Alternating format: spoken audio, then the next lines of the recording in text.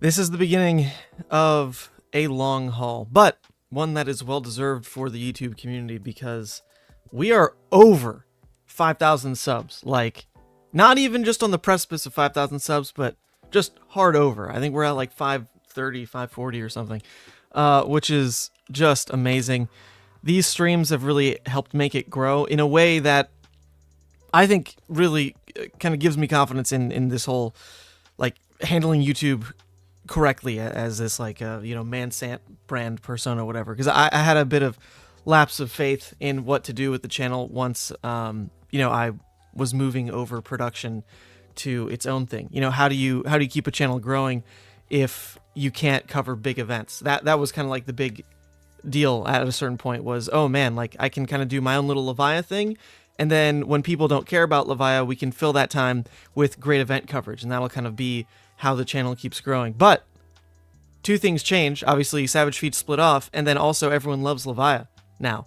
So it's like best of both worlds. We're just growing like crazy. It's really cool. It's really cool. And we've got Ty kicking it off. 5K. Let's have some fun today. Thank you, Ty. Thank you so much. We are going to have a lot of fun today. I've mapped out like a little bit of a schedule in my head, but things change rapidly in the world of Flesh and Blood because already I woke up to an article that is just got me buzzing for Blitz Levia of all things, because they have changed the Blitz format now in a way that is deeply exciting to me. So there's going to be a lot to do. A lot to do. No rush on any of it. We are truly going to stream for 12 hours. Oh, I need to fix the countdown. Need to fix the countdown. Let me change this. Unlock this. Unlock this. All right, so I have this idea that here we're gonna test it here to keep me awake and alert during this entire stream. Whenever I make a mistake, hopefully you hear this and it's not too loud. All right, that was probably a little loud. I'm gonna zap myself and click up the error button. You see this up here? I don't know how to short form like misplay or error, so I think ER makes sense. But throughout the entire stream, the idea is to keep track of every single misplay and really rein it in. Rein it in. It's not just about streaming for 12 hours, it's about playing tight with Levia all day, because we're trying to crack this hero, okay? So Josh, if I died of blood debt, you bet this goes off like 10 times, all right? Anyway, let me reset that. There we go. Hopefully that all makes sense. That's the countdown. This thing's in the way. This is the countdown for 12 hours. And then the other thing is the error. And then viewers and win-loss. We got all that. Are we finally going to get a new Levia Blitz deck tech? Obviously. Everything's outdated now. I can't coast on any old content for Blitz. It's a whole new format, which is really exciting. Really exciting. Okay. Oh yeah. Also, Nick, great plug there. I forgot about this. The merch shop is actually live as well. Live. And that's a pretty big deal for me. I've been working on a lot of this stuff for actually over a year on some of it. And now the merch shop is live. So let me go ahead and plug that real quick. The site's pretty simple. It's in the description. But check this out. Check this out. The merch shop is now live. Very simple portal. Very simple portal. Everything's all set up with taxes and shipping and all the BS that goes into this. But basically, there are shirts. There's the adult Levia shirt. Check this out. Now, I don't have this in hand, unfortunately. It got delayed in shipping. It was supposed to be here last week, and instead it'll be here this week. So, unfortunately, I can't show those off in person or take new pictures yet. But I had to get things ready for the Monday launch. So, we've got the adult Levia shirt. This was as large as they could print it. Then we've got the young Levia shirt. I love this one. With this art as well. The artist who I hired for these truly worked on it for over a year. Over a year. And now we've got, hopefully, a pretty generic gray that people will like. The League of Levia playmat. This one's sick. Illustrated by a friend of mine, Ariel Gutierrez, and he did a fantastic job. I absolutely love this. You've got Hungering Slaughter Beast, Mark of the Beast, Boneyard Marauder, Endless Maw, Dread Screamer, Deadwood Rumbler, and of course Levia herself, all on this playmat. You've got it no zones, you've got it with fab zones, and this is actually a custom fab zone I did. I did like a kind of in-theme color on it. This, I guess, it's similar to like this kind of faint orange glow, and then faded it a bit, overlaid on like the normal fab layout. So little custom work on that one by yours truly. That's right. Then there are the Legal Levia sleeves. So these are just custom dragon shields that you can get for cheaper than if you bought them yourself. So hopefully that's worth it. But yeah, just Legal Levia. That's the old logo for the Discord. These ones are pretty limited print run. I have new ones on order, but the design's different every time. It's kind of the idea on that. And then Metal Levia pin, made by Metal Fab Tokens. So this thing is really high quality, pretty chunky. Made by Metal Fab Tokens, which everyone knows and loves, right? And you can see the front and back. This thing's legit. It's got 2 pins, won't fall off. It's got my little signature, Metal Fab Tokens on it, and card for size. And then last thing is just a cute old little sticker pack. So the options for shipping, by the way, this is really the best I could manage it. So baseline, I think if you order just like stickers, pins, and sleeves, the shipping is cheaper because the box is smaller. You know, it fits in a box like this. Compared to if you order the mat or the shirt, then I've got to tuck it in a bigger box like this.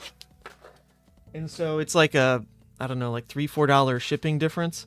But there is another option. If you check out, you can click pick up. And the idea for pick up, it actually, hold on, this is a bad way to show it because it says it on all the product information pages. But the idea is if you click pick up, choose pick up in store if you can meet me at any upcoming event, Nats, Worlds, Pro Tours, Callings, whatever. If you just buy it, then, you know, it's yours on hold, and I'll just deliver it to you whenever I see you. And you just save on shipping. And I'll be traveling to Europe for World at some point this year. So hopefully for the European viewers and fans, that will be best for you because there is no way to save on European shipping. That shit is expensive. But it is at least priced out correctly if you go through here. It should all be automated now. So if you put in like a European address, you click shipping, it's going to be like 20 bucks. But that is what it is, unfortunately. That is what it is. So if you just click pick up, truly, anytime you see me at an event, I mean, I'll have to reach out to you because I'll have your email and all that, and I'll email you, and we'll set it up. Whatever event you're going to be at, I'll write it on like your little bundle. Bring to Nats for, Pat Eshke, whatever. And then we can do that. Save on shipping. But this does help me track all the quantities because there are limited amounts of some of these things. But go crazy. Hopefully, I really didn't go crazy on the pricing, just for transparency. The at cost on the shirts is like almost 20 bucks anyway. So stuff like that, like I'm really not trying to go overboard. But these across the board seemed healthy enough prices to go out live. And yeah, hopefully everyone enjoys. It was a lot of work to put all this together, but we've got a bunch of different designs, right? We got the like unique kind of chibi Levia pin. We've got the Legal Levia playmat with Levia and all her hordes of demons. The Legal Levia itself on like the inverted color scheme card sleeve, the logo, and then 2 different art pieces on the shirt options there. So there we go. It's live. The site is live. It is mansant.shop, and it is also in the description, so you can just click it. Anyway, LSS, please don't get mad at me. All intellectual IP belongs to you guys, and set names are trademarks, and cards, logos, and art are all your property, LSS, alright? I get it. I understand. So don't get me in trouble. Please, I need to make a living for at least this summer. Okay. There we go. That's the plug. We'll get back to all that like in due time over the course of the day, I'm sure. We have 12 hours for it. 12 hours for it, obviously. Well, a cheaper option for shipment. All right, the workaround for shipping is I have a friend who can access a U.S. military base in Spain. And shipping to Spain, the military base, is very cheap. But you'd have to coordinate everything through Sammy. And that's a lot of work for them. And with a bunch of orders, I'm not sure how we'll make that work. For A previous thing, when it was just like, oh, you know, I owe people giveaway stuff or whatever, going through them was really easy because it was all batched at once, whatever. For a bunch of people, placing orders over the course of the months to make that happen is probably a lot of work. But you know what? You can DM me on Discord and we can try to figure it out because shipping is expensive. It just is. I'm sorry. It sucks. It sucks. But the pickup option is there. The pickup option is there. Sleeves ordered. Maybe you'll buy a mat in the future. The mats are pretty cool. Just saying. Look at this.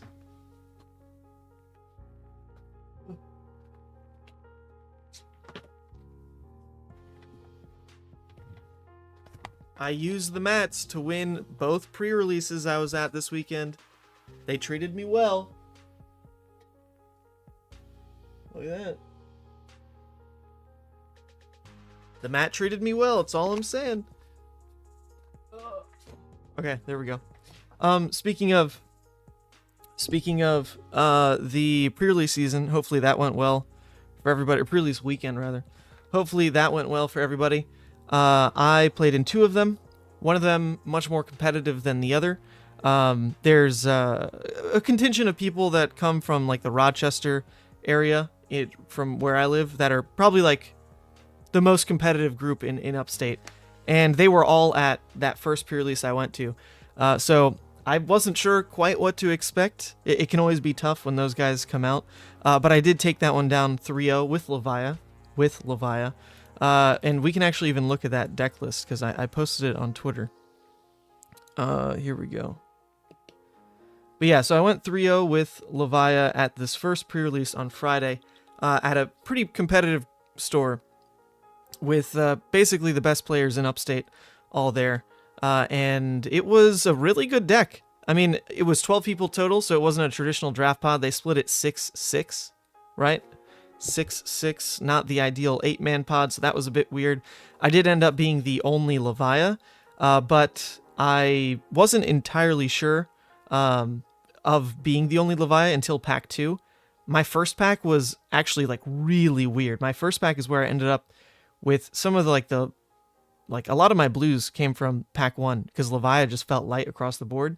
And I ended up with like equipment. Like my first pack was really nothing to start getting excited about. It's a very, very odd build, but I had some heavy hitters already. I had like, you know, a red Lunar Tide, like a red Dread. But other than that, it was all just like a lot of filler cards. So I didn't feel great until pack 2. All of a sudden, my God, I just got loaded with the Dread Screamer, the Graveling, the other 2 yellow Dread Screamers, the Deeper Rooted Evil, like another Lunar Tide, the Smash. Like pack 2 was just fire. And then pack 3 was filling holes and specifically rounding out the deck list because I've got certain like ratios that I do not want to surpass. Like I don't want more than 6 non-blocks, and we were already at 6 non-blocks, right? The 2 Smash, 2 Deadwoods, the Deadwood here, and the Deep Rooted here. That was my limit. It's like no more. We can't take any other Smashes or Deadwoods, even if I like them, which is why the yellow Smash with Big Tree ended up in the sideboard actually. And we just fleshed out the deck and had a really, really powerful, well-functioning deck. And won every game just on damage alone, going for like a big 3-wide turn with Hooves of the Shadow Beast and Dread Screamers. Ended every game. I don't think I won a single game through Dominate, which was actually the other reason like the yellow Beast Hulk ended up in the sideboard here. It wasn't necessary for how the deck was playing. It was very aggressive, very good deck. So that was an easy 3-0. And then I went to another pre-release on Saturday and unfortunately ended up drafting Prism. But the pod was with relatively like newer players to draft. And not gonna lie, I did really want the promo. I wanted the promo, okay? Apologies. And when you're in a newer draft pod, the easiest thing in the world you can do is just play Prism. I mean, I played a Prism deck and I took every popper that went around. I ended up with 4 poppers and the rest of the table had like 1, not counting the Levia player. And it was disgusting. I didn't take a picture of that deck because I didn't feel like it was very interesting. You know, it was just like a Herald deck. I think they posted a picture of me winning. No, that's an old picture. All right, but anyway, it was at this store. They liked me. They posted a picture when I won the ProQuest. But no new one for the pre-release. But anyway, there we go. I took down 2 pre-releases. One with Levia, one with Prism. Apologies. I know. I try-harded. I sweated a little bit. But there's nothing easier than just playing Prism into a field of like newer players and just seeing their minds explode, because every Herald is crazy. It's a 2-card 7 with the hit effect, and it goes to Soul. Like that stuff is just nuts. Just nuts when your opponent is playing out like a yellow overload with no buff. You know, I'm sorry. It is what it is. It is what it is. It's a much easier game to win on Prism than it is to play Levia, because in Levia maybe I would lose to myself a game just because of, you know, drawing my deck in the wrong order or something. So apologies, people. God, it's a terrible start to the stream. Terrible start to the stream. You'd love to see a Legal Levia Blood Deck counter wheel. There is one already that exists on, what is it? Etsy. Buy the same token Etsy. These guys make one that is just probably the coolest design I've ever seen. So maybe I should just team up with them. But I have not. Here we go. Here we go. You want a crazy cool Blood Deck counter? I think this is just the best thing you could ever get. It is so sick. It is magnetic. So if you drop it and it shatters, you can put it right back together. It spins all the way up to 20, which is pretty much the right amount, because you only really need to track Blood Debt up until it kills you. I guess that is slightly different now, because if you swap to Blazonfet Levia Consumed, then you'll want it to actually count, I guess, to the exact number of Blood Debt, because those will be the cards you banish. So a little different, because sometimes you'd get over 20 Blood Debt and you would just stop tracking it, because like you take it, you die. So that's a little different now. But this thing is amazing. Like, you can see the size of it. The idea being, when Blood Debt's not off, you put the little token on your Levia, and then when you turn it off, you place it on the counter. I find that to be like a little too much, so I just like remember whether it's on or off, I guess. But if your opponent really wants you to track it, you can do that. I'll drop this link, and you can buy them out. It is so good. This counter is so good, and they gave me one for Rune Chance as a thank you for using it on stream one time too, which I really appreciate. Even though I'll never play goddamn Viscerai ever. Maybe I'll play Vynnset. Maybe I'll play Vynnset. If you're banishing more than 20, you're probably dead to deck size 2. There you go. But crazier things have happened. I've been playing some Hexagore games where you ramp up Blood Debt like crazy, and you still got like 40 plus cards in your deck. I've been playing a lot of Levia. Almost every card of hers works on Talishar. Not every card, and unfortunately one of the cards that doesn't work yet is a big deal. It is Grasp of Darkness, the new Blood Debt arm piece where you can prevent 2 and banish. I really, really, really wanted to try that card out in a lot of Levia decks, ones that aren't really meant to roll, or when you are pairing it next to Hooves of the Shadow Beast. It is just an extra bit of tankiness you can add to your deck, and there's a bit of synergy in actually wanting that Blood Debt count high as well. So unfortunately, we can't use that on stream today. Maybe it gets coded live while we're here, because we're going to be here for 12 hours, and that'd be pretty cool. So that's the one thing that's missing. Otherwise, Levia Redeemed is functioning on Talishar. She's no longer just an item either, so Kylorias and Meeps won't steal her. She's she's going to work this time. Blazonfet Levia Consumed, also functioning on Talishar. Very impressed with how, I mean, it wasn't necessarily quickly, but functionally it's been perfect. I thought there'd be tons of bugs, I'd have tons of problems with Blazonfet Levia Consumed, and so far it's been working perfectly. Even using Guardian of the Shadow Realm on your opponent's turn, it prompts you at the exact time. Okay, defense react, boom, steps right here. Very impressed with its integration. It's just been perfect. You suck at drafting Levia, but golly, she's fun to pilot. Well, I do have some pretty good Levia draft content out there these days, just saying. If you wanted the POV of 2-3-0 runs and pretty competitive pods, we streamed those. I also did like a Levia tips video, which, by the way, funny story about that. When I went to this second pre-release, one of the people there who was drafting Levia, I talked to them about their deck and was like trying to give some tips, whatever. And a lot of what I said, at one point he kind of brushed off and he's like, yeah, I saw a YouTube video about this actually. And I was like, oh, you must have seen my YouTube video. And he goes, no, I don't recognize you. Oh no. So that means he watched like, there's like, what Arsenal Pass did their kind of like massive release. They put them all in one, like Sneep did one individually. Other than that, I don't quite know who did. But that one hurt. And then he didn't win anyway. He went like 1-2. So you know what? If he'd watched my video, then maybe he would have 3-0'd, all right? Remember that. I forget what your name was, but remember that. You've recently started to get into Fab.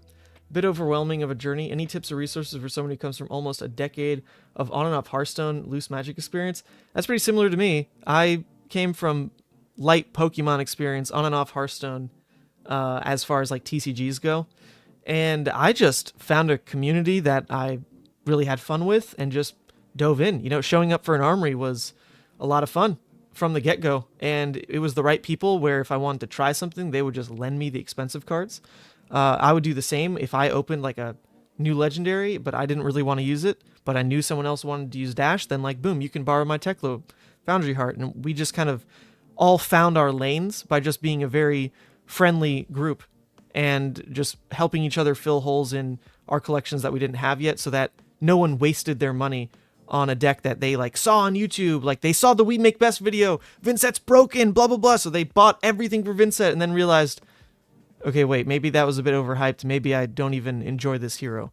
You know, so be careful. Be careful with that. But if you find good people who can let you borrow things, especially Talishar. Actually, if you haven't seen Talishar yet, that's what we're going to be playing today. It is an amazing simulator for the Flesh and Blood experience where, I mean, you don't even need to spend a dime. It's free.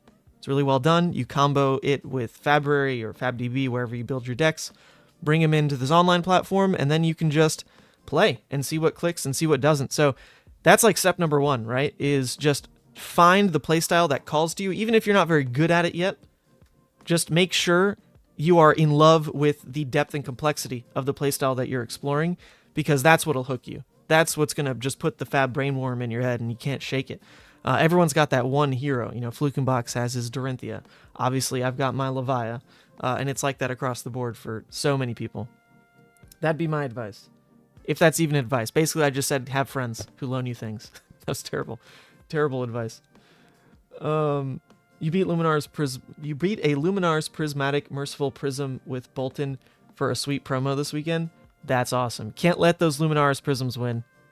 They're a little too degen. I didn't have a Luminaris in my Prism deck. I did not. It was just Heralds. It was just Heralds. I want to play Vynnset now because I want a chance to die to Blood Debt. I think Vynnset's pretty cool. I've seen some testing going on my team that really shows like some promising builds with Vynnset. The problem is she has almost a worse late game than Levia does, in that you don't get to ever like kind of take a reset turn. You know, you don't get to just say, okay, like, you know, my hand's not that good. Let me just block down 3 Arsenal and just like try to pivot back into the game.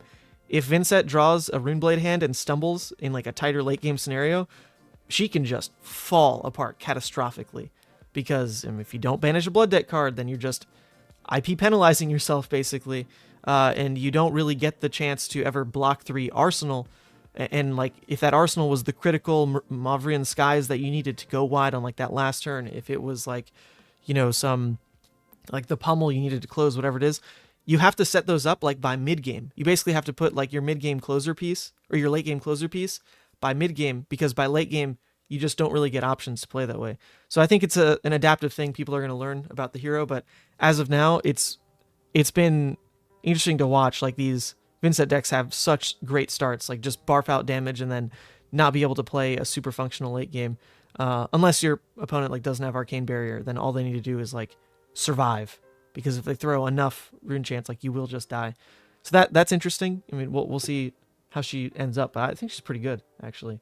Just need to solve that problem. All right, we'll catch up. Runaways does good draft breakdowns. Yep, that's my team. That is my team. I templated out the draft videos. Yonji obviously has been doing amazing with his draft VODs, but then for advice videos specifically, I made the Levia one, and then the other ones were like kind of built off that template and pushed out. So if you watch the Levia one on my channel, all the other ones are on the Runaways channel, along with like a more comprehensive draft tips. So unfortunately, pre-release weekend is over, so I'm not sure how much people care, but for Nats at least, Nats is legit. Shopify declined your Visa card. Ooh, I mean, there are like 4 different ways to check out, so I would try something else. Don't give up hope. Please. Please. You followed my vid and got 3-0 on Prism. Well done, Nick. Well done. Oh no, someone experienced that like buy-in problem. They went all in with Uzuri, but they don't love the deck. Unfortunate. Unfortunate. Fenris says, started getting into Fab seriously yourself. Opened a Carrion Husk and a Scab Skins. A bunch of Shadowbrute M's. The game is just telling you to play Levia. Now, the good news about Levia is she is madly addicting to play. And now with the Demi Hero is just another level of complex that no one quite even understands yet. I mean, I can't even tell you what the best Levia build is right now. But we're going to figure it out once we get to the games here. Just catching up with all the lovely people. Will wearing the Levia shirt make you a better player? Absolutely. At every event going forward, I'm going to actually stitch this one on the front, this one on the back. Just be covered. Front and back with Levia. Probably put the red contacts back in. Blood on the hands. Like, we're just going in. It makes you better. It does. Okay. Let's do it. Let's dive into the start of real Flesh and Blood discussion. And, I mean, it's a 12-hour stream, so we'll get back to everything. All right, news. News in the world of Flesh and Blood. If you haven't seen this yet, Legend Story Studios, they emailed me. They're like, hey, how come Clash is so good? What did you do? And I said, you people just need to add a sideboard and people will like your format. You don't understand. And they said, you know what? You're right. And then they published this article, and that was it. That's the story of the Skirmish Season 7 Blitz update. No, that was totally facetious. LSS. I don't think they probably don't even know Clash exists because it only lasted for like that 2-month span with the things, and now who cares? Anyway, Skirmish Season 7 has an update for us in Blitz, and this is a big deal. Blitz was always a weird one. For whatever reason, you could only run 51 cards. Odd number. 11 equipment, 40 card main deck. It always boggled my mind, because especially if you built decks on FabDB in the early days, they had like a number counter of like the limit of cards, right? So if it was a CC deck, then you had 80 cards. If it was Blitz, they had 52. But the weird thing there was the hero counted as your first card. So if you were building a Blitz deck on FabDB, it said 52, but one card was your hero. And then if you did it in CC, it didn't say 81, and it didn't count your hero. So anyway, mild inconsistency. That was FabDB anyway. But it always, as a newer player, like, it was weird to me. Like, what was up with that number then? Like, why is 51 so weird? And at the end of the day, like, honestly, it was a fine number for equipment choices. As the game developed, more people got choices for those equipment slots anyway, and then even decks that didn't feel like at first they used all those slots, by the end could probably slot in enough to really counter what they wanted to in the equipment slot. Especially, actually, with Dustildon, the new frontline equipment, pretty good into Benji and Rhinar specifically. So they're always sliding us like little bits and pieces for that Blitz equipment suite. But now they've changed it. Now everything has spun on its head because Blitz allows a sideboard truly. In this article, they basically went over and said that for Skirmish Season 7, they're going to be testing an experiment. So this is specifically July 29th to August 13th. This is not in effect for, I guess, Blitz before then. I mean, you could run it that way for practice. I think most stores probably should. But for Skirmish Season 7, the Blitz events must be run this way. And this is a bit odd because this Skirmish Season also has like the welcome deck format and drafts. And I feel like they went heavier on allocating those over just normal Blitz. I've seen a ton of those kind of formats in my area, whereas before I feel like it would have been mostly all Blitz. Anyway, if you're playing in a Blitz one specifically, players will submit a deck list that includes one young hero and then up to 52 cards, one more than normal. Like Classic Constructed, these 52 slots can contain a mix that go in your main deck or cards that you can equip in your inventory, which they're adding new lingo here. They used to call it a sideboard, then it was called Inventory with Taylor, and now they're calling those cards arena cards because of Levia. So a bit of an evolution of sideboard, inventory, arena cards. Like, anyway, we're finding the terminology that works, I guess, because even this is kind of funny. Your inventory, arena cards. At the start of the game, players reveal their heroes simultaneously, decide who's going first, and then each player presents their opponent a shuffled main deck of at least 40 cards plus any weapons and equipment they want to start the game with. Players then reveal, draw, play some Flesh Blood. So, 2 big changes, more than anything. Number 1, you can legitimately run sideboard cards in Blitz. The 52 cards you're given here means that they even give an example. Like, oh, you are losing a Kano, you can bring in Oasis Respite. Boom, right? That's an easy example. Obviously, Defense Reacts also work in a similar vein. Bring in, like, specifically Unmovable against Rinthia. That all you got against Ninja, right? So I like that. Because I feel like Blitz was... the fact that you couldn't tech at all just meant that at some point it was just matchup roulette, because you just didn't... You know, you brought in your Defense Reacts because the majority of your, like, supposed metagame was going to be, you know, heroes where it mattered, but then you hit the Kano, and these Defense Reacts are just reds in your deck that are unplayable, and you just lose. So then should you not run Defense Reacts? Because if you hit the Kano, like, they're trash cards. Like, it was... I didn't like that at all, honestly. So now we've got a bit of a fix to that. But the other thing here is it says at least 40 cards. And this one's a bit scarier to me. And I feel like the reason they did this is because if they say hard 40, then how are you going to check that? Are you going to count your opponent's deck? Like, legitimately say, okay, like, are you ready to present? Okay, 1, 2, 3, 4, 5, 6, 7, 8, 9, 10, all the way to 40. I don't think they want that to happen. That's already caused some issues at the professional level, where you have to present minimum 30 cards for draft decks. I've heard stories of players, like, accidentally, you know, running 29. Like, they forgot to, you know, add a bobble, or, I don't know, maybe it was intentional. I don't know. But things like that, right? And people get in trouble. I mean, that's like a game rules violation, right?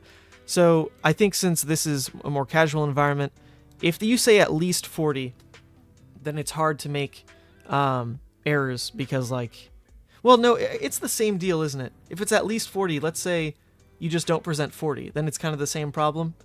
All right, so never mind. That's a bad point. But I would think there is at least a category of person who isn't really trying to think about sideboarding, and they're just going to present the same 40 cards every time. And this is at least, like, saving that kind of person from messing up how sideboarding works. Maybe, is my guess. Anyway, but saying at least 40 means that you can go above that, and potentially that could be harmful for the Blitz format, to just try to play like a slower fatigue deck in a format that's supposed to be completed in 30 minutes. That could be a bit of an issue. I don't know why you would do that, because you're probably also losing, but maybe in your mind you've got some, like, crazy unbeatable endgame, even though anyone can run drones, you know? So that might... we'll just see. Like, that might cause an issue. I don't really think it will competitively, but there might be players who try some fatigue strat and they're just making the game worse overall because of it. Because Blitz is just not the format for it. But anyway, it's cool. It's a big change, honestly, because Blitz, I mean, we never had a sideboard like this before. I'm really eager now to build a Levia Blitz deck and go deeper on specifically, like, specializing to this season, this format. I don't know much about the meta, I guess. I don't know if anyone does, because what events have happened post Icelander and Oldhim ban, right? Pretty much none. There was the Battle-Hardened Baltimore where Icelander and Oldhim had already Living Legend, but they let everyone play it anyway. Absolute miss, by the way. Absolute miss. They should have just rotated those heroes. Would have been a crazy fun. Just show up with a deck and just, like, see what sticks metagame with a huge player base to try to craft a meta from. But nope, they didn't do it. Which had its own reasons, because people might have already booked travel around a Battle Hardened, playing their favorite deck, which is now Living Legend, yada yada, I get it. But anyway, still a big miss from my personal assessment. Alright. Yoji Fatigue is all you play in Blitz. Deck is great. See, I've also had fun with Yoji Fatigue. It is fun to just not die, right? Like, if you're trying to win, then why not just not die? You know, that seems pretty in line with how that works. So Yoji Fatigue, a bunch of people at this point I think are aware of it. There was my friend Cooper who did really well with it, won a skirmish in Michigan, and then did pretty well at the Battle Hardened too. So it's at least making its rounds, right? At least making its rounds. So maybe it's just a like kind of a deck check moment where you will need to build in your deck a way to beat the Yoji deck, because the Yoji deck does nothing. It literally just sits there and heals, and then has better card management than you do, because it's pitching into like a decent weapon, and can even run Remembrance. I mean, that deck can get away with it, which is crazy. So I don't know if it does anymore with Drone of Brutality, to be fair. I haven't seen what that changes for the list. So that's its own like cool thing. If you need to play a deck that can beat Fatigue, that's good for Levia. Levia can obviously build that way, and she loves the addition of like a little tiny sideboard, because if you run Recursion, that wasn't good in every matchup. It was an absolute menace to have in your deck against like Oldhim, right? Like specifically, I guess just Oldhim. It was the scariest thing. You just slot in Howl from Beyond, very hard for you to lose. But did you want those against like a ninja? Did you want that against anything fast? No, you didn't. You just wanted to have better resource counts. You wanted to just draw Bloodrush and win that way. So, does Yoji Fatigue run into issues with time? You have to play very fast, and luckily the Yoji deck is really taking almost no game actions, and your defense is a lot easier than Oldhim. I mean, Oldhim actually could eat up time on defense just because you truly had to care about when to crown, when to rampart, what you were pitching, what you're cycling. Like, those were all defensive decisions that actually took time. It wasn't brainless. But Yoji, you're just dumping your hand, and that's it. There's nothing cute that's happening on defense. You can't even use your ability on yourself. Like, there's nothing cute you can do about it. You're just blocking with your hand, and then either playing out some heal spell or swinging your weapon. That's it. It's not a lot of game actions. So, is it a better deck, though, than the Fatigue Axe players? That's a good question. Not sure about that. Because if you want to build the best Fatigue deck, and you want to build one that probably beats other Fatigue, that Great Axe is something else. Pretty big deal. You won't start at 22, but you could play it on a bunch of different heroes now and really trip people up. You could play the new Dorinthia as a Fatigue deck, and no one will know what the hell you're doing, right? That'd be kind of funny. Hell, you could show up with Kasai as the Fatigue deck just to throw people off. I don't know. Probably all bad ideas. All bad ideas. All right. 47 card Yoji with 5 equipment, life gain Yoji. I mean, truly. That is a bit of a fear, isn't it? Bit of a fear. Do we reset the counter because we haven't been playing Levia for 30 minutes? Hell no. This is a normal stream. Even if it was a 2-hour stream, we're going to take like the first 45 minutes just to hang out. That's how it works. You gotta loosen up. I also just woke up anyway. It's early for the US. I woke up at 9 a.m. Or no, I didn't wake up at 9. Woke up at 8. Had to prep for the stream, whatever. But for the rest of the US, I mean, this is still quite early. Back on East Coast, it's like not even 7, right? So we'll take our time. We got 12 hours. Look at this timer.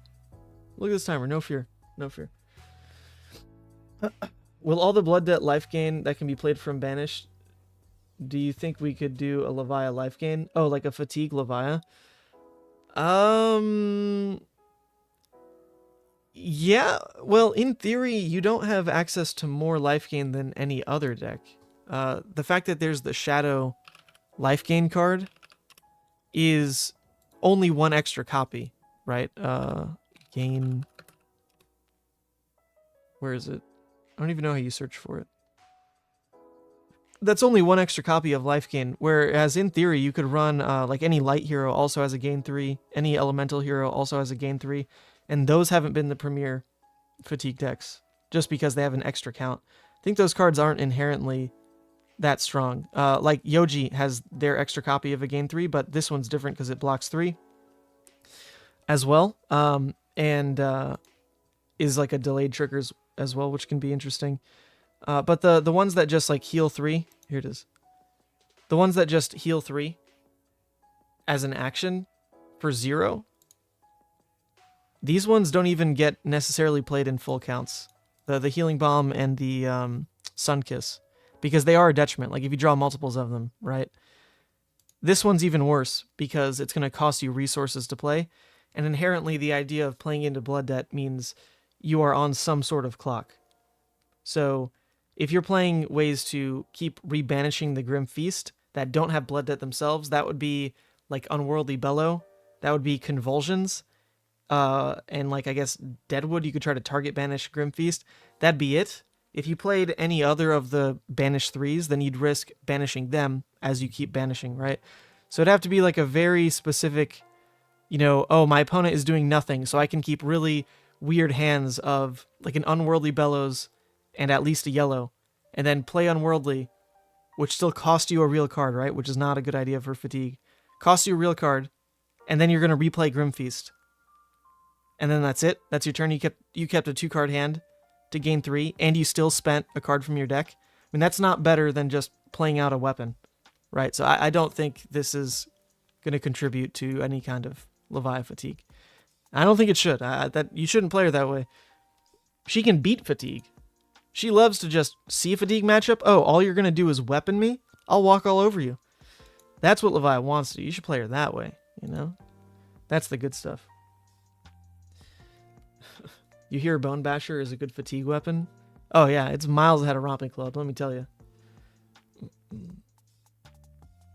Dig Up Dinner also heals? Yes, but that's at random, and that is now kind of in conflict with what your deck is trying to do. If you're adding in a lot of healing abilities, then those are non-6s. And Dig Up Dinner is only going to heal if it hits 6s. So that is anti-synergy. That is anti-synergy. You could play it multiple times, but every time you're playing it, it's costing you a real card in deck to do it, is my point. It doesn't inherently rebanish itself. You need to spend a card to rebanish it. And the card that you're spending to rebanish it, the Grim Feast, won't be an attack. Because if it's an attack, then you're playing into Blood Debt in some capacity, which is counter to a Fatigue strategy. If you flip it into Consumed, then you're milling yourself for your own Blood Debt. Even if it's only like for 2-3 turns, that's still a big deal. You're just wasting an entire hand of cards on like 3 ticks of a Consume trigger. And in a build like this, could you actually get up to 13 reasonably to flip into Redeemed? I guess that'd be the question, is if you can play it that way. That sounds wildly inconsistent too, because then you are adding in a lot of attacks because you need just the Blood Debt keyword itself to ramp up. But then you're also adding in plays that are just awful like this to your deck. Probably some other healing things as well, like Sigils, which are misses for your graveyard. And if you really want to be tanky, then you need to add defense reacts as well, which also don't count for hits. That just sounds like an absolute mess of a deck. No good. Is my ruling. Calling it no good. Don't play that deck. What Guardian playstyle look like? The Fatigue Yoji deck looks like this. Fatigue. And I'm not telling you to actually play this deck. But my friend Cooper back in Michigan, he did win a skirmish. He was the first person to give Yoji living legend points. And the entire deck was just based on this idea of outlasting your opponent, fatiguing them out. And I saw him play at the Battle Hardened in Baltimore, and he does play at lightning speed. Because truly, like, you will run out of time. You need to get your opponent to 0 cards in deck. That is your win con. That's it. That's all you can do. Get them to 0 cards. So you have to try to just force them into a point where you're being more card efficient than them.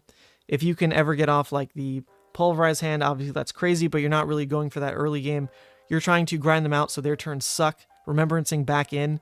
Your Spinal Crushes, your Pulverize, all your higher value cards, so that when you play a Spinal, it costs you 1 card, and your opponent has to give you 3, right? That's the idea, is you're just trying to make the card game favorable for you. So that's it. It's just healing with Blessing, healing with Healing Bomb, healing with Sigil, healing with Sunkiss, defending with everything, and then remembrancing back in some of the big boys so that the card advantage game is in your favor. Not to mention, no one runs Remembrance and Blitz anyway, so you kind of just get card advantage in deck from that just being in your list. No one else is playing that. You know, that was it. That's the deck. If you want to take 1 game action a turn, if that, then this is the deck for you. Fatigue Yoji. Do it. Do it. You will likely win more games than you deservedly should, because a lot of players are not ready to just beat a deck that wants to block for 12 each turn. which is a pretty good skill check, not gonna lie. When I was playing the Fatigue Levia list, Fatigue in a different fashion, because you didn't actually get them to 0 cards in deck. The point was you pitch stack a bunch of barraging beatdowns and then kill your opponent and they don't get a chance to interact.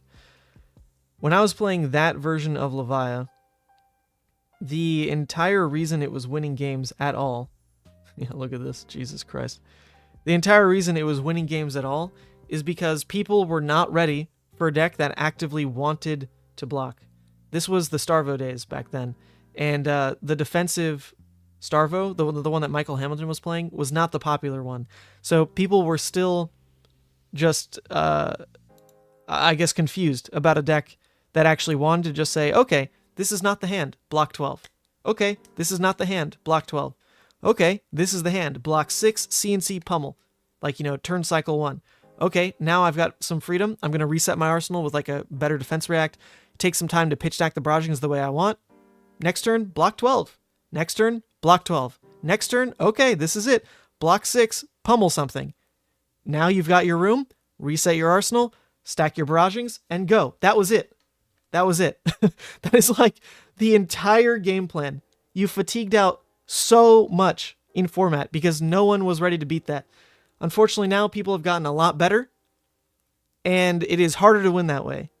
But that was as baseline a game plan as you could come up with. I was barely taking any game actions, but I was playing for Tunic Curve and pitch stacking barraging beatdowns. Anytime you saw one, that's one you wanted to pitch. You could really disregard everything else. You just wanted to make sure Reckless was in your deck, at least like one more blue 6 in Soul Harvest or Wrecker Romp, and then pitch stack barragings. And then first cycle, you just pummel one of these. And that's it. That's all the deck did. And it was crazy. It won like 2 or 3 events across the world with Bone Basher. If that doesn't tell you, if Bone Basher alone doesn't tell you how much of a joke this list was, I don't know what will. And this card is legitimately, like, it is actually just worse than Romping Club Levia, than Romping Club. It is just worse. And technically there is a way to trigger Romping Club in this list, which is with Wrecker Romp. You could technically discard a card and have Romping Club be worth 1 more damage. And I remember it actually came up in this event as well, where I actively wished I had Romping Club, but it was a meme. I had to do it. I had to do it with Bone Basher. And even Emka is saying, you got second in a Procus with this deck, only losing to Prism. And you could actually fatigue out a Prism. You actually could do it. You could do it. I forget if it was in this version of the list. Where was sideboard? Okay, it was in this version of the list. You could actually fatigue out Prism, and it happened with Sheng Sun, the other person in Taiwan who won with this list. If you took Mandible Claws into Prism and just rolled Scabs every turn, even after Gamblers was gone, you just rolled Scabs every turn and just cleared auras. You popped, rolled Scabs, cleared auras. Popped, rolled Scabs, cleared auras. If that's all you did, and you hit on Scabs like more than 50, like even just 50% of the time was okay, then you could fatigue out Prism. You actually could. There's nothing they could do about it. The only damage you had to take were the Miraging Metamorphs, because those things you didn't want to pop, right? Because you gave them free auras. You could do it. The deck... the deck could fatigue pretty much anything in format. I had a great track record into Starvos, which was very surprising for this list. I mean, this list was trash, by the way. Not even like the most optimal version. It was running freaking beast mode. I don't know why. I literally could not tell you why. Yeah, and this is unfortunately something that Oldhim spoiled. Oldhim made people start building decks that could beat fatigue, and this one, even with like the 9 copies of Pummels, I don't think could ever really rear its head again, because people are just too keen to beating these kinds of lists. And also, I guess the game is just power crept a bit as well. I mean, back then, no one was playing Fuse Lexi. The deck just didn't have the right support. And now you've got the power that is Codex, right? Pushing that deck across the line. You've got a lot more hit effects to worry about now with infecting shots. Just adding the little bit extra on-hit damage. The premeditates. I mean, there's a lot of BS now that this deck just can't handle, because it's a I see this number, I put this number on the combat chain defensively type deck. So, you remember watching this list win a Battle Hardened in Minneapolis? No, yeah, it should be RTN. There you go. Okay, you fixed that. Yeah, RTN in Minneapolis. Yeah, okay, those were the 3 people who won. It was me, the guy in Minneapolis, and Sheng Tsung. I couldn't remember who the other guy was. That's right, he was in Minneapolis. He messaged me about it. Oh man, I forget his name. It was like Steve or something. But yeah, so 3 wins across the board with this list. That's the most out of any Levia to date. You know, there hasn't been the singular Levia list that has had repeat success other than this. Other than that. How crazy is that? This is like the most memed up, just probably worst Levia deck you could build. Because just categorically, you are putting a bad card in your deck. A worse card than exists otherwise in your deck. And yet it had 3 wins. The most out of any Levia. Crazy. Craziness. Craziness. Anyway. It's not the point of today. It's not the point of today. Real quick, plug again. Now that more people are here. We did launch the merch shop for the Levia swag. Unfortunately, the t-shirts are a little delayed. They didn't come in on time, so I don't have like real pictures of them, just the prototypes. But everything is in store now. If you want to support the channel and get a little something out of it yourself. I promise you I did not mark these up very high compared to like what they cost me. So we're trying to make ourselves all get good deals here. There are t-shirts with the Adult Levia, Young Levia. There's the League of Levia playmat. There's the sleeves, sticker pack, the Metal Fab Tokens pin. And personally, I'm very happy with pretty much how all the commissioned art came out. I mean, it is all... Look at this. Look at that. It is all newly commissioned art that has been going on in the background for up to a year for certain pieces. Like my friend who did the art on the t-shirts. This stuff took him a long while because he wasn't a Flesh and Blood player. He had to dig into the game, kind of figure out the lore, and then he went hard. So I'm pretty happy. We got a nice collection of things here. So if you want to help out the channel, help me get back the money I paid just baseline for the commissions on the art anyway. Also end up with cool swag because Levia, pretty hot stuff right now. Unfortunately, I didn't know Redeemed and Consumed was coming out. So that part of Levia is definitely missing from this merch push. There's nothing for Consumed Redeemed. Maybe next time. There are 2 slots here. Redeemed, Consumed t-shirt. Coming soon, maybe. But there you go. The link is in the description. And I will get to orders as soon as the shirts come in, basically. So, yeah, hopefully you all enjoy that. Okay. That's it. We're caught up. It is game time. It is game time. And I think the most serious place to start about... okay, not YouTube. Why can't I just go to YouTube? What is wrong with my search bar here? I think the most serious place to start when we want to look back and try to figure out Levia right now is to just go to the most recent success Levia had in this metagame. Which would be here. Let's go over Oliver. Alright, so I recently hosted a stream with Oliver Braun. I believe he's a patron, actually, so shout out to Oliver. Oliver made top 8 at the PTI event in Metropole Ruhr. That word is German, so I didn't say it correctly. But he made top 8 at the PTI event there with a very, very close to heart version of Levia. He did base it off of the ProQuest top 4 that I had this past season, which also I think was the highest Levia got in ProQuest, which is really sad because I feel like I did terribly this season with Levia. Like, I just didn't want to play her. Her Lexi matchup was so miserable. But I did play her at one event, and we got top 4 with it. Anyway, so this list, you can already see it's got the 2, 2, 3, the Shadow, Blasphemous, the Scars. He played basically like a spin on that build. You can see the 3 Scars, the 2, 2, 3, the 1 Shadow, Blasphemous. Like, that same kind of core package is what he... Actually, the counts might be the same across the board. We went over exactly what he changed. I don't remember. We can just pull up the deck side by side, honestly, and go through it that way. Alright, this was my top 4. This was his top 8. All right, so I can see already. Okay, so the scars are there. He just pushed them to the sideboard. That makes sense. But a Graveling is missing. Oops, what is that? Or no, rather, he added a yellow Graveling.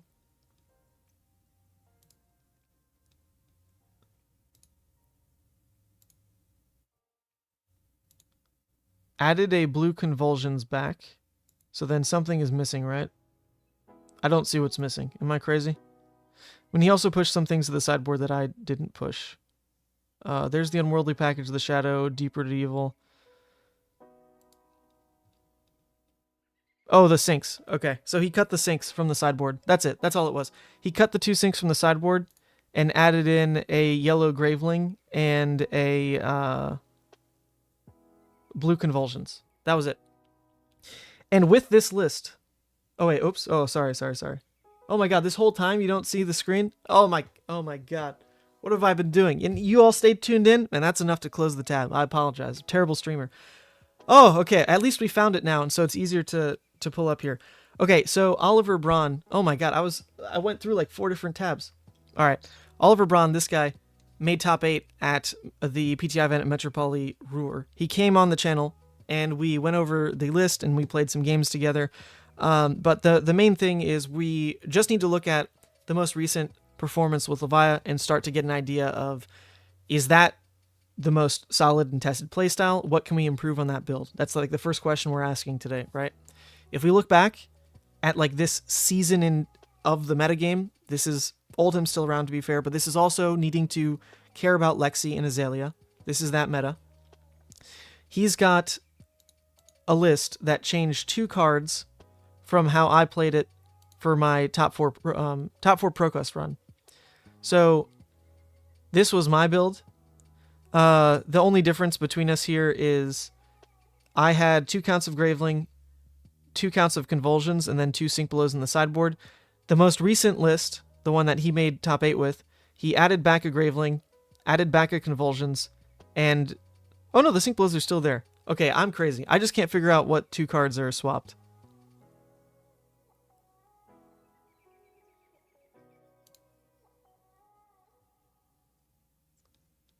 Okay. Anyone else got eyes? What is happening here? Well, maybe this can help me. Isn't there a way to compare? Can't you compare decks? Oh, compare with other decks. Here we go. Yeah. All right. All right. Now, how do we specifically see what's different? Oh, is that literally how easy it is? Raid Ronto, deck 2. Ah, okay. This is it. All right, here's the changes. I get how to read this now. I was not running Yellow Hungering. He added 3 Yellow Hungering. I was running 2 Reckless Swing. He cut it to 0. That's crazy. That's crazy news right there. I was running a Spellfray Cloak and a Skull Crushers, and a Hooves of the Shadow Beast, and he was not. And then I was not running a Tunic, and he was. And there you go. And here you go. That is the changes between the top 4 ProQuest that I had and the top 8 PTI event. Those are the 2 top finishes for Levia in this previous season. There were a couple other top 8s. I don't know if there was even another top 4, unfortunately. There probably was.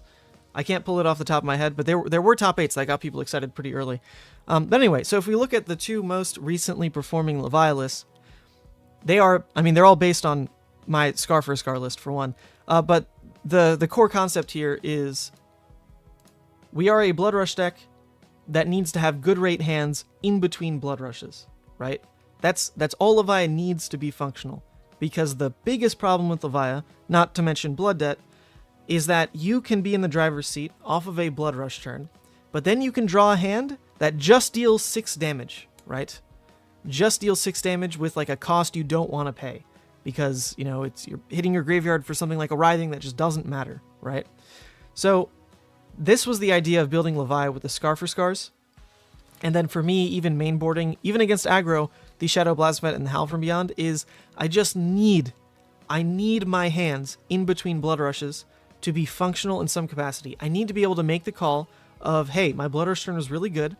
I'm going to take a 3-card 9, not because it's a good rate, but because dealing 9 right now keeps me in a spot better than only dealing 6. And so being able to cast a Howl even against aggro was like that kind of idea, right? Is I need the momentum off of a Blood Rush to push me closer to making them block. That's what you have to do with Levia. It's so simple. Obviously everyone understands this, but you need to make them block with Levia because then your rates are scary. In an early game, your rates are good, but they're not like 5-card hand good, right? You're a mid-range deck at the end of the day because the only 5-card hand you can realistically play is with a Blood Rush. And you don't even need 5 cards for a Blood Rush play. You can play them off 4 pretty happily, right? So that was the problem that this deck tried to solve is, okay, we need to be able to turn the extra cards that we have in hand into damage. That was the idea with Scar for Scar, is if we're taking this trade pattern, then I need to confidently be able to say, I'm eating your attack, so that now I'm throwing an extra 4 at you, because that advances where I'm good. Where the point in the game is, where Levia is oppressive, matters more about the damage you throw than the damage you defend. Which is kind of weird, because you figure you do want to defend a lot with Levia, because you want to scale down your hand. You want to be able to say, my 3-card 12 is consistent. It's above rate, it's strong. My 2-card 9, fantastic. Very easy for me to pull off. No strings attached. Well, okay, never mind. There's strings attached. It's Levia. It is what it is. But that was the idea with Scar for Scar, is you want to be able to have the decision making of saying, my 2-card hand is strong, right? My 2-card endless play is very good. But now, rather than needing to scale down to just 2 cards, I have the option of 3-card return, and Scar for Scar will still fill the graveyard the way that Levia wants to, right? Because you effectively, like if you're blocking, that fuels your game plan to throw your attacks. Scar for Scar, if you're not blocking, lets you take damage to then throw the Scar, close the combat chain, get it to graveyard where you want it, then try with your banish play. Because, depending on ratios, like maybe you just needed the graveyard fill specifically. Maybe you had all 6s, so you want the graveyard to get filled with a non-6, so you can try to banish it out while you're not punished for it, yada yada. Anyway, it was a very successful list. Not just from my success, but obviously Oliver. The beautiful thing about Oliver, and we actually went over this in the stream, it was a very educational stream. In fact, we've got 12 hours. Let's just watch his 5-hour stream. Let's go. All right, just kidding. That's a whole different stream in and of itself, though. Feel free to always go back and check out these streams. I add the timestamps as soon as the stream ends. That way you can hopefully follow along and watch like the bite-sized piece of the stream you care about, rather than like needing to just look at a 5-hour timeline and click through it. Anyway, so one of the things that he goes over that was actually just remarkable compared to how Levia normally functions is that I would consider the best Levia list for a certain metagame, as long as it played into Blood Debt, to still be trapped at an X2 record. Even the best Levia deck. And that's a problem that I have run into time and time again, and a lot of other people who play Levia. I hope you can at least make X2, because first of all, she's a very tough deck to play, but the curse with Levia is that she isn't a deck with across-the-board good matchups. That is just a problem in and of itself. She doesn't have on-hits, so any deck that just wants to keep a large hand because their damage scales better than yours, aka Lexi, you just can't interact with. They just keep their hand and just roll you over. That's just what happens. So Levia will have bad matchups, and so she'll lose that bad matchup normally. She'll lose the bad matchup. Then you also had your BS loss to Blood Debt, where you would be in the driver's seat. You'd be having a fantastic game, but then like the one stumble happens. You draw your hand, you can't turn off Blood Debt. Or you have your exact 3 misses in your graveyard, and you hit those exact 3 misses. Like there was the one BS moment in a tournament run, because your sample size gets larger as you go to these bigger events, like 6 rounds, 7 rounds, 8 rounds. When you are playing that many games, you're going to have that one loss, like the 1 in 6 or whatever it is, that is your just punt. My rule of thumb is that 1 out of every 5 games is just like a punt with Levia, and it's nothing you could control. Maybe let's just say 1 in 6 because that reflects a d6. That's very brute-esque. So sure, let's say 1 in 6 is just a BS Levia loss that you can't control, and that's fine. It's part of the hero. There are some random mechanics involved in the hero. So that's why Levia was so stuck at X2, in my head at least. At almost any event I went to, I have bubbled out of so many top 8s because of that X2. I've bubbled out of 3 Battle Hardens at X2 because of Levia not being able to control when she takes the random loss. It can be round 1. It can be round 1, and you're against like a newer player, mid-tier player, whatever. But that's when the blood debt just destroys you. It can happen. And because of that, because of the X2 curse, that puts you on the bubble. And then because you can't control when you're losing anyway, that's the teetering position that Levia is just constantly in at these events. It's terrifying. It's very frustrating. But that's the gamble you play when you show up with Levia. Is like you kind of know that you're probably going to be in the bubble position. You hope you're in. And then if you're in a top 8, you can likely make work of it. You're just hoping that your BS games don't show up in like the last 3 that you've got to play in a top cut. That does have to happen for one. But you also play against really good players who are now like caught off their guard because they never expect to be facing a Levia in top cut. They just don't. So you got a bit of an edge, and top cuts were always really fun to play with Levia. Anyway, Oliver Braun was the first person I've ever seen who played a heavy blood debt list like this and actually made it through at X1 in a 6-round event. And this is at Ruhr, by the way. This is a PTI event at Ruhr. It was after the Battle Hardened, so it had like 100+ players. He was on stream a bit as well, so you can go back and see that. A very competitive event, right? And okay, I don't know if it was actually 100. Don't quote me on that. But anyway, he makes it through Swiss at X1. And as we go through and talk about his games, he said that the Azalea game was actually a misplay. Not a blood debt random loss, not even like a bad matchup thing. He legit like punted, misplayed, and was not able to win. And then in his top 8 game, he unfortunately lost to a Dromai, the same Dromai, because he gave the Dromai a ton of tips on how to beat the matchup. And the matchup lasted almost 2 hours.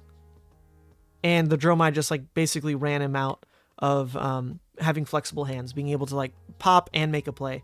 It became, if I pop, then I don't have a play. And that's where the Dromai matchup can get scary. So if a Dromai grinds a Levia down like that, protects their life really well, that can be the game state, and it can be very hard to win. And that's unfortunately what happened to Oliver. So anyway, with this stream, a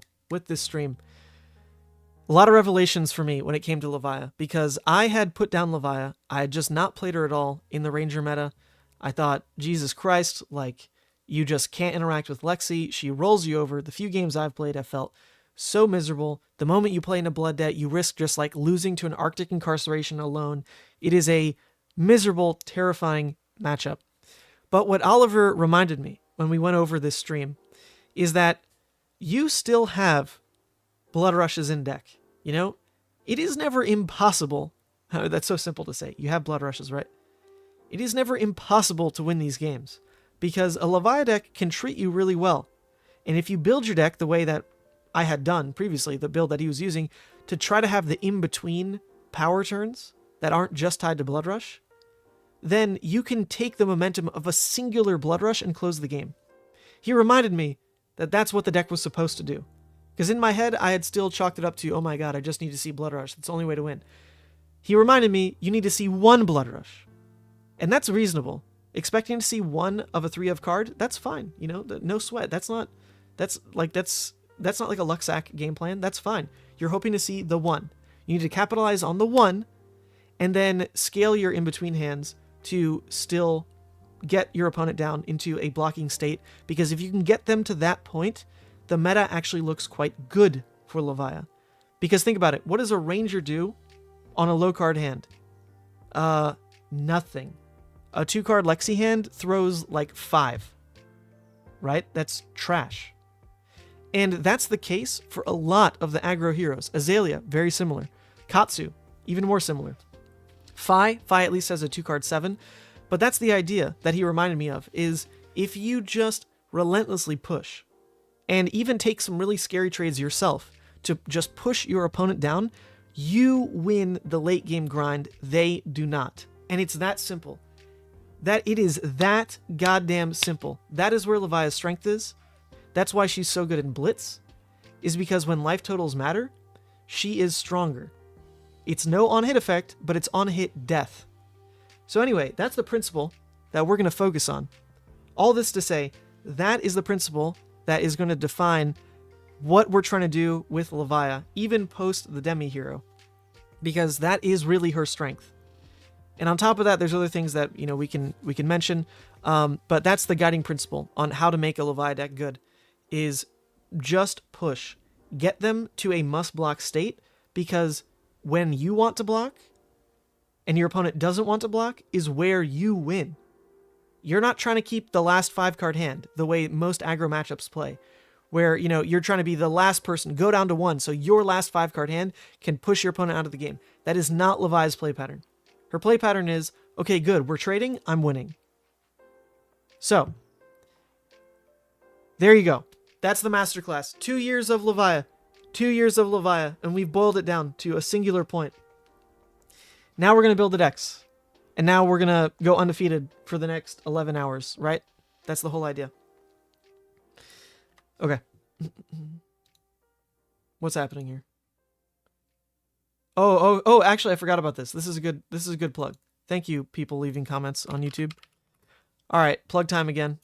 If you want to win a giveaway, we are going to be doing the giveaway draws in like 4 hours. Kind of like in the middle of the stream. That's not the giveaway post. Here. Levia giveaways. This is to celebrate. We have a lot going on in the world of Levia, honestly. Not only new set, Hype AF, League of Levia Discord, over 1,000 members. I mean, it's like super popping off now. We're at like 1,200. The YouTube, where you are all now, where you are. This is a terrible stream. I'm losing it already. We're an hour in. Where you are all now is also over 5K subs. Patreon popping off. Really appreciate the support on there because, like we've talked about multiple times, we're not going to harp on at least now. This summer, I am full-time Flesh and Blooding, which has been, putting more time towards streaming, really going hard on making Savage Feats, the production company, is what it is as an independent entity from me, and like kind of drawing boundary lines, doing a lot of the business prep behind the scenes, going out to Cincinnati this week and bringing you the first Dusk Till Dawn event. That's all happening too. That's super hype. This is a big week. Big week, guys. Dusk Till Dawn also coming out, And then Twitter. I mean, who cares about Twitter? Is it dying? I have no idea.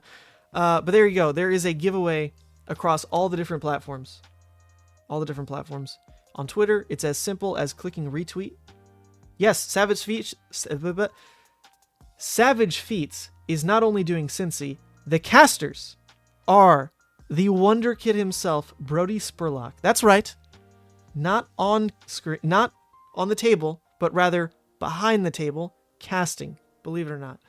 And then Sam O'Byrne, who you all hopefully remember from Cincy, from Indianapolis, and also from the AGE stuff. Fantastic friend from 3 Floating. The two of them are going to be the casters for the weekend. I'm going to be running production. We've got some amazing sponsors who jumped on board after seeing the launch of how we handled Pittsburgh and how well that went. It is going pretty well. So yeah, I'm pretty thrilled. We need to find like maybe like 1 or 2 sponsorships for Savage Feats to really be in like the healthy place it's supposed to be. But it is fine. It is doing fine. And that's really exciting because I have a whole different support network for Savage Feats that I never had before because other people are invested in it now. Nathan Dolan from Savage Land News is incredible. He's my business partner in all this, and he really has a good head on his shoulders, better than I for business, and is a good reality check a lot of the times. Because doing things just for the fun of it is great, but there's like a real sense of burnout, and you've all probably seen that if you've been following me for a while. The ebbs and flows of what goes on with that. So anyway, that valve is tightened up. We're all good there. And I'm very excited to be streaming Cincinnati this weekend. It's going to be an amazing show. The entire world will get to see, the entire world will get on their viewing devices the highest quality coverage I can at least muster of Flesh and Blood with the brand new set Dusk Till Dawn, with fabulous casters, with fabulous production quality, with really great people on camera. I know for certain some of the quality of players that are making it out there, and I cannot wait. We're going to get even our guy, Pat Eschke, battle-hardened Richmond winner on Levia. He promised. Pat Eschke said he's playing Levia at Cincy. So that's what we do. That's what we do. We're making history at Battle Hardened Cincy this week. Anyway, sponsors, Hemmel, shout out right there. Absolutely amazing friend, sponsor, making just everyone happy in the Flesh and Blood scene. He gets you whatever you need, whatever the hour, whatever the need. Call up Hammurabi TCG. Was that the jingle? There you go. Anyway, so to enter on Twitter for this giveaway that we'll be drawing at around 2, so like 4-ish hours, all you need to do is retweet. I'll link the post right here. Retweet for your chance to win the artist proof signed by Wisnutan token Blasmafet. Now the artist proofs, in case you forgot what an artist proof is, or maybe you've just never seen one, which is totally fair. Artist proofs look like this. On one side they are blank, and on the other side they are beautiful. And they're also all signed by Wisnutan himself when I met him at Worlds. So, if you want your chance to win, all you have to do is retweet on Twitter. All you need to do is sign up for the Patreon if you want a chance for the... This one's the big deal one, to be fair. This is the big deal. Blasmafet the Soul Harvester in the Shadow border. This is a promo that only came out as a rainbow foil and then a cold foil, and they're more expensive now because everyone's hype on Levia. But if you want even the more hype version, the version that will match in quality a blinged out, max rarity, marveled up Levia redeemed and consumed, you need the promo signed by Wisnutan non-foil artist proof. It's going to be beautiful in your collection.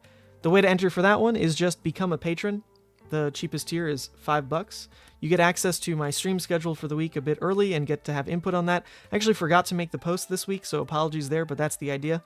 And then, yep, that'll get you in for this. On YouTube, the way to enter on YouTube is to leave a comment on the previous stream. YouTube, it makes it pretty hard for giveaways, but you can just click on this link, leave a comment, just tell me what you ate for breakfast, doesn't matter, on that video, and that will enter you for the middle one. This one's also pretty juicy because, hey, YouTube, you guys are cool. So this is the full art frame that came in the Blitz deck, artist proof signed by Wisnutan. Then if you want the OGs, the base Levia Young and Levia Adult, then you need to click a giveaway button on the Discord, which actually, let me show you this, because maybe it's not clear.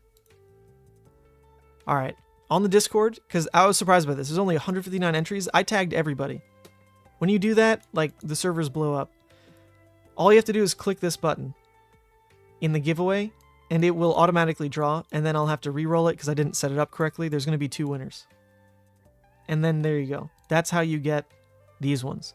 So, unfortunately, I will limit it to, you can only win 1. In theory, someone could win all 5. It would save me on shipping, but that's not what we're going to do here. We're trying to spread the love of Levia. So there you go. That's the way to enter for all the giveaways. Okay, that wraps it up nicely. Let me take a drink while you look at the beautiful merch that is now live. Then we'll get to deck building.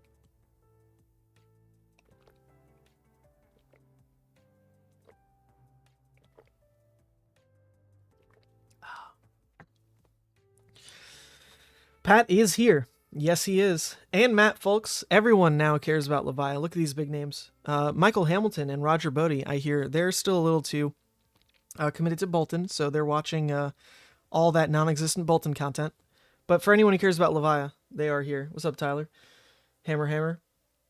Hamilton mentioned on M&R that he was testing Levia for the Battle Hardened. It'll be cool if we see him playing her at the event. That'd be cool, too. Now, the unfortunate part with Levia, though, is still she is not a meta definer. It is just not possible for her to be the deck that is the boogeyman in the room. I don't believe it, because she, at the end of the day, is still going to be inconsistent numbers backed by a game plan that has no on-hit effects, right? So, baseline... Oh, hey! Oh my gosh, this is the Levia artist on Twitter. Here, let me take a moment to welcome Katie Hayden to Living Legend. Hayden, drop those new emotes in the chat, why don't you, for the people? Because I also put new emotes out if you want to become a Living Legend. We're all about hard plugs today. Where is your Twitter? Here it is. I imagine this is you, because it's the same profile pic. But look at this. This is someone who has been doing some Levia art on the side. This is Levia Redeemed, incomplete at the moment. But this piece wrapped up really nicely. Check this out. Levia in some kind of, like, weird exorcism. Very cool. Where can you find the merch? There's a link in the description. It is also just mansant.shop. Mansant.shop. There you go. I really like this. And I saw this when I had just finished watching the movie La Huesera. Which is about, like, a woman who's, like, cracks her bones and, like, kind of moves around like this. Scary movie. Anyway, yeah, very cool. Very cool. I love it. And looks like there's a Levia Redeemed coming through the pipeline as well. Look at that. Might have to be our next t-shirt there, because we are looking for a consumed and redeemed piece of art. Just saying. Just saying. Okay. Anyway. All right, so let's talk belief systems around Levia, right? So we've identified where Levia is strong, and it is unfortunate to say, but her real strength is tied to this card. Because if you think about Levia's strength overall being that she is stronger when your opponent and you both must trade. When you both must trade down, she is stronger. How do you accelerate a game to that point? Well, I hate to say it. I hate to tell you this. But Hexagore is not that card. It hurts me to say it, because you know we love some Hexagore. But Hexagore at baseline is not the way to try to force down an opponent into a must-block range where you win that exchange. Hexagore is the... Honestly, like... I can't quite say the opposite, because you can ramp it pretty fast now, but there is pretty much like no hand in a Hexagore deck, unless you're willing to deal damage to yourself, where you just, on turn 2, could deal 20 damage. You just can't do it in a Hexagore deck. But in Levia, you can literally just have a blue and a Bloodrush and a 6, and going second, just play Bloodrush, and just go Claw Claw Swing big. You can do it! You can literally just dump 20 damage out of nowhere, because Bloodrush is that good.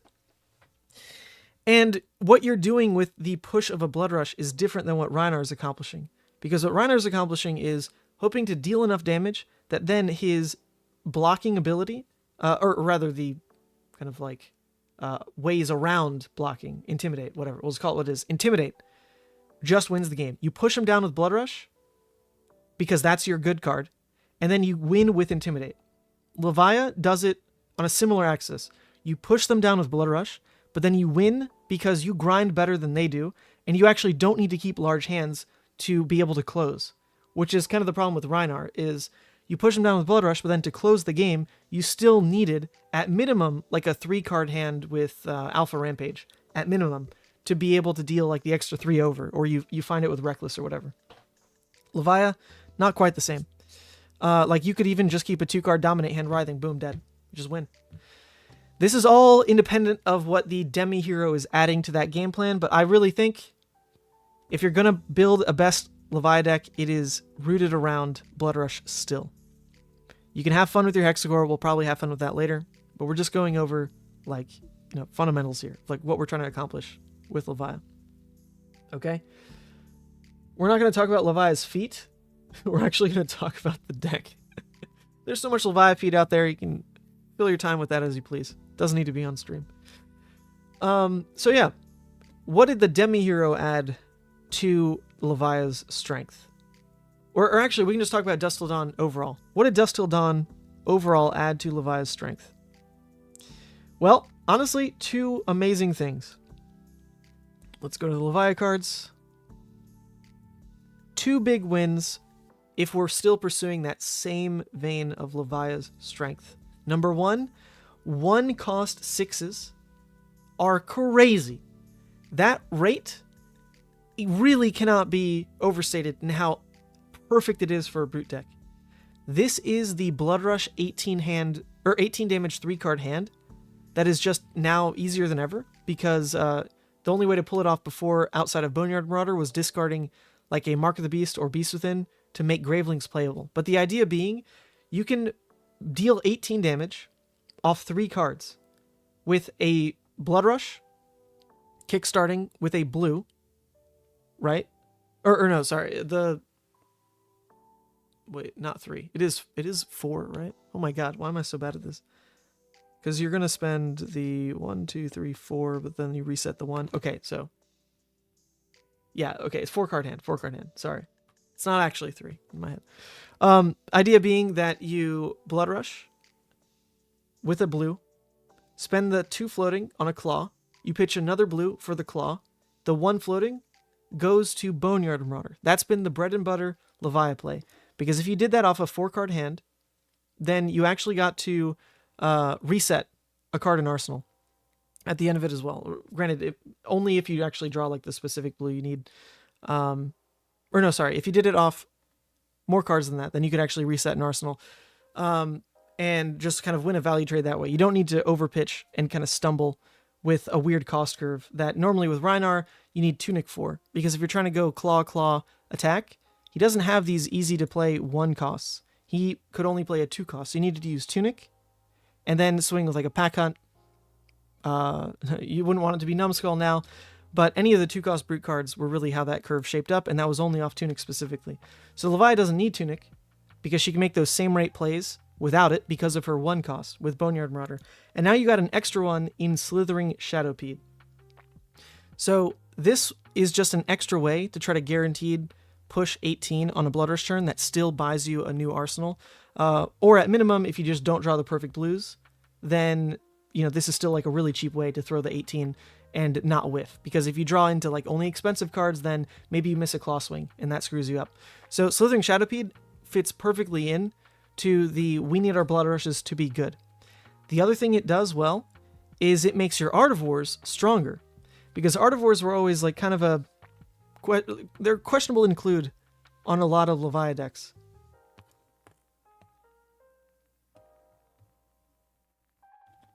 It is 3 cards, right? Bloodrush, blue.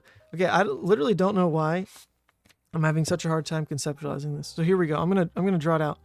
You start with a 6 in hand, a Bloodrush, a blue. That's all you need. Then you draw 2, and it turns into a blue and a Boneyard.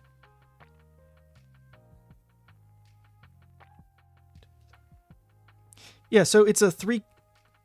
Yeah, it is a 3-card 18. I mean, granted, that's like the right draws. So the idea being, if you have the Boneyard... Yeah, okay, duh. It is a 3-card 18.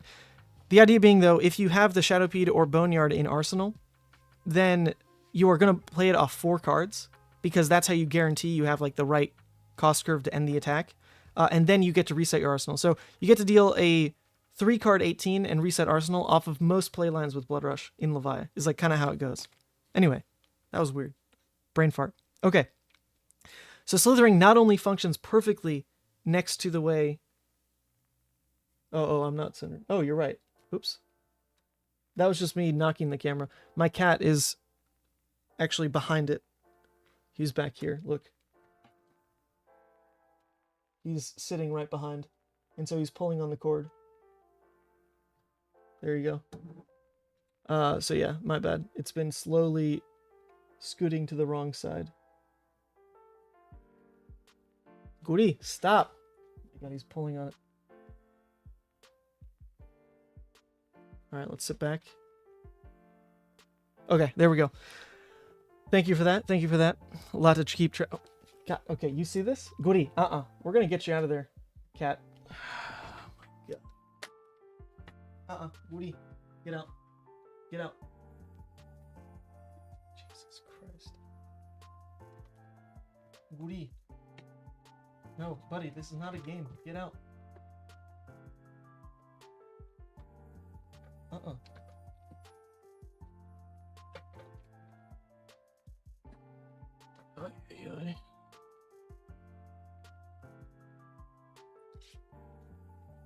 Okay.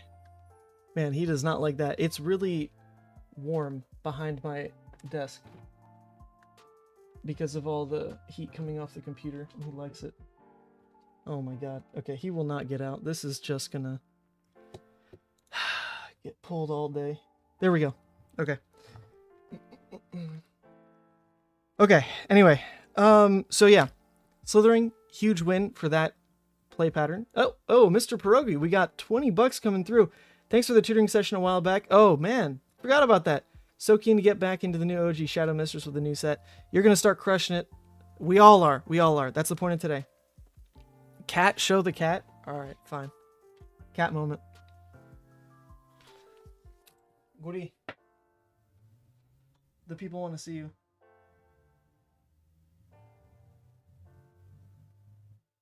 Say hi. Say hi.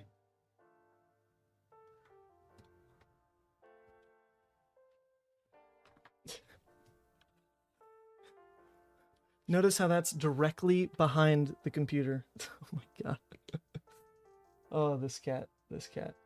His name is Guri, which is short for Augurio, which translates to like augur in English. Augur. And then my other cat is named Mori, which translates for the to tutoring session a while back. I am so keen to get back onto the OG Shadow Mistress with the new set. Oh, wow, that was such a delayed text-to-speech. But yeah, thank you again. Thank you again. No, it's Guri, like this. Guri. I'll type it. And then my other cat is named Mori, spelled like this, which is short for Morticia, which in English would be Morticia. So I have probably some of the strangest named cats. Augur and Morticia. Oh my god, stop. Guri? But yeah, they're both about 2 years old, so they're pretty young still. And of course now his claws are coming through the speaker. Okay. Anyway, Shadowpede, let's move on. The other real reason Shadowpede really works for this deck, your cat is named Lightbulb. I like that. I like that a lot. Is obviously the Art of War synergy. Okay, Guri is now moving the monitor. He can't be there. Sorry. Get out. No. Get out, buddy. That is not space. There we go. Jesus Christ.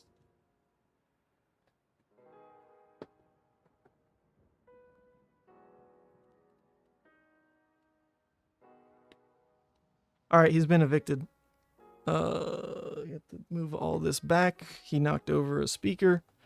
The monitor is out of place. And he probably unplugged something. There we go. Put all this back. Can you say what? How would you say it? Copolone? Copolone? Something like that? I have no idea. Okay. Levia is a Hispanic name, isn't it? And Augurio and Morticia are thematically fitting. I don't know. Like Levia in my head is I mean she's from the Northern Realms and she's like some kind of servant girl in the Northern Realms, so I don't know ethnically like where that really like would put her in the world of Wraith, but probably not upper class. Like she's probably not some upper class Solanian family that got like roped in, so she's probably in Wraith from like some migrant tribe or something, and she looks like a little darker skinned as well. Like, so I don't know, in my head like doesn't really translate to anything in particular, but like it could be Spanish, I guess, like something like that. But yeah, the name Levia I've never heard in Spanish, but I mean it's you know, it's not German, like, so maybe it works. Levi Levia means to be joined in Hebrew. Look it up. Levia comes from Hebrew origins in the real world. Yeah, see, I thought it was just a play off Leviathan. Other Ethan is right. That's as far as we thought about it. It's goofy. It's a chopped up Leviathan. Just take the first part and it's a pretty little name. Okay. Anyway, Slithering Shadowpeed. Obvious synergy as well next to Art of War. Because Art of War had trouble in Levia really fitting a specific hand. The idea with Art of War was very in line with pushing Levia's strength, right? If Bloodrush was the card that really catapults your damage into approaching an endgame, then Art of War was a way for you to just make sure that a hand that was even a bad rate at least dealt what it should, because in an aggro matchup, they're not going to block. So even if your, I guess, 4-card hand ended up being like subpar damage, like at minimum 12, but normally because a Graveling was included, or maybe even like a Swing Big was kind of the more normal play with an Art of War, then let's say like 14 damage was the normal Art of War play off a 4-card hand. Not great because it didn't fit any specific cost curve that really pushed Art of War to anything unique, but the idea being was you would rather deal damage with your cards than block with them when given the option, because you want to approach an endgame. So Art of War was that card, but now it has an actual cost curve that's pretty realistic to achieve, I would think. Because if you banish a Shadowpeed with it off of a blue, and then play into any other 1 cost, the Gravelings, well, it's not in this list, but like this list, the Diabolic Offerings, which you can now jam a ton of in your deck. If you do that, then that is a 3-card 12, and you get to reset your arsenal, because at minimum you've drawn 2 off of the Art of War, right?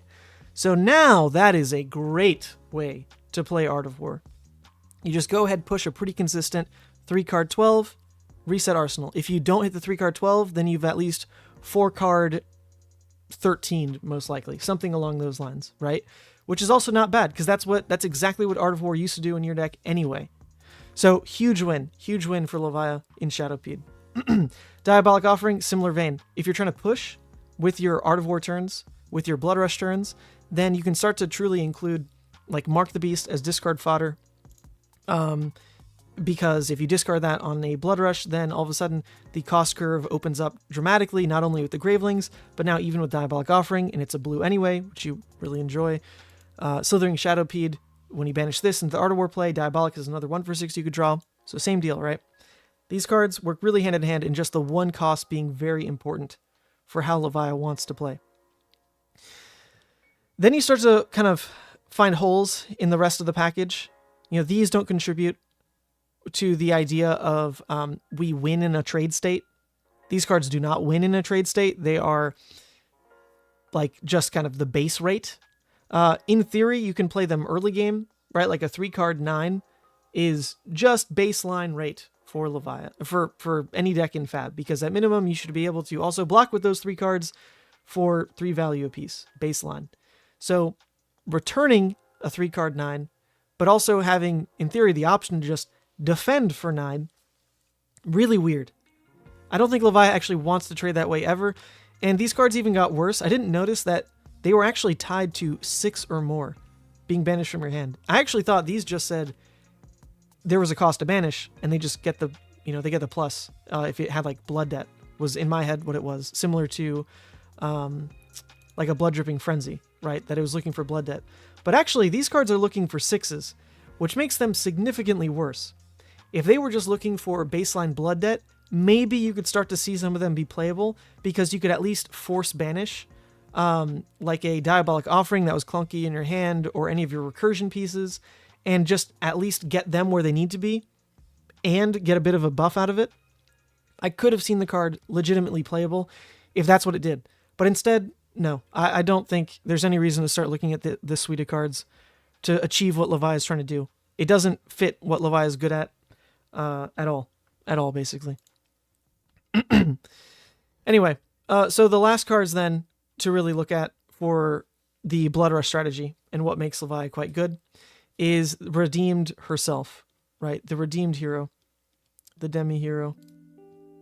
So if your game plan is about pushing towards an endgame state, this card is just obviously amazing, right? If you're a deck that's fighting over life thresholds and already cares deeply about when to block versus when to attack, with card options, not saying Scar for Scar is going to make the final cut, but the idea being that you can really craft your hands to value, is this card worth more on the block, or is it worth more on offense? Because like finding that window of having like a stronger small hand trade is where Levia will win the late game. Then Consumed is obviously fantastic for that, like just incredible for that. If you can fight to that threshold, flip at 13, then not only do you not need to worry about actually just dying to blood debt, but this gives you those trading patterns that make Levia really oppressive, now on demand, as well as giving you more of a toolbox to actually close the game. Because if you have the Writhings in there, if you've got, like a Dread Screamer sitting, then the next time you see a Bloodrush, you can go 4 wide, like pretty much no sweat. Play your Bloodrush, Dread Screamer, out of Blazonfet's ability, and then like another attack, boom, just ends the game on the spot. Or pull out a Writhing, just dominate to close on a small card hand, and like that's it. The card's obviously fantastic for the Bloodrush game plan, right? Redeemed is also not terrible for this game plan, because this is this kind of deck does run a lot of blood debt. It can ramp it up to a certain point, but you have guaranteed closers in a list with Reckless Swing and Writhing. So if those are more guaranteed to be your way to win the game, then you can try to slow down, block, take 2 card hands, ramp up your blood debt, and if you can at some point just get your opponent into like a lock state where they're afraid to attack because they know Reckless will win them the game, but you also know that you could just draw a Writhing and they lose to that, then you can play into a Levia Redeem strat where, okay, like fine, you wanna like not really like take every trade here. I'm just gonna get to the point where I can flip and I have inevitability just across the board. It's not tied to anything anymore. I just don't have blood debt. I'm sitting back. I've got a win con in the deck with Reckless. I've got a win con with Writhing, and I just healed. Like bite me. So I think in just a baseline blood debt list, both lines are actually open to flipping to either, which will be interesting to explore. Blazonfet Levi Consumed, obviously a lot more powerful, but that's going to be contingent on how much is banished, what's your arsenal when you flip, like can you actually make a huge push out of it? Do you have the Dread Screamer already set? Do you have the Bloodrush already set so that when you flip, you get your massive turnoff? Or are you just going to win through inevitability because your deck has Dominate and Reckless Swing? Well, you can just flip into Redeemed, and like that's that. So obviously, huge wins across the board for how Levia is trying to play. Just baseline in what was functional before. In a deck like this, that was already a very functional, just high-performing Levia deck, you slot in those new cards, and you probably have a very solid deck. You don't have to do much exploring. It just is what it is. So the next part would then be tweaking to your specific matchups and trying to build the best deck based on that. You can get funkier with it. There are other cards that I don't think are terrible. Ram Raider is interesting in that I don't think you really want to play this ever unless it's next to Shadowpede, but just putting more Go Again in your Banish Zone for the Consumed flip lets you go wider more reliably because you don't hate the hand tax then, but that's still a lot of maybes because it's hard to actually flip to Consumed every game. I've been playing some games and fighting to get to like 14, 15 and flipping, that actually hurts quite a bit. It's tough to get that to happen, and it's also tough to do that in a position where you still are in like the lead, because in theory, you don't get easy turns of it. You don't get to just, okay, I'm at like 14. I'm going to throw an Endless Maw at my opponent and flip. Boom. That doesn't work. The idea being you need to take blood debt, right? So you need to be able to return a hand. Ideally, best case scenario is you return a Swing Big. You're at like 14 life. You 2-card 8 them with Swing Big, and then you flip. And you still had an amazing turn cycle. You 2-card 8'd, you got your flip off, you're in a great spot, right? But it is actually harder to get the flip off in positions you want, because you don't get to take an otherwise good turn and flip. So that's going to be another like balancing decision in deck building, is how to make sure that you have like a mid-game play that buys you room when you consume flip, right? So like CNC is a good example of this. CNC was cut in a lot of Levi lists other than like a sideboard piece because it was just too much of a liability. You only really got to play it like on turn 1 and 2, and then on an Artivore turn. Otherwise, it was a problem. But now, you could actually run CNC, and even if the only turn you play it ever is on your consume flip turn, it's a big deal right there and then, right? Because that is an actual hit effect. You're throwing at your opponent, you're making them make a decision around it, and you're gaining value on the flip. So that's another shift in like building the kind of Bloodrush deck. Anyway, all that to say, that's where we're going to start today. That's where we're going to start. We're going to try to perfect the only Levia list with results this season, with some of the few new additions from Dusk Till Dawn that actually help this play pattern, but they are significant. Obviously, they are significant. No fancy exploring yet. We have a long stream to go, but this is where we're going to get started. You're trying to choose go again and +1. I'm try before. Wait, you've tried. Okay, let me hold on. You've tried to choose go again and +1 with Boneyard and Graveling before. Oh yeah, that line where you have a Boneyard and a Graveling and a blue and an Artivore. Yes, so that is a 4-card 15. Not bad. Not bad. Definitely a use case of Artivore. That was not bad at all. And you'll actually have more options with that now because Slithering Shadowpede is just basically that hand, but you always say banish. Right? Like you just always say banish because it's going to trigger the Graveling and is still as playable as like the Boneyard hand. And you get more out of it.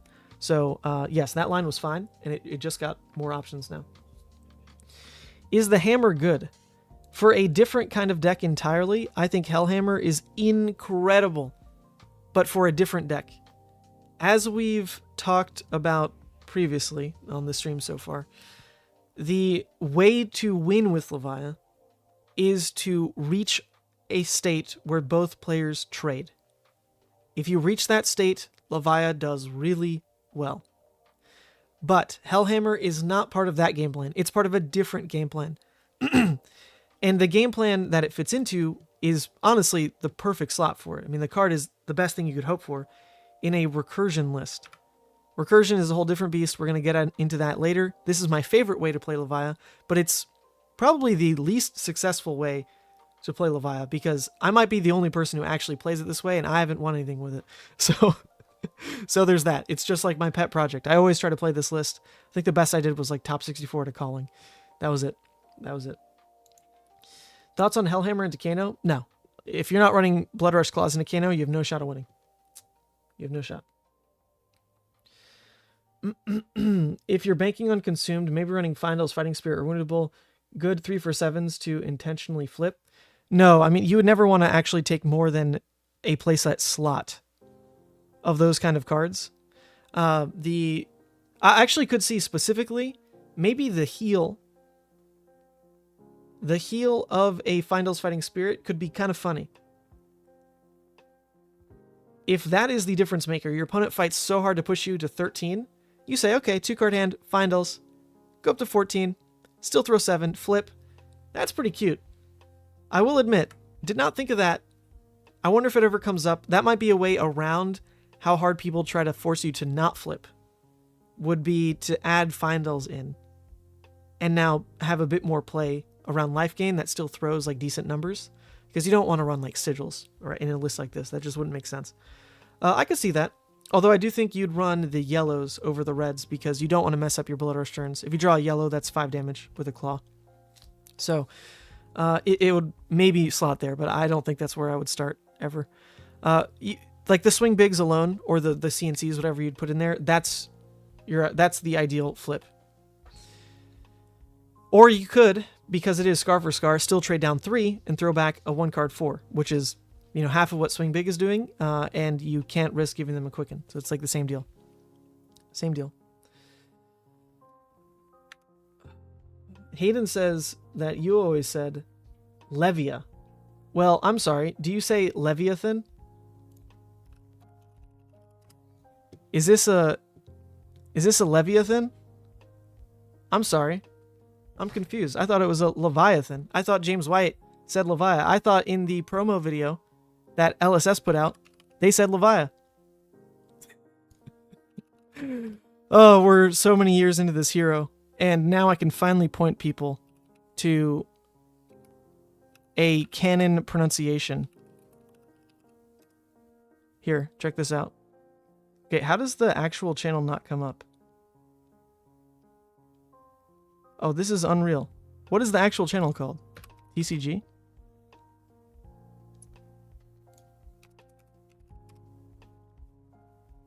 What on earth? Oh, here we go, here we go. Alright, you ready for this? You ready for this? Levia! Face destruction. Annihilation. Ruin! Oh, Levia! Levia. You hear that? Levia. Coming from official Flesh and Blood TCG. I even have an audio clip of the game designer. Here. We can go deeper. Let's go deeper while we're on it. Alright. All the way back down to the deck tech with the game dev behind Levia. Where is it?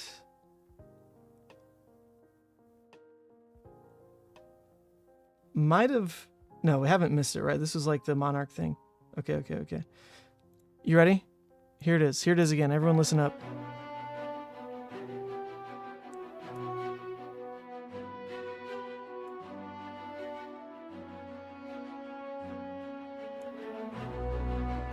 Oh my god, Jason, how long is this intro? Alright, welcome to the Deck Tech, and today we have my personal favorite hero from Monarch, Levia. Who's that? Is that Jason Chung, the main dev behind Levia? Saying Levia? Yeah, it's gotta be pretty, yep, like 100% on that. Anyway, there you go. That's 2 canon pronunciations. And James White has said it as well. It's Levia, god damn it. Like Leviathan. Okay. Let's move on to real decks now. It's been a long 2 hours. But we fill time well on this stream, don't we? Okay. What are we scrolling through? Let's just start with this list as a baseline. If we were to take the top performing Levia list and just add the new cards,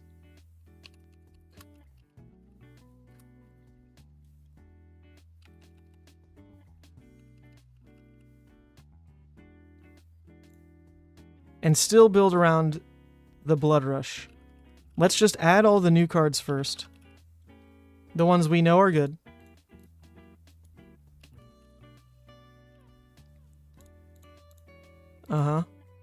The new synergy cards we need to run with the new cards. Mark the Beast discard on Beast Within. Too damn good.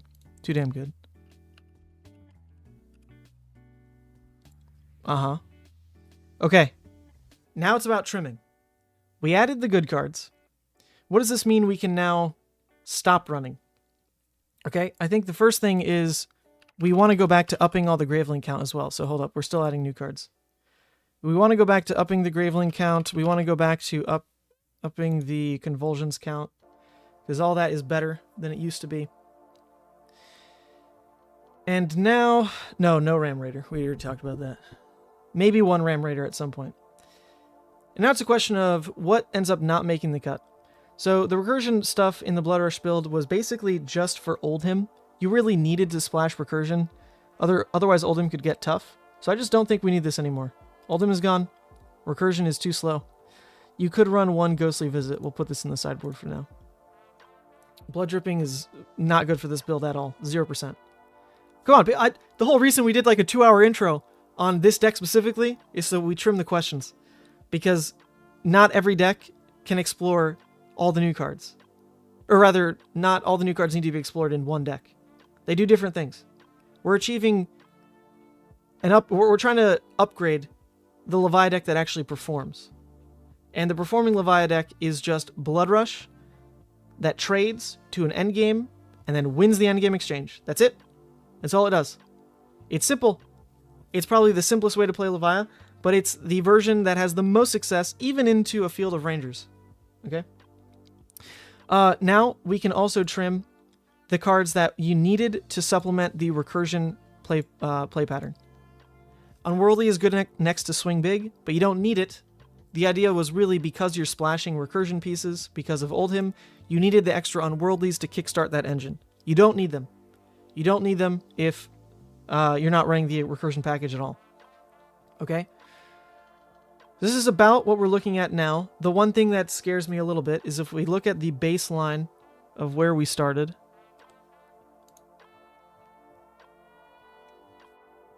$25, $24. Okay, not bad. Our red count is about the same. We can do some trimming. In a Bloodrush build, normally the yellows make the least amount of sense. You love your blues. So let's pretend we just keep the reds as is right now, and we don't need to add anything else. The Scar for Scars might be bad, but they've been performing. They performed all last season. Because a Ranger is just going to slam damage at you. And if you can just slam them with damage right back, that's all you need for the end game. Okay, so now you get to some weird synergy pieces. I kind of want to run the Mark of the Beast because it has very good play alongside Bloodrush. You discard Mark of the Beast to Bloodrush, and all of a sudden, you've now got the Gravelings live. And if you're upping the Graveling count because you want your Art of Wars to be live, then you might as well add that synergy back in. But this could totally not be relevant. I can see this not being good enough. But the other side synergy is you can block with this. If the chain closes, Diabolic now blocks for 6. That's also pretty fringe. But the other benefit is Mark the Beast with Scab Skins next to the Graveling guys is a pretty good deal. Because it gives you just an extra hand to be able to basically not greed too much with Graveling. If you don't hit on Scabs, it can just go to your arsenal anyway. It'll have enough play on a bunch of your other hands. So that tends to be the only hand you ever actually keep with Gambler's Intent is a blue, a 2-cost, and a Graveling, if your arsenal is open. Then you can at least try to hit. If you hit, slam them. If you don't, arsenal the Graveling, no big deal. You'd cut Beast Within, 0%. 0%. 0% on cutting Scars as well right now. Okay, did you not follow? The whole point is we are literally using the baseline of the only 2 performing Levia decks, which were only 3 cards different from each other. Only 3 cards different from each other. It was the difference of yellow hungering or not in my top 4 list and Oliver's top 8 list at the PTI event. That's 2 back-to-back events with pretty decent results. The only Levia lists actually making it. So we're using that as a baseline. We're not reinventing the wheel here. Like, what you're suggesting with Rouse and Hydras, that is a whole different deck that does not fit in this beast at all. That does not fit in this beast. No, it's not about getting mad. I'm just saying, like, there's a narrative to what we're doing. Just shouting out, like, every random card for this deck is just not... Yeah, it's not to say you're wrong, but it's just not this deck. Right? That's conceptually what we're trying to do here. Oh, Cut Husk? Actually, yeah, that makes sense, Tarek. Yeah, I believe that. Beast Within seems less relevant. No. The idea of Beast Within is always next to Bloodrush. You have just value like you wouldn't believe. This combo is strong enough that it actually warrants running Beast Within alone. The fact that this can be your hand gets you free advantage. It turns off Blood Debt. It's a yellow, worst case anyway, which on a Bloodrush hand is fine. On a lot of your hands, a yellow is also still fine. You can still return a Swing Big hand with that. A Writhing hand with that is fine. Yellow is not your baseline cost base, but if you draw into yellows on Art of War and Bloodrush, that's all good. You care about drawing the yellow on those turns. So no, I would not cut that. Also, Beast Within is quite good into discard effects, which there are a lot of. With the ice splashing that's going on in Lexi, they try to make you discard to Winter's Bite. You just discard Beast Within, draw back up. With Icelander as well, you just discard Beast Within, draw back up. I don't know if pummels are going to be so much of a big deal without Oldhim. I mean, Bravo would do it, and against Bravo, you at least have that play. But baseline, it's always achieving what you want in the list, which is just a combo card with Bloodrush. And you're running a lot of like combo cards. Slithering Shadowpea next to Art of War, obviously another combo you're looking for. Dread Screamer next to the Gravelings, obviously combo card you're looking for. Beast Within next to Bloodrush, just it's another one of those best case combo cards. This round's on me. That is old. That is absolutely getting replaced. And now we're looking at 61 in the list right now. Savage Feast? Nah.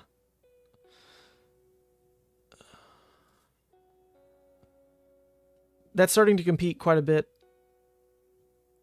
with what you'd cut. You don't want to add the extra reds. It would be...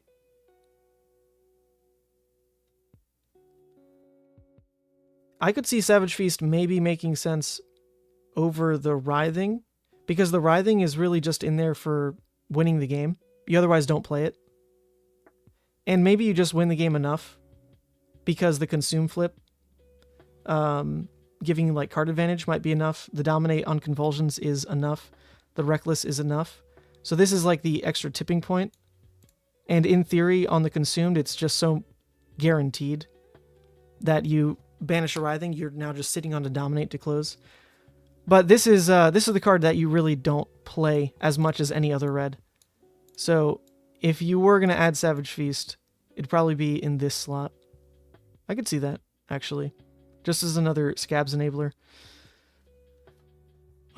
Beast Within combo. I'm actually interested. Let's put 2 Savage Feast in. 2 Writhing in. We can go to 2 Scar as well. And we're still looking to cut a blue. I don't want to cut the Diabolics for the synergy we're looking for. The Unworldlies lose a lot of value because we don't need to really focus on recursion. So I'm actually going to do a little combo I've been trying in other builds where you add 2 Vile Inquisition to round out the blue base.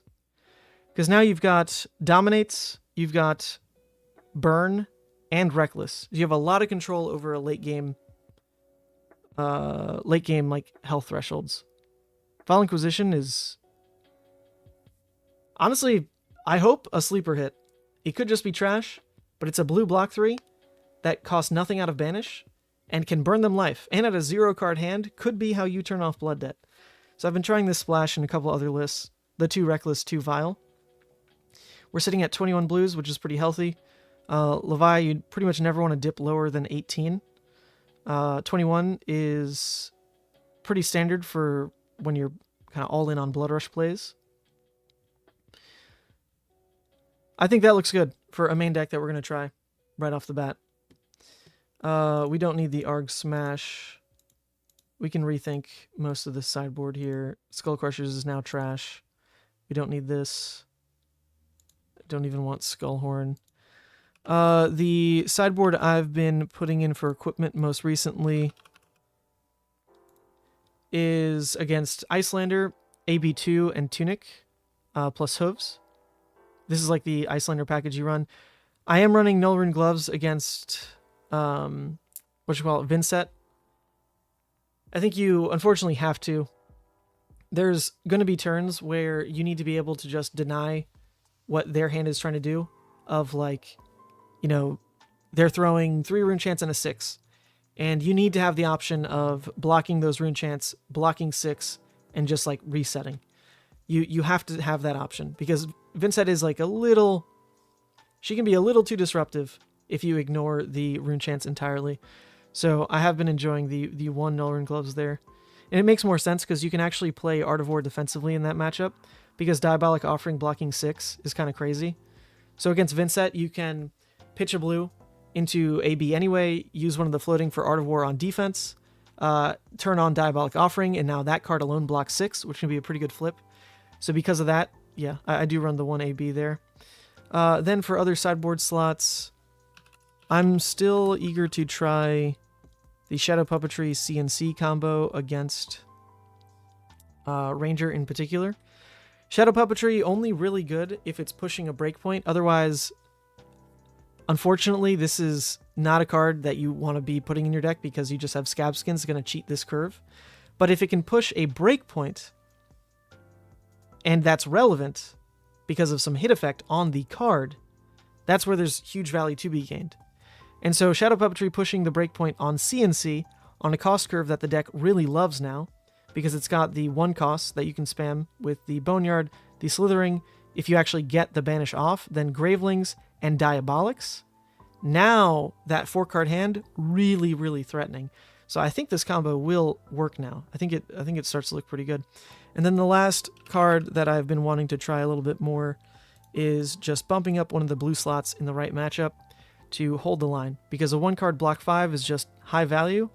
Levia likes her high value. All right, this might be the ship it list.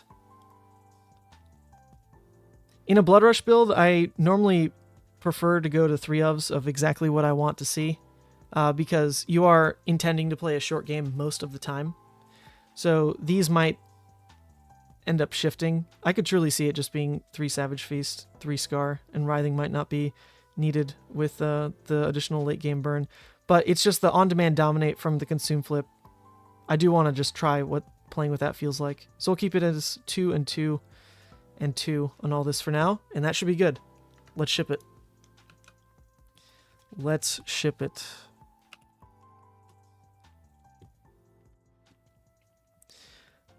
All right, we can try against a Vynnset to kick things off. Okay, another player joined the game already. Move to small. Oh, oops. Oh, Flesh Bag. I forgot about that one. Yeah. Good. Where's this list? Yes, I forgot about that one. We're removing this Flesh Scowl. There we go.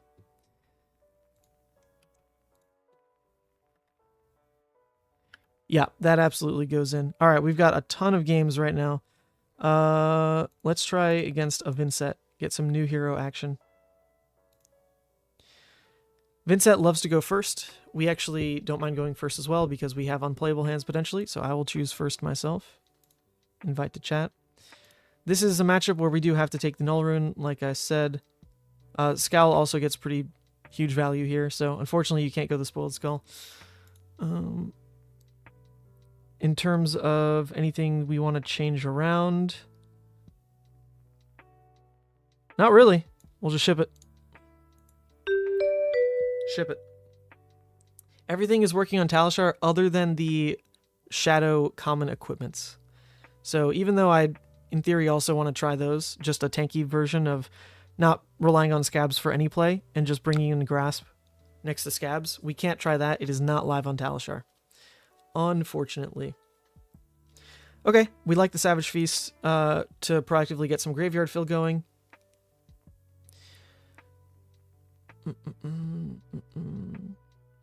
You pretty much always take those plays on Levia because you unfortunately need graveyard fill to make any play, right? So if your opponent for whatever reason has an unplayable hand they just pass, then you get a little stuck. But that's actually not the line we're going to take, because if Savage Feast ends up discarding our red, we don't want the blue in Arsenal. So the Wrecker Romp looks a little better in terms of graveyard fill. We get 2 6s in the yard. We get a red guaranteed in Arsenal no matter what, because it would either be the Savage Feast or the Graveling. If we were going second, I think you roll Scabs and just hope, because that's probably the most freedom you'll ever have. Oh, you know what? Actually, this is something I've learned that we played into here. Turn 0, specifically against Vynnset, it's true. You don't want to give him the reduce. That's fair. That's fair. That has come up a couple times.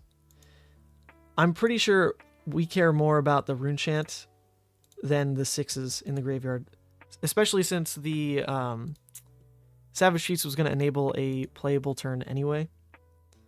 That is fair. Oh boy, they are dropping tons of Rune Bloods.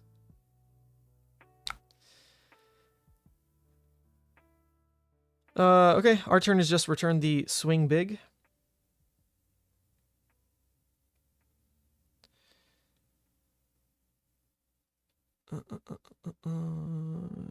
Yep, I'm thinking, do I want to preserve one more life or get the extra card in graveyard? I think I'm going to preserve the 1 extra life.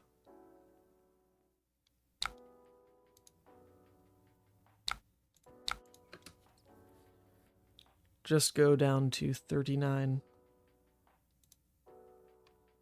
Life thresholds matter, right, because of consumed.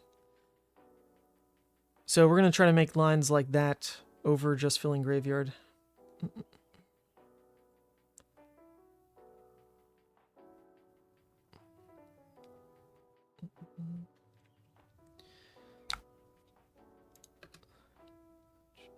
You can prevent the rune chance. They have to pay 1 when they play a action.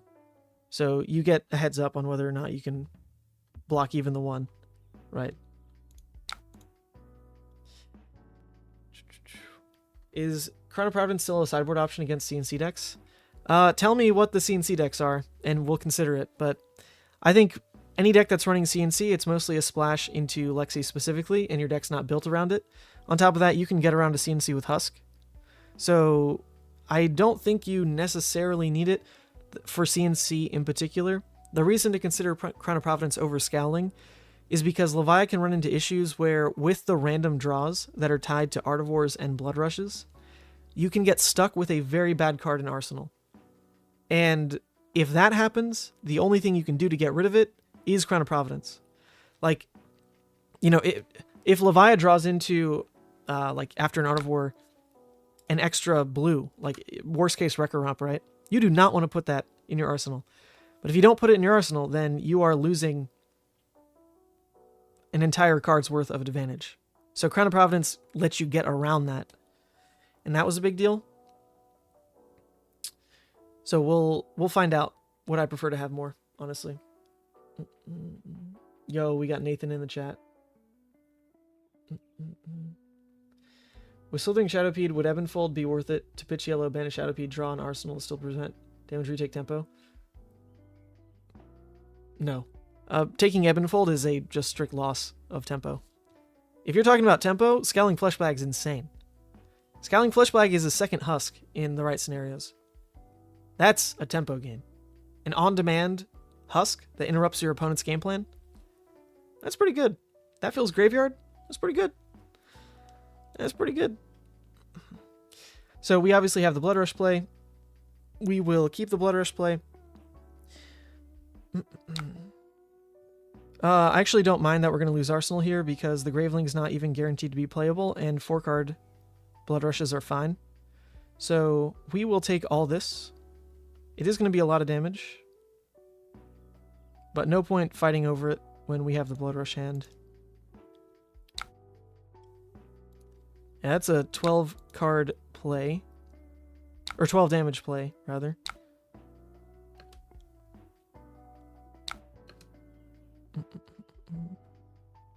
Cool, there we go. Alright, let's draw into an attack. We've got our blue. This is beautiful. Alright, beautiful hand. Perfect Bloodrush draw. Perfect Bloodrush draw. We are getting a 21 damage Bloodrush off. No sweat. It is impossible to miss because we didn't block with the second Convulsions. We pitched it. So that's another consideration. In terms of why to pitch over block, is we had the Patient Graveyard fill for 2 turns.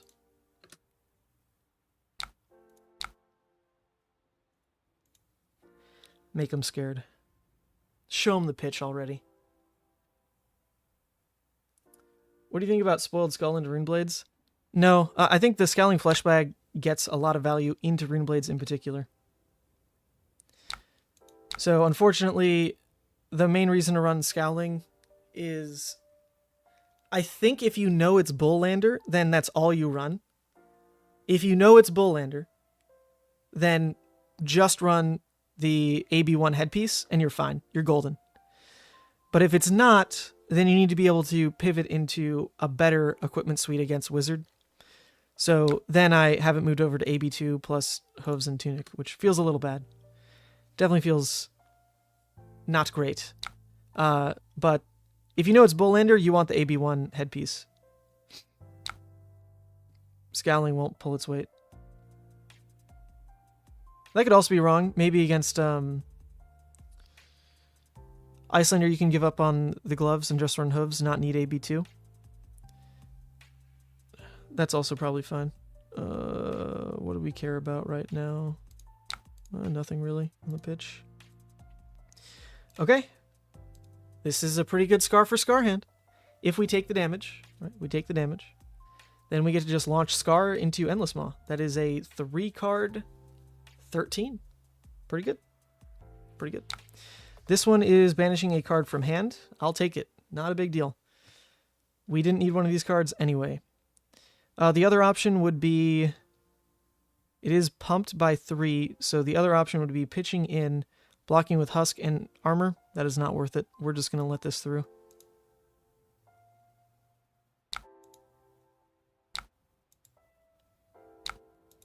Let the effect through at least. We could block with Carrion Husk.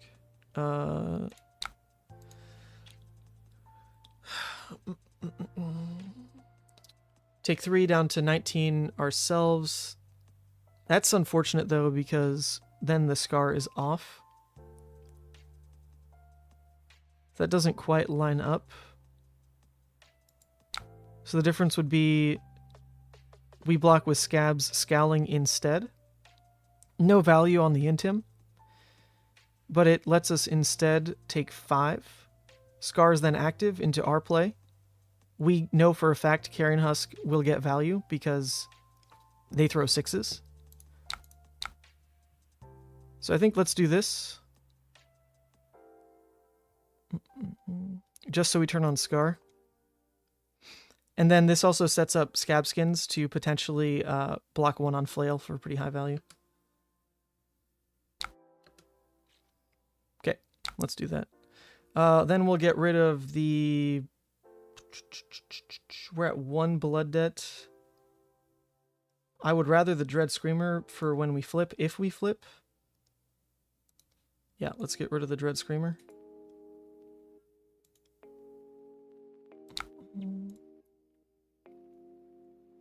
Alright, so ideally we're looking to flip next turn. Use Husk. Take Rune Chance. Oh, that's probably not going to line up though, right? That's kind of the problem. That means our play can't turn off Blood Debt, so we need to, I guess, purposefully try to not turn off Blood Debt. You don't have to flip though, is the other part, right? You just don't need to. So right now there's only 1 miss, so we want to close the graveyard because I want to clear out the Scar. Yep, there you go. So now we're keeping our graveyard in a good spot. As of now, we've got a Graveling, a Dread, and an Endless Maw. Not the worst to pull from. This is our go again. That's our good small hand. That's our good extender. So we're getting there. Looks like our opponent might take an off turn here. Unless that's a 2-cost. Nope, it's a Revel. Okay. Ooh, alright. This is a go hand. Alright, so we have our room. We drew into decent stuff. The one question I always have with Art of War and Savage Feast is, do you risk saying go again, but then not drawing 6s, and then Savage Feast isn't playable? Because, you know, obviously I want this to have go again. I want it to discard a 6, then it's going to turn on Claws, which is a pretty big deal. So I think we're going to take the riskier line, just because I'm more interested to see what starts happening when we take these plays. Go again, banish to draw.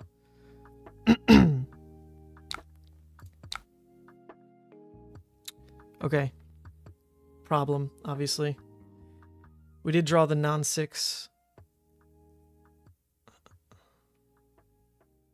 If it discards the Convulsions, we still throw Shadowpede, so I think we do it anyway. That's still fine. If it discards Shadowpede, then we're drawing a card, and this converts into 6 damage on Claws. Okay. Totally fine.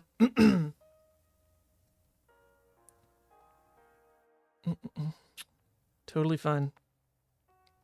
See, so this is the problem with no Crown of Providence, is when you randomly draw cards on your turn, then you can end up with cards you really don't want in Arsenal. So for that, we're just going to throw 6. It's the same as throwing Claws for 6 damage, but we just don't want the Beast Within in Arsenal. Mainly because this one doesn't destroy it, it banishes the Beast Within. If this card destroyed, then it'd kind of be cute to be able to use the Beast Within in Arsenal to play around that. It's not quite how it works, though.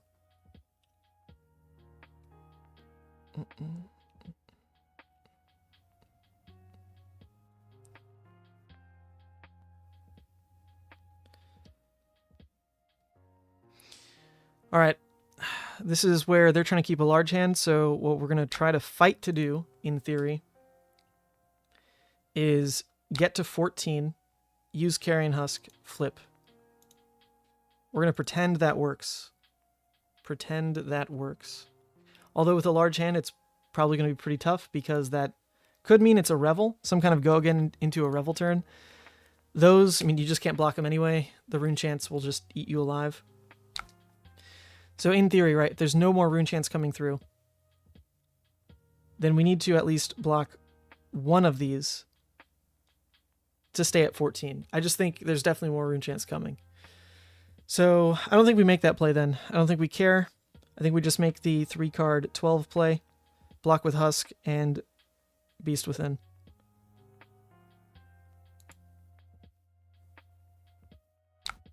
I'm not going to take the line based off the fact that I need them to not have Revel specifically. Let's just make sure the Husk gets value here.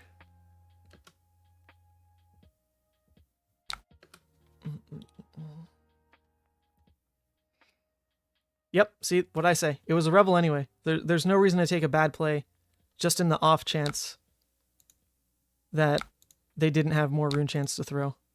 So we quite like how this turn worked out, obviously. We get to return a 3-card 12. This is how we want to be playing Levia, right? This is where our damage is oppressive on smaller hands. So no flip this game, most likely. There's a world where we flip into Redeemed. But we've only seen one Bloodrush. We're putting them on the back foot here. They've only got one more block and equipment. Vynnset's really tough to play in a late game when you're throwing pressure like this. And so, most likely our win con is just we draw Bloodrush and they die. Pretty much what's going to happen.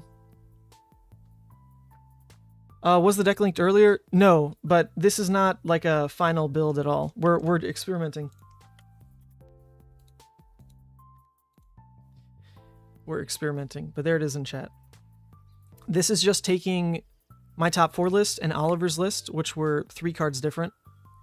And just trying to slot in the new cards with the game plan that was most functional in the Ranger meta. That's it. What'd I say? Okay. All right, for everyone who said remove Beast Within, let me show you this hand. Let me show you how good this hand is. It's a 3-card Beast Within Bloodrush play. It's insane. It is nutso. And the fact that we can guaranteed turn off Blood Debt off the back of that, also just crazy. So let's make sure we try not to die. We'll throw this in, that way we only take 2 down to 4. The Beast Within discard most likely deals us 2 damage. So we don't need to block with Scabs, but Scabs was only going to get value if they flailed us, and they can't flail us because they're at 1. So, there we go. No, so Ryan, they can't use Flail if they're at 1 life. That's the difference, right? Alright, let's not die here. Okay, we only took 1. There you go. Okay, insane. Pretty insane draw, because this is a Shadow Brute card. What the hell? Technically, we could miss. So we're not going to make that play. We win anyway by going Claw, Dread Screamer. Actually, we'll make that play because we're going to win anyway. So I just want to see if it hits. It does hit. Nuts. Just stupid. So much damage. So much damage. Bloodrush is good. Who knew? And we still had another 8 to throw. That was just okay. I feel like the deck didn't do anything crazy. That was just a Bloodrush draw. But we saw mild synergies. Mild synergies with some of the new cards. We saw what Scar for Scar does. Right? I would have always rathered 4 more damage than 3 more block in that scenario. Always. Because we need to approach the end game. That's what Scar for Scar does. Savage Feast was weird. Writhing was an incentive to want to flip because we banished it with Art of War. So that was kind of the idea of, okay, if we go for the flip, like we're toolboxing the banish zone now. That's nice synergy at least. Okay, cool. Good game. Good game. All right, that puts us at 1 win. Was there a misplay in that game? Should I hit the buzzer? Should I hit the buzzer? Huh. Let's think. Was the Savage Feast turn a misplay? In the end, I banished the Writhing to give the Savage Feast go again. If I'd banished the Savage Feast, then my turn would have just been off the 2 floating, throw Writhing, then have to pitch the blue for the Slithering anyway. So it was 12 damage pretty much any way you cut it. The upside on Savage was there was a higher ceiling. The way it worked out, it was still just a 12 damage hand. 12 damage without Dominate, but it discarded a card and got us closer to Bloodrush. I can't call that a misplay. I think it's fine. That game was totally fine. All right, next one. Let's do Briar. This is probably going to be terrible. We don't need AB into Briar. It is just a Hellbent race. Briar still runs Crown of Providence, so bringing in CNC is just not good enough. Not good enough. I think we'll just keep the deck as is and pretend. All right, here we go. I think where I blocked with Flesh, I could go 2 lower and disrupt the Revel turn instead. No, the idea was we wanted to potentially flip. And taking the extra damage would have prevented the flip. Wouldn't it? Oh, this is a Crown of Seeds. Oh, this is like a Fatigue Briar. Interesting. I guess we'll see how we do.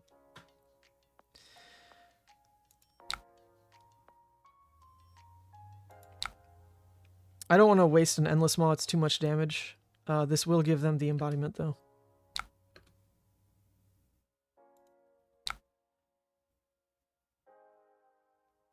Okay.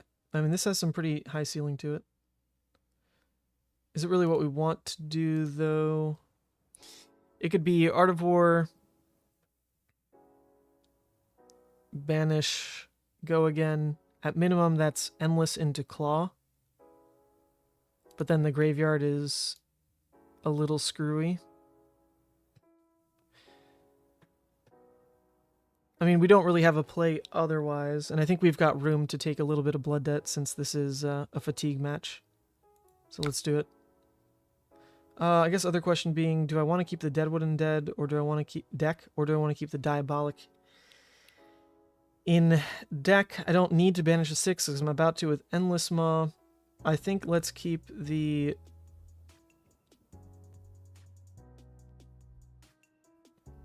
Well, this I don't think I'll ever play out with Blasmafet. So I think let's actually banish the Diabolic. It's worse for drawing the Gravelings. But I don't think I want the Deadwood and banish.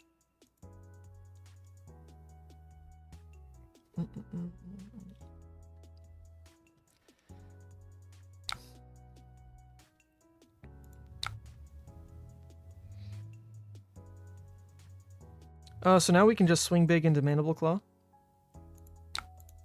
That's fine.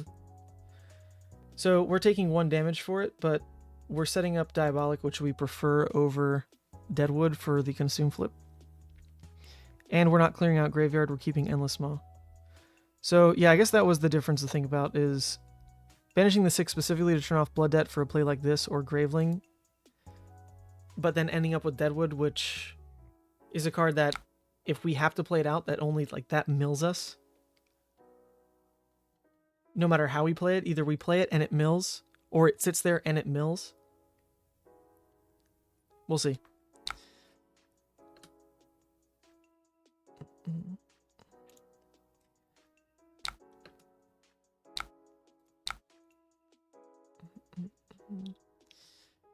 We don't have any howls, but we should be able to just kind of rip card value from our opponent, I would think.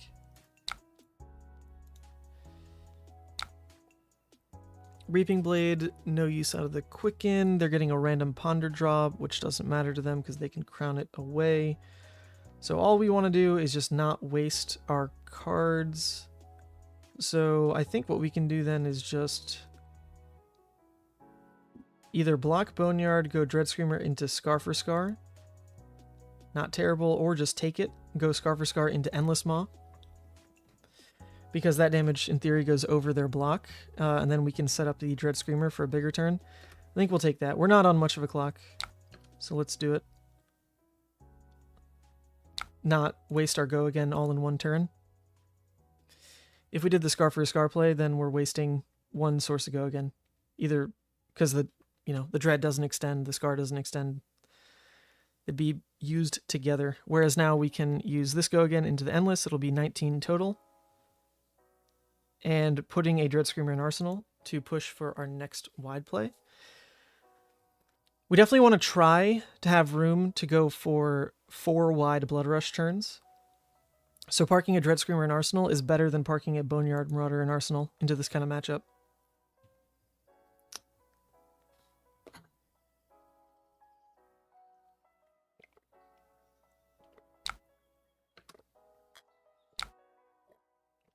Alright, they're giving us free damage. I do appreciate that, opponent. Oops, let me see. We want to close the chain here. Nice. Got the clear out. Graveyard's still at 3. Healthy. You won a game against Dromai. What's up, Pat? Where double won on Scabskins while Chromai and Thamai was in play, but then he Doomsdayed to gain 6 life. That was good enough. Perfect. You love to hear it. Ooh, man, actually this card? This card for Fatigue Briar? Whoa. That's pretty real. That's pretty real. I'm not gonna lie.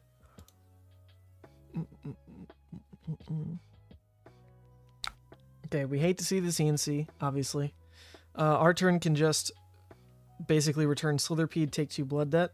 Pretty weak. It could also be a Pummel. This is the Pondered card. Is their Pondered card really a Pummel?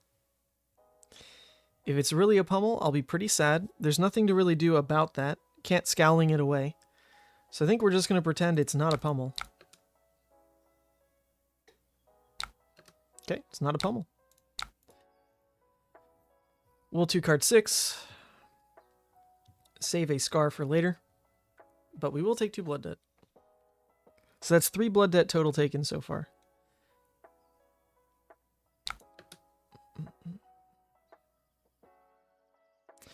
No, this is not a Pummel. We have drawn our Bloodrush hand. And they're doing nothing, because all they're trying to do is fatigue. So let's get rid of the Vial. And let's play this Bloodrush. Oh, okay, actually, hold up. If we play this Bloodrush, it's very unlikely we go 4 wide. If we just play Dread into Boneyard, Arsenal Bloodrush, we're looking at probably getting a full 5-card playoff. I think that is going to be better for this matchup in particular. We want our Bloodrush play to go 4 wide. It is not likely for us to make it happen if this is all we're going to have to work with going into the turn. So if we Dread into Boneyard instead, Dread can't miss, so we're guaranteed 12 on 3. Arsenal Bloodrush, I think that's better. That is going to be better. We could even try to play out Vial on Scabs, because we've got room. I think you take that role every time in this match. It is just card advantage. Well, deck advantage, right? So we're going to roll Scabs.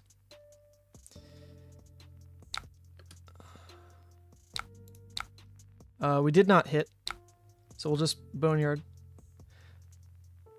But yeah, in theory, if we can just get Vial off, like, let's say 3 times this game. 3 times this game. That's likely 2 damage, and milling 2 cards, and refilling our graveyard. It's pretty crazy. Seems pretty crazy. Okay. All right, now we really want to keep this hand. This does nothing, right? Like there's no hit effect. It can't destroy anything of ours, so we just take it.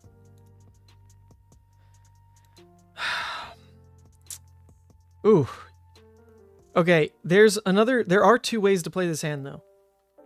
Way number one is start with Scabs. If Scabs hits, then all we do is make Blasphemfet, swing with Blasphemfet, swing big.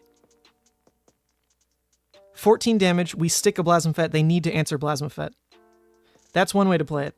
If Scabs doesn't hit, then we just play the Bloodrush. So we've got options on this hand. But the fact that Doomsday's live this early is kind of incredible.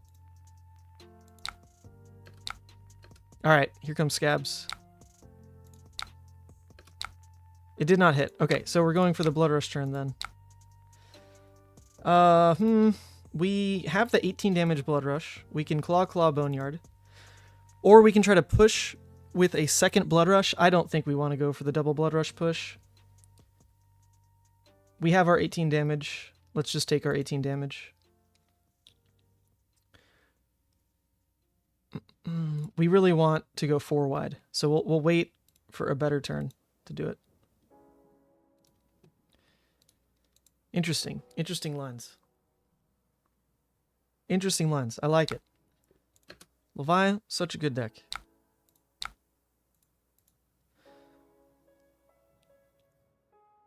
So this is a fatigue deck, and yet they are eating damage. I don't know how they expect to win if they're not just like... You can't trade with a Levia. Your cards are not a better rate than mine. That's just not possible. And there's no way you close the game post-consumed flip. Especially if we can get a consumed flipped off, where I have a Bloodrush parked in Arsenal, that's a guaranteed 4 wide consumed. Maybe 5 wide if Scabs hits.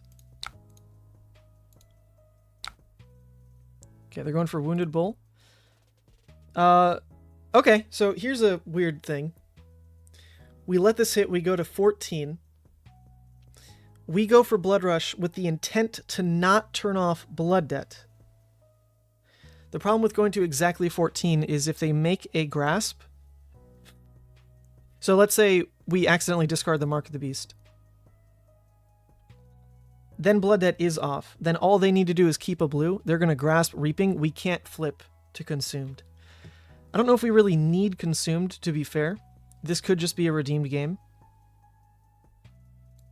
It could just be a redeemed game.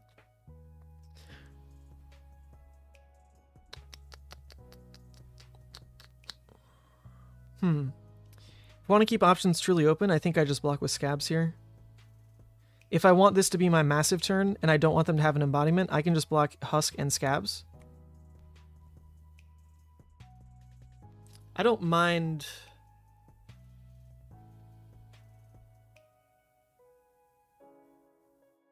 blocking with Mark. It's not a bad idea, actually. Block with Mark. I'm still eating, like, pretty significant Blood Debt. I think I really want to get the Blood Debt as close as possible before the flip. I don't mind this. I actually don't mind this.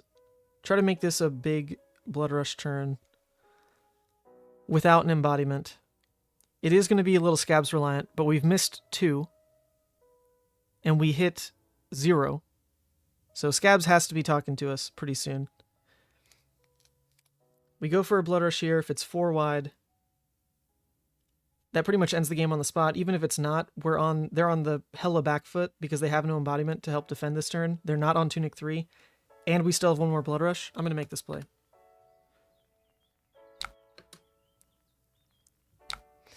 Alright, so the Wrecker is the one that we can't use. We can use all these other ones. So we're going to discard the Wrecker. Oh wait, oh no, sorry. Diabolic is not a 6 yet. What am I saying? That's a 6 only if Mark the Beast discards. Whew, almost through. Okay, Blood Debt's off anyway. There you go.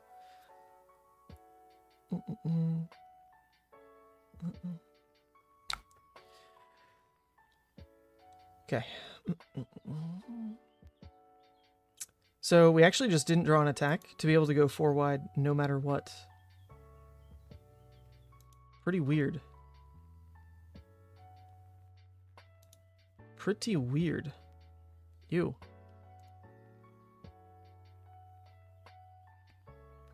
So if we're trying to go 4 wide, then we do have to just Deadwood. Deadwood could draw us an attack that we keep. I'm just doing a claw swing first. I think we're always doing a claw swing, but that could just be wrong. No, because if it's a 1 and 2 a 1, I want to at least have gotten the claw out of it. But now it's going to be Scab's roll. If Scabs hits, I'm going to play out the Deadwood, pitch the Convulsions.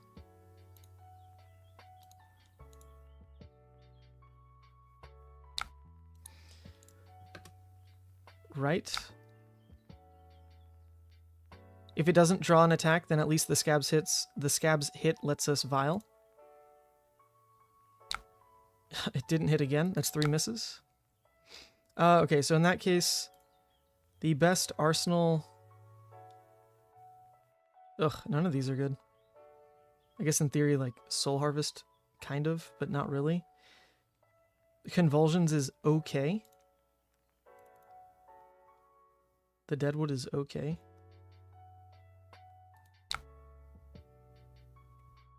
The Wrecker is really not. It's not the one we want to keep ever. So we can get rid of that.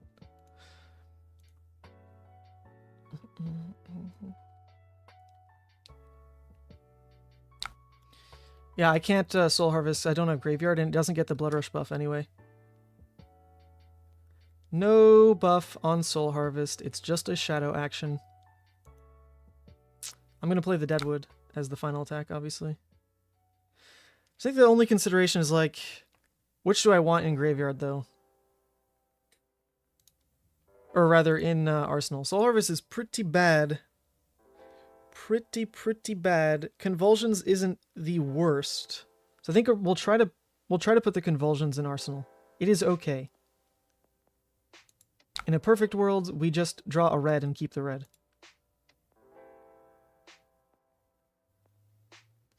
So let's see it happen. Blue Dread Screamer. Oh, that would have been better in Arsenal than the Deadwood.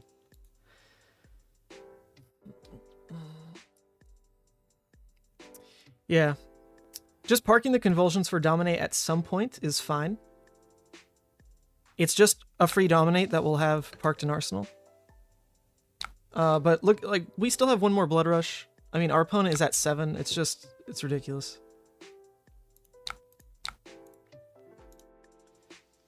This is another Scabs hand. For the love of God, can I hit a Scabs? Come on, this is 3 misses. Give me 1 hit. Holy shit. Scabs just does not want to work. But that's okay. We don't need it to work. We don't need it. But that's crazy. Scabs has not hit. 4 misses, and we're still in this position. Not terrible. So we'll just play a Deadwood Rumbler again, I guess, off the back of a Convulsions. Craziness. Actually, if we don't want to risk the discard, we could just mark the beast. It's the same damage. It doesn't fill the graveyard. It risks a random card in Arsenal, but the Savage Feast in Arsenal is a Scabs-reliant play. It could also just play the Savage Feast, because it gives more options in terms of what could go in Arsenal. It's the same damage, right? So it's just a question of, do we want to see more about what could be in Arsenal, and then also lose Savage Feast as an Arsenal? Do we want a Deadwood, because we'd rather the Mark the Beast in deck? Or do we want to Mark the Beast because we want Savage Feast in Arsenal? I think I'm going to prefer to keep the Savage Feast. Just because Gamblers is still up, and it hasn't hit yet, we've got room. We've got room. Hopefully. Hasn't happened yet, but hopefully.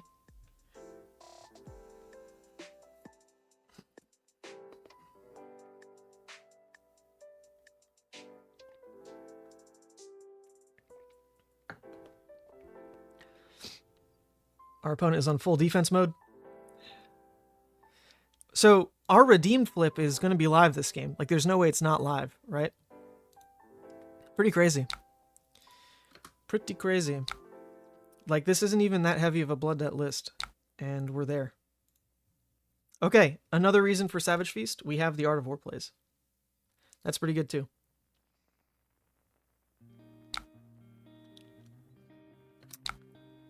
Two card 7, we obviously ignore it. This does let us actually flip. Holy crap.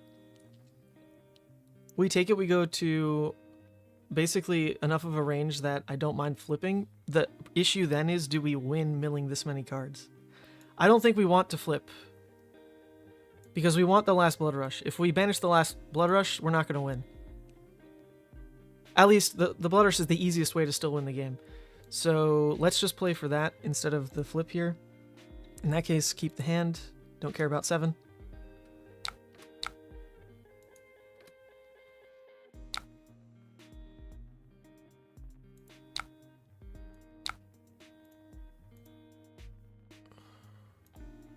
I could have rolled Scabs first to maybe just say +1, but I'm so over Scabs right now. Card sucks. Okay, so now we're pretty happy.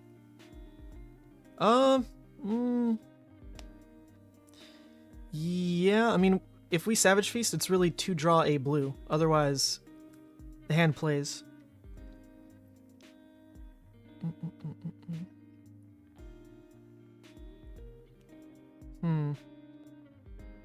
Yeah, let's still lead with Savage Feast here. I think best case on Savage Feast is it discards the Graveling, we draw a yellow, and just Endless Maw, Arsenal the Dread. It's kind of best case, but other lines are open. It could discard Endless Maw, and then just draw a yellow, and then we can go Dread Graveling. I mean, there's enough options here. What we don't want it to do is discard Dread. We need the extender.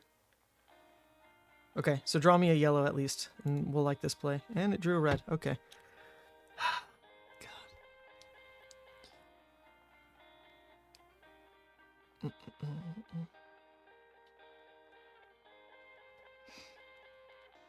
No reason to Graveling first, then Savage Feast, because that loses the line of being able to draw a yellow and then go Dread Graveling.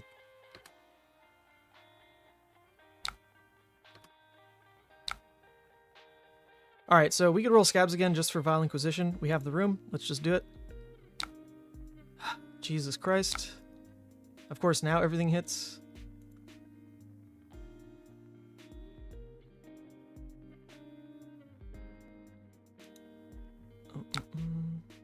Did not burn a blue. Unfortunate. Well, at least we're looking at 2 Dreads, because I don't think I'm ever rolling Scabs again. No, I'd rather hold the Dreads than turn them into 3 damage. This, in theory, is 2 back-to-back turns of go again. We just put 1 in Arsenal, we're holding 1, inefficient, but then our next turn plays the 1 in hand, turn after that plays the 1 in Arsenal, and that's it.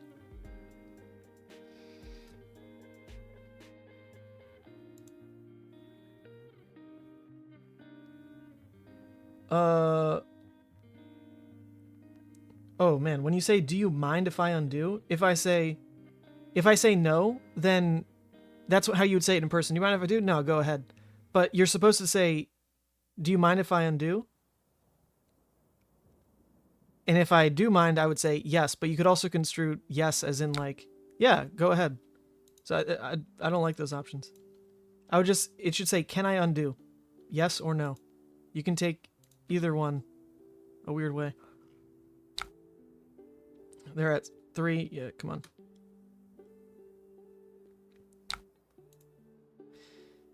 Yeah, see? So this is why we kept the Dread Screamer, because now we just have a Dread hand of 12 into whatever the Dread hand is next turn. Because we want to close the game, though, I don't think we want to block with Endless. It's 3 more damage to just throw it. The problem is there are 4 misses in the yard, so we'd be fixing our odds if we do block with Endless. But they're at 3, so I think we'll just take it. We'll just take it. Sad part here is the Levia problem is still very real. If we just miss the banish, we die. Pretty sad. Okay, didn't miss. Thank God. Oh my God. Close. Close, though.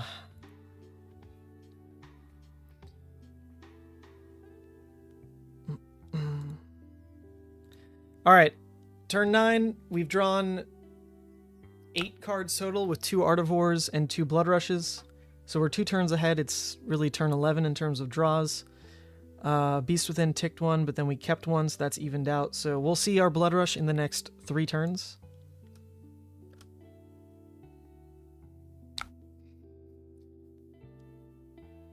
No, I don't want to close the chain because I want to banish these guys. Okay, we hit one. So now even if we block with a non-attack, there's no way... Or lead with like a Bloodrush, there's no way we can miss on Graveyard. Okay, so our opponent will be on Tunic 3, but they have no Arsenal for Crown. They won't have an Embodiment. We'll have a Dread. Seems pretty good. Yeah, I'll say this is good. We can go Dread into Slithering and win the game. Although that was a misplay, it should have been Blue Dread first so we could close the chain. Oh well. Oh well, misplay. Misplay.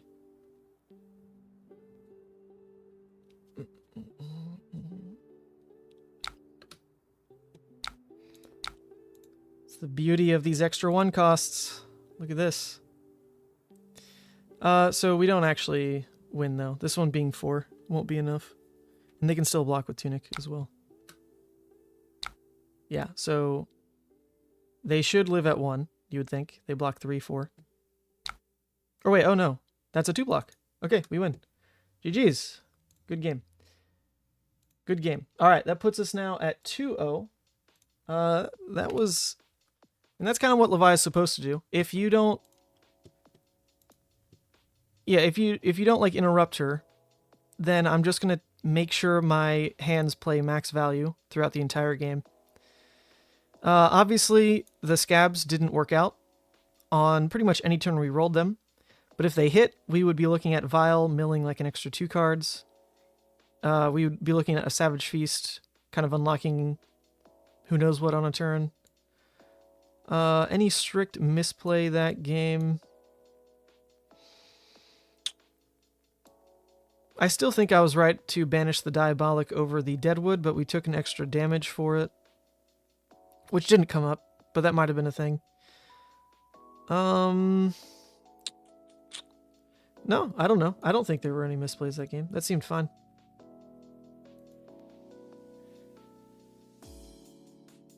The Blue Dread Screamer? What about it? Oh, the Blue Dread Screamer. Okay, Pat, you're right. That was a misplay. I gotta zap myself. Error counter goes up by 1. Error counter goes up. That's the misplay. Thank you, Pat. Thank you, Pat. True misplay. All right, let's get a... Oh, actually, I want to play against Prism. Let's get Prism in here. Good luck, have fun. All right, against Prism. I have never played against New Prism. What do we care? What do we care about anything? It used to be that you didn't need to run Husk because you could just pop everything. We do have new non-blocks in the deck, though. So I think I care now about Husk just because there are going to be situations where I can't block the Herald from hand because we have... Yeah, the new Slitherings are in the list as, like, non-blocks. These can be non-blocks. I think we don't want the Scars. We'll just take the extra Poppers into CNCs. They're not going to be on anyway because she starts lower. And we'll call that good. Call it good. Okay. Slithering not bad in that we can get some graveyard fill going. We can Arsenal the Savage Feast, hold Beast Within, and then go nuts on scabs. Okay, that's the play. Against Prism, I probably should still pass priority though, right? That's probably a throw. I'm pretty sure they still run the 4-cost auras, don't they? I actually have no idea if they do or not. In my head they don't, but they probably run like maybe 2 of them. What, like Merciful and I guess Arclight? Yeah, so I should have passed priority. And then we're drawing all reds! Can't even go for the Savage Feast play. Come on. Oh! And we don't have a swing big. Genesis. Do they run Genesis, though? Don't know. This is pretty annoying, though. This is very annoying. Especially since... Ooh, God. Yeah, I mean, we don't even have like a good return back. We can't even really do CNC because then what is Slithering doing?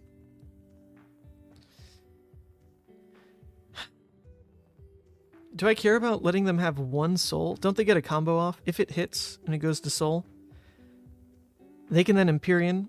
Empyrean then lets them pull out a Figment instantly.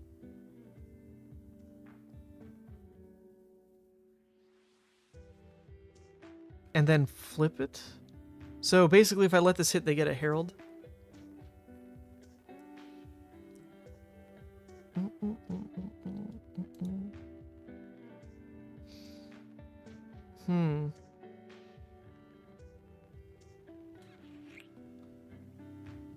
If I had even a yellow, I'd probably snap, just block 2 here, go for the Savage Feast play to guarantee discard Beast Within. The problem with like full keeping is, I mean, that is putting everything on the back of a Scabs play that starts with a red pitch that maybe hits a Beast Within.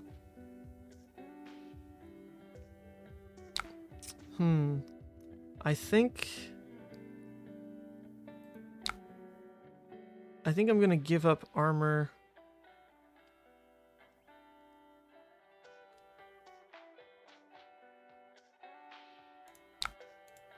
I think I'm just gonna give up armor or throw the Slithering. Is Shadowpede better than throwing Scabs, or Scowling better than throwing Scabs? I have no idea how their hands work. It's Graveyard Fill right now. I can't pop it, it's -1.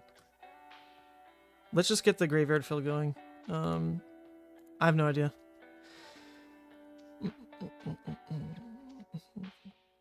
But they're fat decking us, so I do worry that there might be a point where they try to just kick back, like drop, like block 3, drop an aura, drop 3, block an aura, and we don't get Graveyard going. So leaning a little bit towards getting this there. I have no idea how this matchup plays. No idea.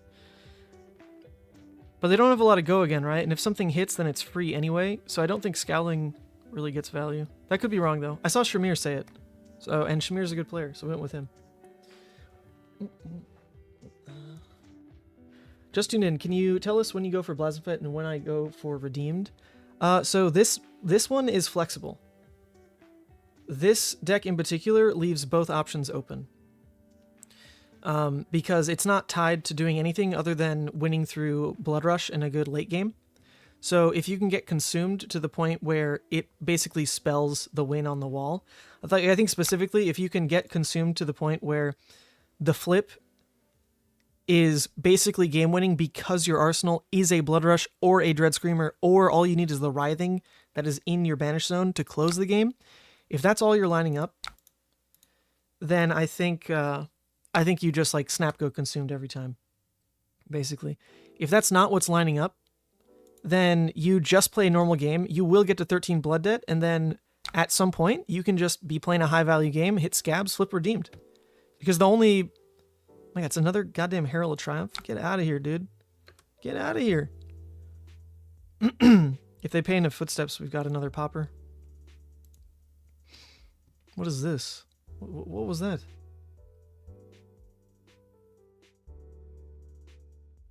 What is even happening? They're dropping all these instants. Target card defending gets -3. Okay, so they hit. Target card gets go again, and next angel gets +2. Okay, so it went through then. It went through. They spent 2 cards to make sure this happens. So let's hope it's a good payoff for them. Use case for Numbskull. Not a good enough use case at all.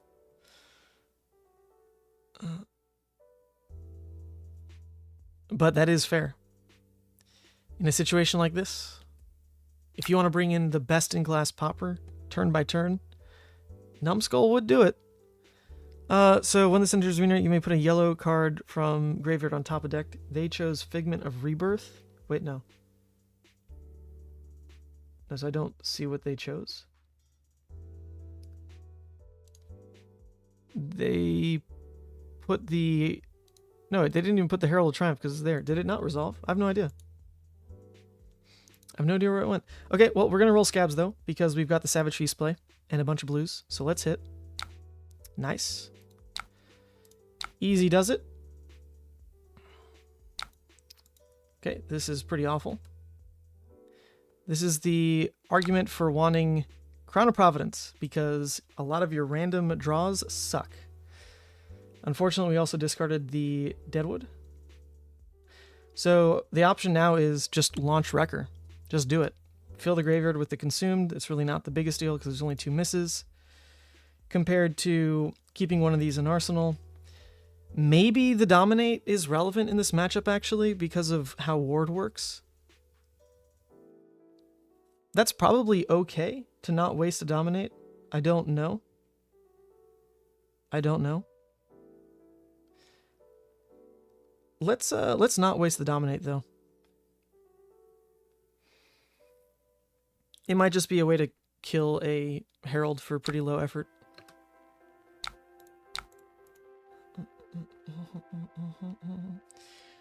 Now, the thing about Claws, Bencon, is it's just 6 damage, right? So if all we want is 6 damage, we could just Wrecker Romp, and it actually helps our graveyard because it fills with a 6 and fills with a non-6 when the non-6 doesn't matter, and it doesn't clog our arsenal. So we're only looking at 6 damage that turn, baseline, no matter what. Oh wait, oops. It's just a question of how do I want it? Do I want it from the Wrecker? And that way I don't have this in Arsenal, which maybe is unplayable, but it is playable on this hand. Because we can just Graveling for 8 Dominate, reset a Boneyard and Arsenal. Seems pretty good. Congrats on 5K. Thank you, Punkage. Congrats on you and your life. If you know what I mean. You know what I mean. Okay. They'll probably try to stop this again. I imagine they run a lot more of those instants. Let's see it happen. Yep, there's another one. Ooh, only -2? I could have had a swing big there, buddy. But it's okay, we don't need that card anyway. They pulled out this one.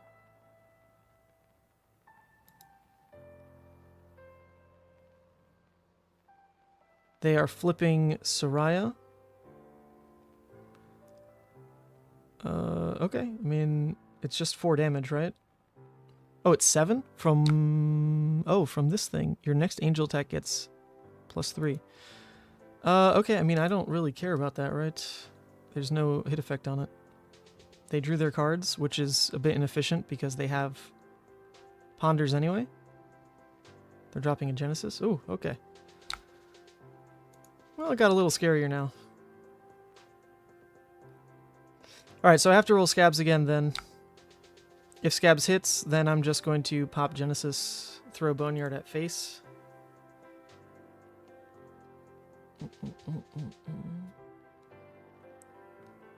Interesting.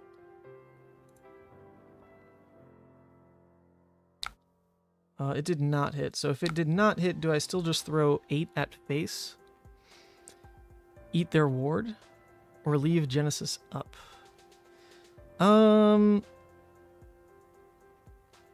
They don't have anything in Soul, right? So Genesis gives them a way to do that. They're also running all of the, like, anti-popper stuff, though, so they can probably get a Herald to hit through. I don't want to die to, like, whatever dumb engine they're trying to pull off here. So I think I'll just kill Genesis. Assume they can't make use of a large hand, but that could be wrong.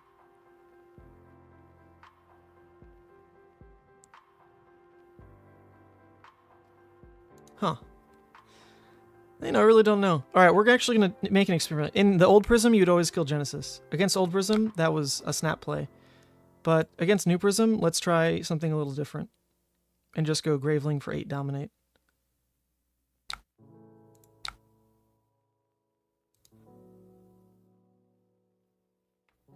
An experiment. An experiment.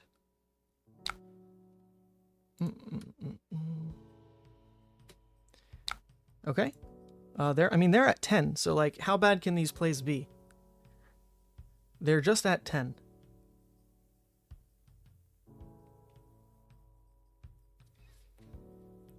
They go ahead, Genesis. Genesis puts a Herald in specifically, so now Prism can search for a Figment.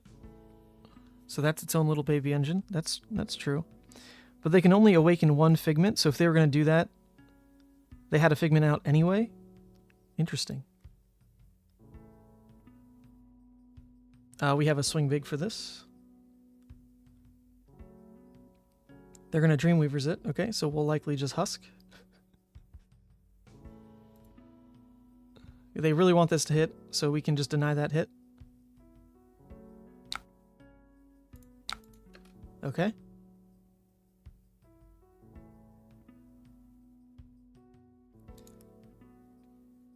Prism's hero ability doesn't work on Genesis since it's not the action phase. Oh, yeah, look at that. During an action phase, this is start of turn. Okay, good point. Good point. Thank you, opponent. Or not opponent. Thank you, chat. Thank you, chat. We learn. All I've seen about Prism is that Fino was losing a lot on stream with it. That's all I saw. That's all I saw.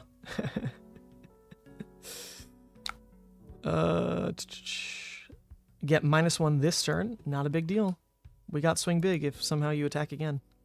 Which I don't even know if they can do.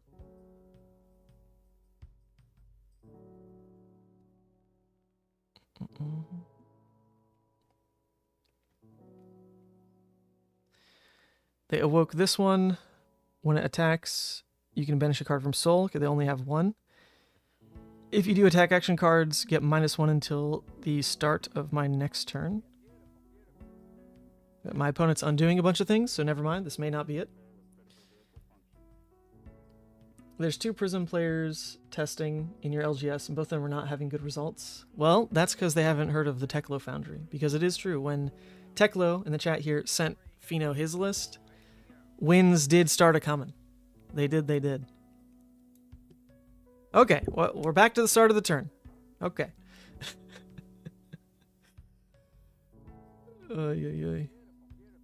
So actually seeing all the game actions they can take, I assume most of them are at instant speed, so maybe Scowling wouldn't have been good enough later. Yeah, because all the reactions they're playing are not actual reactions, they're instants, so I don't know if Scowling does ever get value in this matchup. Same thing with auras, they could just drop an aura. Same thing with these are instants. I guess the only thing it would help around is if they try to like overpitch into having enough to swing with one of these. It's probably not likely. Well, I don't know, they're running blues. They're running enough blues that it could work out. But it'd be a question of pitching like a red-blue to a 2-cost.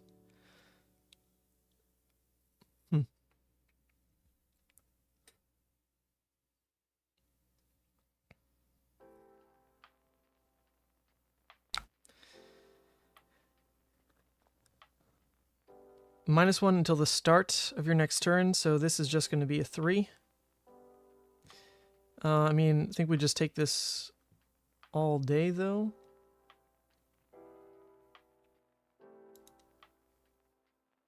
Nope. Okay, my opponent's rethinking things. Pitching the War Tune, yes. I mean, I just take this all day, though, I would assume.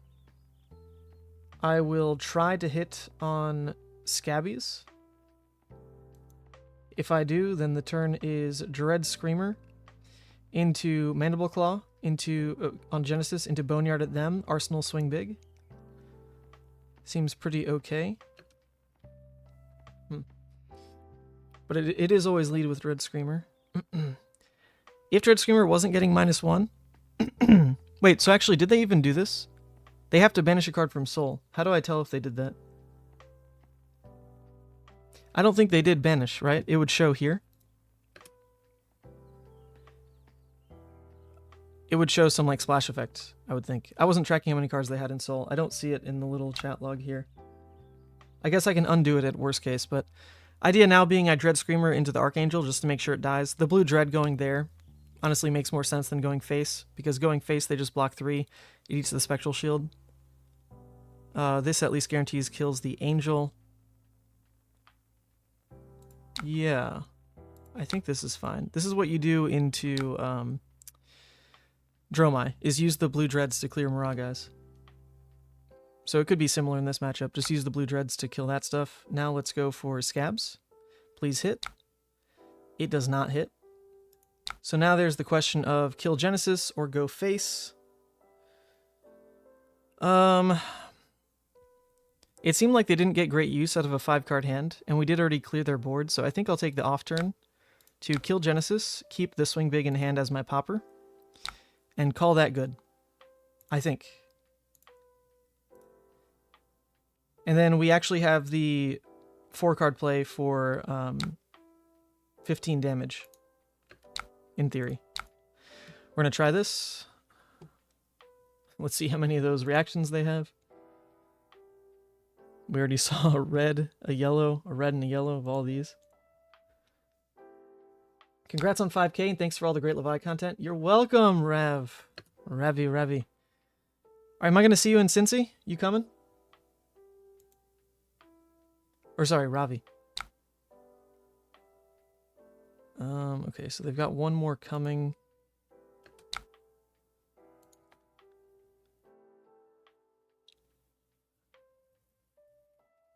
Yeah, I mean, I'm not going to block this, so I guess we just let it happen. Nothing I can do about it.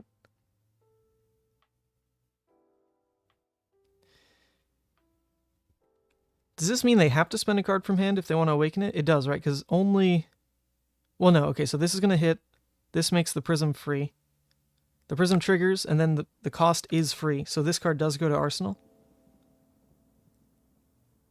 And they didn't give it go again, so they're not going to attack with whatever they awaken, which makes sense because it cost them resources, right? I think I'm following what Prism's doing correctly. Seems like she just needs a lot of cards. Maybe I shouldn't have swung at Genesis then. Huh. Okay, I mean, this hand is still very fine. Go again. Buff.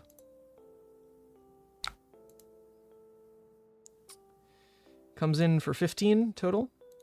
Ooh, although we didn't hit any misses, so now that lose condition is in the air.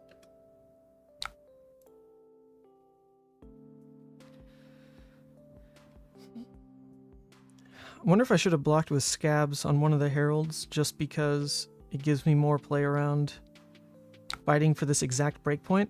It's actually kind of a big deal because previously you'd want to make sure you blocked twice with your equipment before like the absolute late game, right? So that you're not going into like the last turn of the game and finally using your scabs once. You want to, you know, stagnate the value you're getting across like kind of the last 2 turns if you can, or when the hit effect was relevant.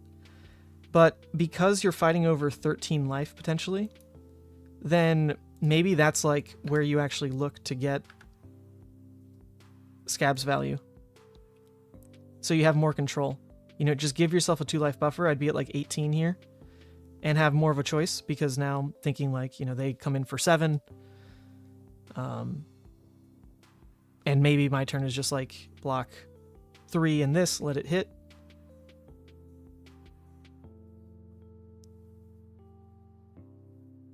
That could be a thing. Although we haven't needed to flip. The deck is just fine. The deck is just okay. But see, this is the thing. Like, we couldn't go consume this turn even if we wanted to because we have to make our play. And our play is turning off Blood Debt to enable Graveling. And we didn't have a play with that hand that could throw any amount of damage and not turn off Blood Debt. You know, this isn't optional. It just happens. They've thrown away like 12 value doing nothing? Yeah, I would agree.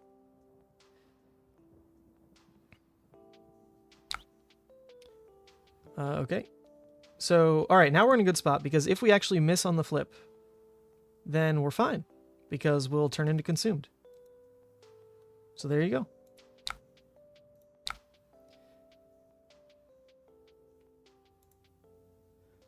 Alright, we did not miss on the flip. It's just going to be 12 damage. That is it.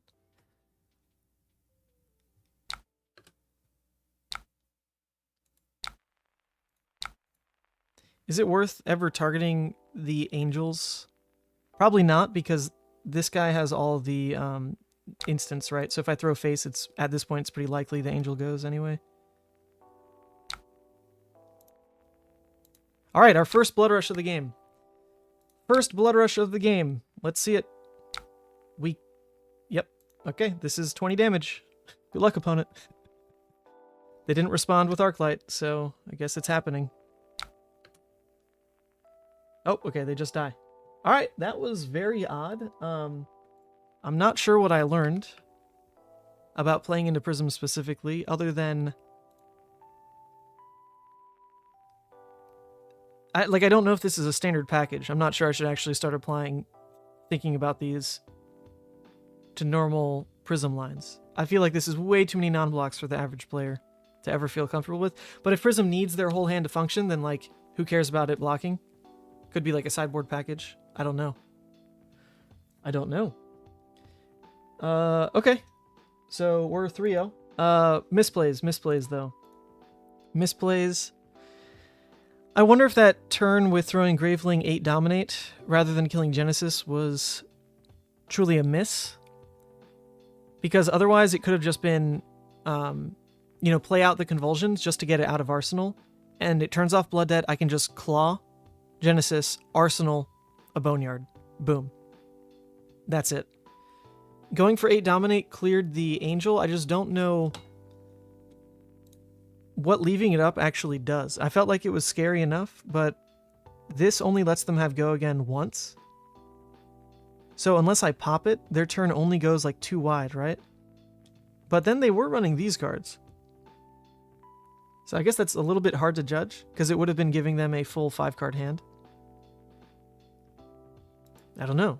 Was that a misplay? Someone tell me.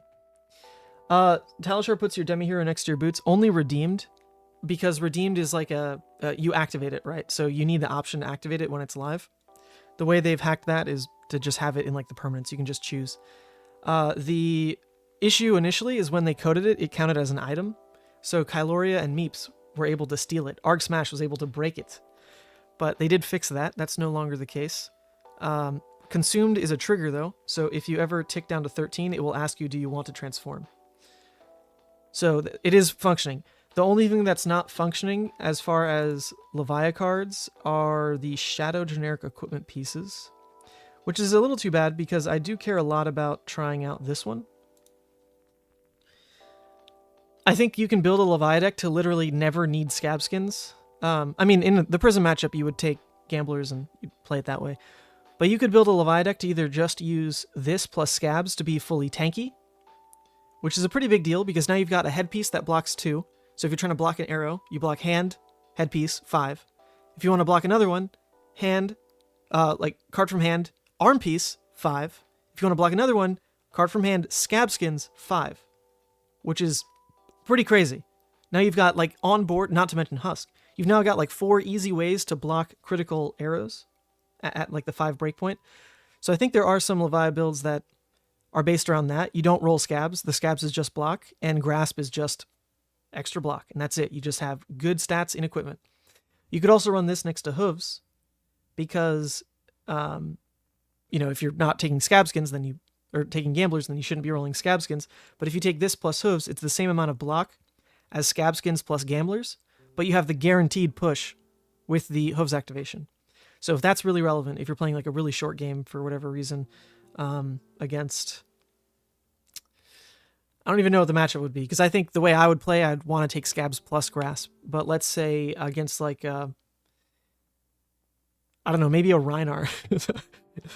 You just want to have like the guaranteed push of, okay, like I was forced to full keep this Intim hand. I need to make sure it lands.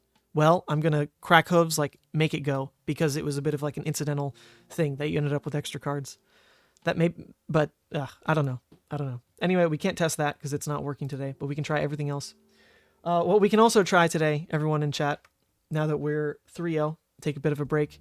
I'm going to eat some cherries, crack open a Celsius, and in the meantime, you all can buy, for the first time, second time, Vynnset merch.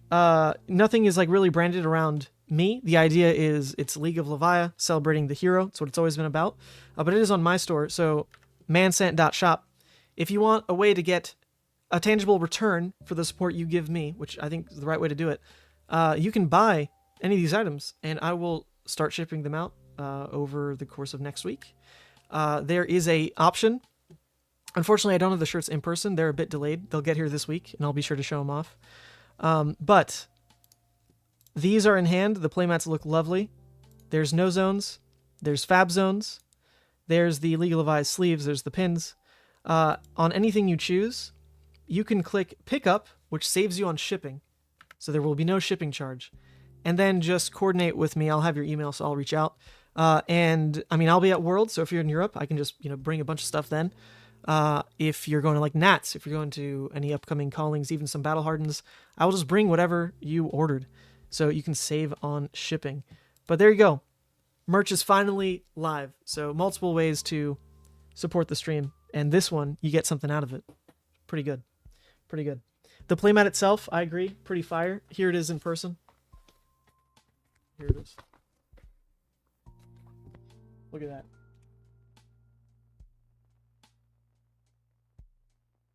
Beautiful. It's Levia with all of her OG minions. We got Boneyard Marauder, Deadwood Rumbler, Dread Screamer, Endless Maw, all the goodies. There you go. Let's go back to this. Was there a misplay that last game? I want to hit the buzzer. You got your merch order in? Thank you so much, Random Effect. Long-term patron as well. Long-term patron. Your name should be on this at some point as well. Okay. Also, let's update the sticky notes, because this is a 12-hour stream, so I don't want to lose track of what we're doing. We caught up on the weekend. We talked about Blitz changes. Talked about Blitz. We went over performing Levia. Went over, I'll just put decks. You know we're talking about Levia. Went over performing decks. Built new Bloodrush deck. And then we've got giveaways coming up in like an hour and a half. And there you go. That's everything we've done so far. Will you send them to PK Sam for Europe? No, I mean, I'd rather just bring them at Worlds, because to ask that of Sammy is a lot, because Sam still has to pick them up from the military base, ship them out individually. It's a lot of work, and I did not ask that of him this time around. So for the European supporters, either unfortunately deal with shipping, because it's unfortunate, but it is what it is. It's like, I don't know, 15, 20 bucks. Or just wait, and I can place your order, and I'll just bring it at Worlds. And then there you go. There you go. Do I want to play against Alexi? Yeah, we can play against Alexi. What up, Alec? We can bring you into the stream, Alec, after the giveaways. How about? Homepage. All right, host a game. Let's get in the Lexi match. Ooh, look at all these juicy games just waiting for me. Oh, should I press the Boltyn? Should I press the Boltyn match? Oh, it logged me out. Let's get this going over here. No, it didn't log me out. It was weird, a visual bug. Where's Worlds? I mean, it's in Europe. That's all we know. And I know I'll be going. Rain or shine.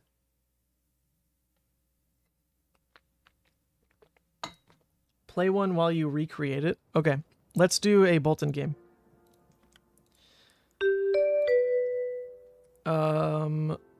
All right, our deck doesn't have too many unplayable hands going second. So when we're given the option, we'll take first. Or sorry, our deck still has unplayable hands going second. So when we're given the option to play it safe, you do take first. If you're running all the draw discards, you can go second pretty much every time. But you don't want to go second and have nothing to do. That is the worst thing in the world. All right, against Boltyn, I'm actually considering the Shadow Puppetry CNC. Because Boltyn is a deck that, when their hands are nuts, they just keep them. Their hands can be nuts off of a singular soul, and there's not much you can do about it. If it is combo, then Shadow Puppetry CNC just pulls a lot of weight anyway. So we can try to bring in our disruptive package of Shadow Pup CNC. I think I'm just going to try it because we haven't run it yet. So I'm kind of interested to just see if it makes a difference. They do have better equipment than a Ranger, so it doesn't quite line up the way that we would hope it to always happen. So maybe it's not worth it. We'll try it anyway. An experiment. Okay, it is combo, so we do like that we went Shadow Puppetry CNC. We're going to be keeping a lot more hands than normal. Okay, we definitely need every bit of graveyard fill we can get. So we play out the Wrecker. Get the extra dig going. Get the graveyard filled, because our opponent likely won't attack us much outside of probably this next turn. Oops, it's the wrong one. Let's go here. Any other tournament in EU? I am too poor for Birmingham. I would love to go, but I cannot. I will go to Worlds. And they started Spirit of Arena. Great start, opponent. Let's draw 3 Bloodrushes back-to-back, please. I'd appreciate that.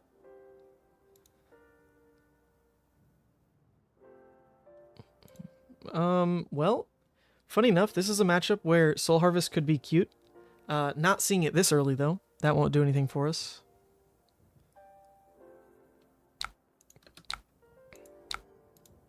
We're going to get this block in. Our turn will just be Art of War, banishing the Boneyard Marauder. That's it.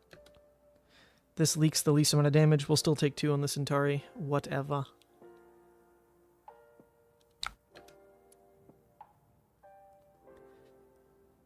Yep, take 2. Take 2 all day.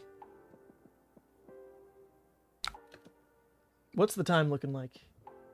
8 hours left? Easy.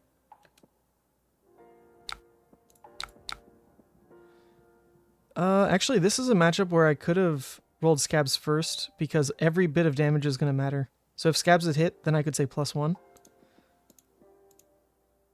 I learned that from Vasily. Okay, well, no, we've got this curve anyway. So this is the Art of War curve. This is a 3-card 12, and we get to Arsenal Dread Screamer. So that feels pretty fantastic.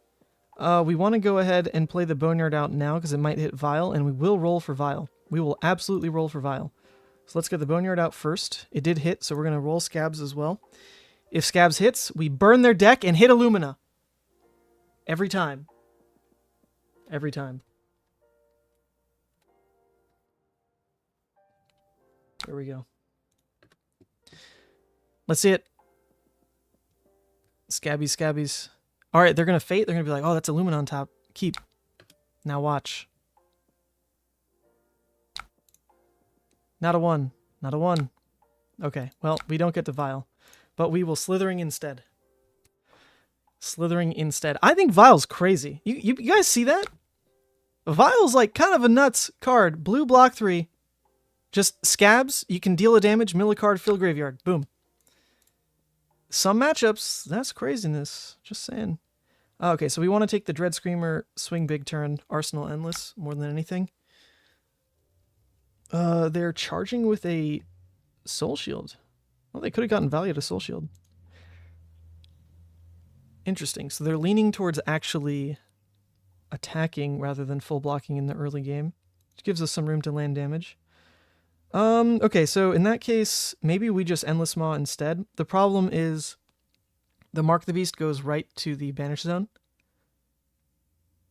This honestly could just be a full keep Scabs. If Scabs hits, then we swing big Endless Maw. If it doesn't, we can at least Dread Screamer swing big. I think that's fine. I'm willing to take the Scabs risk in this matchup in particular. Because it is just a race. We've just got to burst them down. Hit. Hit, baby. Yeah! Oh, we can use 6. Have you heard of our friend Vile Feast? Have you heard of our Lord and Savior, Vile Feast? Yeah, we absolutely use this first. Let's see it. Well, actually, that's not necessarily true because it shows them that we can't use the 3rd action point for damage. That is a misplay. But we can at least try to recur it. So in theory, we could use Vile Inquisition twice. Oh, it's not even called Vile Feast. Vile Inquisition. Twice, if we wanted to. Not what we're going to do, though. So then we'll go Endless Maw. And then wrap it up with a Swing Big.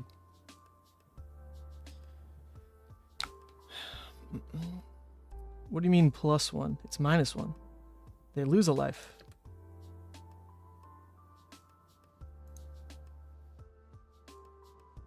Oh, wow. Do they actually have combo? Are you freaking kidding me? Just naturally drawn like this? 2 is too low a soul, though, to go for it, right? What on earth? There's no way, right? Can't I just block out and then... Like, I have Scowling as well. Can't I just block out? Well, no, because they can flash in with Spirit. Oh, man. Maybe I can't disrupt them. Hand's questionable, to say the least. It doesn't block. Okay, they're leading with the Luminous. Yes. A V as well. They got no value out of Courage? What? Am I stupid? This is like not how you're supposed to do it, though. Oh, you're saying error. Oh, yes, you're right, you're right. There we go. I've been zapped. I've been zapped.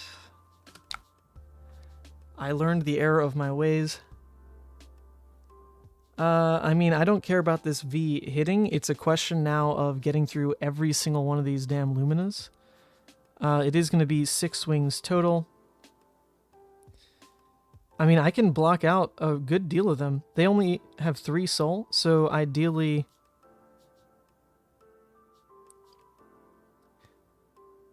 Well, okay, actually, I haven't seen this interaction come up before. So they use the Luminas with Spirit, so they don't actually need to give it go again with Boltyn. So I can't actually starve them from soul, which is what you used to be able to do. If they didn't have Spirit, then if they went for low soul, you could just block out the first 3, and then they're out. No more soul. They can hit you a 4th time, but they can't give it go again, and so then the combo fizzles. But because of the extra action points, that's not going to work. So, yeah, I actually can't starve them out. Either way, we weren't going to block the V, so I can take this.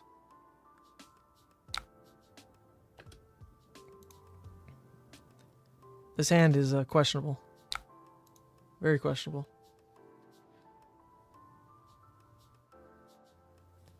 No, he doesn't have to break the V combat chain, because this is... Oh, it is an action! Oh, what on earth? Wait, so is he not going for full combo? He's just going for... Oh, I'm so confused. I am so very confused.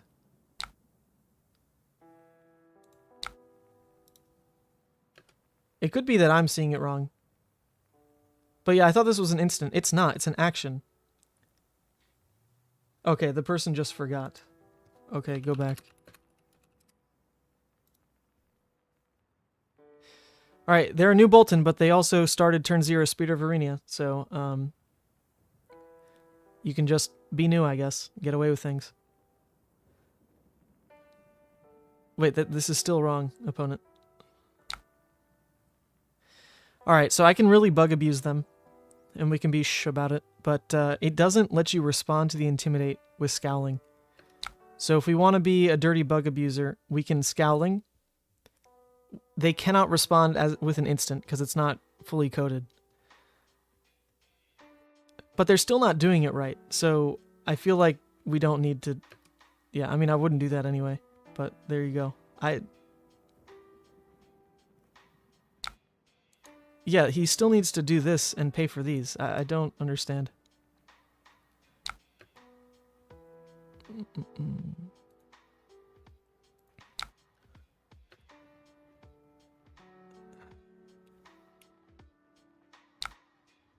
This breaks the chain. That also breaks the chain. You also wasted 3 life. I'll allow it. Sad part is we could totally still just lose. Could also just lose. This is 30 damage that we're looking at. 30 damage.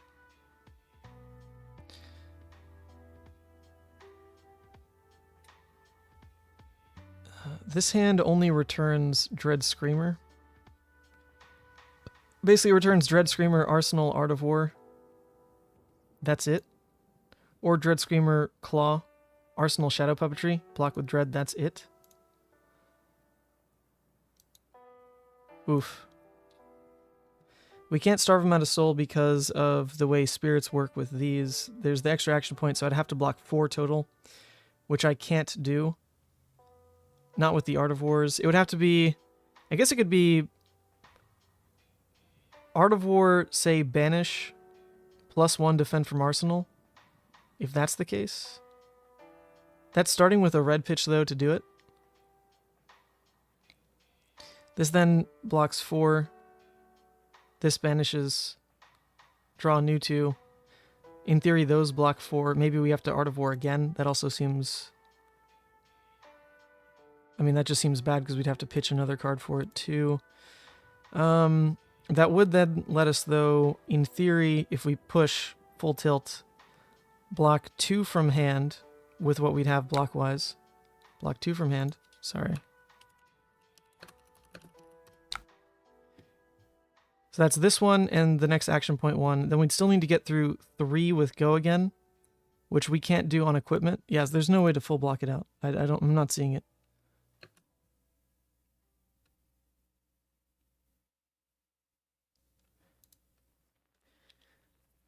Oy. Turn 4 natural combo with soul, turn 0.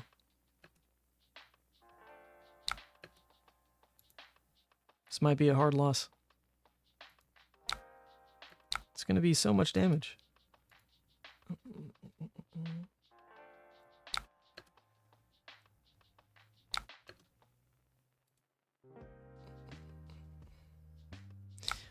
Alright, is it worth fighting over the consumed flip is the other option. Last option. Worth fighting over consumed? Yes or no? It'd have to be block with scabs here. Then block with Carrion Husk. Block from hand on hopefully 2 more. Still wildly unlikely to really happen. But taking this hit is what really seals it on not being able to consume flip. I mean, I have good plays from Banish with Consumed, you'd think. So maybe that's just what I fight for instead. Go for the Consumed play.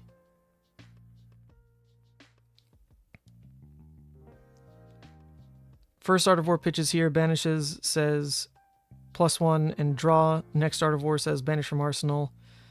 Draw. That's only 2 cards, though. Those 2 eat another 1. Karen eats 1. There's still the last one, which then at that point, I guess I'd have to scowl, but I would be taking 3 already down to 15. I'd be scowling, taking another 3 down to 12. That doesn't quite work either. If this was not a red, I think that play could actually work. Huh. Maybe we just go for it anyway. It'd have to be like drawing a Diabolic specifically, because this first Art of War will not turn on Diabolic. It's got to be the second Art of War. Oh boy. Let's just see what happens if we like really fight. Really fight to flip.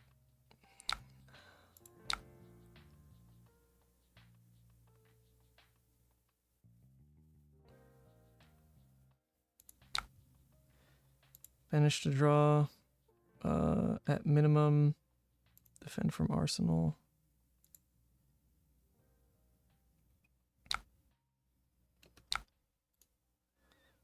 Oh, that is awful.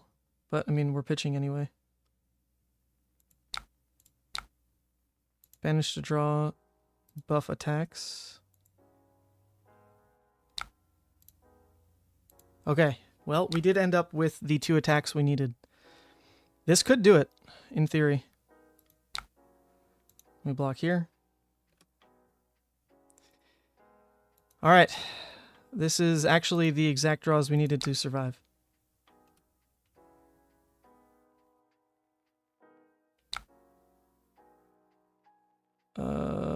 right.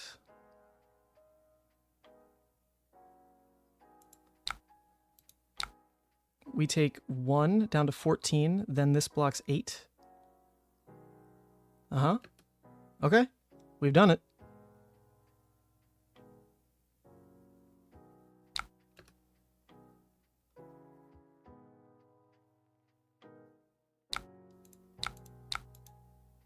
All right. That's it. That's it. We flip. We flip. We flip. We flip. We flip. Come on. Come on. Let's see the flip do good things. We need it. We need it to happen. Give me all the good things. Let me somehow win this game. Yeah. Consumed. Here we go. Oh, we don't have any extenders, though. There's no... Oh, we do have Blue Dread Screamer. Okay, that's allowed. We have an Endless Maw. That's allowed.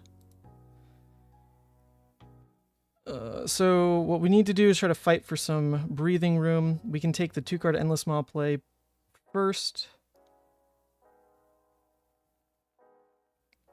We just need to kind of block and save life until then.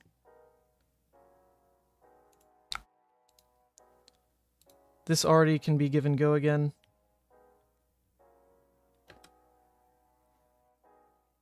Oy, oy, oy. In terms of what was banished, we saw 1 beacon go, and they didn't even use a beacon to find their Luminas. It's pretty scary. This one has baseline +1 because of courage anyway. Ooh, and that only ends up blocking 1. So I guess I just am going to park the CNC in Arsenal then, in that case.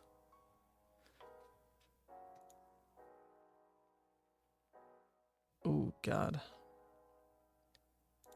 Yeah, my turn is just the Endless Maw.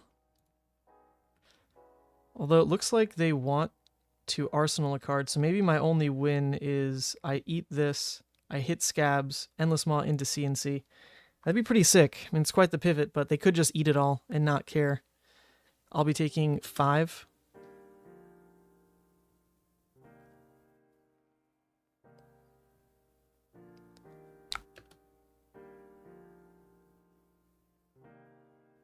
I think that's my play, though.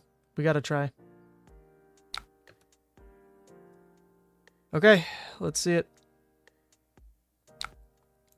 Let's hit, baby. It has to. It has to hit. God. Oh, no. Do I roll Gamblers, though?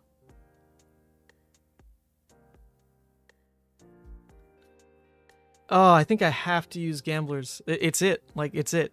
This is the lose case otherwise. Okay. Yeah, we lost. There we go. That's it. That's it. It's the dark side of Levia. I mean, the Boltyn naturally drew combo on turn 4 and started Spirit of Arenia. So I don't think there was any way to actually win. Even if this hit, they can just ignore the damage.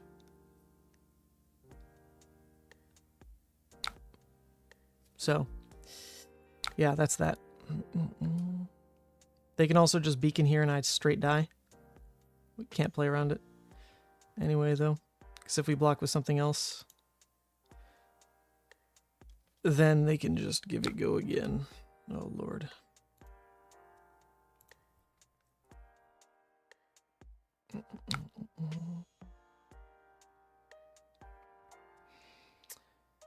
Good stuff, opponent. Good stuff.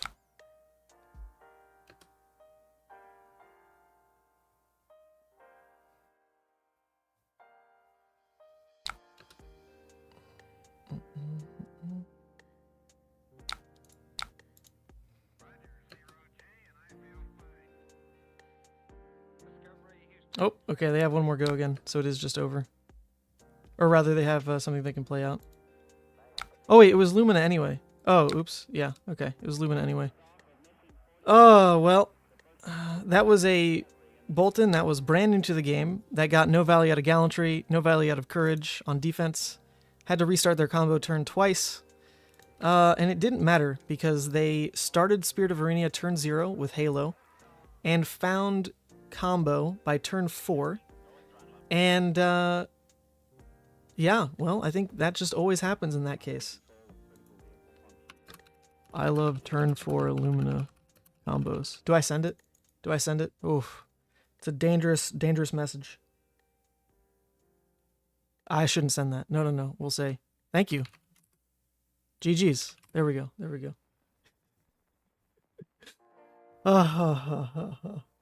Okay. That is now a loss. That is now a loss. I mean, I think we took... The only chance we had was to end up playing the Art of War that way, to flip right at 14. Only chance we had was the Gamblers hitting. Of course, it didn't, into a 1. I don't know if that's true misplays then. It's not like we helped them filter towards Spirit of Arena. They just had it turn 0. So that wasn't even wrong. We also called the right sideboard and did bring in CNC Puppetry just because it might be combo. But we never saw those cards when they were relevant because the game was over on turn 4. So, I don't know. I don't think that's really buzzer-worthy there. But that is a tilter. That is a tilter. Oh well. Alright, Dark Odious. Let's do it. Send me the invite. Looking for Vynnset? Okay, here we go.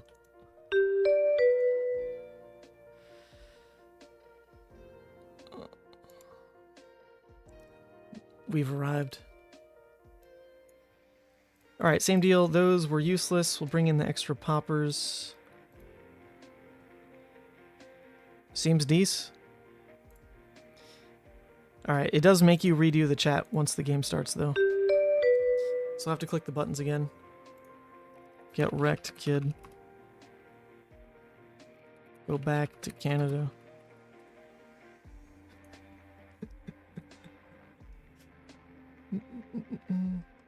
Did I scabs before that turn? Would hooves plus shadow have been better there? Actually, in terms of block, it would have been the same effect because what we needed was the 2 block out of scabs to end up at 14. So in that case, yes, grasp would have worked, and it would have guaranteed the Endless Maw hitting into CNC. So yes, grasp hooves would have been better in that matchup specifically. Absolutely. Absolutely. All right. We're going to be smart about this. We're not going to take a game action. Simply pass.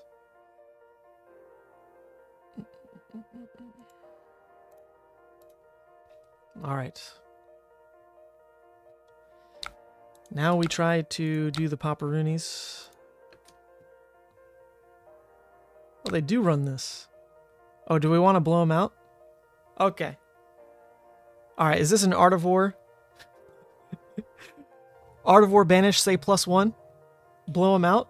Hell yeah.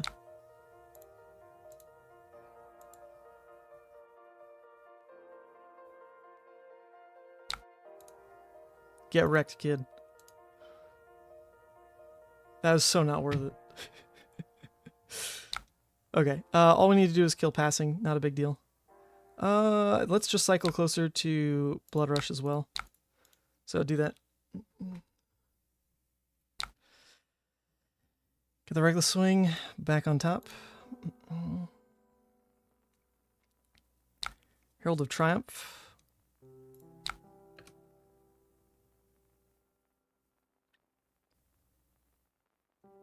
This actually feels pretty wrong. I shouldn't Reckless here, but I'm going to. If he drops an aura, that's a huge problem. This was a mistake. The plan was we're just waiting. So I do this Reckless. Bad plan, though. Bad plan is bad. Thinking, please bear with me.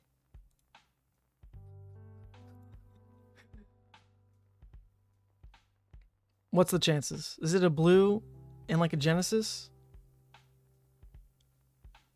Okay, yeah, here's the blowout. Here's the blowout. We got it. You think it has go again? In your face. Start at 30.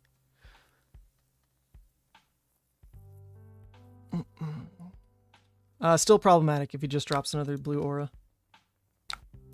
No, see, it didn't end up being a misplay. It was fine. It's only a misplay if he drops an aura there. He didn't drop an aura. We're good. We're okay. Could also Halo to counter the D-React. Oh, yeah, true, because there was one floating on that play. Yep. That's a good point. So maybe in that case it's always a misplay. We'll hit it. Wait, go up thing. There we go. We'll add the misplay counter. You're right, the Halo did make it always a misplay, I think. Oh, boy. Okay, Scab's turn. Let's go. So the good news is we can still just attack face with Dread Screamer. That can always happen, and then we're looking for Scabs to hit so we can go Claw into Passing Genesis. But we don't lose much just always launching the Dread first. I guess it could have missed, actually. Oh. Oh, shoot. Damn it, that was another misplay. It could have missed. So in that case, yeah, it was never right to do it that way. Okay, now we roll Scabs. Now we hit Scabs, don't we? Nice. We're good at this game.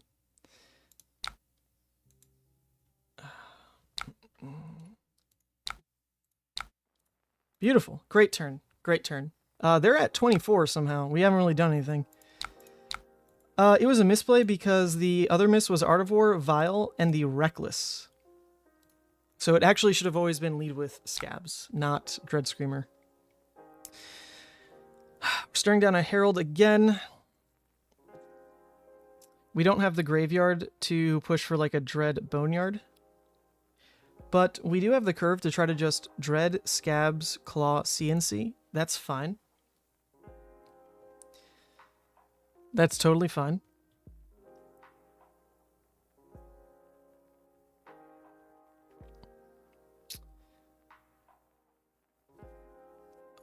I think I don't really fight to stop this one. The choice would be I give up the Boneyard for it and can just block Boneyard, Scowling, Scabs. I just don't know the matchup enough to like know if that's worth it, but it feels like I'm getting decent value here. They still have no soul, and I'm about to have another push turn. So it could be right. It could be right. Because, let's see, like, they can't pump this. Their stuff is, like, about denying pops. So if I block the 7, smack a card out of hand, that should stump them. That should stump them, I think. Let's try it. This is an experiment. An experiment. The sad part is it's not coded correctly where you can respond to the Intimidate. So that does mess things up. Oh, they can pump it. Oh shoot, the only one I'd seen so far was the other one, where it says your thing gets go again and your next one gets plus. So outplayed. But in the end, good that they kept that card, because in theory they can respond to it before the Intimidate. So we didn't have to undo things for Talashar's sake. Okay.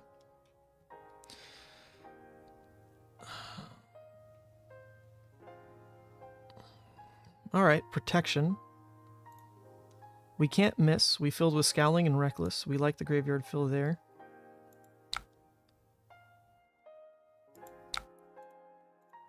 So if we can get the Claw through, then we should also clear the Spectral this turn.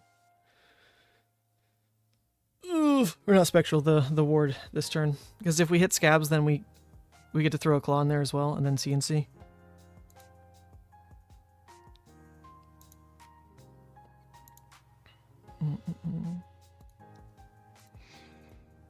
If it doesn't hit, it's not the biggest deal. We're still throwing 12. And we're showing the CNC last. It's fine. There is only trigger on hit. If it's a full block, I risk no priorities to use Luminaris. If it is a full block, then there's no priorities to use Luminaris. Okay, so in that case... Huh. In that case, blocking everything is good enough baseline, in most scenarios, the Scowling doesn't get better value. It's just blocking the breakpoint. Because they don't have a resource sink after the fact. I was thinking...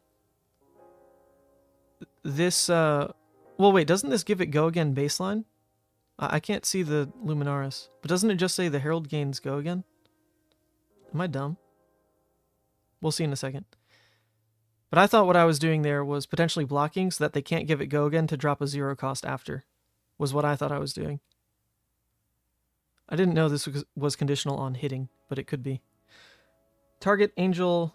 No, yeah. Yeah, this doesn't care about it hitting.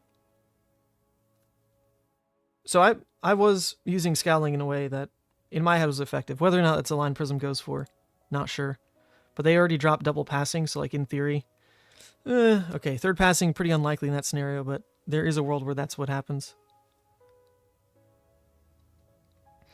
Alright, Halo was used to load a card in Soul. That triggered Prism. Prism fetched then Figment. When this enters the arena, attack action cards get -1 this turn, so shouldn't this be a 5? Is that bugged?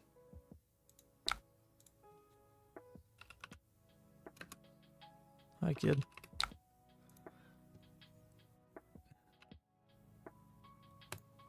Is it bugged? Should it be 5?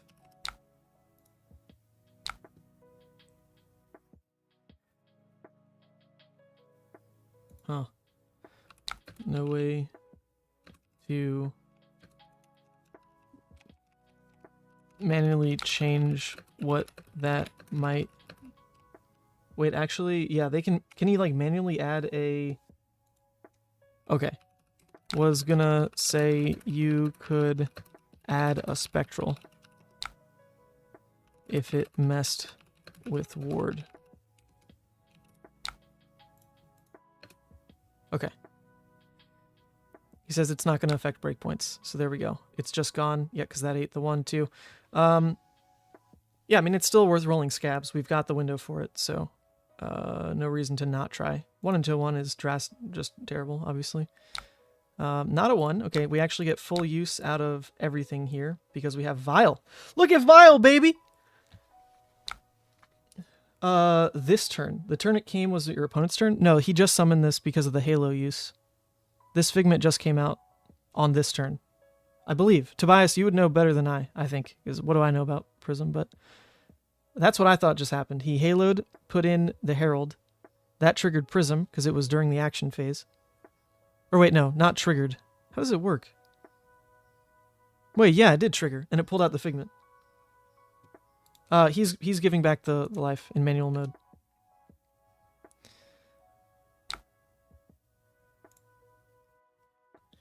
Dark Odious is on top of it.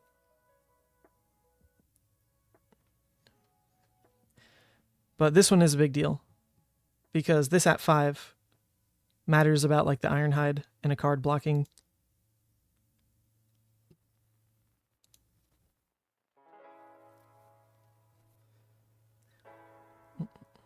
And we get to Vile Feast as well, which is great because our graveyard can do with a little recycling here. Oh, it's not Vile Feast. Vile Inquisition. Is there a card called Vile Feast? Like, am I going insane? Vile... No, it is just Vile Inquisition. Okay, well, in my head, they're like feasting on the opponent's deck. It's a Levia card now. Nope. Oh, in Legends of Runeterra. That's right. Vile Feast. Is that the one that makes a spider? It, like, saps a life, makes a spider? Yeah, there you go. No, I'm definitely not thinking of Grim Feast. Vile Feast is a card name from somewhere. Matt's right, it is Runeterra.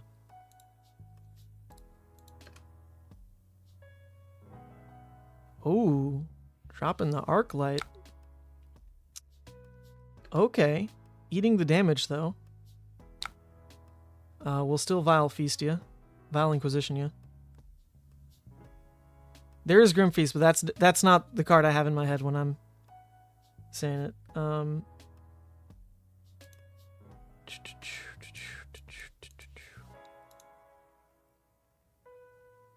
Alright, they added 2 life back. That is correct. Vile does dock another life, though.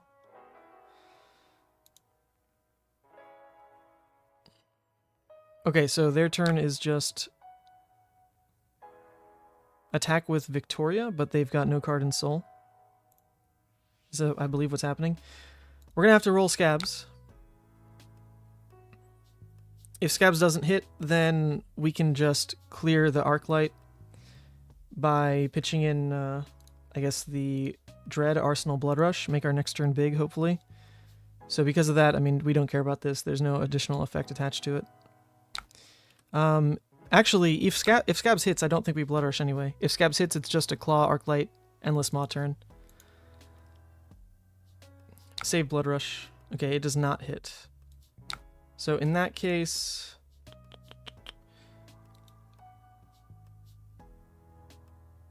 let's get the...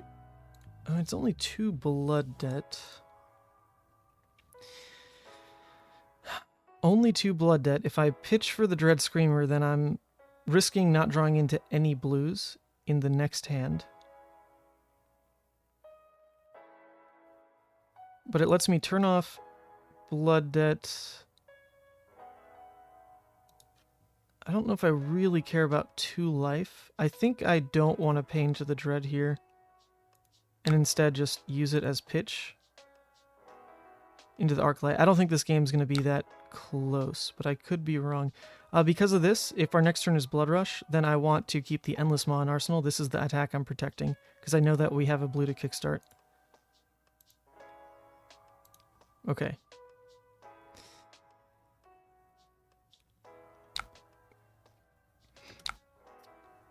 Can't pop this anyway, because it's all -1. So this could be a scenario where I go ahead and use Husk. Right, because otherwise what's happening is this is going to go to Soul. Prism can then pull a Figment. They can pay 1 to give this go again. They can then use that Soul to use Victoria. Victoria is pretty annoying. Although it says attack action cards my opponent controls, which is me, get -1. So it wouldn't count Claws. Maybe I don't mind if they use Soul on that. But then that's still at minimum 9 damage coming through. So I'm looking at being put at 23. So I'll have more reason to use Husk. I don't think I need to Husk this. Unless I'm not confident about what Soul is doing, right? Soul is just powering these guys, I think. Okay, we're going to let it through. Let it through. No big deal. No biggie dealy.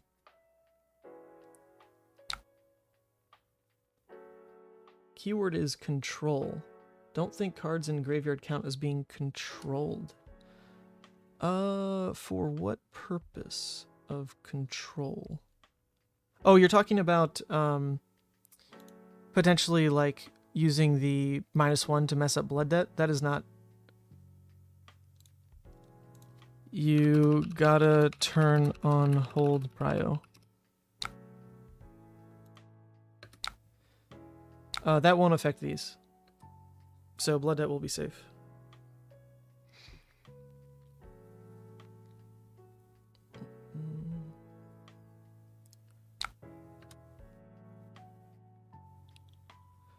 There you go. Boys got it. Alright, so this should let them still flip as well. The 2 floating can pay for... Wait, no, it's free because of Empyrean? The 2 floating goes to paying for the attack. Okay, that makes sense. Looks like he's not using Soul for it, so this is just a free 4 damage. I don't know how I miscounted. I'm only 24. Or 22. Yeah, I don't think I care about... Oh, it's because of this. Oh, this dealt the damage. Okay, so I was right. It should have been at 23. Now I'm at 22 because of this. Doesn't matter the plans that we made.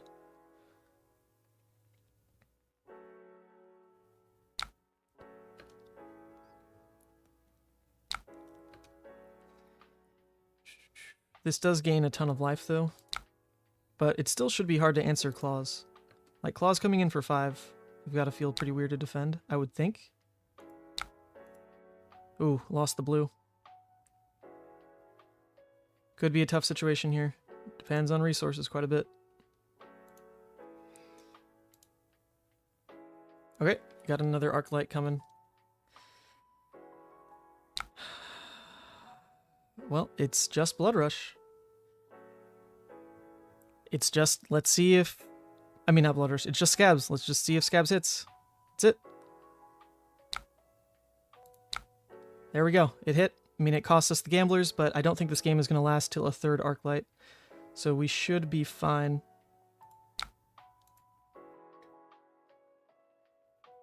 Very cool. Okay, so this turn then just becomes... Well, I don't know. So I actually think I Bloodrush here. I think this is a good situation to push for it. Sure, we didn't get the full value on it going wide, but he's only at 1 card in hand, and we have the Endless Maw. So we're going to Bloodrush again here. We're looking to just draw even a blue and a red. Double red is worst case. That's pretty bad.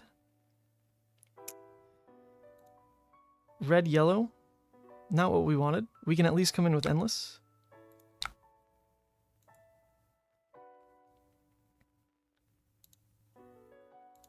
I mean, there was payoff if it actually drew a blue. Like, blue-red was what we're looking for. Double yellow would have worked. Obviously, double blue would have worked. Red-red would have been awful. Red-yellow was at least playable. So I guess there's, like, one hand where that just never works as the play. Another hand where it's just this. And then 2 hands where it's... 3 hands where it's huge payoff. Because no matter what, we would have had to been pitching the Bloodrush into the Claw Endless Maw play, so for the length of this game, we weren't going to play that Bloodrush anyway, so I think it was right to play out. I think it absolutely was.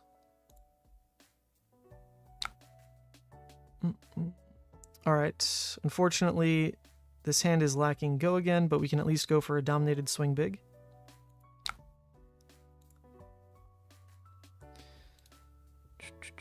Cool. Doesn't miss.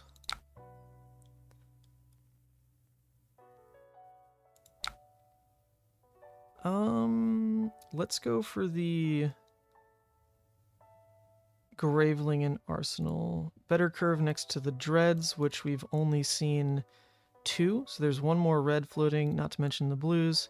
Also the Artivores, which at this point we've played 1 and pitched 1. So there's 1 more still coming. I think it's the more flexible card. Could be wrong, though. Huh. Yeah, it's draw 2 blues and win the game. Yeah, so... Well, because even the draw red-blue, right? 3 draw sequences that just win the game on the spot.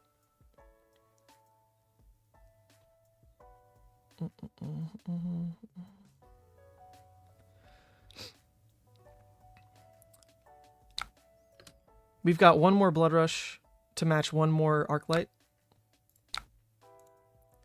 Okay, we found the Dread. Nice. Okay, I mean, we go for the pop. Savage Feast gets no value anymore because we don't have Gamblers. So, I mean, if this doesn't hit, cool. If it does, then cool for him. Yeah, I don't think we need to do anything otherwise, right? If it does hit, we're only taking 4. That's not super relevant. I think we always just try for the Phantasm on that.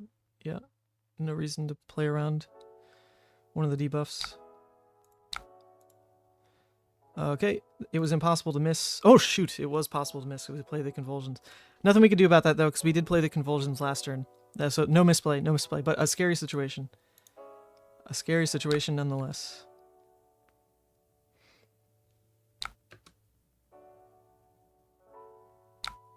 Alright, we're happy that the Graveling is there because we kind of done our Dreads. This is our last red Dread Screamer, though.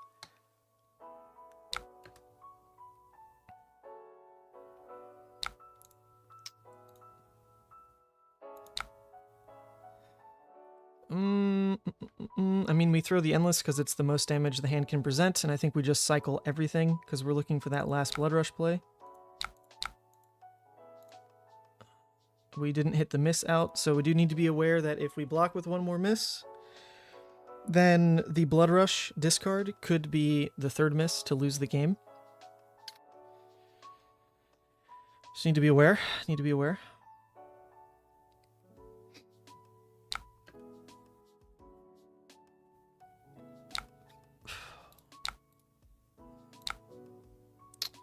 Alright, once again, the hand cannot go wide.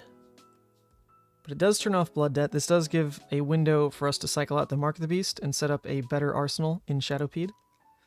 Actually, I think I'm going to pitch away Shadowpede. I'd rather the Boneyard. So, this really is opening up a pretty massive window for Dark Odious here.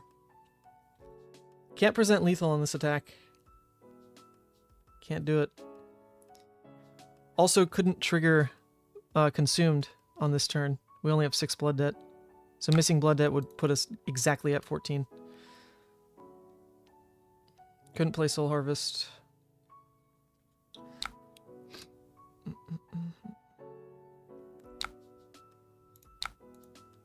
Okay, there's the last Bloodrush hand. Okay, so now we just need to try to deny whatever Dark Odious is doing. This seems pretty safe. We're just going to slam the Bellows. If it's the last Arclight, it's the last Arclight. Pretty likely. But I don't know if they actually run 3 Arclight.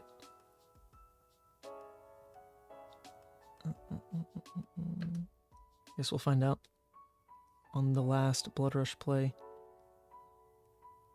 Seems like a lot of non-blocks, but Arclight is a massive card. I mean, you slam that out. Doesn't matter, it's a non-block. It takes the turn.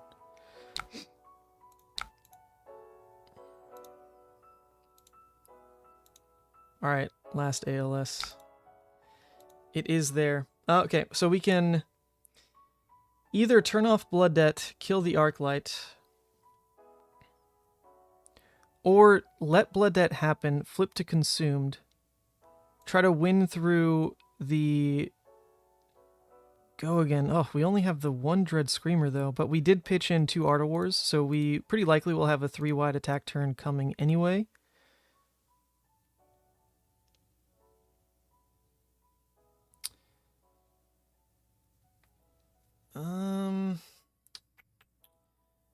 The risk of Scabs is it's a 1, and then my next turn, I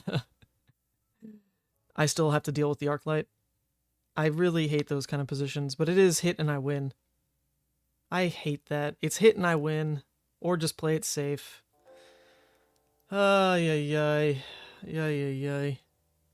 I think because I have Consumed at least, it's fine. Okay, we win. There we go. We had Consumed anyway.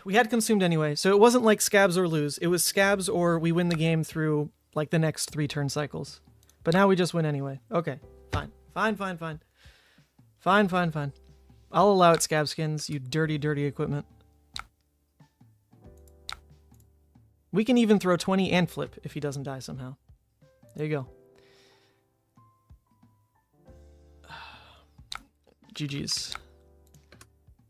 Yeah, Consume Flip would have happened. Had 8 Blood Debt. Which was bringing us down to 12. Or no, sorry, 14. What am I saying? Oh, I didn't have the Consume Flip. Oh, I didn't have Consumed. That's not math. I thought I was going to 12. I was going to 14. Alright. Whatever. Won the game. I'm down to replay. Quick rematch. There we go.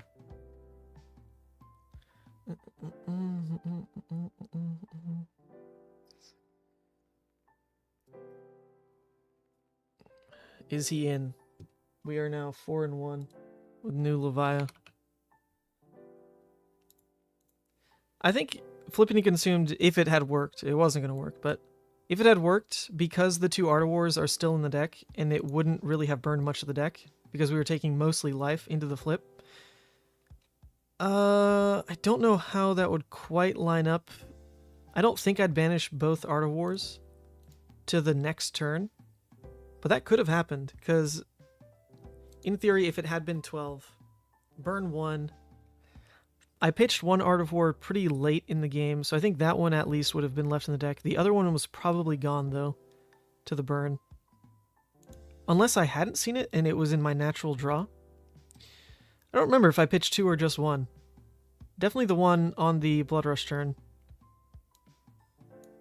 But I think there was enough to win the game. hands down. Because all you really need, if your opponent's on that life, you need a 3-wide turn. And Bloodrush was in theory gone if it got eaten by the ALS. But at minimum, there was the Dread Screamer to pull from, plus the Art of War that we would draw, and then a 3rd attack. And that would have closed the game. So we had it in deck at some point. Okay. Page. Still the correct roll either way.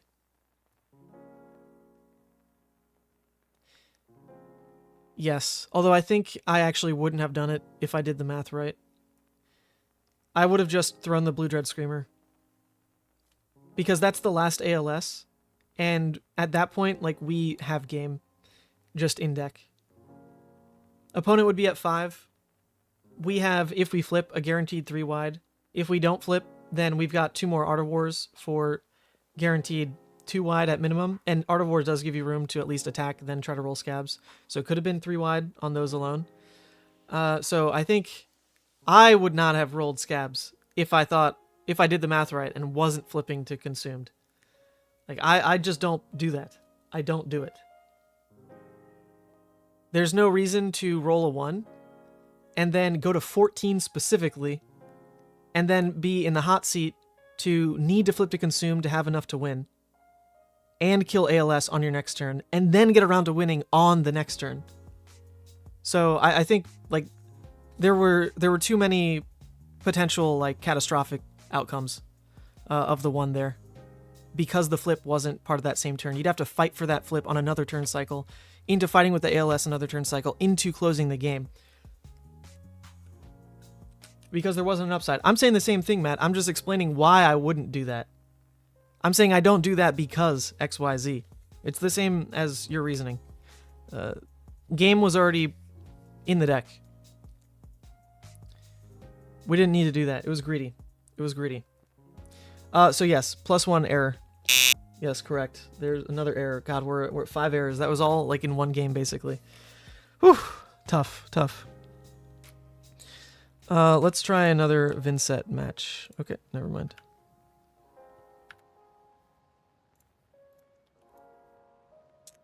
Another player's already joined, then why is it still there? I'm refreshing. Alright. Let's just host a game then. Test new CC, please. Public. Open format. Is open format the same as Living Legends CC? Like, I don't see that as a tag here, so I don't know how people do it. Cool. Oh, we've got a Bravo. Okay. We have no special tech to beat Bravo in this list, not running the Guardians, but I think this matchup's probably totally fine with the flips now. As long as you control your life when given the opportunity, then you just can't lose to Blood Debt anymore, which was the lose con in this matchup. So that probably feels pretty good these days. I don't want the scars. I want more flexibility on the block.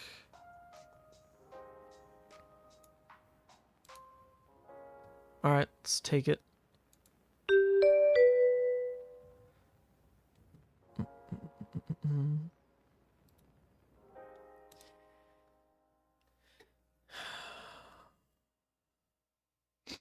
So the new card that Bravo got, the Unity one, aggressively doesn't mean much to Levia, which is quite nice.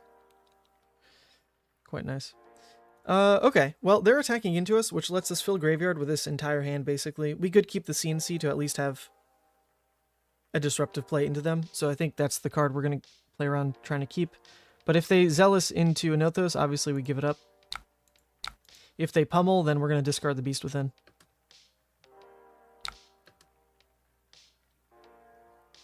Alright, they do just Anothos, so we give up the full hand. We do fill the Graveyard, and it's not even with any Blood Debt, so... pretty nice. Interesting. I think there's no reason not to slam the Bloodrush here.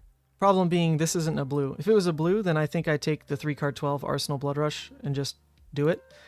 But you can get over Bravo's block pretty easy. You don't need the 3 Bloodrushes to do it specifically, so if this can at least turn into Claw Attack on this kind of poor setup, that is still fine with me. And it will actually turn into claw attack. That's it. Shout out to Slithering. Only reason this hand is playable. Arsenal Red Graveling, also fine. We did lose a Red Dread, but you're not really losing it, right? You're going to try to banish it. And then this ends up being part of your toolbox with Consumed.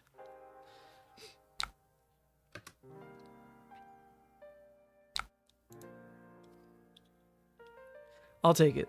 3-card play in the end, because we're still going to get the arsenal out of it. Deals 13, 3-card 13. That's what a Hydra would do. And there's so much work to pull off a Hydra.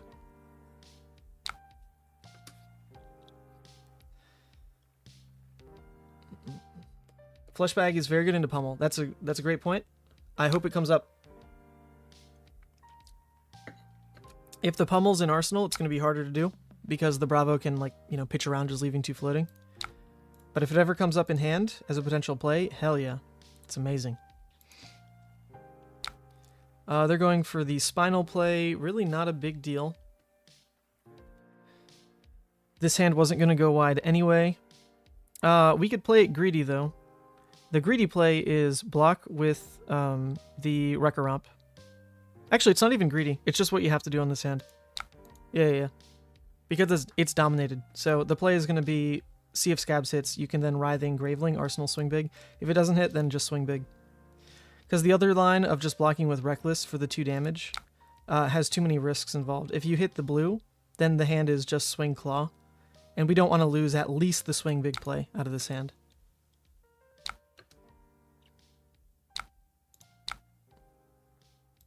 Nice. There's no blood debt to hit. Oh, never mind. That's not true. We discarded Dread and played Slithering. Okay, we did hit 1 blood debt. A little bit unlucky because we don't necessarily want to play into blood debt yet. This is just the hand that was given to us. It's forced by the Spinal. So if that had hit but not hit blood debt, just hit 6s to trigger Graveling, Arsenal swing big is pretty flexible, because then the next turn could just be, you know, block 2, swing big, set a better Arsenal card. Okay, the opponent should be using Crown against swing big in this matchup, because if I play even like 2 swing bigs out, they're likely at 8. I guess that's not true. One's likely 8, one's maybe 10 because of Bloodrush. So Bravo gets pretty good use out of the Quicken and can block 6, add in the Crown, boom, take an off turn. All right, we unfortunately have another Scabs hand. Oh boy. We are Scabs gamers.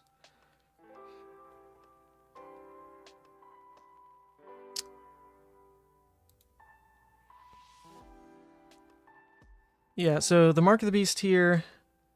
Actually, I mean, it gives options. In theory, it could either be block 6 on the Spinal, just throw the swing big. Arsenal the Mark is fine. We only take 1 blood debt. Could also make that a little more flexible. Just block with these, swing back with the swing big, Arsenal Boneyard, end up taking 2 blood debt, not the biggest deal. Could also be block with 1, or no, block with both. Try to hit Scabs. If Scabs hits, then it's Boneyard for 9, because you spend the extra 2 floating on Mandible and just move on. It also turns off blood debt. I think the play I like the best is just doing this. Oops. Just do this, go up to 2 blood debt, but still swing big. Arsenal Boneyard. I think I'm most open to that line. But this at least says, you know, like, lets me have windows for Scabs. If I block with the blue, I don't have a window for Scabs. So I think because of the Scabs gamers, we will have to make this play. It is better. They're going to cry at me if I don't do it. Because at minimum, I should be able to throw the Boneyard. Easy. Why even sweat? Literally, why even sweat? So actually, that's different now. I could just Boneyard into swing big, keep the arsenal open for a better attack. Swing big is not the best in this build because we took out the red unworldlies. So I actually think I want to clear out the swing big. It is not optimal. Although it depends how they block, I guess. They're not blocking.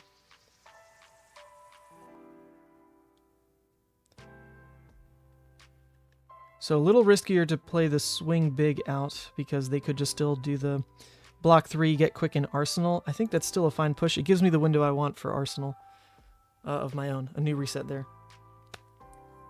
Yeah. Let's do it. Give Bravo a quicken if they want. No, it's true. If they slow down for a quicken, I will take it, right? Because that's going to be them at minimum 2 cards, maybe 3. I'll get a full 4, which likely still throws a decent play and buys me Arsenal.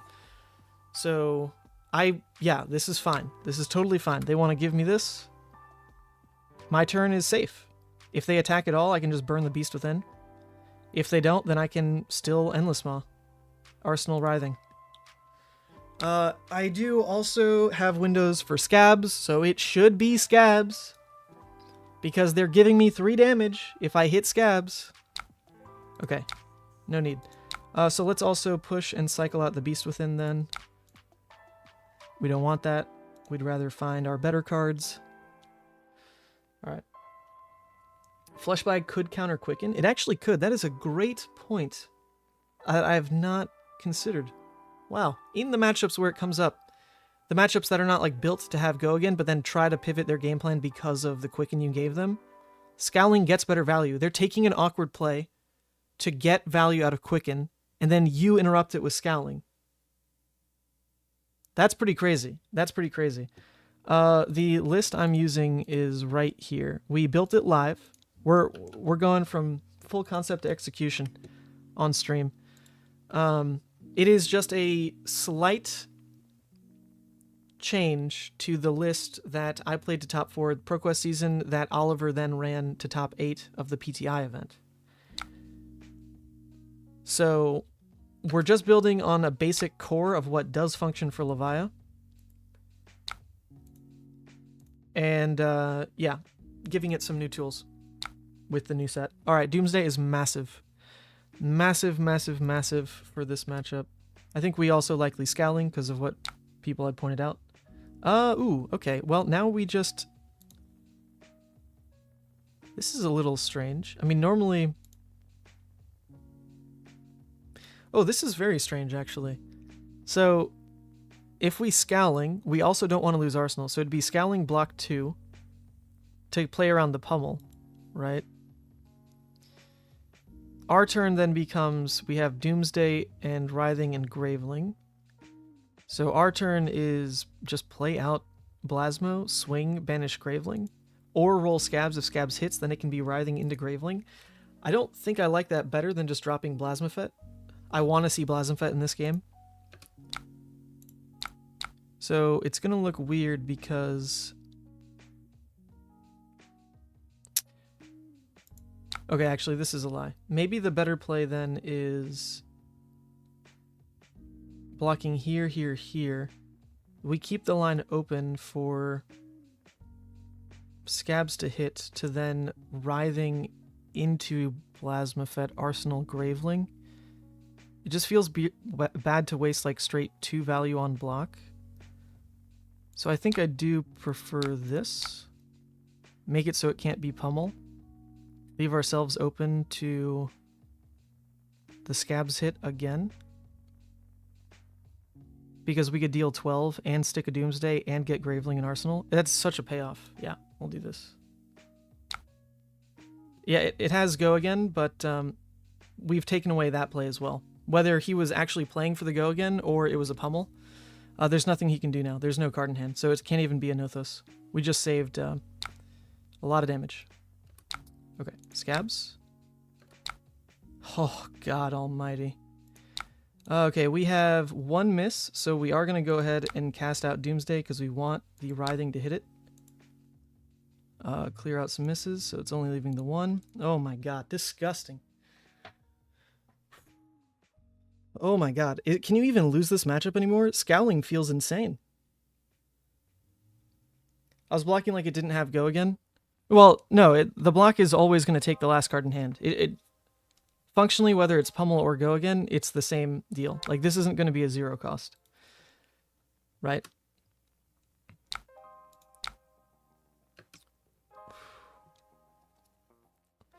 The point is, like, using the extra card. Because in a way, like, Pummel gets around the fact that baseline, there isn't a lot of go again. It's like taking an extra action on top of your singular action point, which is why it's costed so high.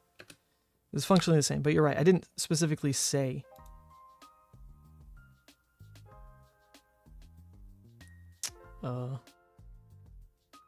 Is this at me? Why would you choose me? I have the block 7 right here. Don't do that, opponent. Don't do that.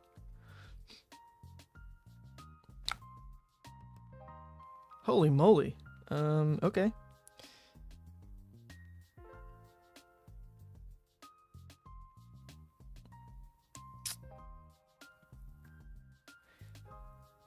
Well, we can just give up Husk. It can't be lunging press on a weapon, obviously can't be pummel, so we can just give up Husk and the Vial and just play a Bloodrush turn. At minimum, it's going to be Claw, Plasmafet for 6, at minimum.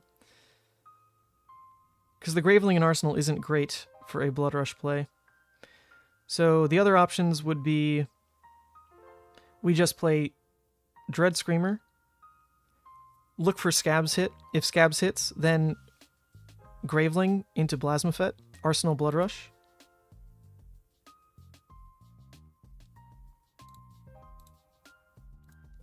We have one more Bloodrush in the deck.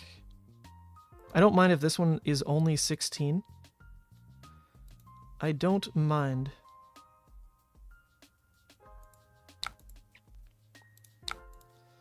Because at minimum, they can't keep a hand again.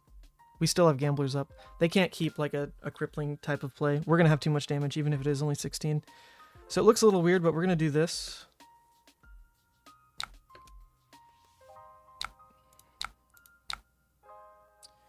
Okay.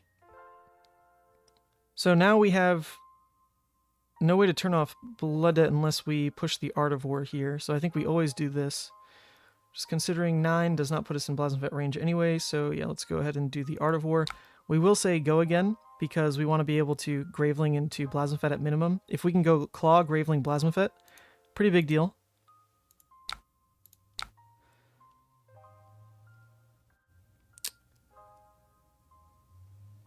Okay, I mean, that keeps the Graveling in Arsenal as well. Let's do it. Pretty good. Pretty good.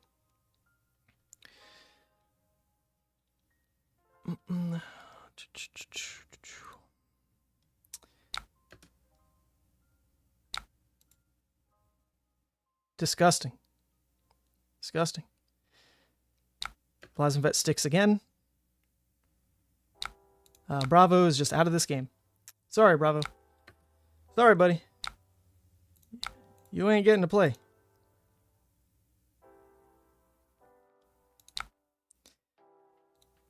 Okay, so the problem now is, though, we did fill the yard with a bunch of misses, so I kind of want to spend a turn just clearing them out. So that slows us down quite considerably, but the turn can pretty easily just be a Convulsions play into Boneyard. I know that looks weird, but the idea is it resets the graveyard, so that's no longer a lose con, plus it gives the Dominate that could close the game. So that would come in for 7 Dominate. I guess if what we're trying to do is win, this would come in for 8.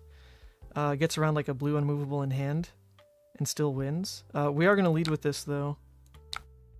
It did hit. Now we can roll Scabs. Did not hit. So now we're just going to go for the Graveling 8 because it might end the game on the spot.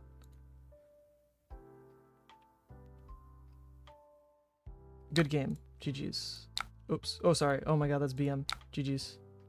Alright, puts us at 5-1. I think that's right. Even though the initial plan was to clear the yard, the fact that this could win on the spot unless it's even through a blue unmovable in hand maybe is correct. If we're trying to just make sure we win the longer game, then playing the Boneyard to clear the yard was definitely safer, because then if they blew unmovable from hand,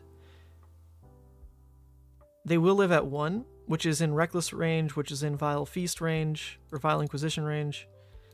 Plus, they'd have to answer Plasmafet. I think the correct play is actually just Boneyard, because that still puts them on losing to just like a D-React in hand. It'd have to be a D-React setup in Arsenal, but I don't think that makes sense, because this Arsenal has been there since the CNC Go Again turn. So I really feel like this is a pummel, because it's something they put when they were trying to play an aggressive turn cycle. So I don't think this was ever a D-React. I mean, obviously it wasn't, or they would have played it. So because of that, yeah, maybe this was right. That's kind of a toss-up, though. It's like, do I play for winning through blue unmovable from hand? I guess it could be staunch as well, so that kind of changes how it would have worked. So maybe this was better. Not sure. Not sure. Anyway, good game. Good game. We're getting the wins. We're getting the wins. Let's do a Levia mirror.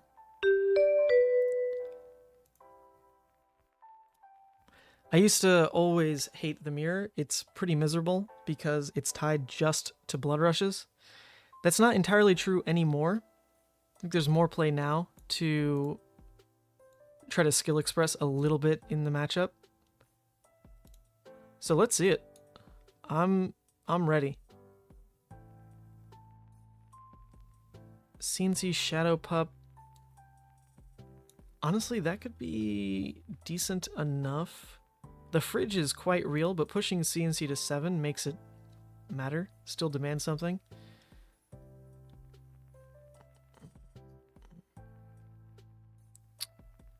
They also will run Gamblers, so it becomes slightly riskier to go for Scabskins plays, because they might reroll our good rolls. So I could see that swap happening. I think we'll just keep it as is for now. What? Slithering... The new Dusk Till Dawn cards? Man, she's right here. That's like a whole... You plan around it now. The problem with Levia was never her early game. I mean, it was like her turn 0. The problem with Levia was her end game. And now the end game is fixed. With Redeemed. That's it. That's all she needed. You also have the Slitherings. Those have come up. Those have come up. Vile Feast, or Vile Inquisition. That card has come up. Diabolic Offering did come up against one of the games. It was the final push on a Bloodrush attack. It's pretty big. Okay, we like this hand a lot. A lot. We definitely don't attack. Thinking on the Arsenal here, in theory, what we want to Arsenal is a swing big, because almost no matter what they do, we're just going to play our Bloodrush turn to go Claw, swing big. So we want to make sure this stays in Arsenal. Keep the Bloodrush in hand. There's no way they can get it out of us. So let's make that play. Okay. We can block 3. In fact, we pretty much must block 3. But that is fine. That is fine. Really going 12 hours? Hell yeah. I can't really do much else the rest of the week because... Because I've got to worry about the Battle Hardened Cincy stream. Got to get to work on that. So we're doing the marathon today. Also in celebration of 5K subs, in celebration of the merch shop launching. A lot of big deals. A lot of big deals coming. We take this. Their next attack is likely a claw, but in the off chance it isn't, and it's a CNC, we'll want to pivot our hand real quick and block 6. Oh, it's a swing big. Ooh. Pretty good turn 2 out of them. I mean, our turn will be better.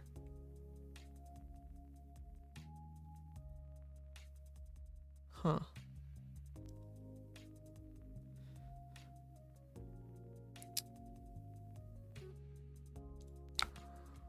Our turn should still be better here. The one consideration is basically using armor to block that get the quicken means that we can at least lead with the Mark the Beast, Scabs roll, Diabolic, then swing big. And just do 24 damage. Oh, that's not right. Sorry. 20 damage without needing to Bloodrush, but the Bloodrush should be 20 damage anyway and doesn't use equipment. So let's just do that.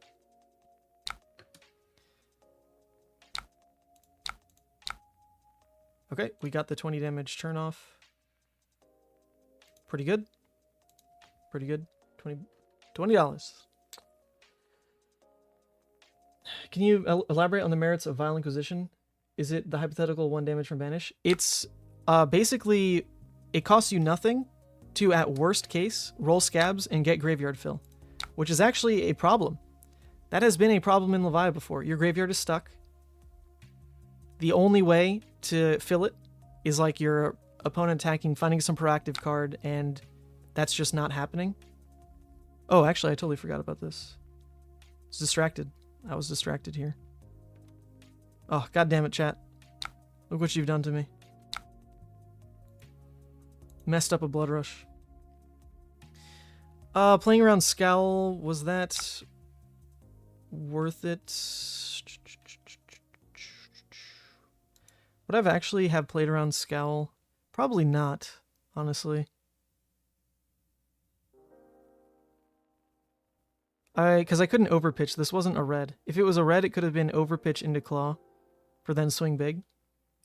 So obviously that would have been better, but that wasn't the play anyway. So I actually don't think I would have played around that. It's gonna impact some Bloodrush anyway.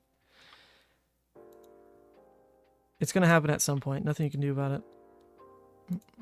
Alright, we've got the 1 Blood Debt. I think we really want the Art of War to kind of be our go card. We could have it be our go card right now, or just go ahead and get some graveyard fill going. If we say no blocks on this hand, their turn was pretty bad. They don't have any Blood Debt they need to play into for banish, though. If we keep it, Art of War here is banishing the Graveling, coming in for swing big, and Graveling resetting Arsenal. I mean, that's like what we're looking for out of Art of War anyway. I think we'll just let it happen.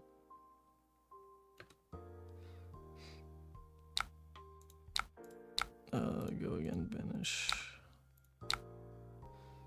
Oh! This was unexpected. We can get double swing big out of the deal. I'll take that. I will take that. 5 and 1. The 1 was a Boltyn that comboed on turn 4.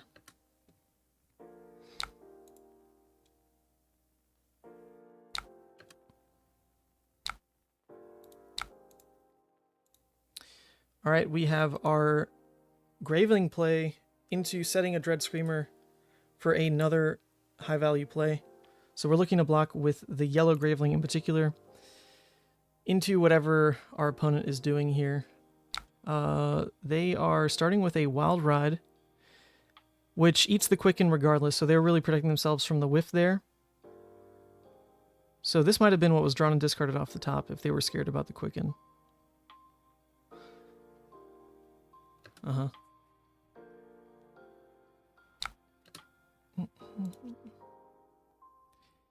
Into an Endless Maw. Okay, so their graveyard's in a really bad state. Our opponent is just going aggro without having played their early game. So we would hope that that comes back to bite them, but it might not. It might not, to be fair. We're going to protect our life where it's at so that we can more control a consumed flip probably in the next turn. So this is the situation where blocking with scabs might be a thing that matters early.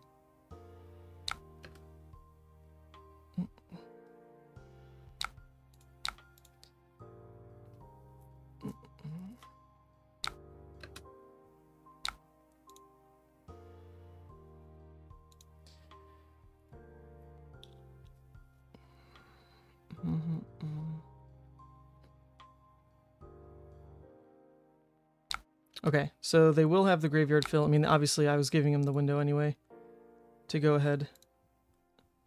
They start with their own Bloodrush. They took a bunch of damage to a Beast Within. Okay, I mean, that happened very quickly, but they discarded a Beast Within. I'm not going to let you reroll that Scabs, bud. You already got a big Scabs hit early this game.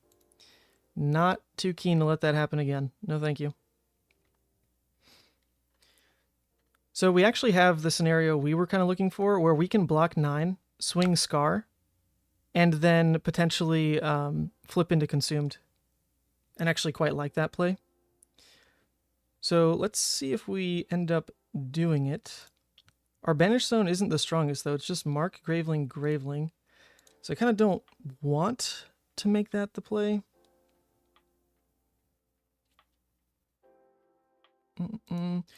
We definitely want to try to get value out of the Scowling right now. It is their Bloodrush turn. We're hitting a position where neither of us might keep another Bloodrush hand to begin with.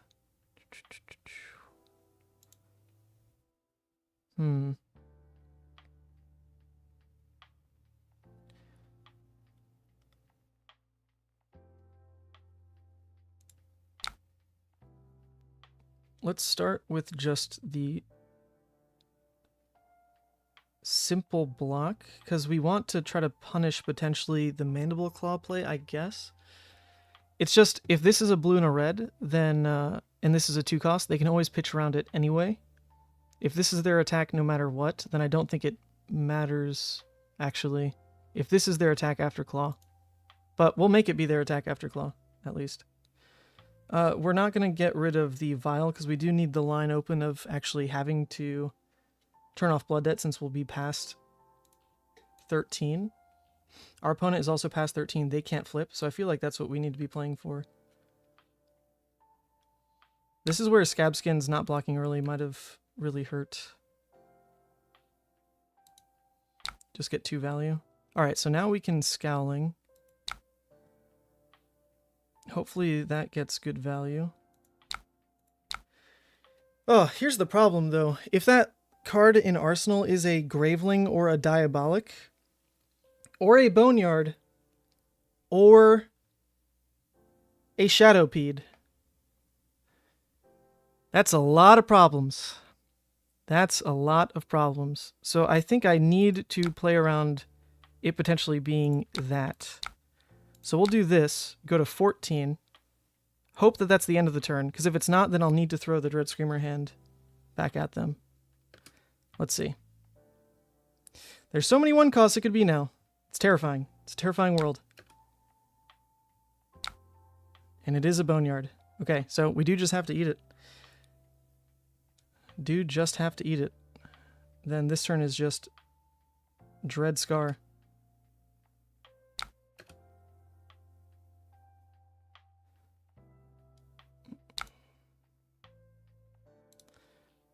The Dread can miss, so we do need to lead with Scar, just in case.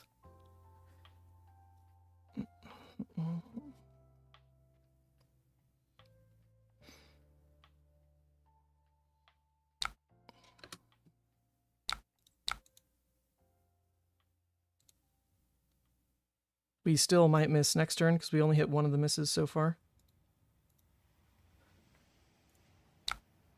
Oh, and they're saying no blocks, so they probably just drew into another Bloodrush hand. And that's that.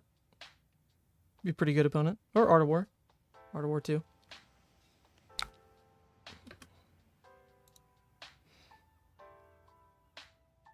Interesting. They banished a Dread when they already had the Go Again guaranteed. Huh. Can't flip redeemed. You need 13.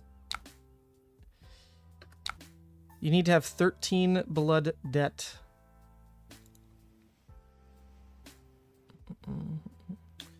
Yeah, so unless the next attack is just 6, we will die.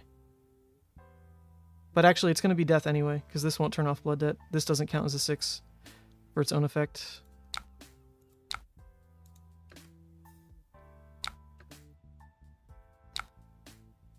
Oh, into another Bloodrush. Okay, well, this is why the Levia mirror match tends to just be kind of whatever, you know? Neither of you have hit effects, so it's pretty much just who draws more damage. And our opponent here has drawn 2 Bloodrushes. And we drew the one that I couldn't overpitch to play around Scowling for. So that's kind of just it. Other than that, yeah, I mean, what choice was there at any point? They hit Scabs going second and got a pretty big turnoff. I mean, I don't know. Tell me where the choice was made to do anything different.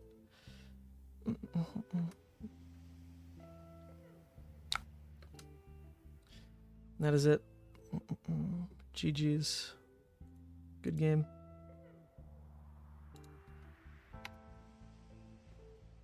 Yeah, it's the Levia difference. Just draw more damage.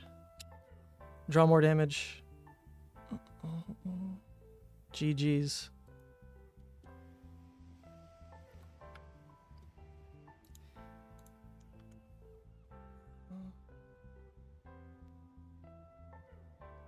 I think at the end, the fact that the 1 cost in Arsenal could have even been the Gravelings because of the Beast Within discard means there's pretty much no actual room to play the helmet for full value. Because the first Bloodrush that our opponent saw was in a position to just say no blocks and go hard. Whereas the first Bloodrush we saw, we had to block down one because there were 2 non-6s in hand to start it. So that's... wow, that's actually a pretty huge deal. If you block down even 1 card, Scowling gets that much better against Bloodrush. Granted, if we drew the red-blue, we could have played around it. Didn't draw the red-blue. On their Bloodrush, Scowling, like, the only chance it had to work was their Arsenal wasn't a 1 cost, but people know Levia these days. You park the 1 cost in Arsenal. That's just what you do. Yeah, so there's really no choice to do anything better, I don't think. We didn't even win the die roll. They did. They chose to go second, which makes sense for their deck because they had the draw discards. They did have the draw discards. Oh, yeah, they just drew more damage. Hit scabs, go in second. That's it. Let's play... these are all classic constructed. Oh, Mansant game. Here we go. Good luck, have fun. Alright, the Dromai matchup. Let's see this. We don't need the scars. We can take in the CNCs. Even Reckless gets a little worse in this matchup. Doesn't trigger on too many things. Is that going to tilt too much? I don't think so. We'll run the 1 Reckless.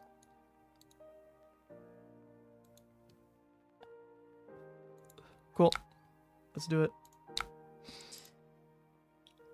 Getting the Shadowpedes out makes sense. Fills Graveyard. They can at minimum start with Ash anyway, so attacking doesn't matter anymore. It used to be against Dromai, you didn't have to attack, because if they played a defense react, they could get Furnace value out of it, but now they have Seekers anyway. So let's go ahead and protect an Endless Maw in deck. Arsenal the other Shadowpede. Say go. Seems pretty decent. The best 1-cost Arsenal Parker for Bravo could be Censor. As in playing Bravo? Playing Censor? Sure. And then what do you say? Bloodrush? You cannot play Bloodrush.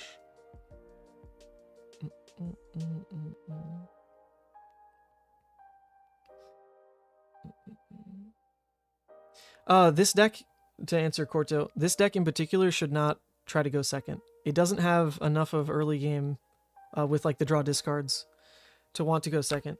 You'll have too many going second hands that are just throw 6 Arsenal. And you might not even have that. You could have hands that are just claw Arsenal. If you go second, you at least get to take like bad rate plays and not mind. Sorry, if you go first, you get to take at least bad rate plays and not worry too much about it. Like just playing out a Vile Feast. I mean, you can just do that. You can just play out a Wrecker Romp. You know, dump whatever. I mean, don't play Swing Big. Don't do that one. But going first lets you just at least get 1 to 2 cards in graveyard. And then, yeah, the Arsenal as well. Because being able to then craft your next hand when you have to worry about blocks around what's in Arsenal is how Levia wants to play. Right? You really don't keep a 5-card hand. You play around crafting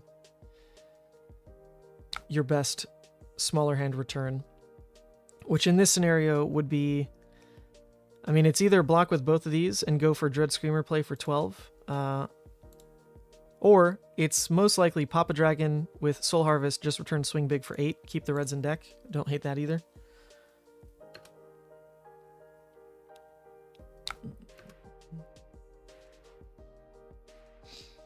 If it's a CNC, then we'll be forced to block with these. and it was. So swing big is fine, and we don't even hate losing these anymore, I think. Idea being that now with Consumed, you want the Dread Screamers. You want to make sure those hit. The Boneyard, less relevant. Slithering, less relevant. But it's the Dreads, really. If we even flip to Consumed. When does that happen? Like twice? Twice in all the games? Congrats on the 5k subs. Thank you, Ian. Wouldn't have happened if I hadn't met you in the early days at Pro Tour 1, and you told me to keep the faith, even though that was the most tilting tournament experience of my life. That was the Starvo meta. And, of course, my round 1 at the Pro Tour, I bring Levia. My round 1 at the Pro Tour is a, wouldn't you know it, Visceri, that just vomits a 30 damage turn. Going second. It wasn't even close. Wasn't even close. Draw from the Dark Dimension? Pretty good card. Ooh, okay, there we go. Good hand, good hand. Well, a good hand that looks worse. Seeing how we need to block with it.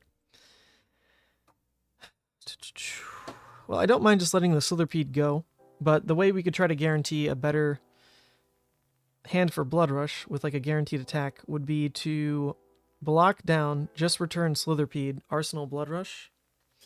Go for it that way, or we just let Slitherpede go, hope that we win the 50 on Beast Within. Even if we don't, it's a yellow on a Beast Within turn, or rather on a Claw's turn. So I think this is fine. We can just take it. Slithering is okay, but it is no Dread Screamer. Oh, we lost the Deadwood. Okay, works out. We drew 18 damage on the Bloodrush. That is a-okay.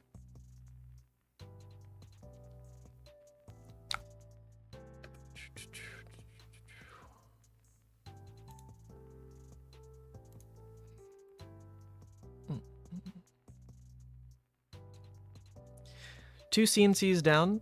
Kind of annoying because... here we go. It's nice to get like full Carrion Husk value when they overextend a bit to push for a CNC. And that's not likely to happen anymore because we've seen too early. So maybe on the third one we can actually get it to happen. You know, they keep an inefficient hand pitching reds for Ash Generation, and then we get the CNC out of it. With Husk to protect. Always tends to be okay. I mean, it'll come up with Nourishing as well, so I'm sure it will happen. But there can be a lot of arcane damage that starts to come through from a Dromai deck that makes Carrion Husk not get full value. You really want to drop it like on a 6, but it was too early to use it on the CNCs.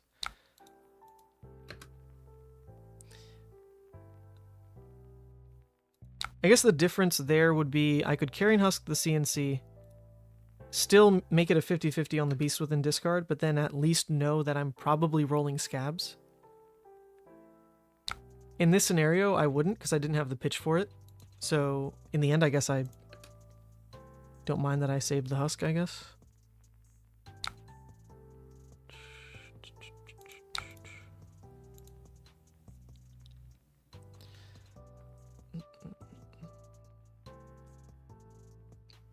Alright, opponent. 3-card hand.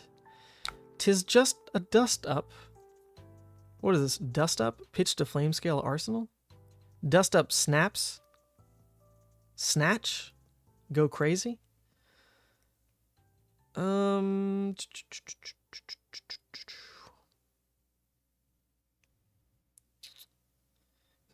mean, my hand is not even really worth rolling Scabs for. There's nothing to do. It would just be launch CNC Arsenal.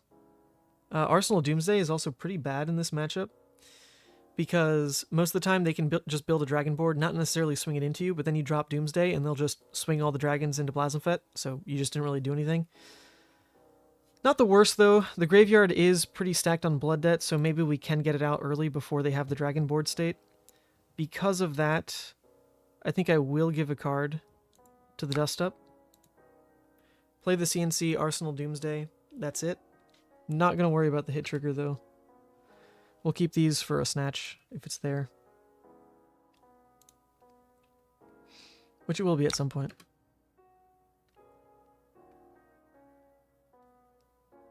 Okay, Sigil. Makes sense.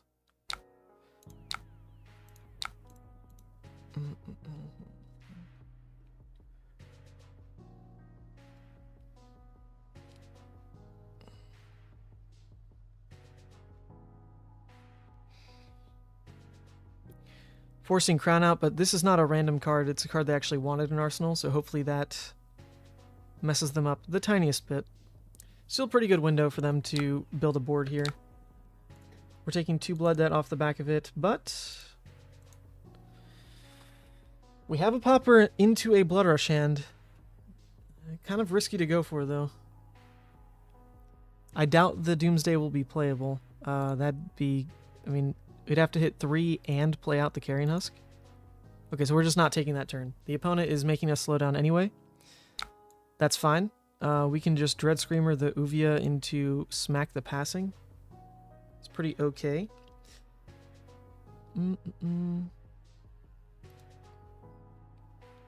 Ooh, that is using a Dread Screamer, though. But then we're holding the Bloodrush. It's building up the Banish Zone to then make Bloodrush into Doomsday a potential play. I'm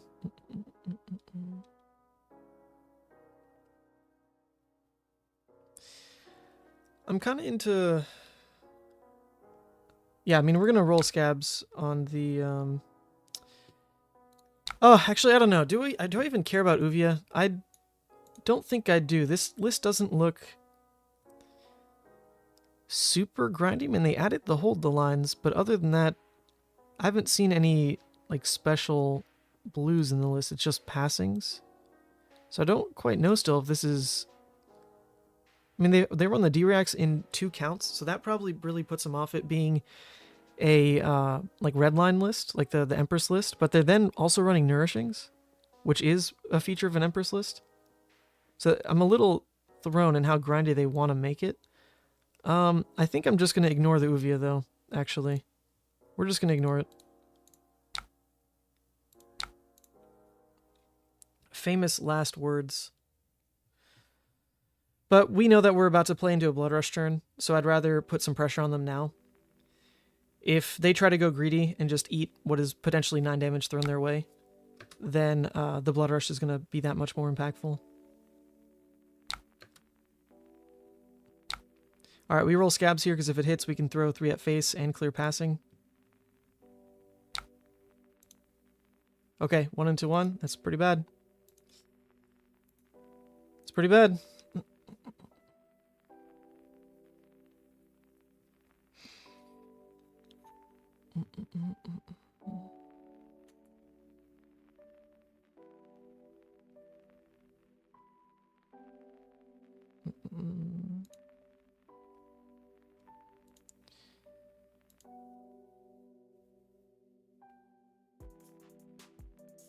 Luckily, no big dragon immediately on the board to worry about with passing, but they have a 4-card hand, likely to just drop something that gets terrifying now that it doesn't have Phantasm.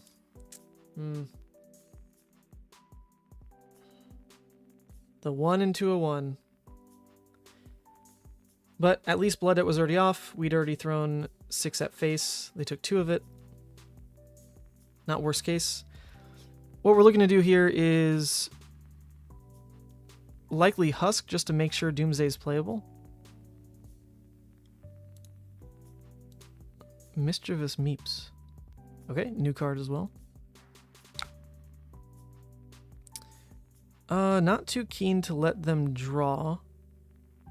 I wonder if this is enough to want to Scowling? Because they're not in a... I don't know, does Scowling really matter right here? 1 card gets intimed. They likely have... No, if they had a dragon, they'd probably just develop the dragon first, right? So their hand's likely not too strong. I think we'll save the Scowling in that case. But there's not too many opportunities for this to get value, I don't think. They normally will lead their turns with the development of dragons and then swinging wide. So the only opportunities would be like on the billowings, but even then you would think they develop first. This is kind of a weird spot. I think I'm like a little into it. I'm a little into it. Let's see.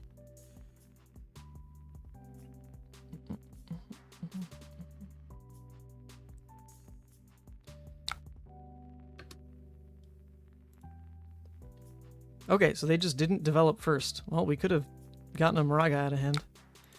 They're sacking the Moragai on the passing, makes sense. It's their most damaged dragon, so we can let that happen. This now, like, pretty keen to pop because it protects a lot of life, but we're not at the 6 blood debt that lets Doomsday trigger, which is also pretty scary. I mean, we do just give it up.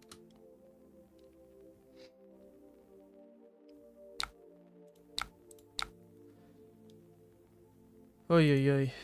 Oy, oy, oy.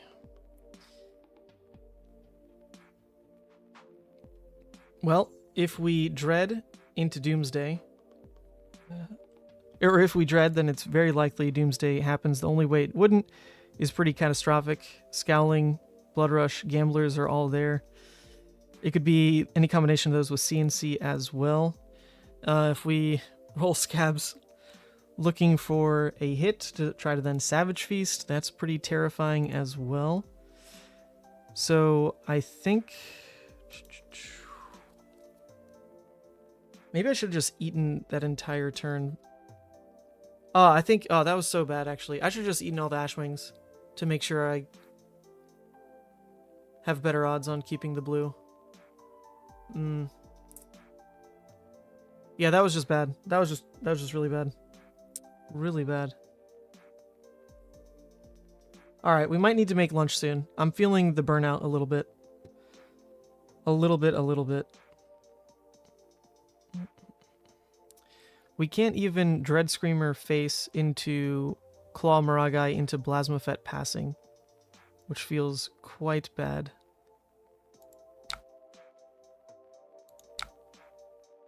Okay, it did hit, so we can Doomsday.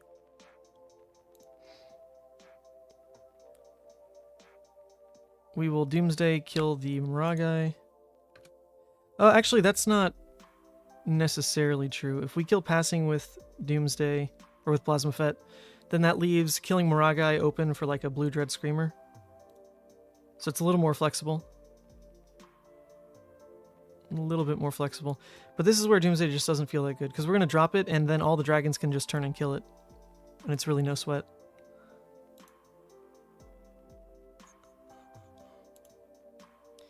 In the Banish right now, nothing too strong still, just the one Dread Screamer. And also only one Bloodrush left. So to get a really big push going, to go 4 wide, it's going to be with a Bloodrush set up in Arsenal, into the Consume Flip, into Full Keep Hand, Claw, Dread Screamer, last attack.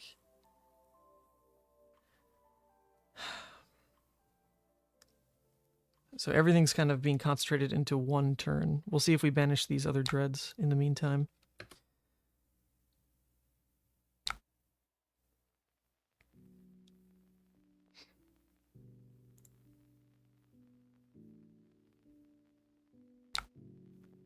Alright, Blasmafet is going to kill the passing, because like I said, at least the blue Dread Screamer can clean up a Moragai, and then just keep going.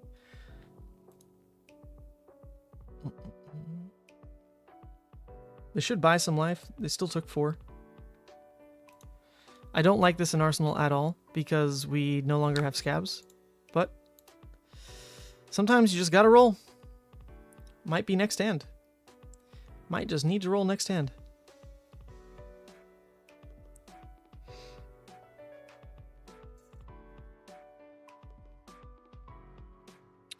Second Moragai.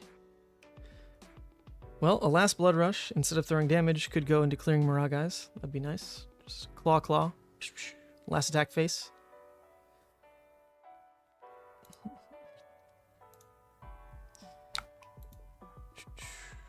So this one's at me, which makes sense, because they've got 1, 2, 3, 4, 5, 6 to still kill Blasmafet after that. I think we're putting all our eggs into just Scabs hitting. That's about it.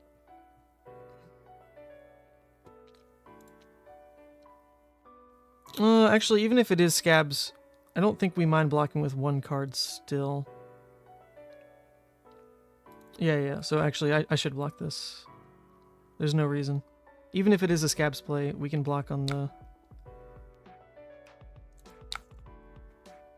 Yeah, we can block on this pretty happily.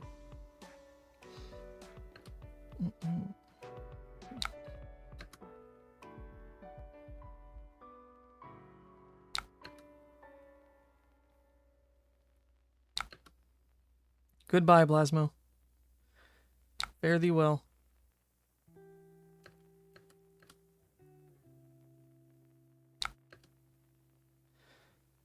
Alright, we gotta slap the scabs button. Is it gonna be 3 1s? Okay, it wasn't. Nice. Let's do this. Let's throw this one at Maragai, just get into the board clear game.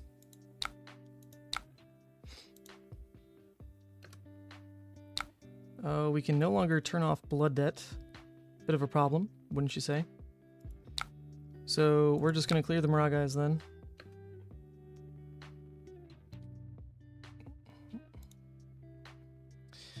I guess that was another reason to try to keep the Graveling, because it adds more buffer to keeping the Writhing in hand. Oh man. Getting tired. Getting too tired. But we could just end their turn off of a single pop, which would be nice. We've now played through a passing, 2 Maragais. They're going to Lost in Thought here. Well, that's pretty scary. It's actually absolutely terrifying. Why you gotta do that? Luckily, they're probably going to take one of the poppers, right? And then our turn can at least still be Dread Screamer Graveling. And we'll just use the other one to pop. So maybe it's not the worst. Yeah, no, I'm gonna go make lunch after this. Gonna make lunch. I've got some beef chimichurri. Need to just heat it up.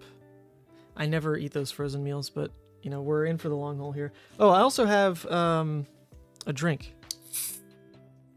Let's crack this open.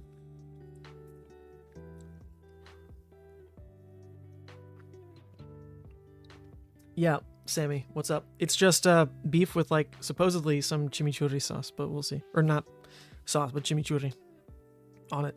I doubt it's going to be that good, because it's just a frozen dinner. Chimichurri? Come on, how do I know that? It's classic Argentine cuisine right there. My mom's from Argentina, dude. Think I don't know? At least that's how I know it. It's so damn good.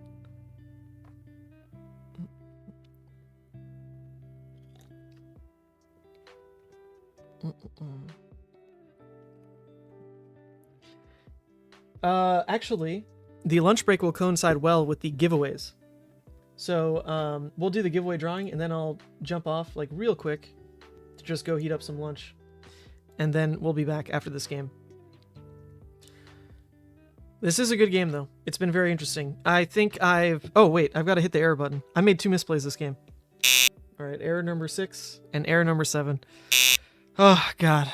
That hurts. Blocking on the Bloodrush, blocking on the Savage Feast. Both of those were just straight wrong. Straight wrong. I need to break the habit of trusting the draw. The only time you should block down on those hands still is if your arsenal is the 1 cost. If your arsenal is the Skittering, if the arsenal is the Boneyard, or even if it's something you don't mind as resource sink overclaws like the Endless Maw or something, where you can, if you draw yellow and blue, still go Claw, Endless. If that's what's in your arsenal, then the Bloodrush plays you can block down on. But if your arsenal is something like the Graveling or the Doomsday, you just should not block down on those hands. I know this. I just didn't do it. Just did not do it. Okay, they took the Dread Screamer, so then we need to keep the Mark the Beast hand to turn off Blood Debt, and we can block with the Swing Big. We're going to try to get lucky. We're going to roll Scabs, because if it hits, we can throw out the Graveling and get our new Ponder card in Arsenal. If it doesn't hit, then, oh, this is kind of a toughie. I think we'll just give this up. If it's a CNC, it's a CNC. we'll give up the arsenal, just block with scabs. So we can consume flip, perhaps. Oh, that's all they do? Ooh, boy. Okay. No cigar.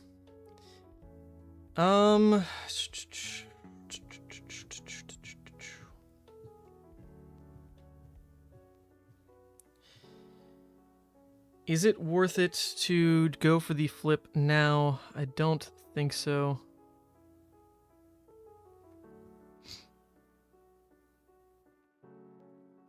The play would just be swing big and then flip. The problem with the flip is it's only giving us the Dread Screamers. Or the one Dread Screamer, rather. And then all these suck. I really want to make like one more push. Get another Dread Screamer before flipping. I just don't know if the window is going to be there pretty soon. It's been a couple dud turns this game. My fault. My fault.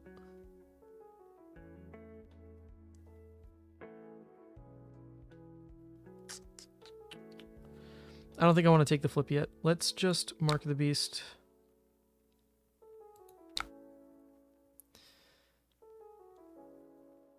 Cycle the swing big, I think here is fine. Actually, that's probably straight wrong. I think I do want the swing big, because if my next hand is blocking into the flip, then I want swing big as my attack. Oh, God. Another misplay. Jeez. Okay, they're at least going to pitch a passing instead of play it. I appreciate that. Okay, we drew it anyway.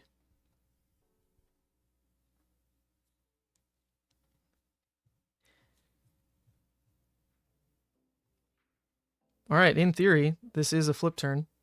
Might leak a little bit of damage to like the arcane or whatever. No, get out of here, Meeps. Jesus Christ.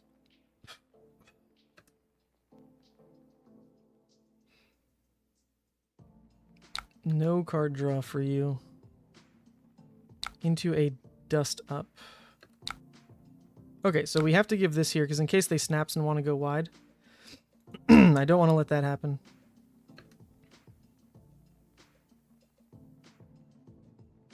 Yep, so they're going to do that. Now I'm just going to block with the beast within. My turn will be swing big into flip. That's all we got. Alright, not the worst, but really not the best. It pushed him off Arsenal. We took some damage. Let's see it. Let's see it. Let's see it. Let's see it. Is the value here? We're dealing 4 to ourself. Was there 4 damage somewhere I could have taken? Absolutely. There's so many windows. I blocked 6 for no reason this game. And I guess one of them would have had a reason, because it would have been fighting for life thresholds. The other one wouldn't have had a reason, because I'd be at 14 right now. And then boom, beautiful.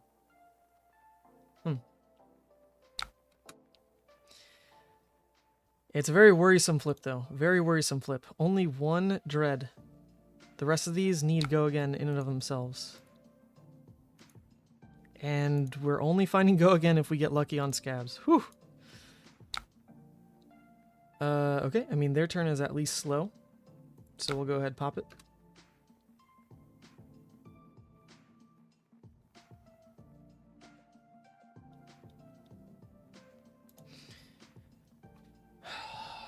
Okay.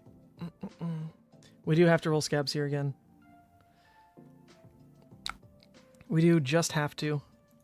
Not a 1, please. Oh, Lord. That's so sad. Well, I don't want this to be the Dread Screamer turn, but it's like... Man, if it's not, then... That just hurts so much. To only deal 6 on this hand. I mean, I guess I can make it 8 dominate with Graveling at least. But then that gets me off Arsenal. So it'd have to be I play out one of these guys instead. I mean, that's... Yeah, that's all we got.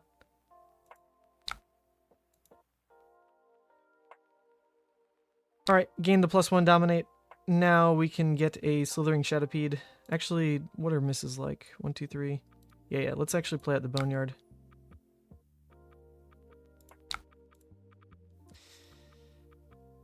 Get the misses out of here for when we actually do play things that care about the graveyard.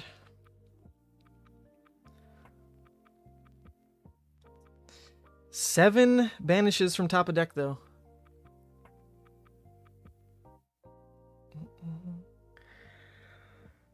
Hoi. Hoi, hoi, hoi. Okay, this game, 2 misplays. A 1 and 2, a 1 on Scabbies. That was a pretty big deal. On top of 2 Scab Skins subsequently missing. Also a big deal. Alright, what we care about is, did Bloodrush get banished? And I don't think it did, but it might have... It might be the bottom card here, but I can't really tell.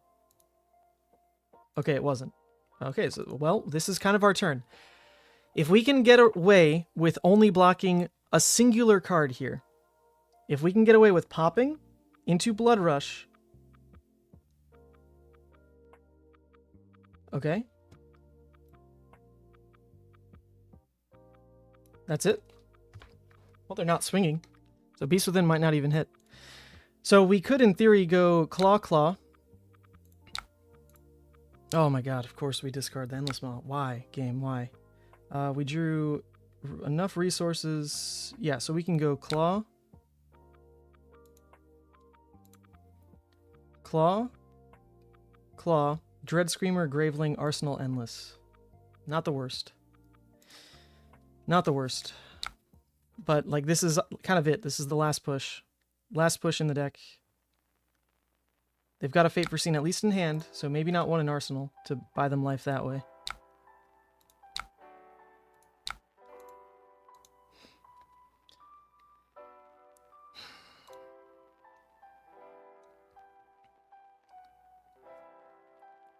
I think this is just getting milled out here.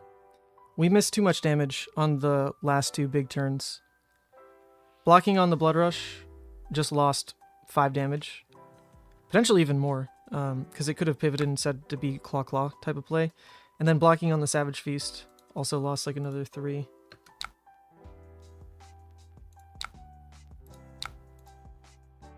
Oh, thank God. That at least got to go again. It was actually possible to miss. 1, 2, 3. So maybe a Tall Dominate gets there.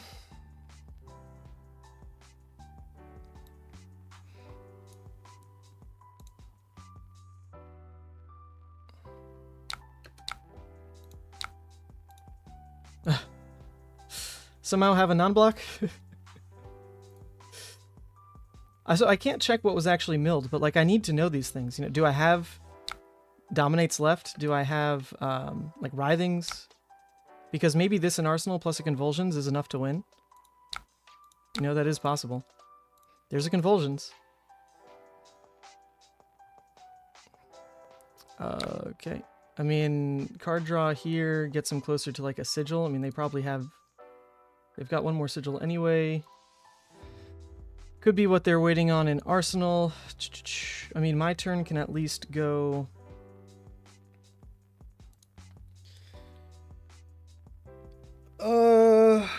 God. My turn with a Blue Dread Screamer. Not wasting this Convulsions. Can at least be Blue Dread into, I guess the most damage is just like a Skittering, so that can't be it. I don't want to waste this Endless Maw. I need it to be on the Convulsions play.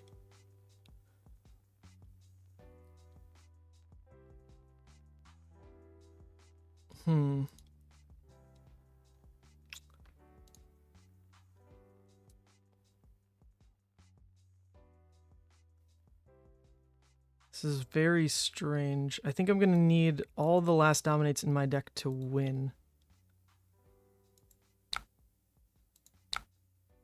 So we can do this. My turn is just Dominate, play out Endless Maw. Is that even worth it? Or I just take the damage, that way I Arsenal the Blue Dread Screamer and at least do something. The problem is I kind of need this to happen before they find a sigil. They have one more sigil. I don't know if they've pitched it. I just haven't tracked. I'm bad. We know this isn't a defense react, so in theory, if we go to 10 dominate, they can block 5 from hand and they die. So that's the one thing, like, oh, no, wait. So drawing them closer to sigil doesn't even make sense because they didn't play a red yet. So if it's not a sigil, they can't even furnace. Okay. No. They can't even furnace if it's not the sigil. So it doesn't... Oh, it's sigil from Arsenal. Okay, Jesus Christ. God.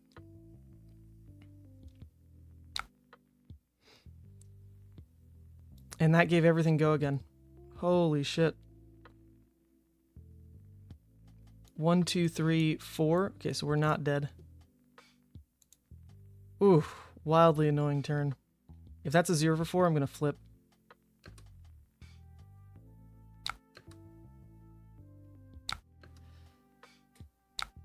Uh-huh.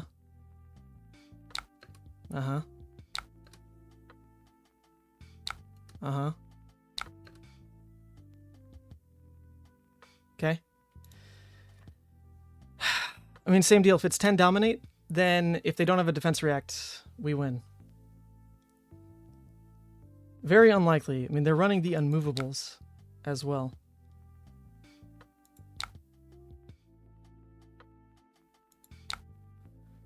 Okay, that is live. Okay, the choice now is...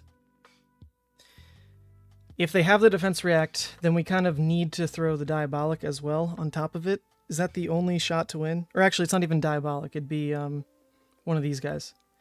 Is that really the only shot to win? Let's do another check here. It's been 3 fates, 2 sinks, 1 unmovable, all sigils gone. So it's basically, is this an unmovable, or is it that last sink? Is it an unmovable, or is it the last sink? Big questions, big questions. I think we'll just put them on not having it, I guess, and just play the Endless Maw. And if they have it, then they live, right? That's it. If they have it, they live. If they don't, then we just win. Because Rolling Scabs is just opening up another lose condition for no reason. This is still like... I mean, it's not 50-50. I could be tracking this better. But, yeah. Alright, let's see. Sink or unmovable? Sink or unmovable? Sink or unmovable? Sink or unmovable? Okay. Did the Kyloria really draw a sink? Did the Kyloria really draw the last sink? Oh my god, we did it! Oh, we did it! Oh my god! Holy! Oh man, that was a good game. GG's. Holy! Oh, what a tough one. What the hell? Fuck. That was a crazy game. Woo! Oh, okay. I mean, there were still massive mistakes that game. We threw basically 8 damage for no reason. Threw 8 damage and 3 life for no reason. 8 life, 3 damage. That's 11 value just on, like, pure misplays. Whew! Crazy. Okay, that's the power of Dominate. This card's so good. This card, insane. Okay, in the meantime, I'm going to go heat up lunch. And also start doing the giveaways. Okay? In the meantime, don't go anywhere. Remember, everyone, if you want to enter in the giveaways, since they're about to draw while I'm at lunch, don't go away. Instead, what you can do is just make sure you're stocked up on all your entries. There are plenty of ways to enter. On Twitter, all you have to do is retweet this post. On Patreon, all you have to do is join. On YouTube, you need to leave a comment on a previous video. That one's actually a little more complicated. Let me go pull up that link for everybody. It is this one. This is where we announced it. So if you want to enter on the YouTube one, there you go. If you want to enter on the Twitter one, here you go. If you want to enter in the Discord one, you need to click this button. Oh, it already drew the winner. All right. I need to also, because it was set to a timer. I also need to re-roll. Oh, how do you do this again? G re-roll. I don't want it to delete the other person. So the VOD knows the other person who won. But there needs to be a second winner from Discord. Giveaway ID. How do I get the giveaway ID? Giveaway ID was here. Announcements. Giveaway ID. Okay. Let me also just shoot a message to this person. Congrats. You won the first giveaway for the artist proofs. Did you want the young or adult? Oh shoot, now we gotta go all the way back to the League of Levia. And I think this should choose a new winner. Okay, now we have the second winner. Perfect. Oh, well done. I know this person. Congrats. You won the second giveaway for the artist proofs. The other person will decide first, adult, young. Then you get the leftover. Okay. Oh, actually, that person just messaged me. They like to tune into the stream, but for whatever reason, they're banned. And I couldn't figure out why they're banned from the stream. Because the ban list only has these, porn bots, basically. They weren't on here. So I couldn't figure out how to unban this person. But there you go. Well done. They actually won the giveaway. Okay, if you want to get in... No, it's not only for the US. I'll ship it anywhere. It's easy enough to do a padded envelope and send it out. So there you go. That's the Discord one's drawn. The YouTube one, you got to click on that video, leave a comment. The Patreon one, you got to join the Patreon. The Twitter one, just retweet this post. And then we'll draw the stuff as soon as I'm back in like 5 minutes. And what else? You can also check out the new merch shop, Vynnset merch. There you go. Do those two things. I'll be right back.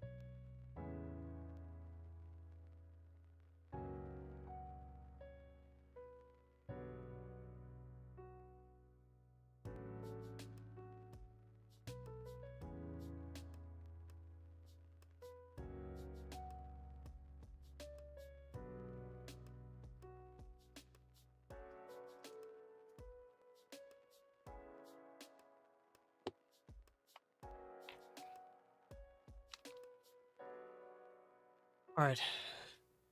We're not back, but duty calls. I've got to fix something for someone who ordered. Let me pull this to a different screen.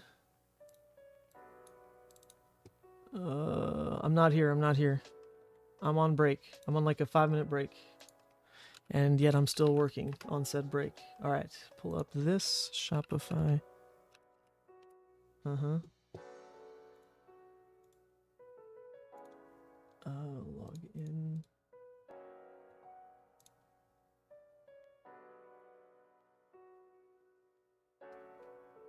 Okay, wow. I have not even checked in on the Shopify all day. It's popping off. Look at that, people. Everyone likes what's on the site, apparently. Let me go cancel this. So order number 1006.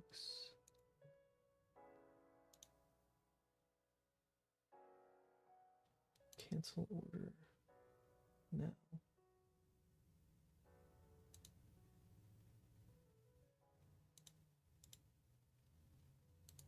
Okay, I'm gonna let them know. Canceled it. Go ahead with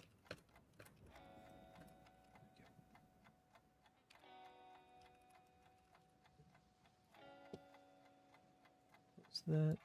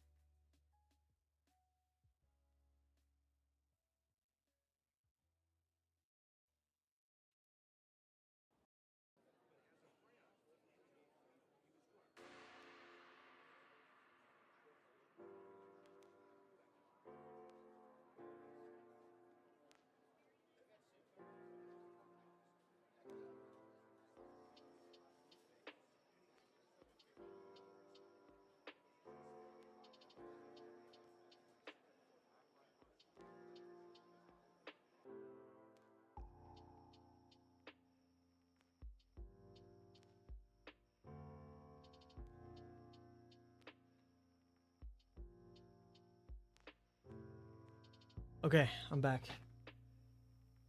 I'm back. And already the questions are popping off. Why is Redeem Legendary? Way to gatekeep budget players. That is actually questionable. It probably could have come as a Majestic, but the Legendary The base rarity is non-foil. And if you take a look at, like... I mean, check this out. You want, like, a good parallel? The Emperor, similar card. Right, how do you choose just flesh and blood? What is he called? Emperor what? Flesh and blood. Look at this guy. He's a legendary, alright? He's a legendary. Uh-huh. And yet, at base rarity, which in Dynasty, another supplemental, was at least a rainbow foil, is less than $10. Okay? Levia, base rarity is a just non-foil. Just non-foil, that's it. So the collectors do not care about that card. That card is printed for players. The people who want to add it to their Levia decks, because frankly you do need it. Does it likely get this low? Probably not. I'm going to guess it's like a $20 legendary, kind of in line with, if you look at like, if you look at these, right? These are legendaries. These are legendaries. Also, come in rainbow foil. This is a legendary that is played in Lexi. That is like $10, right? $10. So I'm thinking Levia is somewhere in between these two, where like this is a very playable legendary. It definitely got, yeah, the legendaries in this set were very easy to pull. So I'm not sure if like the pull rates translate at all. But this is a very playable legendary that goes into a tier 1 deck. It goes into Lexi. And yet the player's version is dirt cheap, because the cold foil version for the collectors is the one that carries the value. I don't even know if it's that expensive. Nah, cold foil one's not even that much. So I would have guessed that Levia at a non-foil legendary in a supplemental that is only really for Levia players is not more than 20. I'm not convinced it will settle at anything higher than that. And if it does, then shame on the people abusing us poor Levia players. But the Marvel will be expensive. The Marvel will be nuts. It is the only legendary Marvel in the set. So in terms of difficulty to pull, I'm sure it's up there, right? Like a cold foil legendary versus a Marvel legendary. Marvel is going to be harder to pull than that. Cold foil fabled versus cold foil legendary. That, or not cold foil legendary. Marvel legendary versus cold foil fabled. That I don't know which one's harder to pull. But no, I don't think the base version is... I mean, can you even find the base version yet? I mean, this is going to be pre-sale prices, right? Or like not even have pre-sale. So I'm not sure what people are checking so far, but this card should not be a lot of money. The legendary tag is... because it's a legendary specialization. You know, it's cool. Feels good. And if it was like a short printed M, I could honestly see it being the exact same as it being a non-foil legendary. I think that'd be it'd kind of land in the exact same spot. It would just feel less special. A short printed M and a non-foil L are probably about the same. I'm making this up, but I'm guessing that they're likely the same in terms of pull rates. There you go. Not worth complaining about, honestly. Yeah, see, like, this isn't even short printed. This in the legendary slot. So I think it's fine. I think it's fine. You saw a Marvel Levia pulled pre-release weekend. Folks went nuts. Oh, I'm sure. Hell yeah. People are selling the non-foil redeemed at around 100. Yeah, I mean, that's pre-sale prices, though. People paid pre-sale prices for very foolish things. Even back in even the most recent set, Outsiders. People pay a lot of money for pre-sale stuff, and the reality is, once people open it en masse, I mean, if I open a Levia, like, what am I going to do with it? I'll probably use it for a giveaway. You know, like, there's going to be tons of people in that position. It's just not a card that holds a lot of value. If you're not a Levia player, then it just doesn't matter, and it's really not one for collectors. They want the Marvel. You paid $40 for your non-foil copy this weekend. Felt like that was where it will sit on release. Sure, on release at $40, tapering off into like maybe $20 consistently. Fine with that. Fine with that. Love the playmat in the shop. Can't decide between zones and no zones. It's a tough one. I didn't want to cover it up with like any branding. Like it doesn't say Vynnset, Legal Levia, or whatever. So even with zones, it breathes really well. Also, the artist who designed it with this framing in mind. So nothing gets like too covered up other than, I guess, the Deadwood Rumbler and the Dread Screamer, which is too bad. I wish the Dread was like maybe over a little more. But yeah, in person, it looks quite good. It's definitely like a darker palette overall, so it fits in theme with Shadow, although it's like more red than purpley, to be fair. Okay, let's do the giveaways. I need to check. Where's the other tab? The other tab for the giveaways is here. All right, let's do the Twitter. The Twitter giveaway first. Yo, link so you can buy that for your friend. In the description, baby. Vynnset merch, or whatever it's called. Hold up, look. Here, this is, oh shoot, I've messed it up. There it goes. This is us right here. And now this is what you'll do in a second. Ready? You scroll down. Merch launch, and you click this link. And then boom, here you are.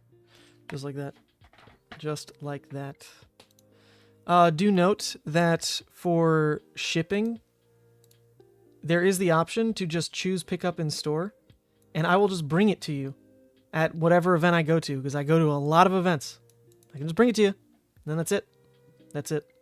Okay, Twitter picker. I didn't stipulate this in the giveaway that you had to be following me, so we'll skip that step. Profile must have a picture, sure. So maybe that gets around like some bot accounts, I guess. Okay, I think this is all good. Continue. 364 entries. Okay. Draw. All right, drum roll. Yes, I'll be at Cincy. I'm streaming Cincy. Nathan, come on. Stay with it. Stay with it. I am taking myself off the roster. I'll be streaming it. You don't have to lose to my Levia again, Nathan. Don't worry. And I'm also taking Brody off the roster. He won't be playing. He's going to be casting. So there you go. Now anyone can win it. But for this Twitter giveaway in particular, let's begin and draw. Winner number 1 is another Ethan. Check that out. Another Ethan. All right, I'm in for that.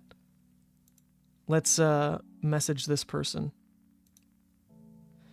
Yo, you won the giveaway on stream for the Blasmo. Let me know your shipping dates and I'll send it off tomorrow. Cool, we got another Ethan picking up the win. Okay, so that crosses a couple off the list here. What's the last one? Oh, we need oh, there's two more. There's YouTube. Okay, here's the YouTube one. I had all these ready. We're loading up the video link. Yes.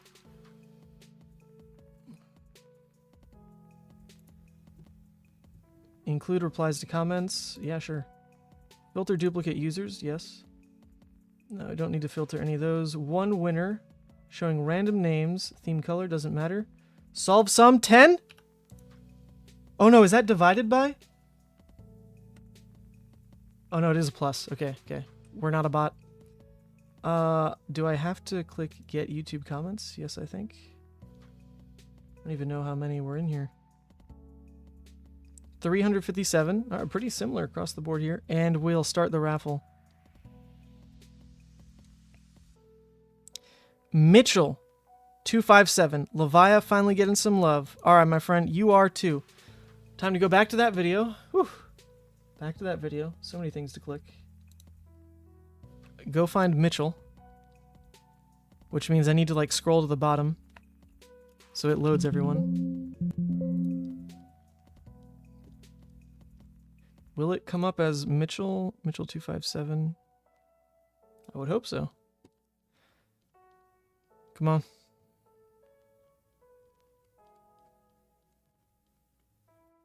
Alright, did we find a Mitchell yet? Nope, not yet. Keep going.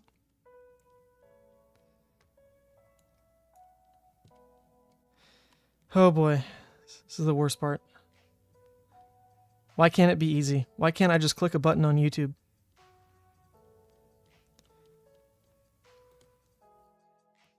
Come on. Come on. A comment. Okay, all these people getting in on the fun. Aha. This was about in the middle. Okay. We'll say, congrats. You won the giveaway.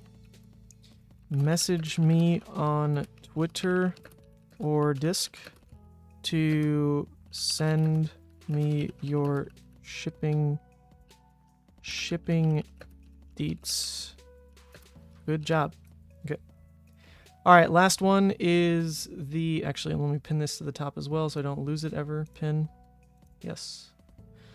Okay, last one is going to be the Patreon. Let's see, did anyone else join? Because if so, I need to add them. Uh-huh. All right, yeah, we got some new entries into the Patreon. So here we go. This is the Patreon Wheel of Names. We have...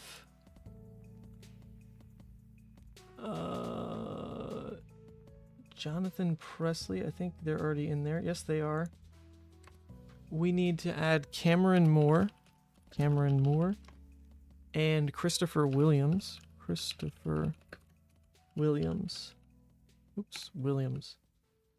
Okay, last one. Last draw. Yeah. Control F is what you... that's what you have to do to eventually find them on the YouTube thing. But it doesn't load everyone's comment unless you go to the bottom. So that's, I saw it. Hopefully you saw it on stream. I did have Control F open. I'm not that dumb. Not that dumb? Close. But it still doesn't let you find the person unless it's actually loaded to the bottom. All right. Thank you to Dominic Perez, Coastal Wizard, Pycon, Isaac, Yamanporn, Kajan Sak, Tim Chambers, Jinteki, Tattle, Noah, Jonathan Presley, McProwlington, Darren Key, Zach Good, Erica Hoffman. Oh, what's up, Erica? You're always here. Omar Boris, Brett Winston, Tombo, always here too. Martin Bergstrom, Thor Mike, Callier, Pendergarth, always here. Patrick Laukatis, Matthew Horn, Jason Watkins, love me some Jason, Peyton Laufenberg, Snotlight, Random Effect, always here. Michael Popowich, he's the guy who does all of the different cocktails on Twitter. Cameron Moore, and now Christopher Williams in the chat.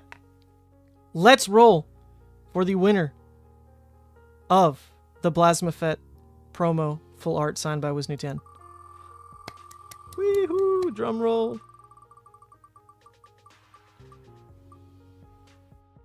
Oh! Tipped right over to Matthew Horn. Matthew Horn.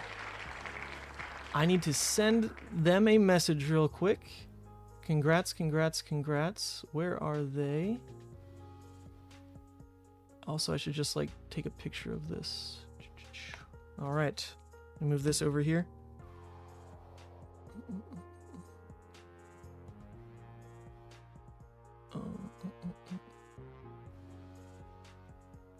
Let me see. Where are you? Says Sigma. Wait, what? Where are you? What's your name on here? It doesn't show up as Sigma. I wouldn't have missed that.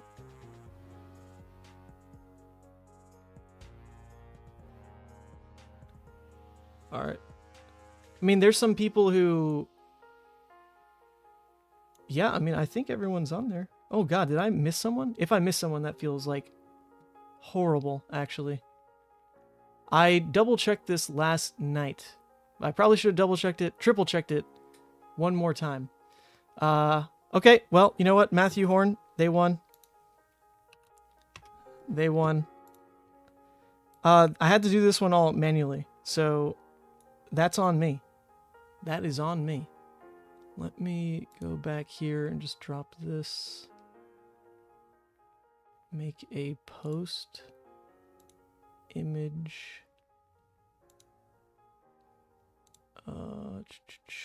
Save this.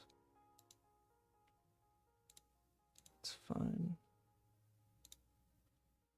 You're just Sigma? I don't see you on the Patreon. I will check again though. Add title. Congrats.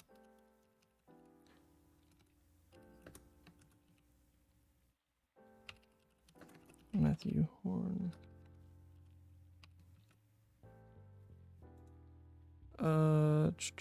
I will shoot you a message, but thank you all again for your patronage. The support means a lot, especially halfway through this 12-hour stream. Okay, and we'll upload that. Patrons only, Matthew Horn. Oh, sorry, people. I mean, we're doing this all live. It's a 12-hour day live. There's going to be some downtime. Audience over back here. Sigma, I do not have you on the Patreon. Just, by the way, I checked again. There's no one under Sigma on here. But that's all right. You don't need to be a patron. It's the extra mile. Okay. You won the Blasmo. Let me know your shipping address and I'll get it tracked to you ASAP.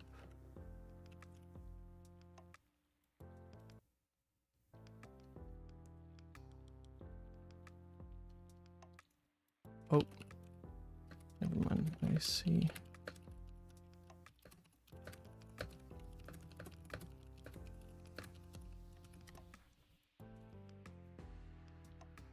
Okay, there we go. There we go. We're done. All the giveaways have been completed. Congrats to everyone who won. It's all on the VOD. If you don't believe the random draws, well, there they were. Live for everyone. We already rolled the wheel. I'm sorry. I'm sorry, Tom. I'm sorry, Tom. But there we go. Back to Levia. I still haven't taken a bite of my food, so let me give you the review of that real quick. See how bad this is.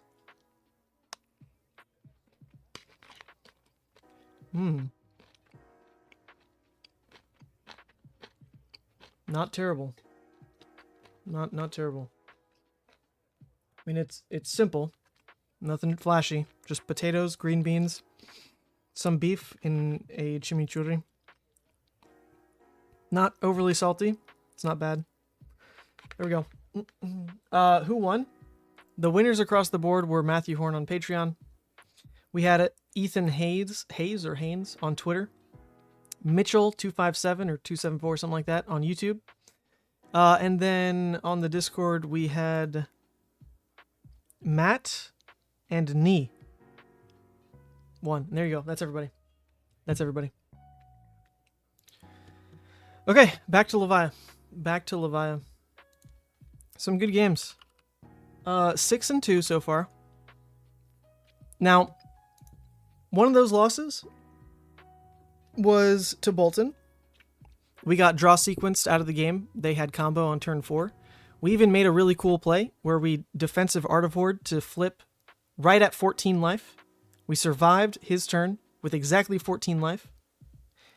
Took one, flipped to consumed, tried to go for the Hail Mary finish, and nope, just didn't happen.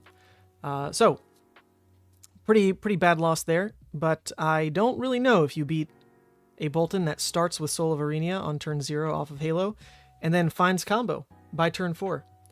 Not sure if you ever win that, but we tried, and actually had some pretty cool plays out of it in the 4 turns we were allowed to play the game. The other loss was to the Levia Mirror. They were on the full aggro version and went second. They had a big Scabskins hit, which let them throw, 14 damage going second, which was a pretty big deal, into a Bloodrush hand that we were basically forced to play right into the Scowling Flesh Bag because we couldn't overpitch to play around it with Arsenal. We drew a yellow-blue. If it had been a red-blue, we could have played around it. And then, yeah, just off that, they drew 2 Blood Rushes back-to-back, and we didn't draw another one. So that was that game. Those are the 2 losses. Otherwise, the rest of the wins have been pretty solid. Real games. They've been real games. This one says, Mansant join. I cannot join if it's a classic constructed game because the Dusk Till Dawn cards are not legal. So whoever is hosting that, just be aware. This is what happens if I try to join. It'll tell me it's not legal. So I would assume this person is here. Who is this? Alec? Alec said he was going to load up some Lexi. You have to choose open format. Alright, they closed the lobby. They're here, whoever it is.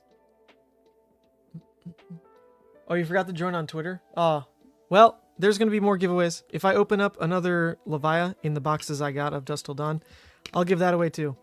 I don't need it. LSS gave me the Marvel, after all. They gave me that sexy, sexy Marvel. Thank God. I get to play Max Rarity Levia and not break the bank.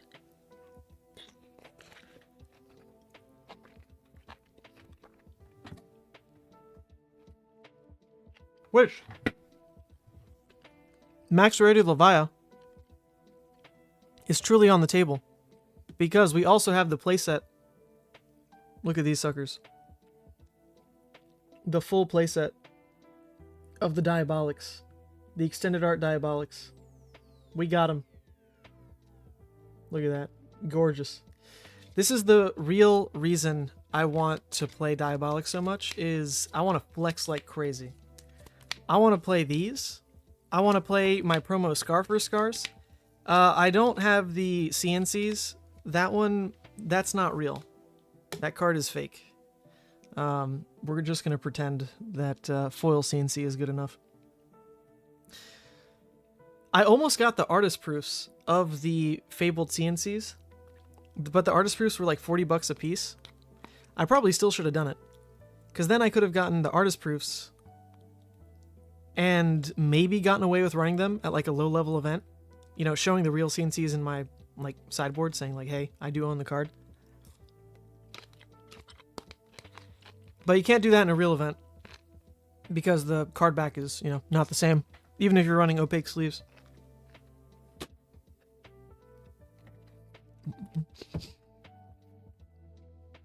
No. Yeah, so not max rarity on CNCs. Good reason to just nerf Lexi into the ground so I don't have to run CNC. But I do have promo Scars. It's the real reason to keep these in. Promo Scars, baby. Card's nuts. Thoughts about Vynnset? I think Vynnset's pretty good. From the games that I played against her, she really has a terrible, terrible late game.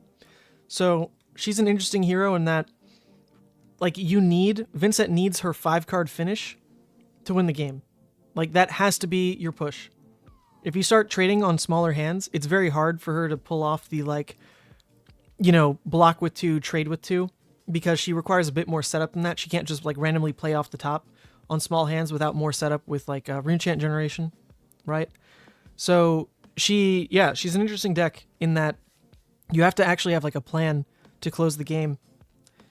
You can't just kind of luck into it of, oh, I had like a strong mid game. I had a strong early game, a strong mid game. I have a strong late game. That's just not true. Across the board, she has very different phases. Where early game, she can have room to keep larger hands and just pop off, because making the rune chant incantations, or rune blood incantations, whatever they're called, is just crazy. She dumps a lot of those. She can get like the Mothra Skies turns off. She needs to translate that into a mid game push that like puts her opponent like on the back end first. I mean, obviously every deck's trying to do that, blah. But ideally, you have to win in that spot. To win beyond that spot is very hard for Vynnset, unless your opponent didn't bring any AB. So, she's different. Like, you literally can't just draw hands and play the deck. There's a real game plan you need to execute from turn 1. Okay. Mansant only. Here we go. This better be Alec. Yeah, I think this is Alec. All right, about to smash some Lexi, aren't we? Just absolutely dump on a Lexi. Let's do it.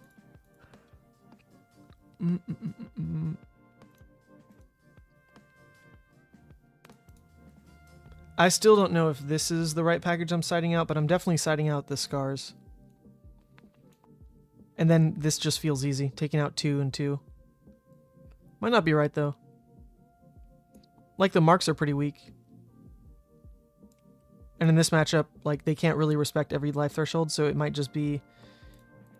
Oh, but it's adding a lot of reds to the deck to start cutting resource cards. Let's just try it. Let's try it. Alright, facing the boogeyman. How long did I know about the new Levia? Well, I can pull up the email. Let's see. When did I know about new Levia?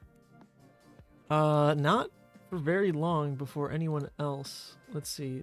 LSS sends you an email if you're part of spoiler season. And they sent me an email on...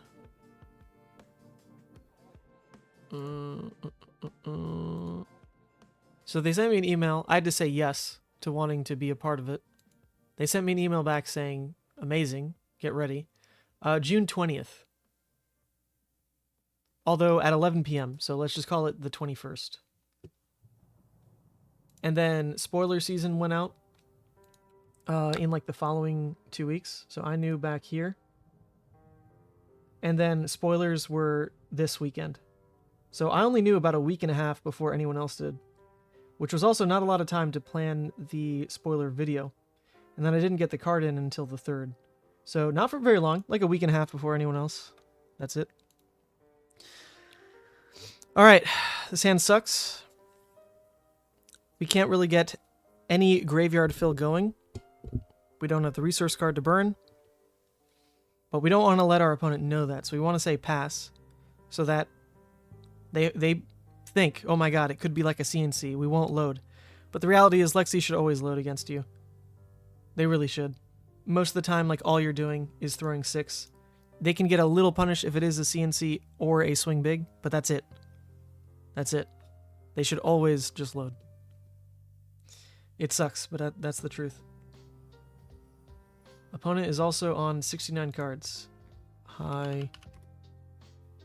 That's true. It's an odd start. You haven't tried Savage Feast? Well, that was recommended by Nathan. I didn't really think about wanting to run it in this list, but it actually makes sense because you don't have very clear Scabskins lines otherwise, and then you're also running so much discard synergy based around Bloodrush alone with the Beast Within and the Mark of the Beast that you might as well run Savage Feast because it's an extra way to trigger these. It's the right cost curve that the deck loves. And on top of that, yeah, I mean, like, on the right hand, you hit it with Scabs, right? And it's just, like, nuts. You can just go Savage, Claw, Claw, Graveling. Like, just smack them with a turn like that. So, I'm quite liking it. I think it's probably worth exploring to a 3 count. Probably. Alright, yep, they loaded a Red Infecting. Joy is me.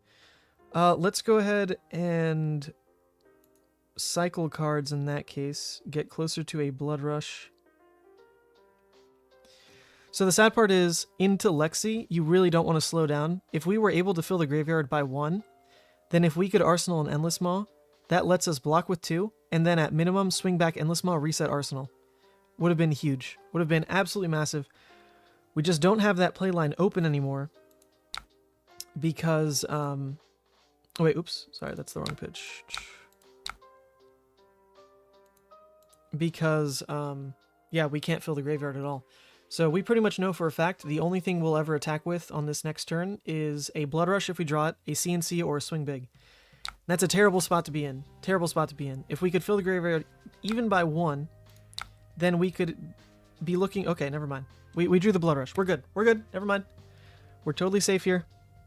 We even have a card in hand to block, and we can pop off with the Beast Within. So no complaints anymore. We cycled. That's why you cycle, people. If you didn't cycle, you're that much farther from Bloodrush. The hand would be the Endless Maw, the Beast Within, 2 reds, and a Graveling. What do you do with that?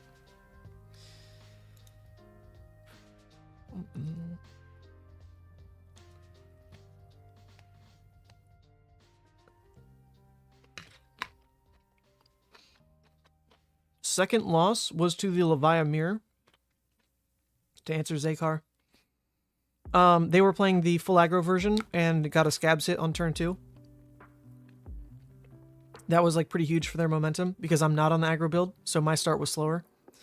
And then I got trounced by a Scowling that I couldn't effectively pitch around because I drew a blue-yellow on Bloodrush. If I'd drawn a red-blue, I could overpitch in a Claw and still have swung. So those 2 main factors were the real reason for the loss. I'm not quite sure if misplays were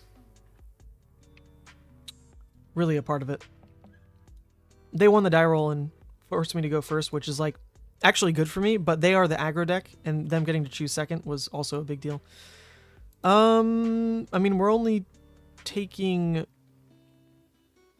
2 actions in theory, so this is going to be a 1 for 7. Effectively the same as infecting, but a little bit of a higher ceiling, because maybe we go crazy with, who knows, like a dread somehow. Not the most relevant hit effect, though. Not the most relevant. It's either block this for 7 or block that for 7. It's all the same. And we might need to block something else. Okay, there you go. So now blocking the fatigue shot. This is the one we want to block. So let's go ahead and make this happen. Now we'll take the 1 for 7s all day. Crazy how good those are, but we'll take them all day. We have to. Has flipping to redeem consume felt impactful? Oh yeah, I mean, it's the only reason I won the Dromai game was the flip to consumed and actually playing for the 4-wide Bloodrush. Only reason. Only reason. In other matchups against Bravo, I mean, that game was like auto won anyway. I forget if I flipped or not, but the value is just nuts. Knowing that you can flip. In the Boltyn matchup, that was the only way I actually win, was getting that flip off, which I did get off right at 14. But rolled a 1 on scabs right after that. Game just kind of fell apart. Okay, this is nuts. We have all the good stuff. We can go Claw, Claw, Endless. Arsenal, Art of War, and just keep going. Funny enough, we took 14 damage to make this play. Lexi just vomited damage on the board. It's really cute of you, Lexi. Looks really hard to do that, to load that arrow twice. Oh, girl. Don't hurt your shoulder.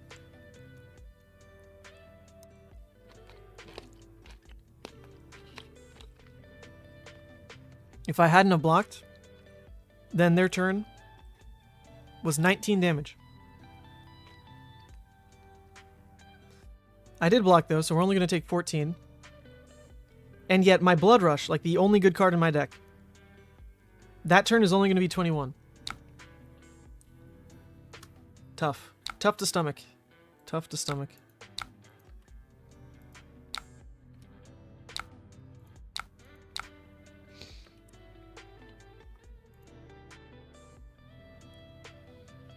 This is why the Ranger matchup, like, really is just tied around Bloodrush. Any other trading play you make is just not better than Lexi dumping her hand. Like, she's basically pumping out Bloodrush damage every turn if she wants to. If she wants to. And she can, because you don't make her block. Luckily, the draws here are pretty kind to us. We started with a really strong arsenal. Obviously no graveyard fill, but we got the cycle through and were able to find Bloodrush. Now this lets us park an Art of War in Arsenal, which will kind of guaranteed push on our next turn as well.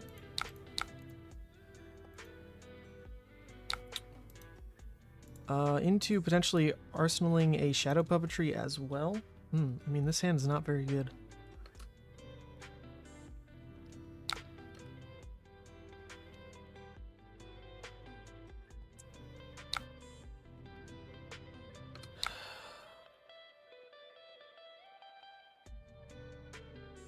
So Lexi's dumping a 3-card 9, not counting what the hit effects might do.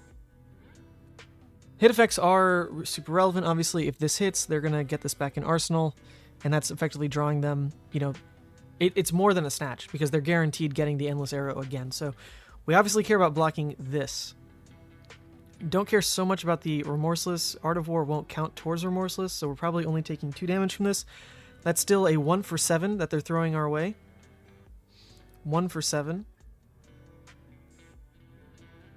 So we're basically put on flipping like immediately. And we don't even have any blood debt yet. Like, Lexi is just too gross.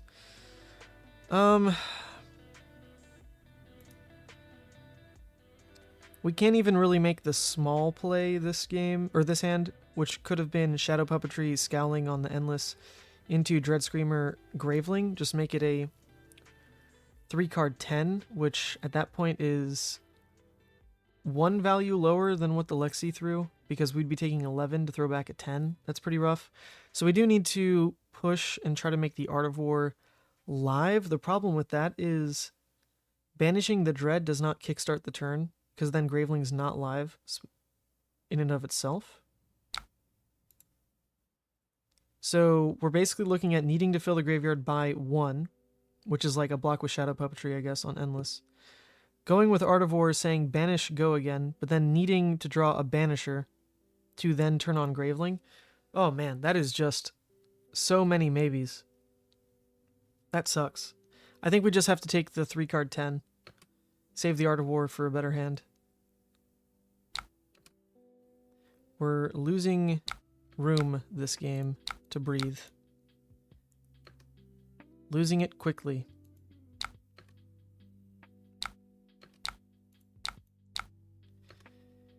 At least if we trigger the flip now, we're looking at an Endless Maw. That alone is worth taking 1 life to just play out another Endless Maw. Obviously wish this was a red. We could make it a 3-card 12. Would be 1 over what Lexi threw at us. Lexi threw us a 3-card 11. We're just representing a 3-card 10. The one thing that we have up on them now, though, is they don't have an arsenal. So it's likely their next turn is low rate. Like similar to what they did last turn, just a 3-card hand for 3 arrows. If that's what they do, we need that kind of breathing room because we want to be able to answer with Husk and control the flip.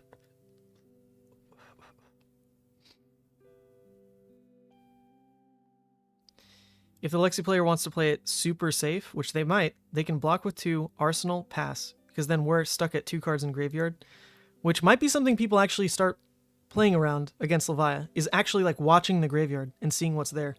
Oops, I forgot to full screen. Because, you know, at 2, the only way to proactively fill it is to risk breaking Gamblers just for the graveyard fill, or putting me on having an Art of War or a Bloodrush as instant graveyard fill.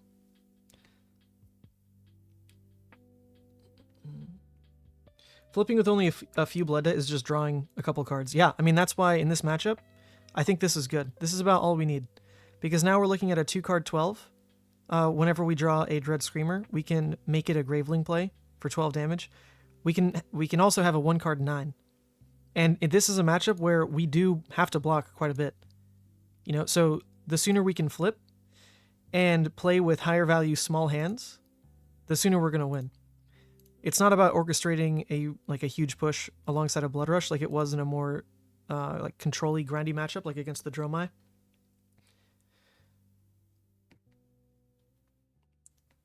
I think the aggro matchup, like the flip is perfect at this amount of cards. Ideally, like 1 more, right? If we could get like the Dread in here and have the toolbox of a Dread, an Endless, and a Graveling, like beautiful. That is just playing with intellect. You're milling cards that don't matter. It'd be fantastic. All right. Ooh. Is it the... Oh, it's a CNC? Oh, don't mind if I do. Don't mind if I do. Pretty reasonable Carrion Husk turn. Our own CNC, though, not gonna hit anything into the Lexi. So that was an all-red hand from the Lexi anyway, so a bit of a stumble. The fact that they had a CNC means they had any kind of play. I still think on their side of it, they probably could have just blocked and arsenaled an arrow past. That way they'd go into their next turn with Tunic up and their arsenal set. The only way I'm actually making them block is if I have a CNC, so actually I was rewarded in drawing a hand that could punish if they play that way, but I think that was the best line from Lexi anyway. Now we don't need to burn the Dread Screamer. We can make an Art of War play and say go again, and then play CNC hopefully into another attack. Save the Dread Screamer. Or that could also be wrong. Maybe it's Arsenal a Command and Conquer type scenario, so that when we go for the flip, we're able to still throw CNC, then flip. That sounds pretty reasonable too. Interesting. Interesting. Have I tried the Degen Rouse Hydra combo? I haven't, and that's actually because I'm trying to play the best version of Levia still and figure it out. We'll retool the deck in a couple more games. Let's get 10 games sample size at least, and then retool the deck.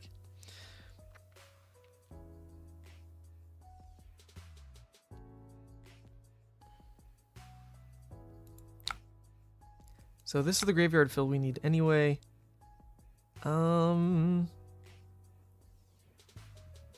If I say buff, then I'm looking for Dread into an attack and arsenaling the CNC. I think that is going to be a better line for me. Because then at minimum I can block 9 plus scabs. I can block 10 on a turn cycle where they're likely only presenting 9. So I'll have control over the flip and then be able to CNC flip. Yeah, so let's say buff and banish.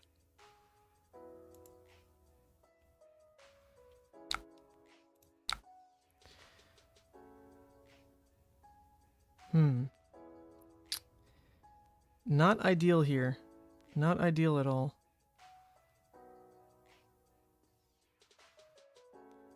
So now it's just Dread into Claw. Really weak. Arsenal the CNC.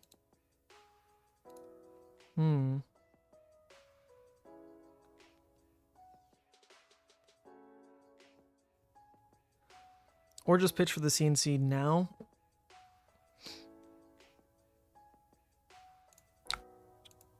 Let's see how they block on this first attack. I mean, we're obviously always taking it. Coming in for 7. They're going to eat it. Okay. So now the option is return the CNC, present another 7. On my turn, worst case, I can just block out flip, but I want to present something and then flip. So let's hold the CNC.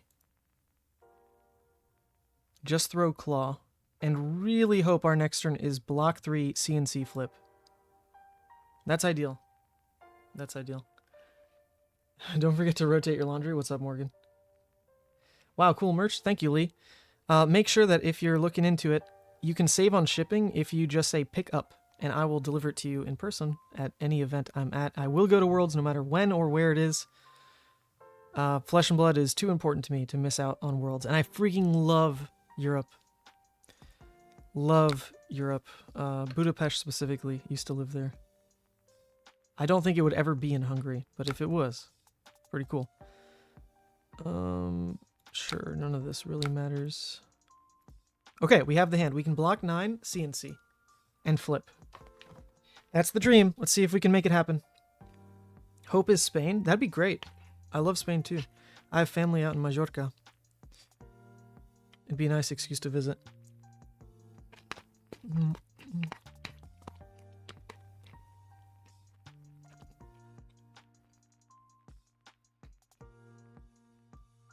Seems like it's going to be real tricky to not go below 13 against aggro. I don't necessarily agree, though. Against aggro, you can take plays like this, and this is quite a bit of control over your life, right? I'm trying to keep a 1-card hand, and I'm working with 9 block plus equipment, right? So like 10. That is a lot of block to just like dump into the middle of an aggro game and start controlling your life. That's not to mention what you have to block with early game because you need to fill a graveyard and what Carrion Husk is doing for you, right? So there is a moment against aggro where Levia does like tank up, right? So even if you don't fight for it on early turns, like on every turn rather, there's going to be like a turn where you are, another turn where you are with Husk, and then like the flip turn where you definitely are. So that's like enough moments where I think you can make it matter. The problem I'm having on evaluating this is if it's a Rain Razors, right? We'd block with 2 here. Let's say it's a Rain. It goes to 1. I go to 15. They load in another card. I can't stop the flip at that point. I'm in massive trouble. I don't think there's anything I can do around that, though. If it is the Rain into a 1-cost arrow. There's just nothing I can do. Because this card doesn't block. So if the next arrow comes in for 6, let's say it's not the Rain. It comes in for 6. I'll need to block that with 2 cards. So if I'm blocking 2 here, but the next one comes in for 6, I block 3 and 4. I go to 14. It's actually the same. Okay, it actually is the same. If the next one is a 6, a 1 cost 6. Huh.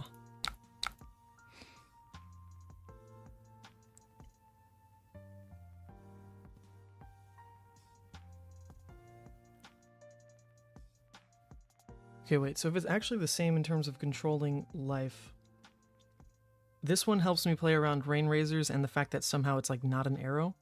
They just Rain Razors Arsenal. I don't think the Lexi ever takes that play, but like that's what blocking now helps prevent.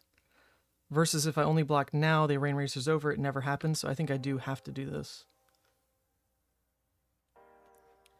Alright, let me see it. If it's... I mean, there's still a lot of things that could punish this. If they load a yellow Boltyn shot, or a red Boltyn shot rather, say 5 go again, I can't block that. It will hit, they will reload. There's a lot of problems in getting this dangerously close to 16, or to 13 rather. I would have liked, 3 more life to work with, potentially. Which could be the difference of running the Grasp instead of Gamblers, right? Although we're on the Savage Feast, so running Gamblers kind of has to happen, so our turns are spikier. But that's why I think there really is room for Levia to build in a way that where you don't care about... Oh god, it's a 0 cost, isn't it? Oh my god. Oh, that is worst case. Holy crap, that is worst case.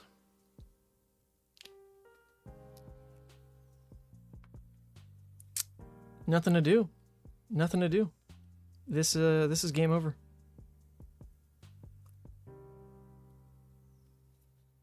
Nothing to do. Game over. Even if I put this here, I lose an extra life on hit. This is where, if this was a blocking piece, we would just have complete control over the game, but it's not coded on Talishar yet, so can't even try it. That's the difference maker, though. That's literally it.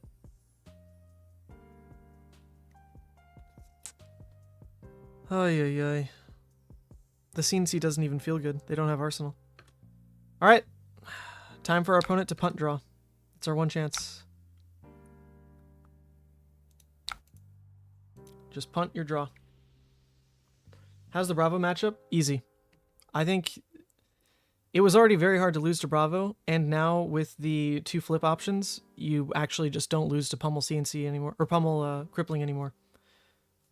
At least you shouldn't. Play smart about your life up until then. But, no, I think it's probably really easy. Oh, yeah. Oh, great. This hand doesn't turn off Blooded either. All right, so we lost. We lost. We can't run the Shadow Gloves because they're not on Talishar yet, but I think in this matchup you always do. This is a matchup where I was running Skull Crushers before.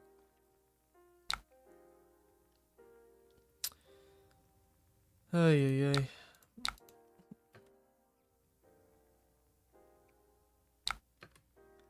Sad. We fought.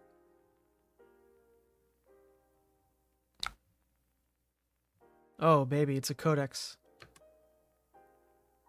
We're gonna get to play around Codex, though. Check this out. They Codex? We don't discard. Joke's on you. There is no way to turn off Blood Debt off the singular card, though. Not possible. So, funny enough, this is where if we'd found a Vile Inquisition, though, just that, like, the junky blue card, who cares? But if it was possible to just block with a Vile Inquisition at some point, there are then lines where you can just play it, target yourself, and not lose to Blood Debt. It does not matter what we take here. We are dead.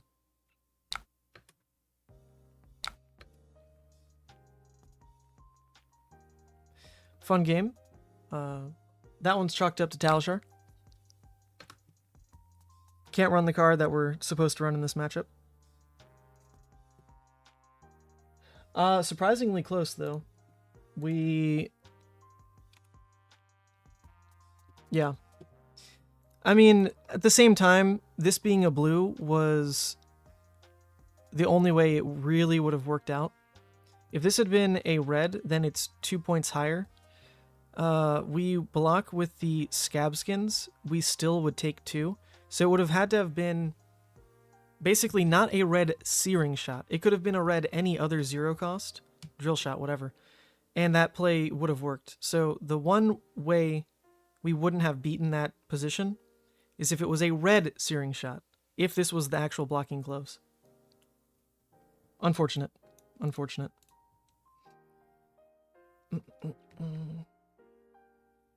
Why not redeemed? You need 13 blood debt, people. Read the card. 13 is the magic number for both. The magic number for both.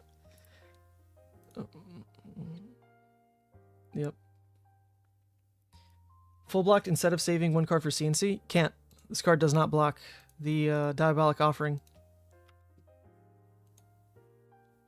This guy was the pitch card. It does not block baseline. So no choice. No choice. But that's going to be the case in a lot of Levia's cards. You don't get the blocking choice on Slithering. You don't get the choice on the Artivores, the Deadwoods, the Reckless, really, in those kind of positions, the Doomsday. So that does unfortunately just happen. But either way, the problem there is we don't get to run the gloves we want. Not so much like what that hand was specifically.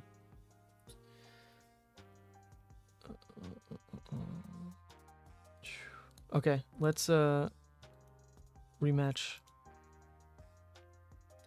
Could running the new expendable limbs be better? No, God no. Card is terrible. I don't think this dead should run gamblers into new meta. Oh my God, Alec. Pay attention. Yeah, the one reason to run gamblers into the aggro matchups is to hope for Savage Feast to hit. So if we just don't run the Savage Feast, then it probably is just blocking. It is the blocking piece like every time, because Savage Feast is the card that makes the gamblers hit worth, and it doesn't actually combo well with Hooves. But in most matchups, you probably could do that. Just the new Grasp and Hooves. It's the same block as Scabs, and you get the guaranteed push on the turn you need it. But it does not work next to Savage Feast. It'd have to be the other ones for that, which are less flexible across the board because you barely discard in this build. Okay, so they're going to load, and we're actually going to try to punish. I will try to punish and land damage. We shall see.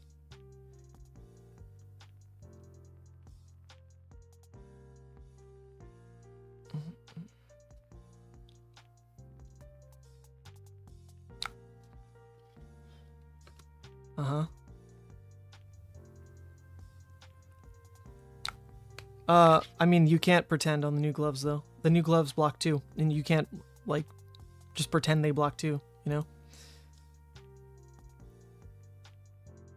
They have other, there's other things that would come up that you can't control. Like, they contribute to blood debt by 1 more. They would block hit effects that you can't actually get around by doing it manually. So we're just going to play with them as gamblers. Alright, we banish Swing Big. Diabolic does come in for 6. That is burning an Artivore pretty early, whereas instead if we just roll Scabs and hit, it is Swing Big into Claw. Into Arsenal Artivore. I think we're hoping to get a little lucky. If we draw into the CNC off the banish here, obviously very good.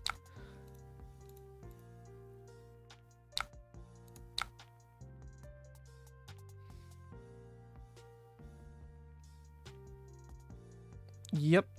So let's do this. Then we'll roll Scabs, because if we hit, we can at least Claw Diabolic.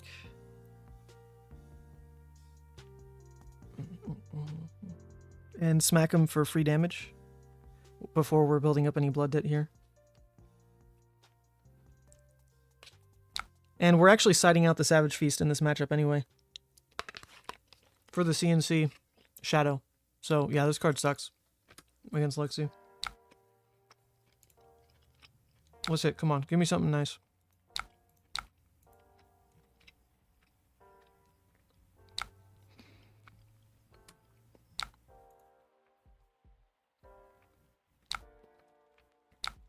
All right, well, the Lexi's going to start at 26. We'll see if that's worth it. We'll see if that was worth it with them loading Endless. Honestly, probably. But we've drawn quite a bit deeper into finding Art of War. Which we didn't find, but we do have our CNC hand into an Endless hand. Pretty good.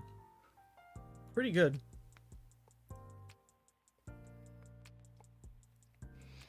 So depending how they leave Arsenal, we'll make the call.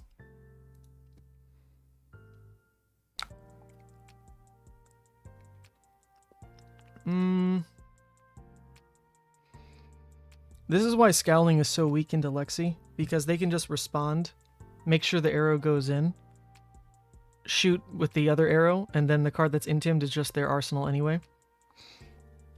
So Scowling is really just going to be for block. What we need it for specifically is blocking relevant on hits. Drill Shot is dealing like an extra 1, which is pretty annoying. If we block with if we don't block with Scabs, it's dealing an extra 2. If we block with Scabs, then it just deals the 1. But we're losing the ability to block on hits a little bit better later. It is a bit of a game of inches.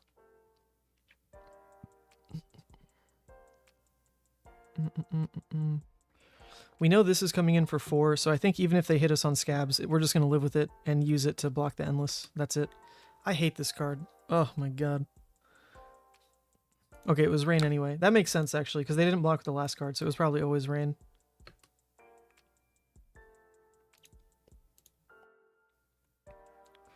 Alright, we will get to see what they will leave in Arsenal here. Alright, so they're not going to have an Arsenal. So we can just go ahead and use our CNC to block alongside Scowling, I guess, against Endless. That wasn't the right hit for them at all. They should have chose Scabskins. This is only dealing 1 life because it's not Battle Worn. If they deal it here, then they're dealing 2 life. Because this goes from 2 to 1, and it only gets the 1 use. This goes from 2 to 1, and you don't get the second use effectively, because, you know, it's already gone by the first ping. So this one we take, it's just raw damage, and then we block the Endless for 6, return an Endless Maw, and move on with our life. Get him off of a 4-card play.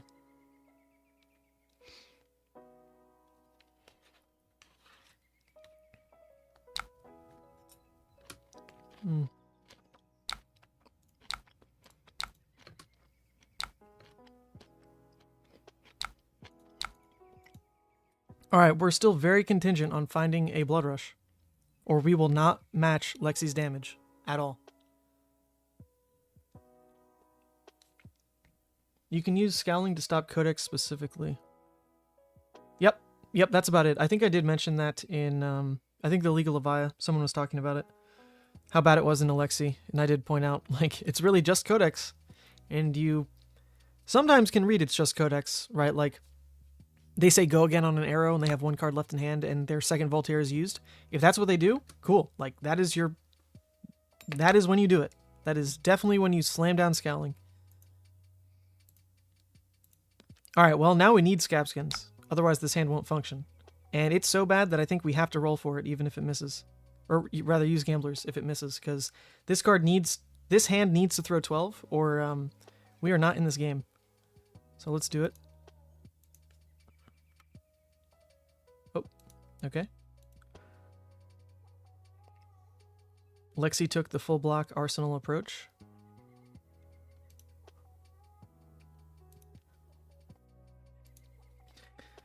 So, if we had hooves, for example, we do crack them on this play. This would have been the force.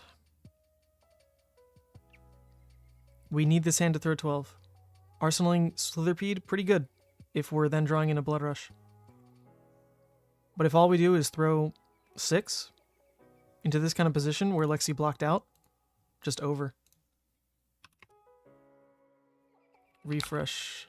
Oh, baby. Okay, well, we have to reroll anyway. Alright, nice. We're lucky bastards. I still prefer Slitherpede and Arsenal over the Mark of the Beast, because this is our Bloodrush curve. So I still am going to throw Slitherpede into Mark of the Beast. rather than keep this in Arsenal. It just doesn't fit the cost curve.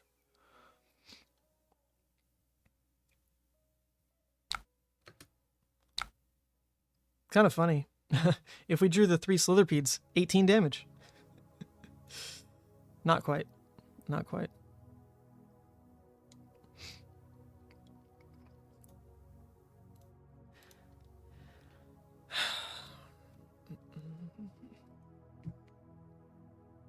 Just play the swing big. I don't know where you're at, Thomas, but there's no swing big in this hand. You may not be live. And that could be it. All you got to do is click live and it'll skip you to where we're at in this 12-hour marathon. Okay, they're blocking again. Interesting. So it could be a 3-of-a-kind play. They just played a Carrion Husk, basically. They block 6, and they're going to draw 3. They just played one of these.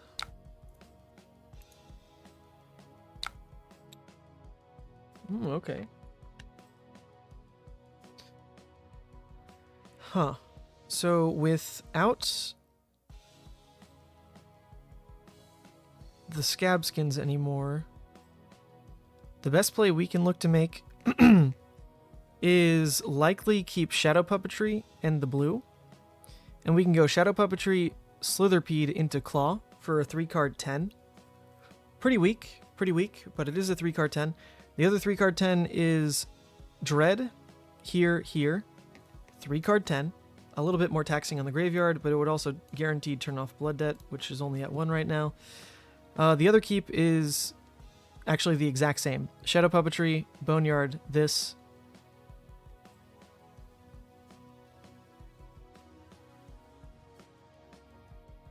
Graveyard right now is 2 misses, so I do need to pay. I guess I'm paying with the Shadow Puppetry. This is really weak into double Winter's Bite, but is it actually double Winter's Bite? Come on. No, it is not.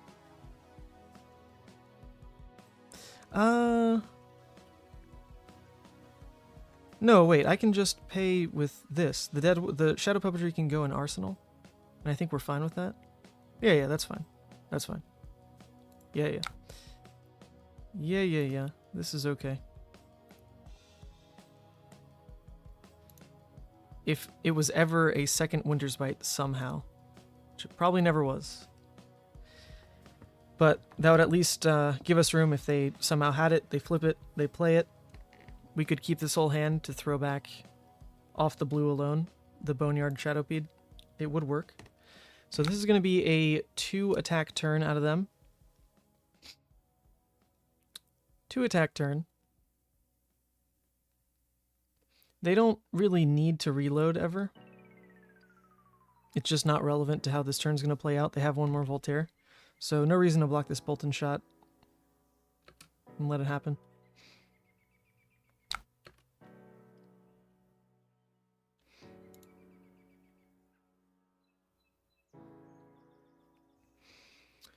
Fatigue.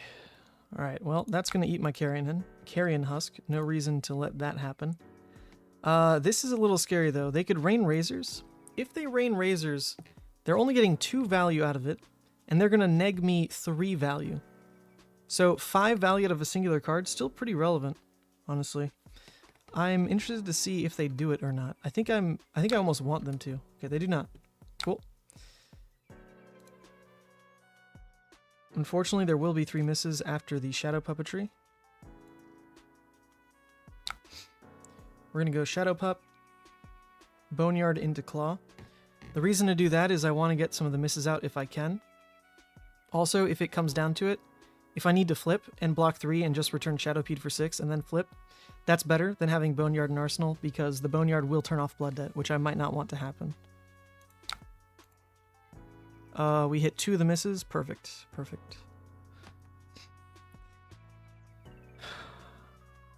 Likely, no matter what I see on top, I'm going to banish it unless it is a Bloodrush, because we're just trying to dig. That's it.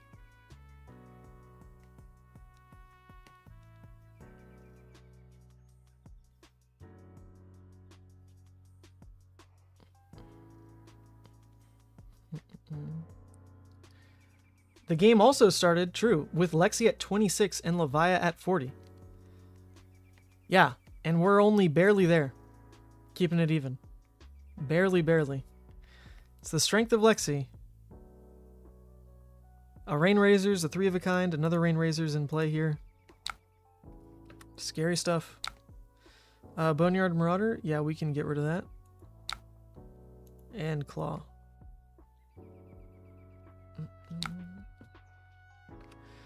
Bloodrush coming. Let's hope. I can tank 23. I absolutely can tank 23. Their turn is likely just 2 arrows. A Boltyn shot can make it get real messy, but actually Scowling works against Boltyn shot pretty well as well. This hand does not turn off Blood Debt. Fantastic. Fantastic. We milled a Boneyard, which was apparently the only way to turn off Blood Debt in this hand. It's really cool stuff. I enjoyed it a lot.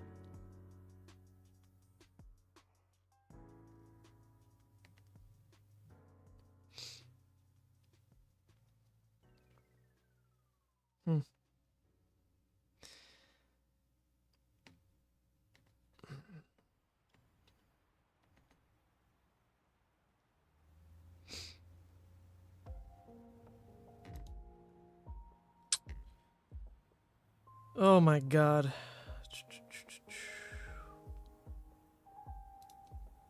I don't even think milling the Boneyard was greedy. Our win con is Bloodrush, and like anything that draws us closer, we do just kind of have to play for. But maybe the choice that was wrong then was not playing out the Slitherpede. But that wasn't really wrong either, because we had the 3 misses that we wanted to start trimming. But I could see that, actually. Kind of losing the double safety net, playing Boneyard instead of Slithering, and then banishing another Boneyard. Whereas if it was Slithering that we played out, saw the Boneyard, banished the Boneyard.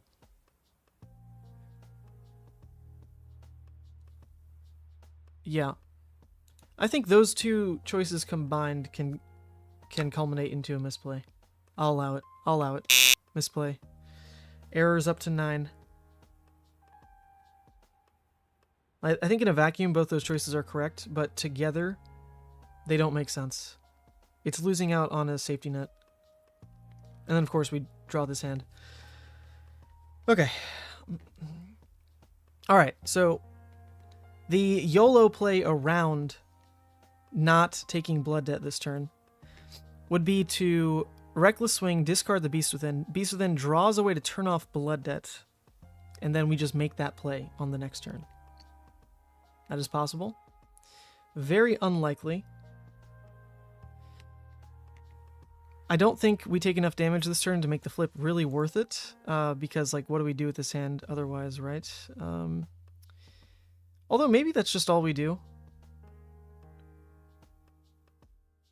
Maybe that's okay, actually. Just let the damage come through, throw 6, Arsenal the Reckless. I don't hate that, actually. It's going to make the game really tight. But we'll still throw 6, and we'll Arsenal Reckless, which is a great way to end the game against Lexi.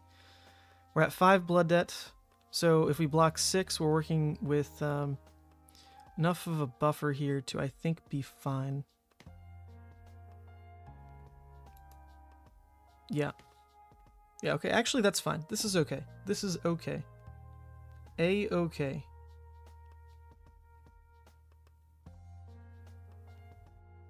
The question is now, use this just for block, try to mess up what the Boltyn shot is hoping to reload, even though I kind of want to take damage.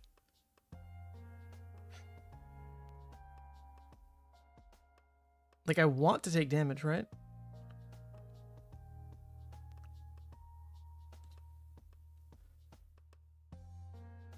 Huh. Very strange, very strange.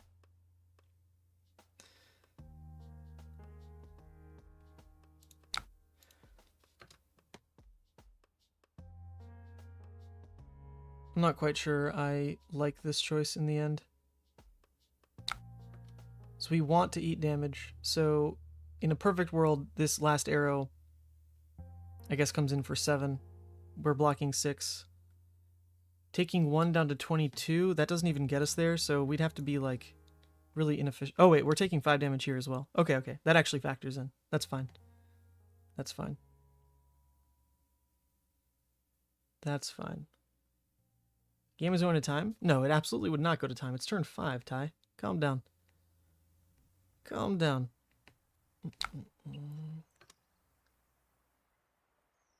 Okay. Not the upfront damage that I was really hoping for. But it is kind of perfect for what we're doing here. We block like this. We take 1 down to 17. That's enough to get the flip off. We'll still throw 6. Unfortunately, the Blood Rot will take us down to 11. So we'll be looking at 11 plays 10. They're on a random card in Arsenal because of the Intim. Although I'm sure it's a fine card in Arsenal. Any arrow will do. We'll still have presented 6. We'll have Reckless. Our Banish Zone is an Endless Maw, a Boneyard Marauder, and a Mark the Beast. This one's really strong. This one's okay. This is fine next to our Go Again stuff and Blood Rushes. I think this is good enough with me. This is good enough with me.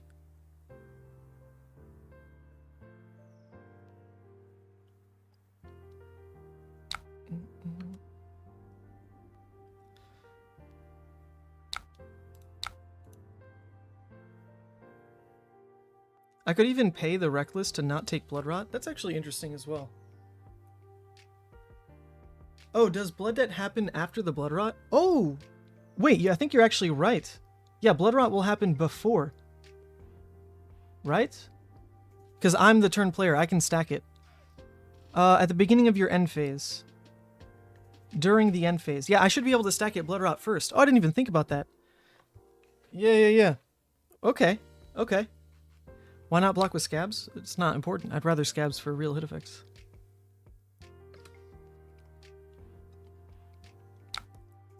Okay, no. I will not pay. And then I will take Blood Debt. Okay, wait, what? What? How's it doing this?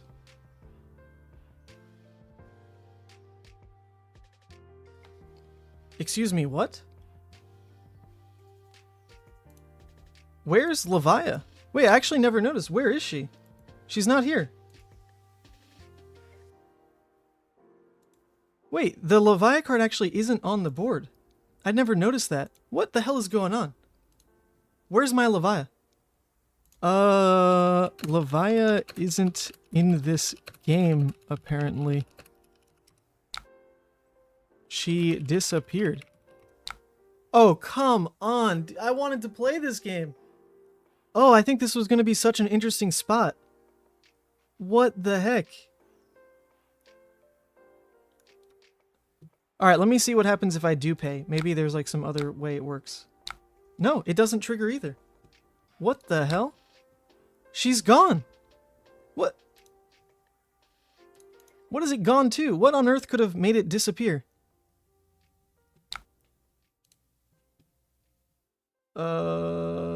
Rematch makes her go to sideboard? Oh, come on. That is so frustrating. This game was actually going to be so cool. We fought for a good position. Pat taught us that actually the layers should work to be advantageous in this position with Blood Rot. To only go down to 13. We'd have 2 decent hits in the Banish Zone. We'd have a Reckless in Arsenal. Our opponent, Lexi, really can't play around Reckless, so we've got game on lock in Arsenal for the entirety of the rest of the game. We won't lose to Blood Debt. We've got good plays out of Banish Zone. I wanted to see what would happen. Oh, God. Not like this. So this doesn't count, unfortunately. We'll have to do full rematch. That's so sad. Oh, that was going to be such an interesting endgame. Unlucky. Does this button work? I never had her this game. I mean, obviously we know that now, Sam. She was missing. But the redeemed isn't what we care about anyway. The redeem flip, so just wasn't even taking mental note, because who cares? We're going for the consume flip. Oh, well. This button doesn't even do anything. Okay. Remake lobby. Something is off. Alright. Alec.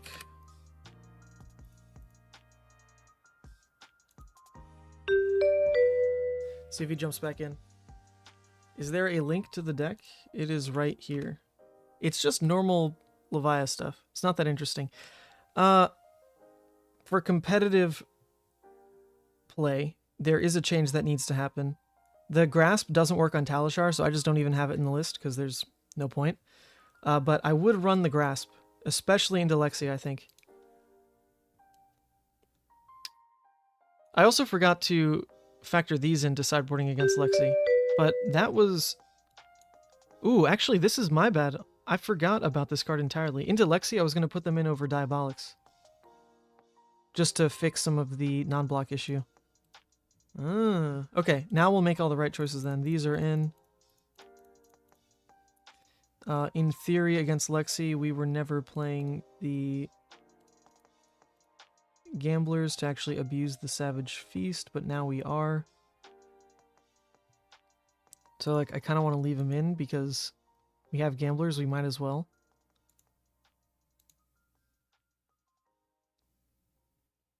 Since we can't bring in the other card. I think we'll take out the Marks then. They're a bit weaker. Let's try it this way. And ship it. See what happens. Okay.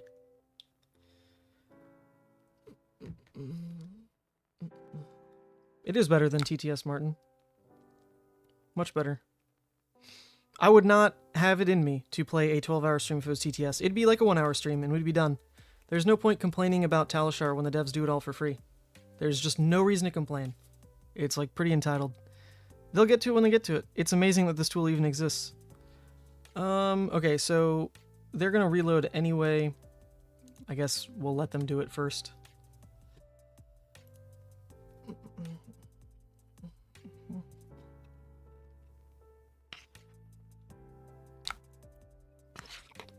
Oh, they're not loading. We threw. We don't get the graveyard fill.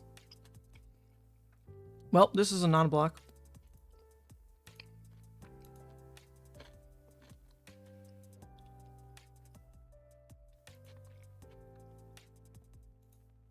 Yeah, actually, should have always just been throughout the slithering. There's no reason to pass. I think Lexi should always want to load anyway. The only reason he wasn't is because last game, the turn kind of popped off. But you should always reload into Levia. And if that's the case, then throwing 6 never gets through anyway. So I might as well do it first. I need the graveyard fill. I need the cycle.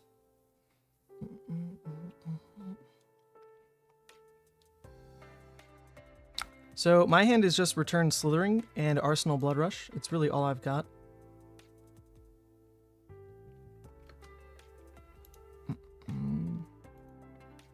So we'll look to block Tall on the next arrow. Oops. It'll come back to hand.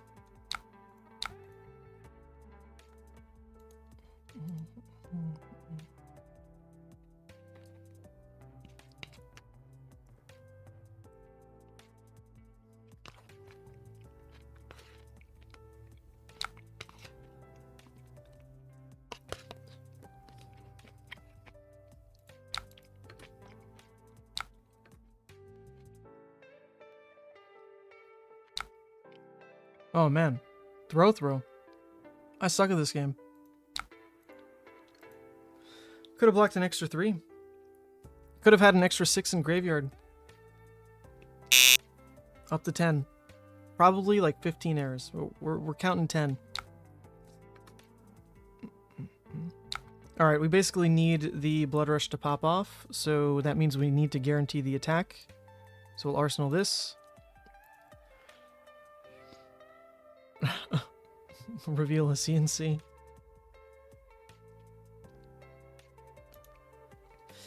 The Bloodrush turn needs to be 21 damage. Minimum. Minimum.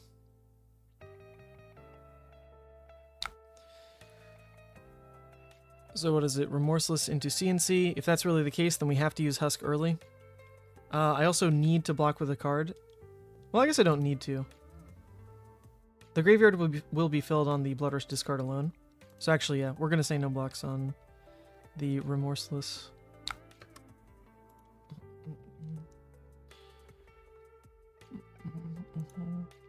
No, I want to save the flesh bags to look for Boltyn shot and Codex plays. More than anything.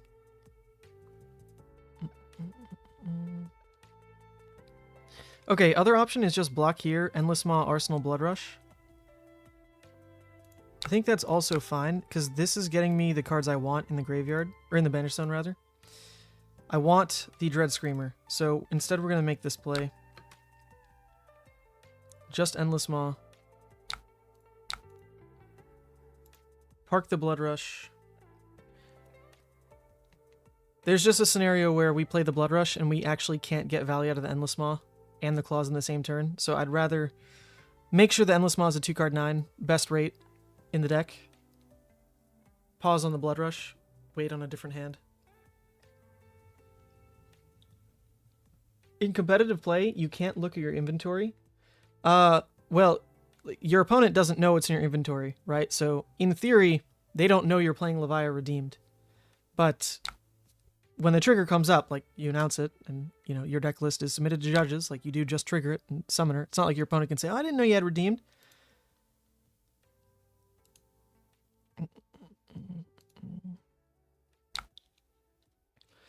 Showing another CNC, eh? Well, this is a no-hit effect arrow.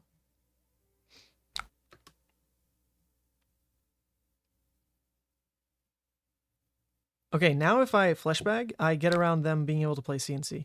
So now fleshbag has actually got quite a bit of value. Do I care about blocking the full 5 to play around the inertia? Not really.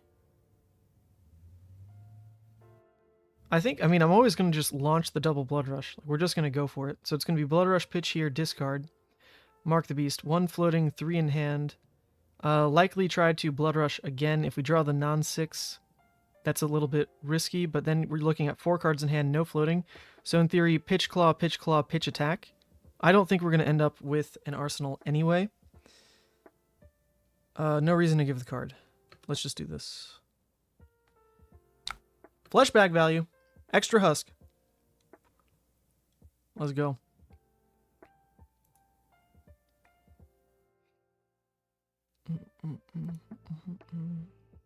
I mean, this is pretty good value. You figure if they were trying to throw CNC, that card is just like some piddly blue.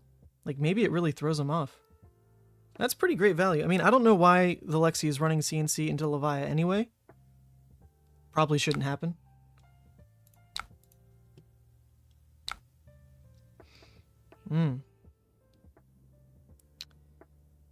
Well, if we want to force the Bloodrush, we have to just burn the Shadow Puppetry.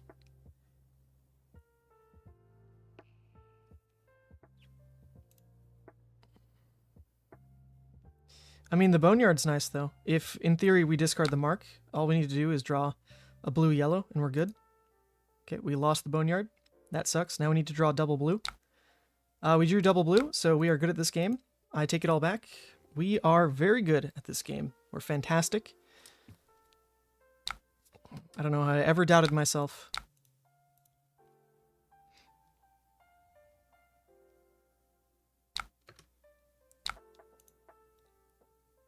Look at that. Woo! It's like a Lumina comboed. Just lethal on turn 4. I mean, to be fair, we did make the correct call on like how pitch works out on a turn like this. We were never going to have an extra arsenal if you go for double Bloodrush. Because it costs a lot of resource, a lot of cards in hand. Banish, Command, and Conquer. Do I want to draw Command and Conquer next hand? I do not, so let's banish it. I'd rather see better cards.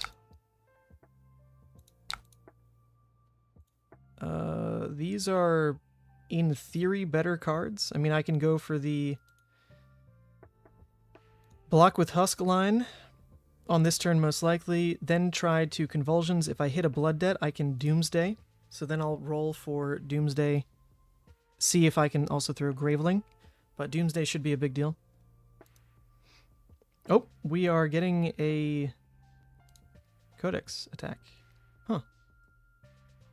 Well, that changes things. In that case, we can bring in the... I guess we want Dread Screamer. So we can go Dread into Doomsday. That's pretty legit. We're filling the graveyard, though, with a miss, and then we're going to try to Arsenal Reckless. Reckless is just such a strong closer. So we're taking a 6 out of the yard. We're filling the graveyard with a hit and a miss. So it'll be 4 hits, 5 misses. Pretty risky. Pretty risky.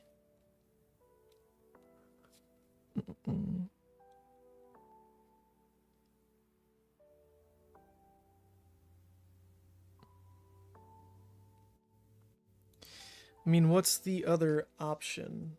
I think the graveyard was always going to be a problem in this kind of position. So, I mean, the bad part is we can't even like roll Scabs first to try to get Plasmafet out at minimum because we're not even at 6 blood debt. So, I think the safest play is get the Boneyard. Go for Boneyard Dominate. 6.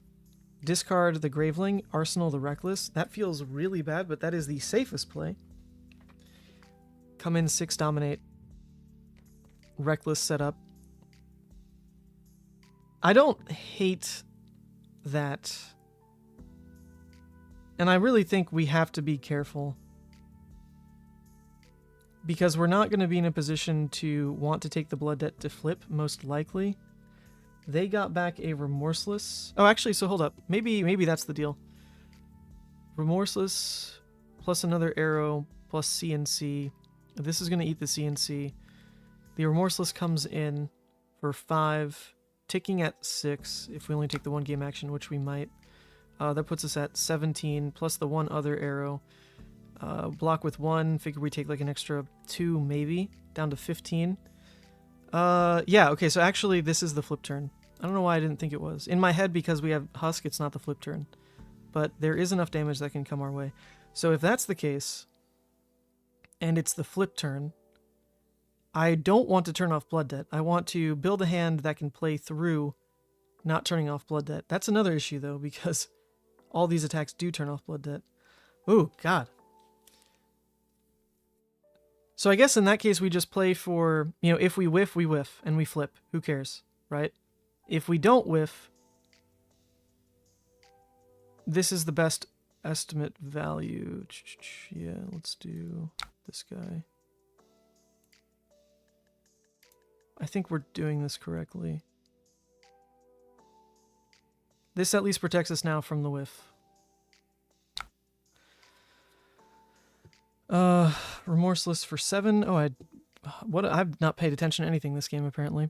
There's also a Rain Razors, apparently.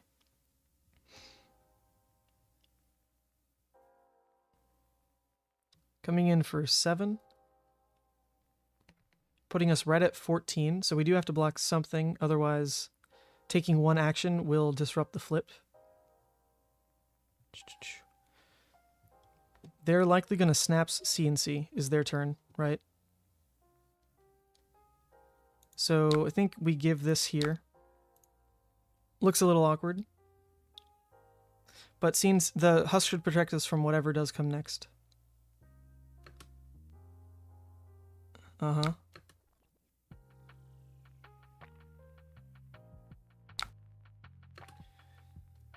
Okay. Yeah, I mean, this is what we planned for, so even though I was an idiot about it and didn't track everything game state-wise... Wait, no. I am stupid. I factored in an extra arrow that was never there. It was the Rain Razors, was what the last card was going to do for the turn. Oh, God. Alright, this was a throw, I think. I mean, it depends on the Dread Screamer. If the Dread Screamer hits, then who cares? We did it all right. We did it all right. If it doesn't, we are in for some big trouble. Alright, I suck at this game. Nope, we're good. I suck at the game, but Levia is good at the game. Oh my god, that was such a freaking messy turn. What am I doing? What am I doing? was like 3 half-formed plans that none of them fully applied to the game state. But we got bailed because Dread Screamer did hit. Oh my god.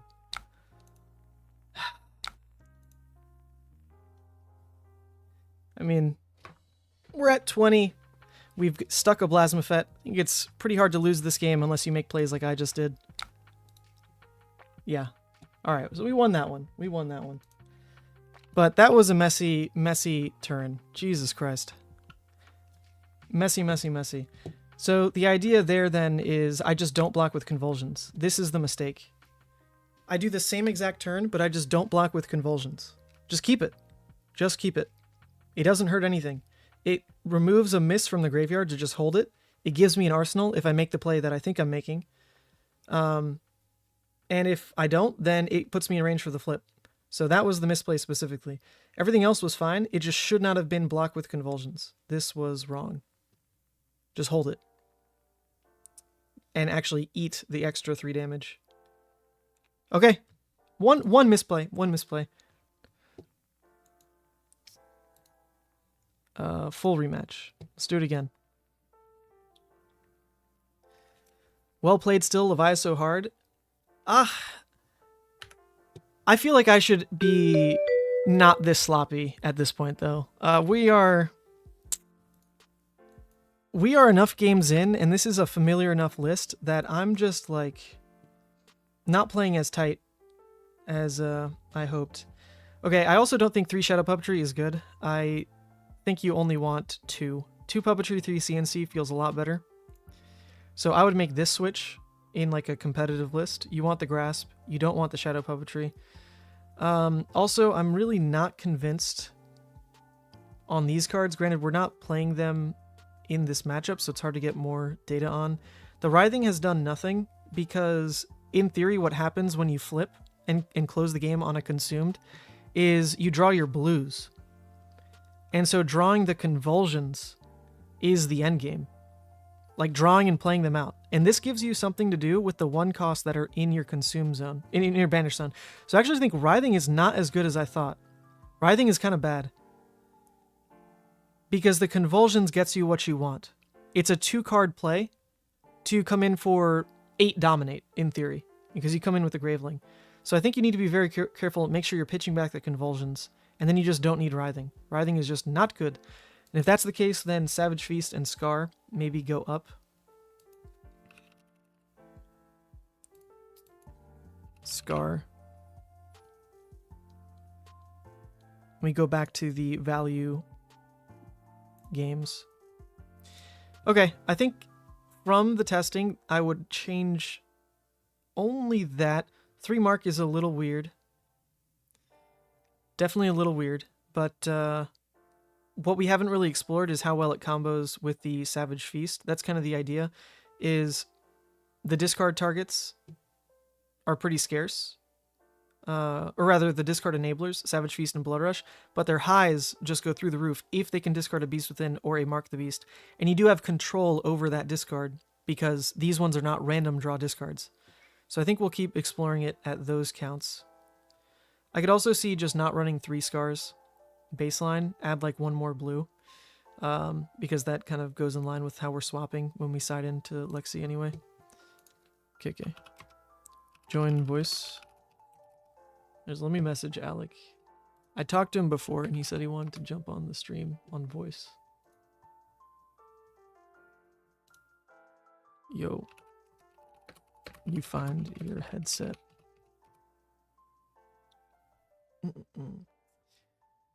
I still want 1 Writhing at least.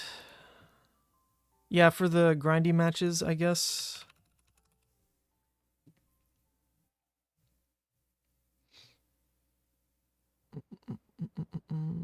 At least 1 Writhing. I don't know if that's even true, though. You have so much closing power in Convulsions, Reckless, and I think Vile. I think Vile's pretty gross. Writhing just has no early play, like at all. It's pretty bad. I think the only turn where I actively wanted to play a Writhing was because Scabs hit, and I was able to go Writhing Graveling. So, like, you don't hate it if that comes up, but that's only if your opponent lets you keep that hand. I don't think you ever block around trying to keep a writhing hand. 2-card 6. You need other plays. We're going to keep locking the high counts of things before all the finagling really comes in. That's the next step.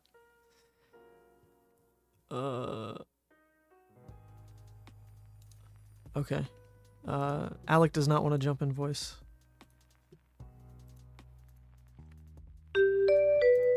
Alright. I'm going to let him know. Please don't fat deck. Run a 60. Been swamped with work. How's the Levia gaming? Well, after 10 games, we are 7-3. Pretty good. Pretty good. 2 of those losses were absolute insane. Just, like, I don't know. One was a high roll game. One was just, I think, how the matchup okay. The Levia I lost to was on a more aggressive version, so I'm not going to call it a high roll, because they are on a more aggro version. They did take going second, and they were able to actually just do what the deck's supposed to do. Granted, it was locked behind an early Scabskins hit, and the fact that they double drew Bloodrushes back-to-back. That's not really high roll, though, because the deck is supposed to do that. That's fine. That's all allowed. Their deck just did it better than mine. That's allowed. The Lumina combo on turn 4, though, with Soul of Arenia turn 0, that was a high roll game. Now that's some bullshit. That's no good. Other than that, all good games. The Lexi loss, hard fought. We just didn't get there. It was a weird scenario where if we had Grasp instead of Gamblers in this matchup, which is I think what you always take, then we actually had the perfect flip. And we probably would have won that game.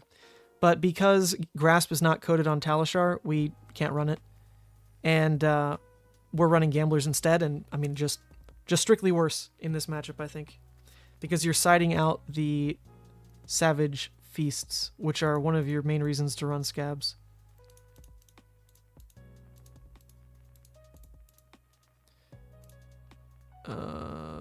Actually, we'll leave one in since we have to. Right. And then I think just run this. Yeah, so that was the other loss. I think, truly, if we have Grasp there, we don't lose that game. And that's it. Those are the 3 losses. The 3 losses. The wins have all been solid. Some really exciting, nail-biting games. That Dromai game against Reese, who's in the chat right now. Great game. Great game. All right, Alex using the bathroom. He's going to ping me when he's back, and then we'll start. But yeah, that was a fantastic game against the Dromai. Probably my favorite all day. We took a route where we consume flipped and were basically on the verge of our own deck out. Granted, I basically punted 11 value that game because of blocks on a Savage Feast and a Bloodrush turn that just didn't make sense.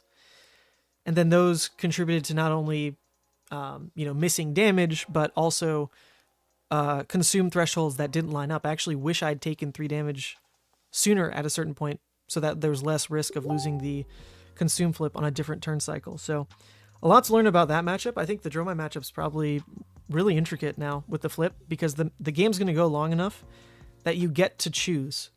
You can either flip to Blasmafet for the value and try to set up a final push, which is what we did. Bloodrush and Arsenal, flip to Consumed, went for the 4-wide Bloodrush turn, into the Convulsions Endless Dominate turn, and that was just enough to win by exact lethal. You can also forego that, just play like a pretty grindy game. Maybe the Dromai wasted a lot of dragons on defense, which can happen, and then you just go for the safety of a redeem flip. That could also be the line. That helps a lot, actually, with one of the problems in a grindy state that you can reach with Dromai. If they try to run you through poppers, you run out of the ability to block and turn off Blood Debt, because most of those come from the same cards, right? It's your 6 and your popper. It's your 6 that turns off Blood Debt and your way to disrupt Dromai's board, all in one card. So you can get to a point in a grindy Dromai game where giving up your popper, it loses the game. So Redeemed could be a way around those states where now you actually don't mind. Sure, run me out of poppers. I don't care. I don't have Blood Debt anymore. So your win con into Dromai is just kind of fatiguing them. Pop all their dragons. Go for Yeah, I mean, like, you can literally just win through claws. You have a weapon at the end of the day. The Dromai does not. Sounds pretty boring, but you can actually probably get there. Probably can do it. Because the Dromai against Levia is not planning for that late game state. So they're going to play out passings as they see it. They're going to play out Mirageis as they see it. They're probably going to pitch stack Chromais specifically. Maybe a Chromai and Miragai together. Tends to be like kind of a big push through popper combo. But they're not going to run Ghostly Visit into a Levia. So you might just win the grind game off that alone. Just count their resources. And just redeem flip and win. It could happen. Alright, he's back. Okay, we learned our lesson with Alec. He's a little scared. So there was that one game where he didn't load Voltaire, and that felt really bad because we needed the card in Graveyard. So we're going to do the proactive play. It unfortunately gives him full information that he can just load Arsenal and there's no punish, but I need the card in Graveyard. Need it, need it, need it.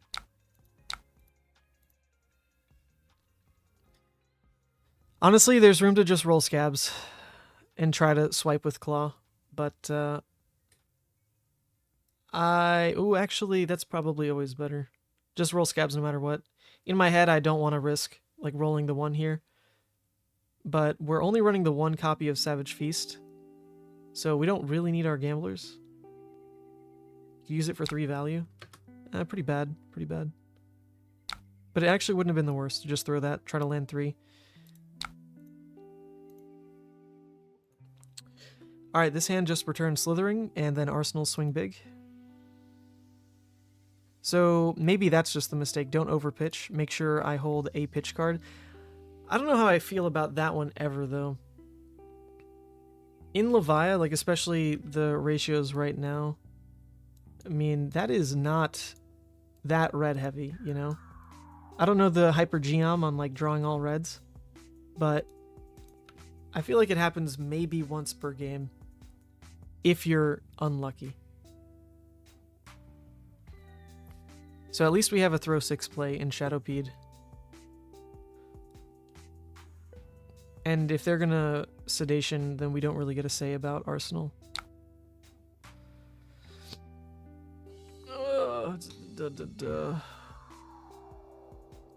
We don't want Fatigue to hit, because we want to throw our Shadowpede, but Inertia hitting means we don't get our swing big play. So let's make sure the Dread and the Swing go to Arsenal, because we want those.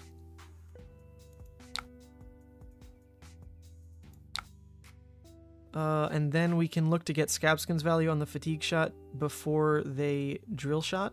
That'd be quite nice. That'd be really nice.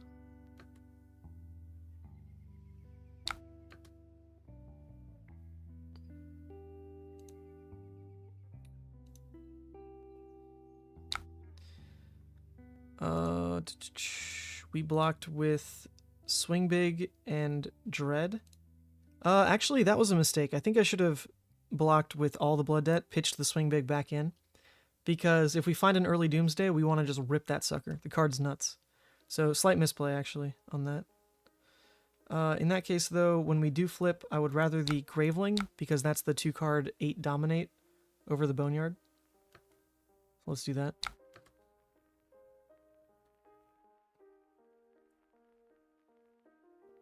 Misplay. Very minor. But you do need yourself open to just ripping some Doomsdays early.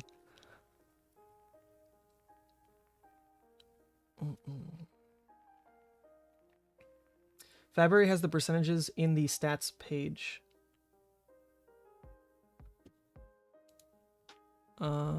Stats. Hand draw probabilities. So is this like drawing 1 hand per game? How does this work? Oh no, it's drawing 1 red. Oh, I see. So it's a 2%er to draw 4 reds. 2%er. Is that how I'm reading it? Yeah, so that's basically in line with what we feel.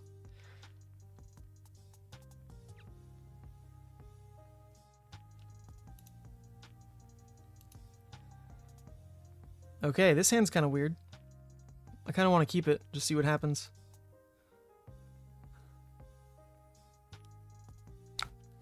Not gonna happen though.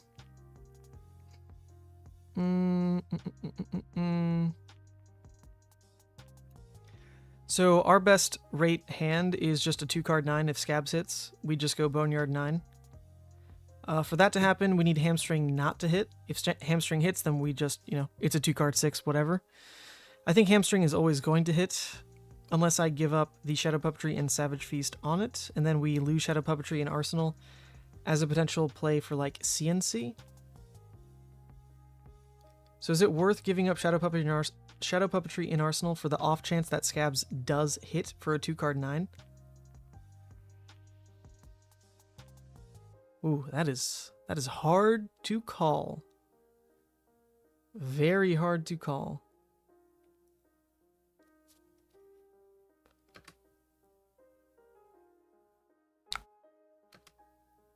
Huh.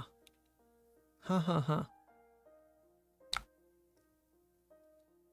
Okay, actually, now we're getting drill shot value, so screw it. I don't want this drill shot to deal an extra 1. It would tag Scabs Scowling here, so I can also just give up the puppetry for it now.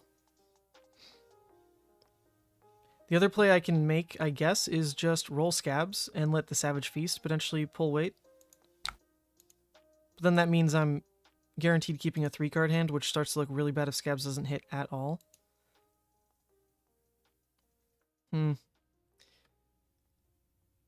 Nah, I'm really not that keen to play into Scabs. They're going to launch this. They're going to be off Arsenal. I'll take a 2-card 6. It's bad, but it's not the worst. Or I guess the other option is Arsenal the Boneyard. Yeah, because I don't have Blood Debt yet. So it can just be Claw, Arsenal, Boneyard to have our Bloodrush turn set up. That's actually way better. I don't know why I didn't call that. It also doesn't take us down with Remorseless. So I'll take this. I think this is just a stem of bad mistakes, though. If this is all we're doing, the Wrecker should have blocked the Remorseless just for full block value. I want, because of the consume flip, I want to be higher life to make that controlled decision over dealing the extra 3. I think. Not going to call that a true misplay because that's just straight value. Do I care about 3 damage there or 3 damage on me? And I don't quite know yet.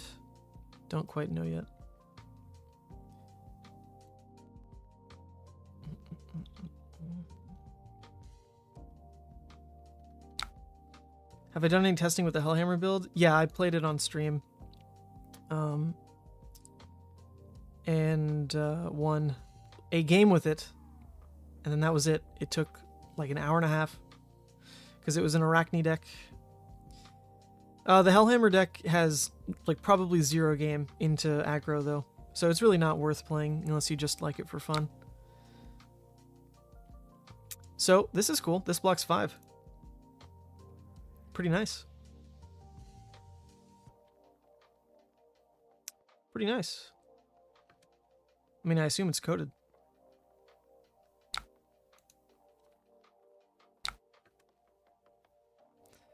Cool. It did it. It did the thing.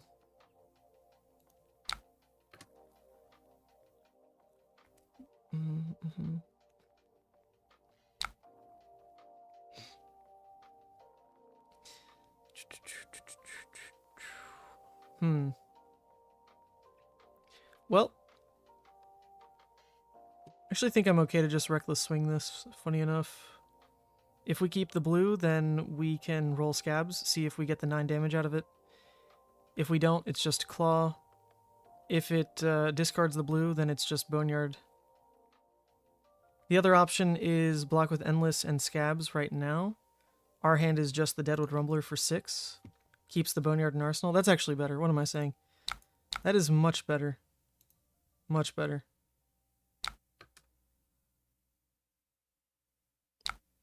Okay. Don't mill a Bloodrush. I mean, that's... Right after Bloodrush, I was going to say don't mill Art of War, and then there it is. But it gets us closer to Bloodrush, right? It does get us closer to Bloodrush.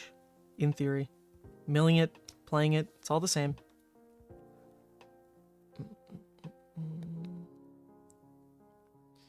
Yeah, the Boltyn shot had no on hit though, but they were pitching reds that turn, so it was just going to be a 2-arrow turn. And that hand doesn't convert to like playing aggressive unless it's on scabs. So we just want the full value on block.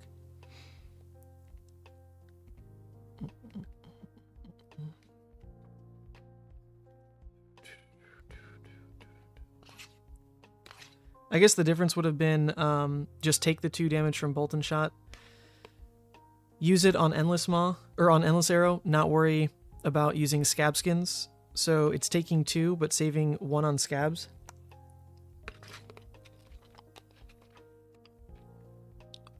I could see that as well. Not too worried about it. I'm protecting my life. Alright, there we go. We got the guaranteed Beast Within Bloodrush hand. Let's do it. This is the good stuff.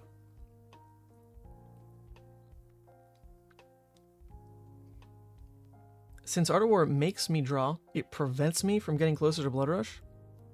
What are you saying? It helps me get closer to Bloodrush.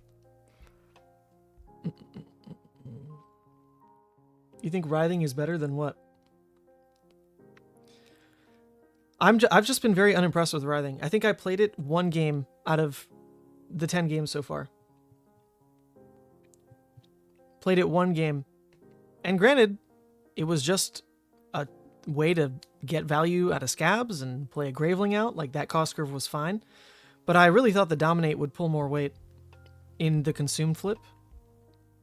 But it hasn't. Not to say I'm giving up on the card, but we're just taking it out and seeing what happens. If I ever care about bringing it back in the list. The Frailty is going to block 3 damage on this turn. That's pretty gross. Pretty disgusting. Whew. Not worth pivoting the play, though, to anything else. We also don't really mind about the hamstring draw, because the Boneyard is going to be cheap.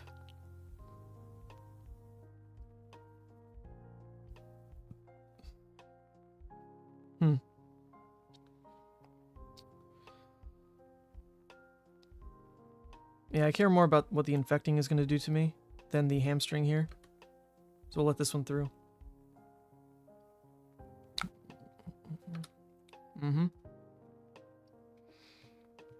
Oh, I didn't even notice. They brought in gamblers. Oh, that's funny. They're bringing in gamblers to try to beat my gamblers. Joke's on you. I don't even want gamblers in this matchup. Okay. I think let's just get the 5 block value out of Endless here. Blocking the Blood Rot pretty cleanly. Just makes sense. They're going to go off Arsenal. I mean, granted, they'll have the Ponder for it, so it'll be a random Arsenal. Any arrow is obviously fine for them. Carrion Husk can block 7 here, basically. I don't know if I really care about taking the 7, though. I think I want to save Carrion Husk. This one's just raw damage. Yeah. Alright, let's see it. Come on, Beast Within.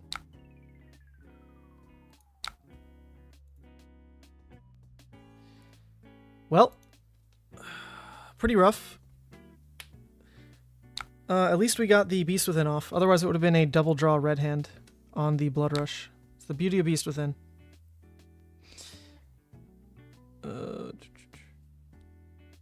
Wait, so the hamstring was eaten by the mandible, right? Their first attack. Yeah. So that tax is already gone. So we can just launch the Boneyard. I'm actually a little into rolling Scabs. If Scabs hits, then we can just go Boneyard Graveling. I'm pretty into that. Let's see what they do. Of course, they're gonna pop Scab. They're gonna pop Gamblers. Of course they will. So in person, you can layer it where there's the priority windows. You give your opponent the chance first, and then you decide. I don't know how Talishar is going to do it. But obviously, he will pop gamblers here.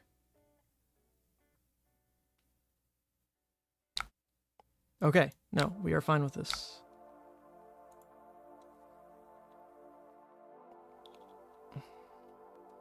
Nice.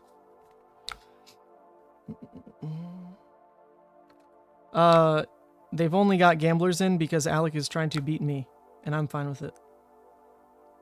Okay, actually, I should have closed the... 1, 2, 3. No, it was right to not close the chain on the banish. Yeah, that's fine. Well, actually, no, it isn't, because we want the extra blood debt hit in there. That's a misplay. Should have closed the chain. Misplay. Should have closed the chain. We wanted extra likelihood of actually flipping, or getting, like, at least one blood debt, so that when we flip, there's value to be gained. We have none so far. We just haven't played the blood debt game yet, which is kind of crazy. Yeah, so now in theory, if we'd hit that Dread Screamer, or hit the Graveling, then this Dread Screamer hand would actually do something. It doesn't now. Yikes. Yikes, yikes, yikes.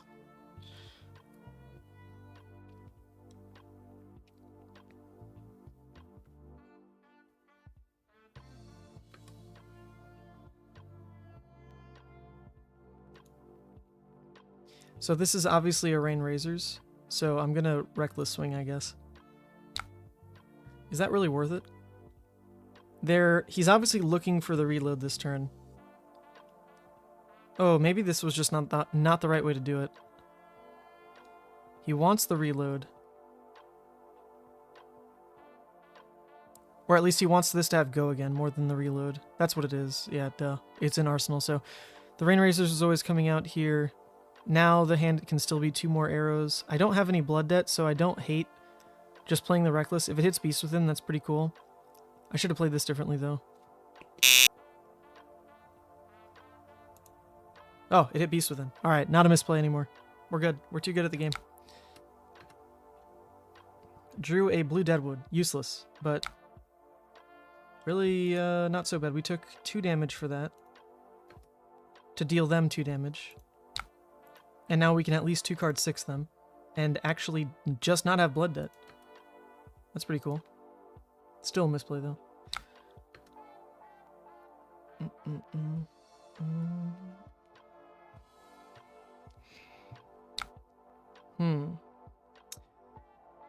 Reload doesn't matter. They're not under 3 of a kind, so if they have Codex, they just play the Codex. If they have the Codex, we actually really appreciate that, because we want to pull the Endless Maw. We're still going to get Carrying Husk value here, because there's a chance they never go this high on another attack. So we're just going to block like this.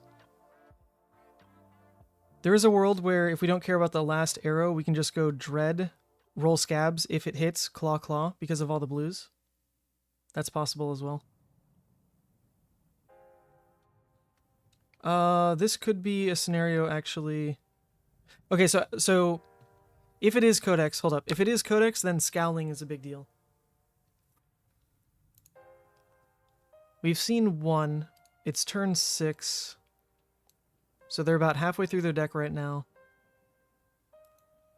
This plays around it being Codex. If it's not, they can just respond with Voltaire. Which technically it's not coded on Talishar to work that way. They don't get to respond to the trigger, but they should be able to respond to the trigger. So I could see this, though. I think the realistic play is I Scowling and Dread Screamer block. Go to 14.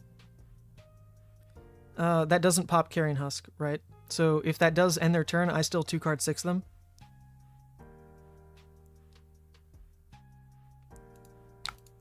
I think this is the correct play.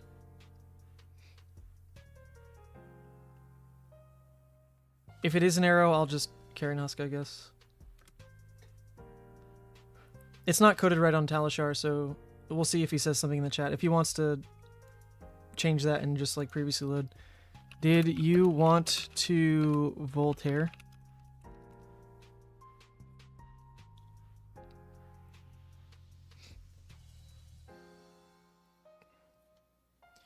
Carrion won't blow up. It blows up at 13. You should, but it's not coded yet. We can go back.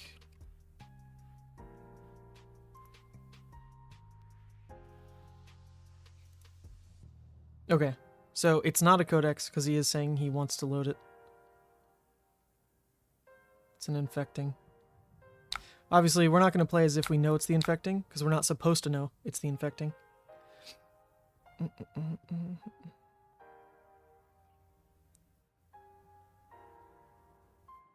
So if we didn't know what this card was, we would still block this way to play around it being codex. It's obviously not codex, but I think it's reasonable to assume it might be, because they're about halfway through the deck right now. They've only seen one.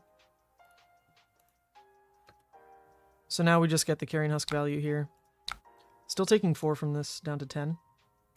But we're throwing 6. So. Oh, this is actually interesting. If I block with Hold the Line... If I block with Hold the Line, I stay at 14.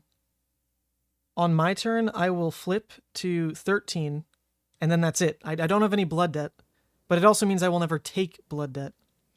My turn is just throw the Deadwood as a claw. Just 3 damage. They're going to be on Tunic, off Arsenal. It means I no longer need to worry about blood debt, though, for the rest of the game. I think that's worth not throwing 6. That's kind of weird. I think it is, though.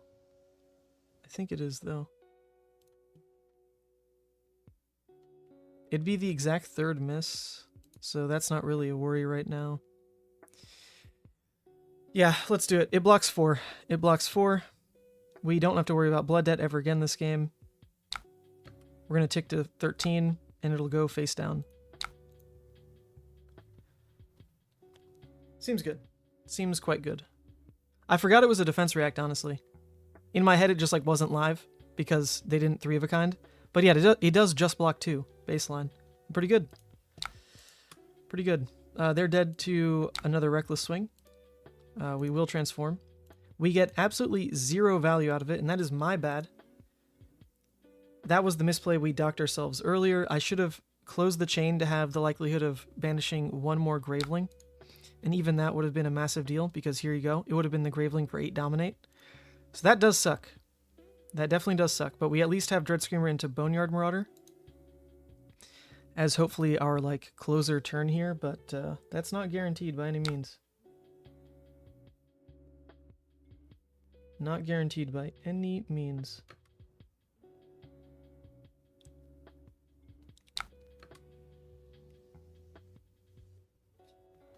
I flipped.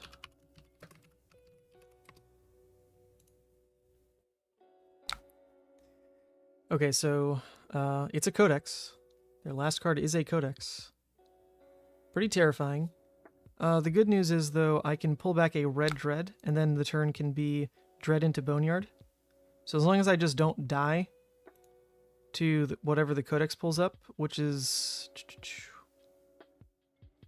Actually, I think I need to go Endless Maw, because they're going to pull up a red Infecting, right? Yeah. And I'll be at 3. So if I take even 1, I will die. Oh, what the hell is that? Sensor? What? Alright, calm down, Alec. Calm down, Alec. Okay, I mean, this is fine then. We just go for the Consumed and win that way. It'll be 7 Dominate. We don't need to do the Dread play. I don't know why I mentioned the Dread play anyway. It was always worse than just going for 7 Dominate. There's no way he names... Yeah, so the thing is, he could name Dread Screamer. That's actually possible. So I don't think there's ever a world where he names Convulsions or Boneyard. Okay, what card, yo? But it is very likely on a 3-card hand he's scared of Dread Screamer. I'd be too. On a 3-card hand. If he's scared of Dominate, then he might call Convulsions. If that's the case, we just go the Dread Screamer.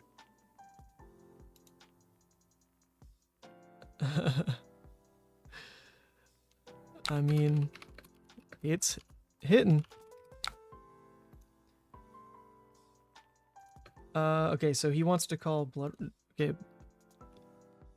You calling Bloodrush now, though? Think.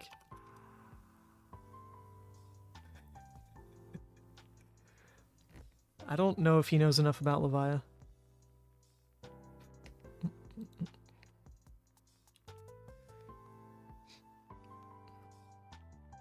Whatever one has Dominate. Writhing? Okay, let's let him choose Writhing or Convulsions. Alright, this is actually the right choice, is he needs to think about the Dominate play.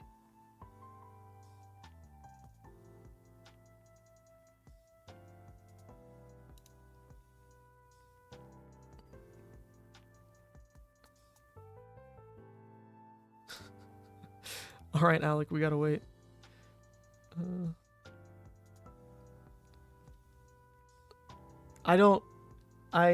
I've seen you play a Writhing. You don't think you've seen me play a Writhing once. Okay, he's actually right. I've cited it out. Okay, so Convulsions. That's fine. We'll take the Dread Screamer play. So we can still do this. Into Boneyard.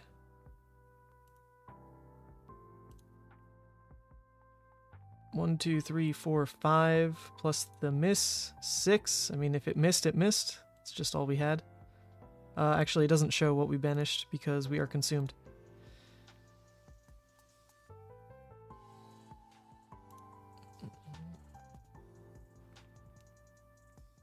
In an actual competitive game, you have to know the name of the card. You actually don't. You can call the judge, and because the cards are common knowledge, like the names of cards. So you can call a judge and describe to them the card and ask them to pull up the name, and that is allowed.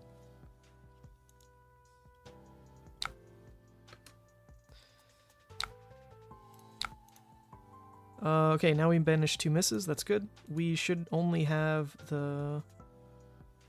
Oh no, I mean we have 4. I was going to say we only have 3. 4 now. We will never lose to Blood Debt, though. It's just going to be a factor of, like, missing a banish on a Dread Screamer or Writhing or something. Alright, come on. We still have Gamblers. Yeah, there we go. And we just drew the Bloodrush hand anyway. You dog. That is the best 1-card hand you could possibly have there, Alec. That is true. That is true. So we're going to have to discard a card. In that case, I want Endless Maw to be my play then. They chose Censor again. I mean, that doesn't make any sense. But anything is on hit death, so it didn't matter what 1 for 5 they bring up. We'll take the Endless Maw. Discard the Dread. Block 2 cards. Swing back Endless. Disgusting.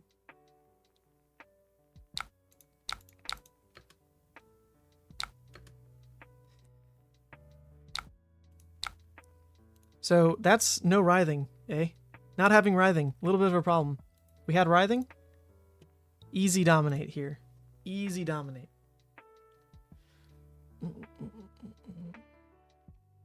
Banishes face down so you don't think it's public.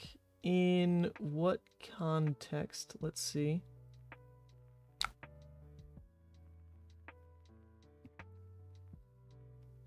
Wait, so Jim said, what is banished from Blasmo public? Not to your opponent. You can look at it, though. But your opponent cannot know.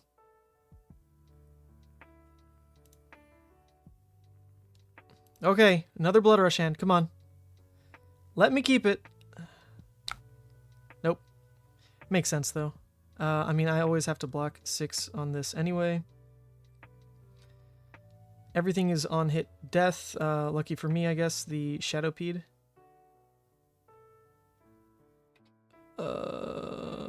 I mean, that's my play anyway. So I might as well fill the yard with extra 6s so I won't miss. And this is actually looking awful. This is so dire. 0 value on a Blasphete flip is very bad. We do have a Reckless, though, so we can just win through Reckless. I haven't really paid attention to what Carrion Husk is milling, but there is that. It could be banishing our Reckless as the game goes on.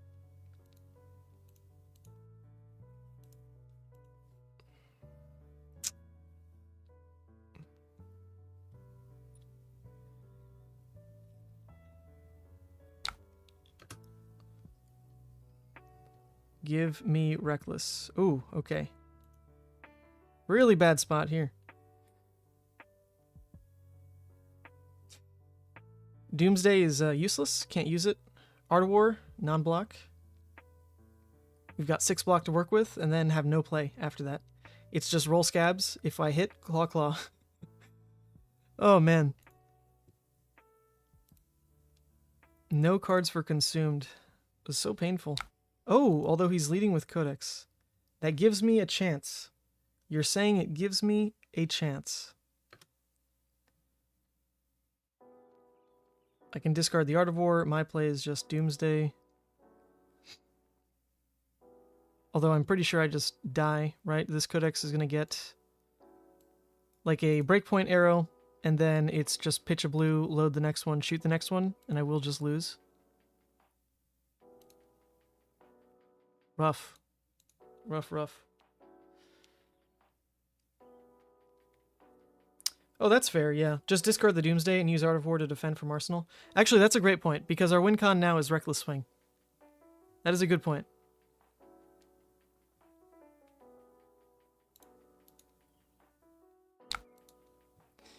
They chose Remorseless. Oh, wait, they don't have an extra card in hand. I thought they'd already discarded. That's not the case. So their turn is just shoot Remorseless. That's it. Oh, so actually, no, this play is still better.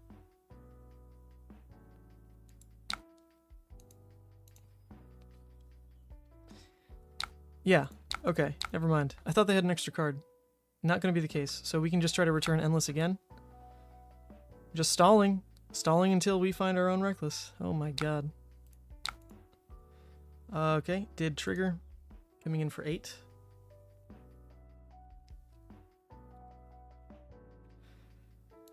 Ay, ay, ay. A very awkward game. That is all codexes down. That is only 1 Rain Razors. So we could catch him on a weird, like...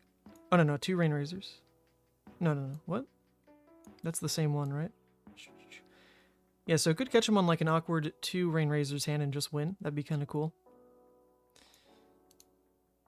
But pretty soon they'll have the block and then Tunic for 3 of a kind play. That pretty much locks us out, I would think. Okay, I was not paying attention to what was banished previously, so Reckless might have actually gone. Because this is the only notification we get. We don't actually get to go back in chat and see what was banished. So the second Reckless could just not be in the deck. Okay. Well, hold up there now, partner. GG. Pretty much, because now even if we miss, we can make sure Shadow Puppetry gives Shadow or Dread Screamer go again. So that always happens into the Dread here. It hit anyway, but that pushes it to a breakpoint of 7. Then we can roll Scabs for Claw Claw to guarantee game. Jesus. Awkward, awkward, awkward. But this is the power, at least, of Blasphete just saying you don't have Blood Debt. You would never get to play a late game like this with Levia otherwise. You would see one of those hands and just lose. At least that's now not the case.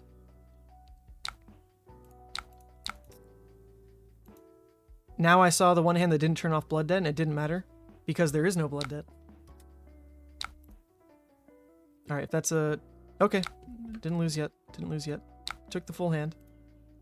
Banished an Art of War. Okay. Alright, what do you think? Should we mill him? You think it's a blue on the top, and they just died a vial?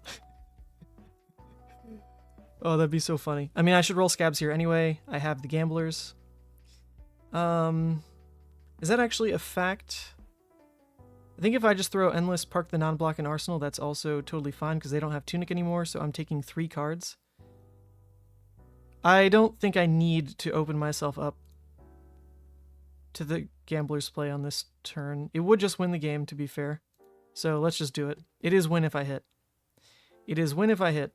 If it's 1 into a 1, that's on me, I guess. Okay, there we go. 1 into a 1. That's it. That's all she wrote.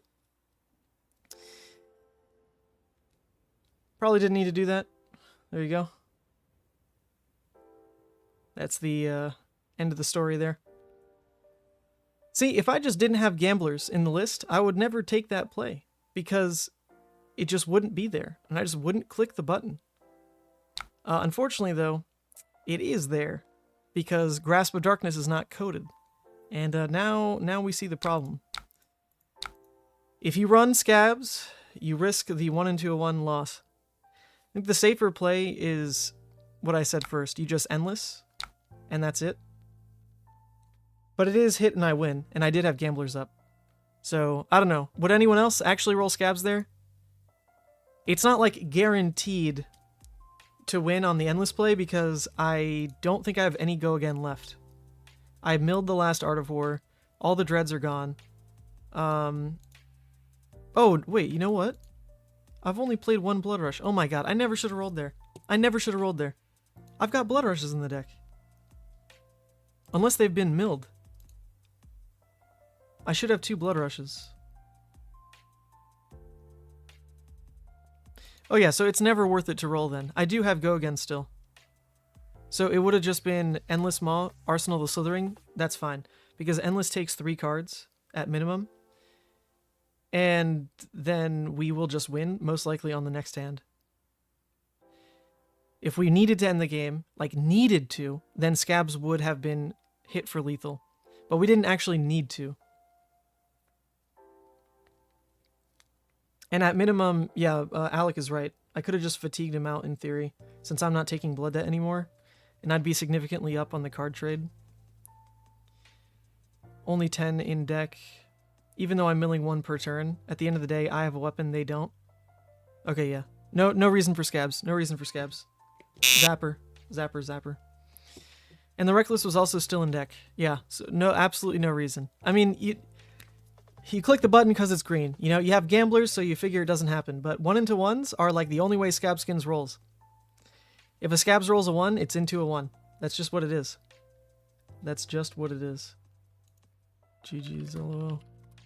Alright, he says he concedes for my stats, which is fair. I should not have just clicked the button. I already zapped myself for the loss. I zapped myself for the loss. We'll count it as a win because it should have been. Should have been. Okay. Looking for new Prism. We have any other cool matchups? We can play Vynnset again. I think we only played against 1 Vynnset.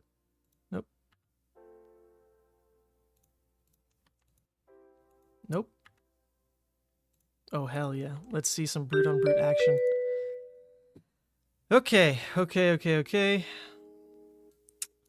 Against Rhinar, in theory, these can block against Bloodrushes, but do we ever want to be banking on that? I mean, it doesn't hurt, I guess. Even if it gets intimed away, it's still our blue for the turn, so that feels pretty good. Yeah, I think we always run that, actually. We always run that. Trim a non-block. Can also park this in Arsenal, play around barraging, if we're kind of taking it slow. Yeah, seems fine. Seems very fine to me. Well, let's do it.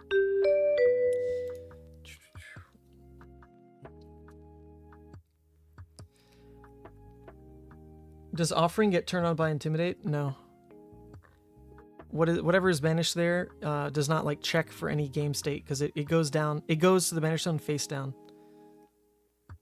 So it's never public knowledge. The game doesn't check what is banished. Nothing like that. Oops.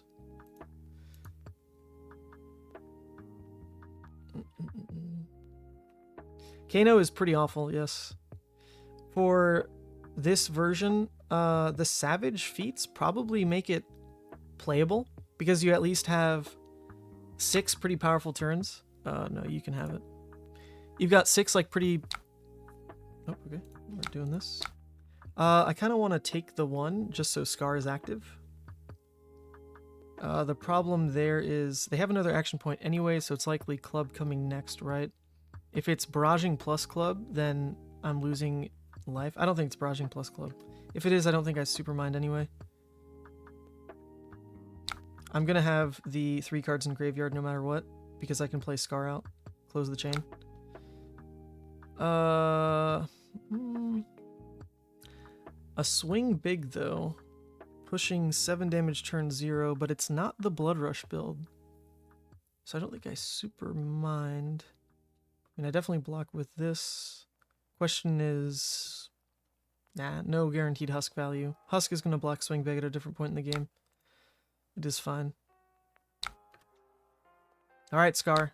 Pull your weight. Oh, hell yeah. We got Scar into Art of War. Or rather, into pitch Art of War for Claw. Disgusting. Disgusting amounts of value. Arsenal Dread Screamer. Bonkers. But yeah, anyway, into Kano, you at least have the Savage Feats in the current build, which can help you push. Bloodrush can help you push, obviously. The Art of Wars can do it. So there's enough play that you don't just like instant lose, I think. In like a really heavy recursion list, you basically instant lose. It's not very close. It sucks. I got very close on stream at the Battle Hardened in Denver for whatever reason. I got the Kano to like 1. And then they only won because I had a yellow, not a blue. But that's an anomaly. That's anecdotal, you know? The matchup should be bad. It's allowed.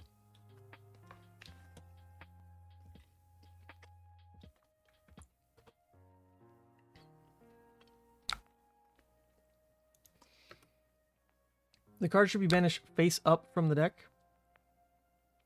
I'm sorry, I'm not sure what you're referencing that point. But yeah, whenever you're flipped to consumed and you're banishing from graveyard, at that point, when you banish, they trigger to go face down. You see them face up, they go face down. So the game does check for stuff like the conditional go again on Dread Screamer, the conditional +3 on Endless Maw. The game knows.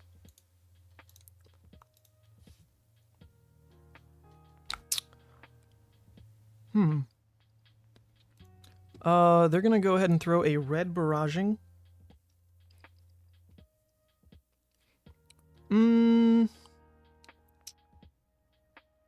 I think I let that happen and then just park the Bloodrush in Arsenal. The problem is the Dread Screamer could miss on these 3 in particular. So that's a bit of a problem. To play it really slow is just go ahead, block it, and then pitch Bloodrush to Shadowpede. We actually do have time in this matchup. We do have time. They are playing a grindy version, so I think I'm gonna take it. I want the graveyard fix before I make a greedy play. No reason to give them free value there. Those cards are not that relevant. Save a Bloodrush.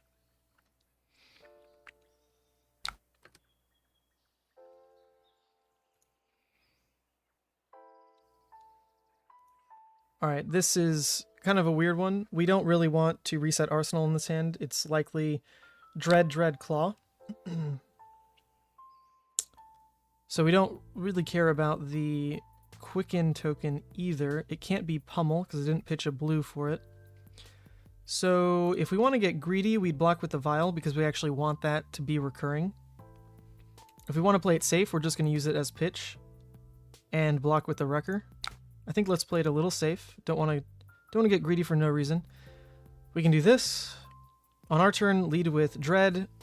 See if Scabs hits. If it does, then we go Claw. If it doesn't, we just go Dread into another Claw. And it's totally okay.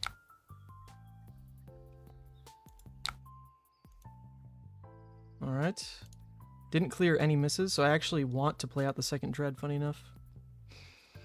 I would rather do that.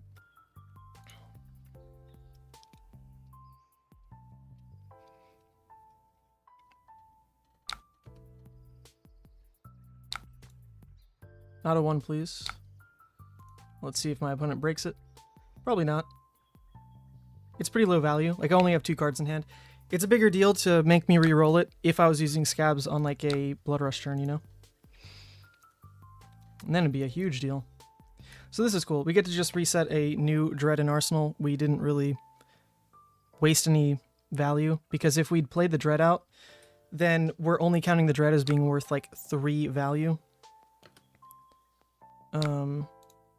Whereas this is an enabler for more than that.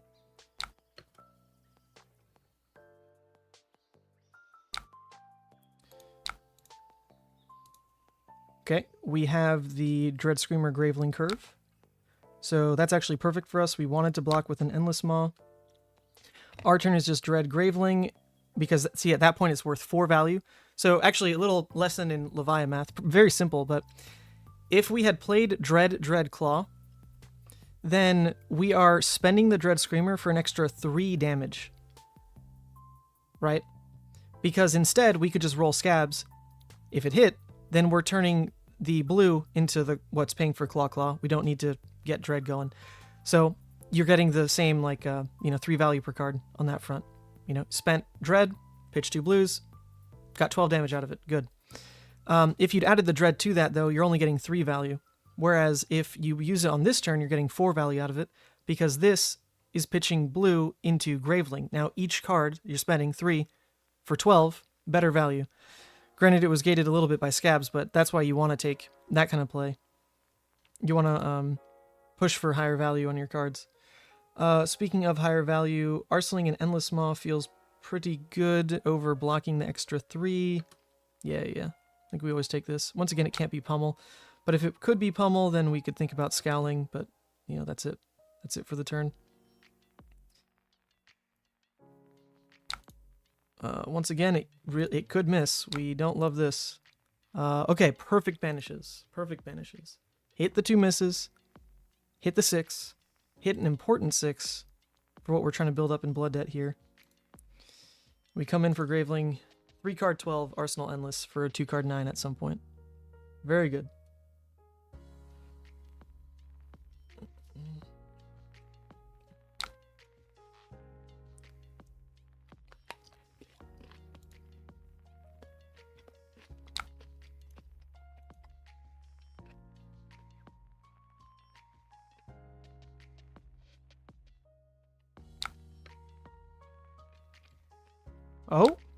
Oh, Oasis? What's going on? Oh my god. This man's on like a fatigue Rhinar? Oh, I'm sorry, buddy. You do not win this matchup. I'm sorry.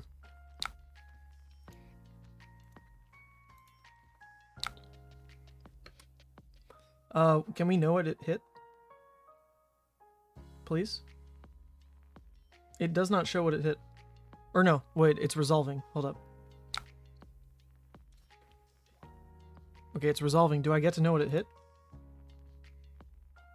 He did gain a life, right? I'm not crazy. Gained 2. Alright, so 2 6s were hit. What do we not see?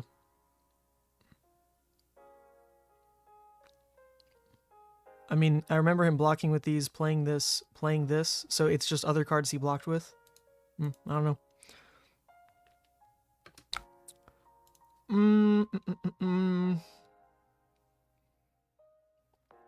A little awkward on all the no blocks, so I think we just take the husk for this.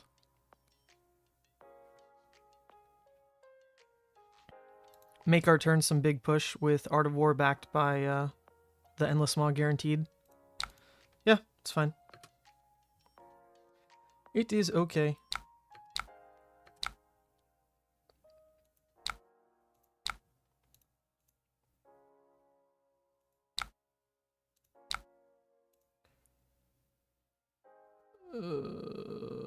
Okay, actually, I don't know if this was right for one. This should have gotten pitched, and we should have still had the Deadwood in hand.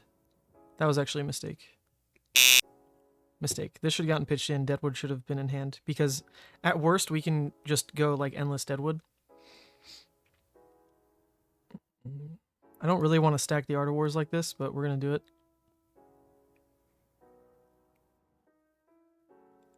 I don't know. Do I have faith in the Art of War? Because we could Endless Maw now, and then Art of War, and say go again.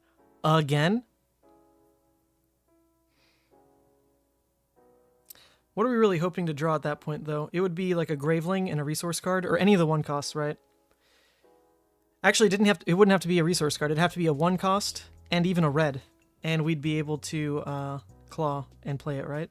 Or am I miscounting that? No.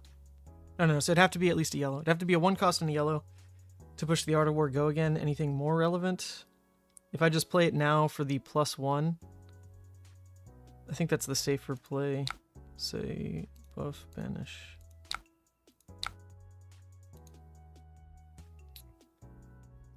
Pretty weak turn here. For 2 Art of Wars used? Awful. We'll roll scabs for it. We might be able to get a claw swing out of this. Mark into claw. Checking back in, 8 and 3 seems pretty good. Yeah, I mean, I don't think this is the spiciest Levi build. We're going to pivot off. I just want to... Let's play like this game, maybe one more, and then we'll switch to a different build. We have... Oh, you gotta be kidding me. We're actually... Oh, oops, I'm clicking on the wrong screen. There's only 3 hours left? Oh, today is flying by. I'm addicted to this game. I am addicted. Oh, I didn't even think about scowling. That is okay, I guess. Converts to a claw. There was no way to overpitch, or was there? It would have been overpitching the mark itself, so we're basically saying you always scowling me here. I don't think I mind the scowling, though, because now we just Bloodrush for pretty guaranteed value. It is unfortunate that the hold the line got banished, not the mark. If the mark got intimed, then we can make the same Scabskins play for 6 value, potentially. It doesn't super matter. I'm happy to see the scowling go on that turn. That turn was not even good. Not even good. Graveyard's in a good spot too. Cleaned out all the misses.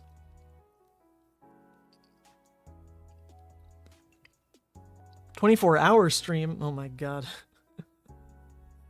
Sandra would kill me. The only reason she let me do this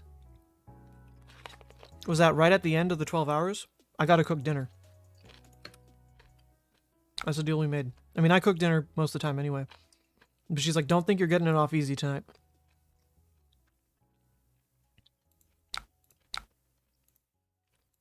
Pretty bad arsenal.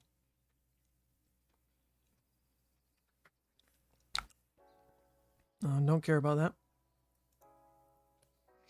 You got a 1-card hand there, bud. Okay.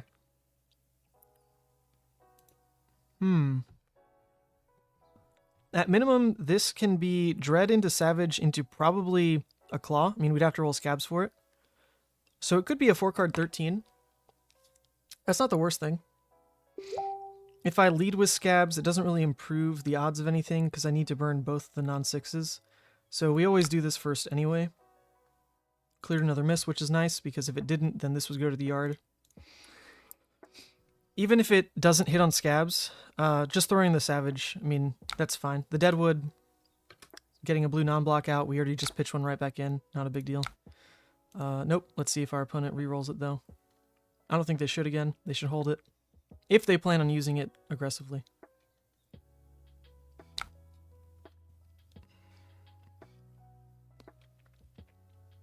Yeah, so we're hoping to draw... I mean, if we draw a red, pretty bad punt.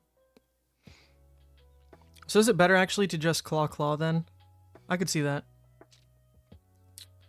Actually, I totally could see that instead. Or do I have faith in the deck? Do I have faith in the deck? Is it going to give me 3 damage off the top? Hell, it could be a Scar. We're going for it. I'm going to draw a Scar. And it's going to be more value than I ever could have dreamed of. Okay, didn't matter. Boom. There we go. Got the yellow. Got the yellow.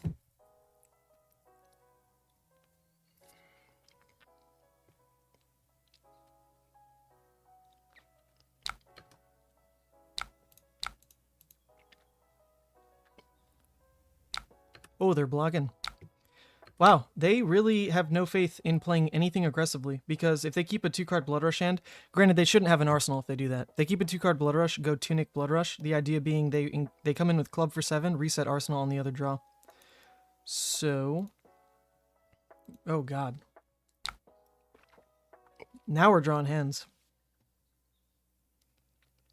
Now we're drawing hands. This is where this being Mark the Beast would be infinitely better, obviously. This might be a Vile Inquisition ourselves type of turn, which actually doesn't work on Talishar, which is going to be mildly annoying. It doesn't let me target myself on Vile Inquisition. So this is going to be a take 8 blood debt type of turn. That sucks. Sucks.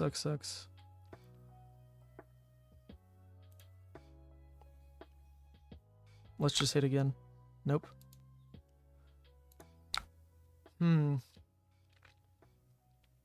Pretty big problem here, because the hold the line in Arsenal has just gotten stuck for a long while now. Haven't had a chance to cycle it out.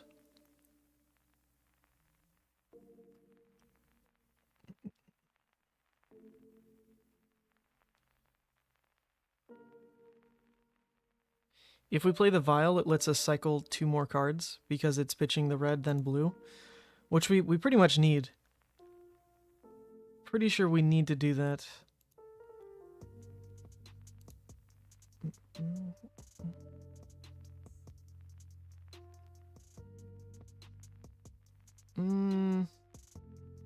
Or just throw the Shadowpede for 6, keep up the illusion that we're on the offense here, even though we're about to just take a massive hit.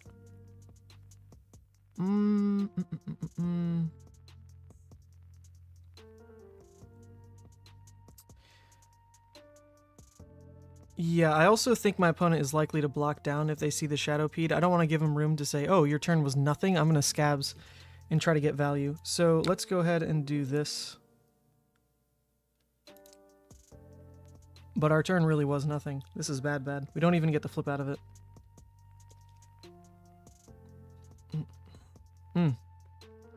Intim. Scowling is dealing 8 damage. This damn card is dealing 8 damage.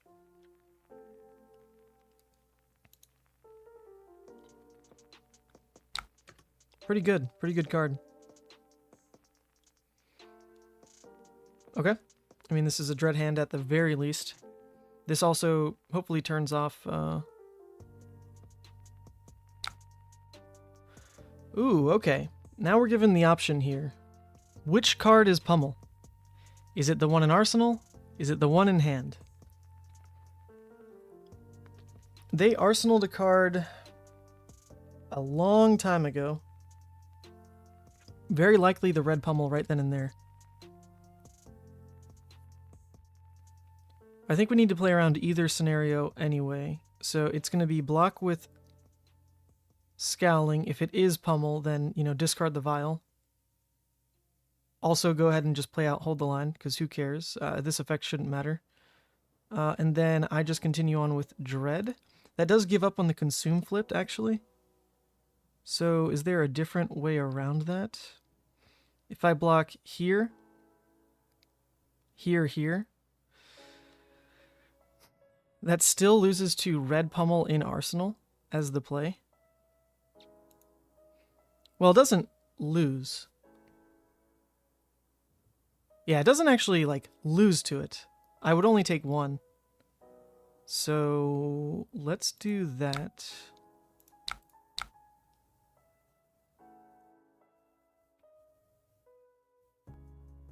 Yep.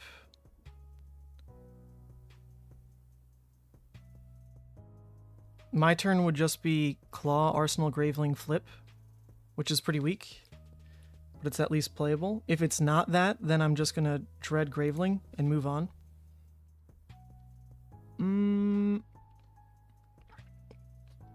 So do I need to block with Scabs then? If it is the red Pummel here, we only take the 5 down to 12. Yeah, so I do have to do the Scabs. It's the only way the math lines up. Yeah. Okay, let's take it. Is it the Tunic red Pummel?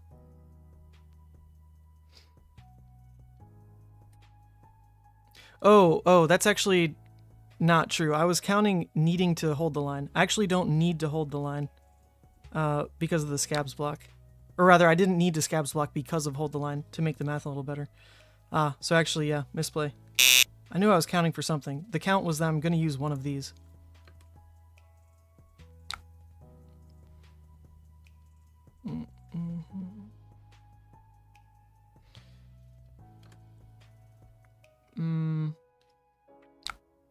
So I guess the other option is I just play out both hold the lines. My turn is just blue dread. That's it. They're going to get this card into Arsenal, whatever it is. I get another turn to worry about flipping.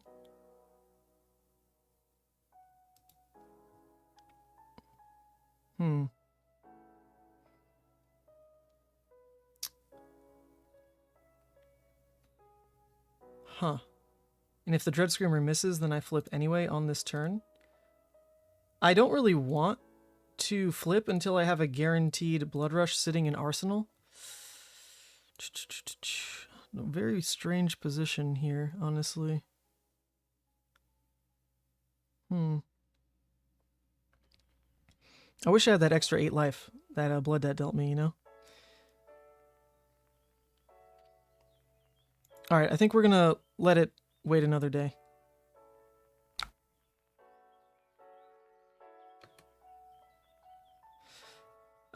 Or is this just straight wrong because they could full int him and kind of force me into a position I don't have any say about because of how this works? Yeah.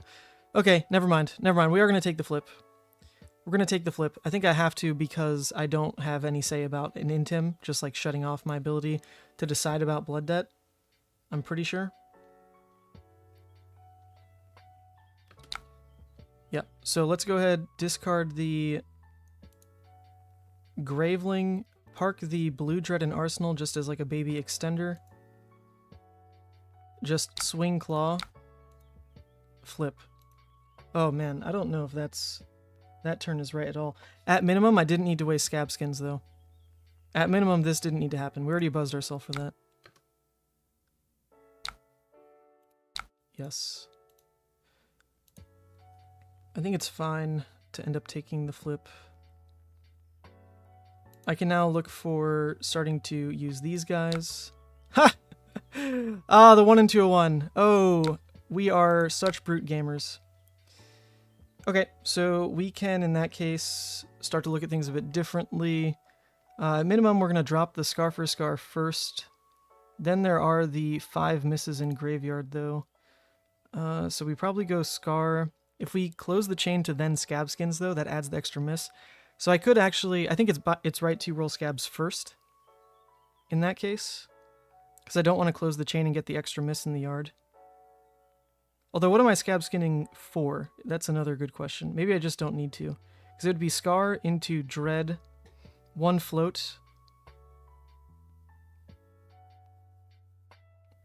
I mean, I don't want to mill, so I guess I'd then play out the Boneyard. Oh, play out the Boneyard. Yeah, I guess I don't need to roll Scabs for that. The Scabs would let me instead roll for playing out this Boneyard. Scar, Scar, Boneyard, Boneyard. So actually, yeah, I don't think I need to do it. We're going to learn our lessons from last game. We just don't need to roll Scabs. The value's there, but I just don't need to. I also don't want to close the chain. Alright.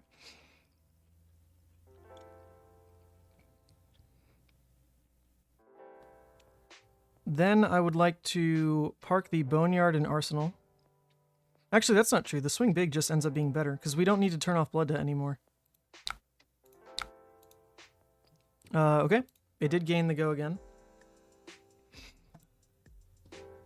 So then we're going to play out the Boneyard in the Banish Zone, because we want to clear out a bunch of these misses. So we're going to close that. Going to play out the Boneyard. Of course it hit 2. It's not quite helping as of yet. Put this in Arsenal. We lost a Bloodrush Bellow. Pretty bad. Okay. Still the 5 misses right now.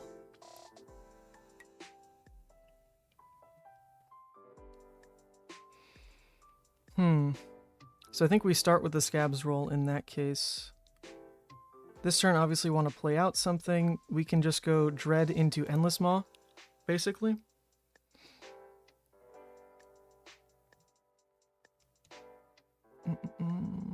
Actually, this was just a bad flip. We didn't set this up properly because we didn't have the Bloodrush. Yeah, I think this flip is just a throw. This is like the wrong way to play it, like we did into the Dromai. We purposely didn't flip into the Dromai because we had the Bloodrush guaranteed to be our 4-wide push. Into this opponent, we just don't have it. We just didn't have it set up. And we're going to banish the Bloodrush now, too. So we need to get a little lucky. That's the right way to get a little lucky, to start at least. Okay, that gained go again anyway. Yeah, so they're on the full fatigue plan at this point.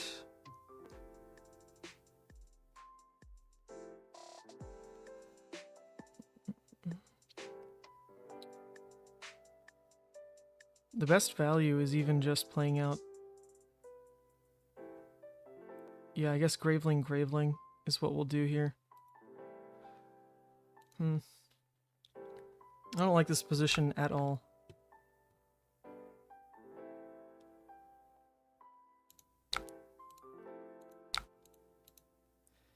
Bad. It's going to come down to, can we get the last Bloodrush play to go 4-wide, and we can still win. Can the last Bloodrush go 4-wide? Well, we'd have to draw it on, like, literally this hand.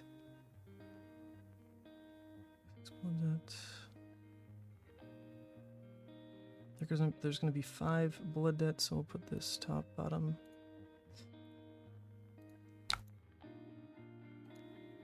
I mean, we can always just keep winning off Scabs, I guess. That's a possibility.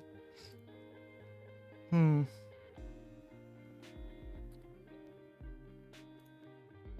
2, 3, 4, 5 misses still, so once again, it has to be the Scabs. Or the turn just ends. We're gonna mill the last Bloodrush. All the Bloodrushes are gone on this last mill. So what we know we're drawing is the Convulsions. So this basically needs to be a Scabskin's turn that hits into the last hand we're drawing being Blues and the Convulsion to try to close with a Tall Dominate. So the tallest Dominate we can make is 10 because of Convulsions on an Endless Maw. So we do just have to push Scabs in every window we have, otherwise... Yeah, the damage is just going to fall off the face of the earth here. So we need this to hit. Okay, it hit. Well, we're getting absurdly lucky. So this is a turn we want to just go wide because our kill turn is next turn. So we need the Dread Screamer to hopefully hit.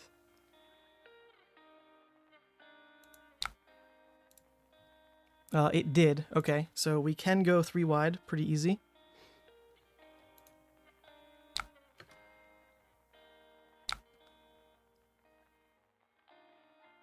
Oh, shoot. I can never cast Doomsday again. Oh, wow, that interaction has not come up. I totally missed that. That's crazy. I actually just cannot cast Doomsday.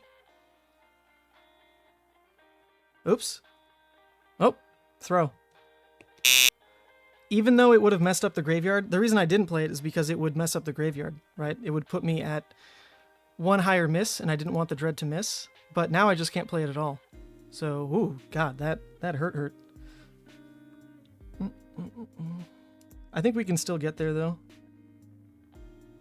So now there's no reason to put this in Arsenal. It's just going to be basically Swing Big Deadwood is our most damage.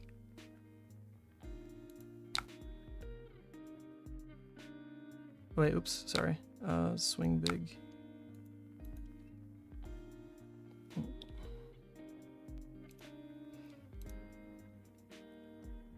I think we do win, though. We should have this on the Dominate. Depends on, like, their Oasis draw. Kind of scary. I totally just have played this game like shit. It's unbelievable. Unbelievable. There goes the Convulsions. Okay. Maybe we don't draw it then. Maybe we don't draw the Convulsions then. Uh-oh. Oh, no, we should. It's the next card. But we lost the Reckless Wings. Alright. Oh, Jesus. Bad, bad, bad. So, the most we can try to do is go for the Endless Dominate, and then that's it. That is just going to be it. If I didn't play Deadwood, if I instead just played out the Doomsday, I didn't need to play the Deadwood. The Deadwood wouldn't mill the Convulsions. And actually, what was the point of playing the Deadwood? The Deadwood should have just gotten pitched in over the Mark the Beast. Oh, that was another misplay then. Oh my god. Oh my god. No reason for draw discard. It should have just always been Mark the Beast. Deadwood didn't matter there. We milled a second Convulsions. That's our only win con. Oh, terrible, terrible late game play. But I think there's still a chance for us. Unless the Convulsions misses. Well, in that case, it is all she wrote. Okay, it hit, but now is the Endless Maw gonna hit? Oh my god. Now that's terrifying.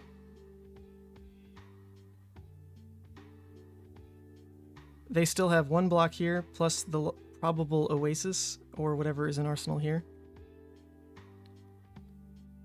No reason for Scabs, it lets me throw 3, but it really comes down to, do they have ways around Dominate or not?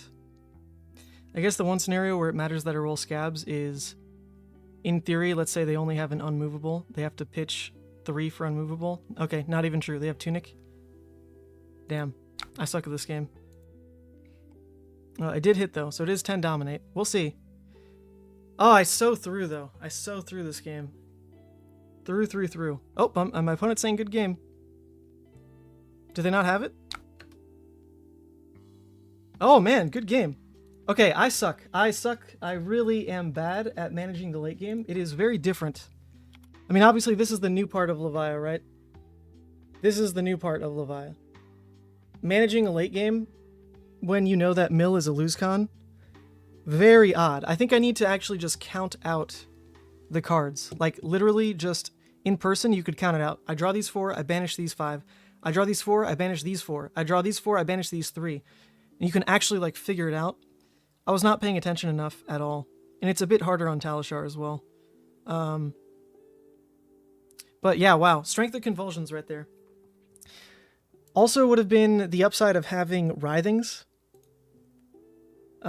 In terms of Scabs hits, I think I hit like 4 times and missed once. Like, my Scabs were great that game. I don't know if I can win without them hitting. What was the other mistake? Vial isn't coded to target yourself, so that was kind of a big deal. Also, the Consume Flip in general was a really weird turn. I don't like how I played that at all. Just going for Claw Flip is not good enough. I think I should have fought to just make the Dread Screamer play. But then, would I not be able to flip? I don't quite remember where damage was at. But if that was a possibility, I think I misplayed. Oh, weird game. Weird game. I want to play against an Uzuri. I think that should be an interesting one. And we've got all these people. Alright, this one says Mansat, so I guess we'll join it. Oh, it's Reese again. Alright, cool. This will be another good game. I'm in for this. I'm here for it.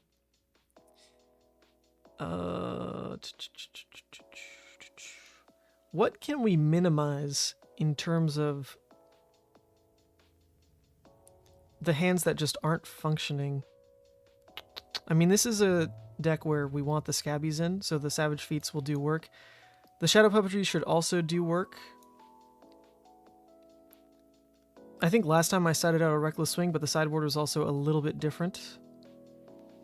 I wonder in this game if I should side out these. There's almost like no blue hits anyway, so they're not doing much other than being a blue. A blue that could kind of clunk draw. I think I'll side out 1 Vial, 1 Reckless, because the Reckless is in a similar vein, not super important. And then we'll play it. Alright. Oh, look at all these playable cards. All these beautiful, beautiful green outlines. I can actually just dump cards in graveyard. Obviously, it gets a little awkward because if I Wrecker, then I'm at a 50-50 to discard the Savage Feast, which is the ideal arsenal, to be fair. I could also just play Diabolic, and that's it. Just get that in graveyard, get it out of deck. I think I don't mind that at all. That puts the Savage Feast in arsenal and lets me keep a blue in hand. Let's just do that. Graveyard fill, baby. Coming in for a 0. Big stuff. Big stuff. This is why... Yo. This is why people pay crazy money for Diabolic offering Extended Art Cold Foils. This is how good the card is. Now I can use those Scar for Scar promos. Well, that's the other reason to want to run Scars, is I've got those damn promos from that Hexagore list. So I do kind of want to use them. They're cool. You should be able to target yourself with Violent Inquisition if you turn on manual hero targeting. It works with Coronet Peak. Oh, really? What? Oh my god, I thought it just wasn't coded. Oh, that's beautiful. Thank you. Thank you, Jim Naban. Huge deal. Huge deal there. 19 errors for 9 hours of play. Well, one of the main errors is that I'm probably not counting every error. But generally, not bad. Not bad. I mean, you've got to train for an event, you know?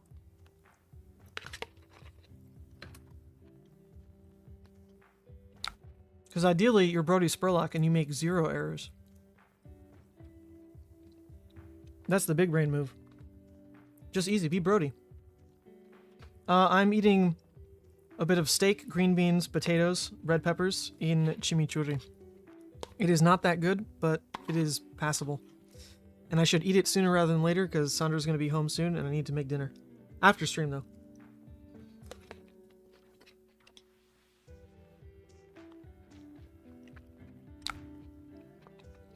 Oh!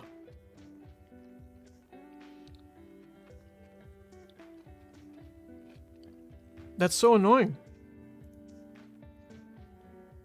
Oh, do I just husk it now so I can pop off? Seems like a terrible idea. Seems like a terrible idea, but I'm kind of into it. Other options are just block and then return CNC. I think we'll do that. Let's play patient. Let's not be dumb. Just block with the Wreckers, goodbye, fills the graveyard, and return CNC.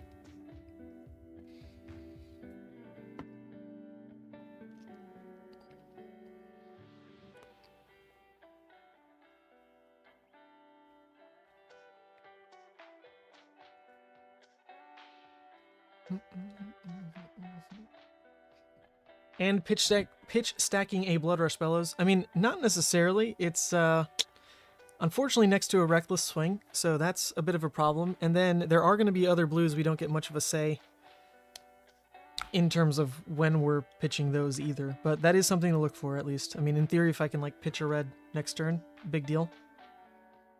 Okay, here's a blue we don't mind next to Bloodrush. That's not bad. We've got the Art of War Banished Shadowpeed curve. Craziness. This might be the first time we've had that combo happen. I don't think that has come up at all in every game yet. Shadowpeed Art of War, they just don't like each other.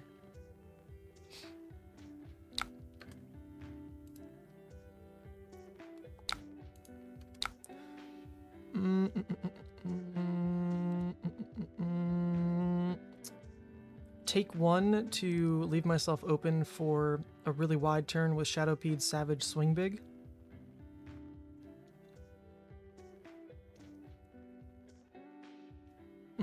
I don't know if I really like that because it's contingent on not discarding the Swing Big to Savage Feast. So I could see myself giving it up here, but it's only 1 damage, so we'll take the gamble play because it's only 1. 1 for now.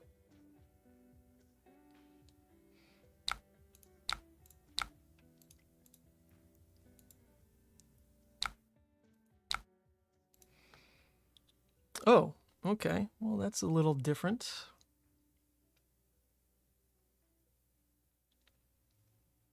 So obviously we want to play out the Shadowpeed, because if we don't, what are we doing? We already said the Savage Feast has go again, so I think we'll just let this rip right now, see if we can convert into claws damage.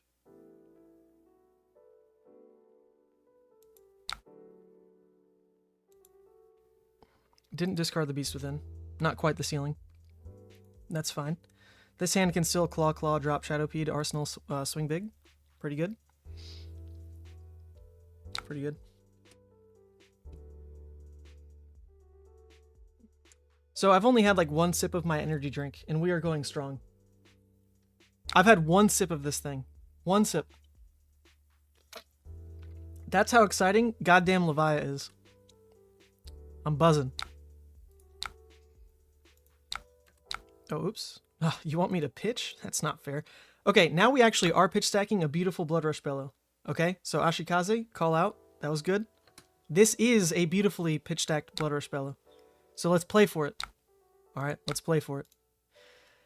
Have to remember, we are pitching this on turn 3. There are 48 cards in front of it.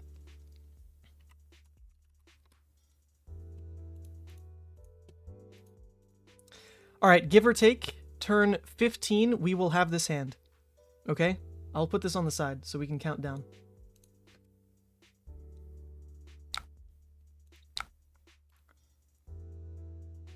So, give or take,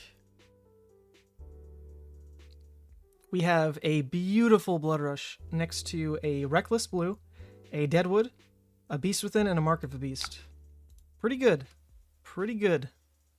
So let's not flip before we see that hand. Now we can plan for it. You know, big stuff. Yes, we want to put this next to it, the Deadwood last.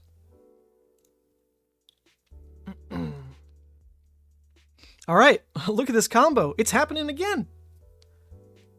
Now our deck is friendly.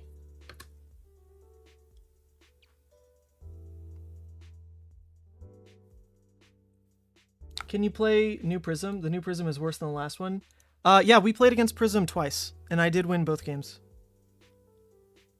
Do they have a Quicken from something I didn't track?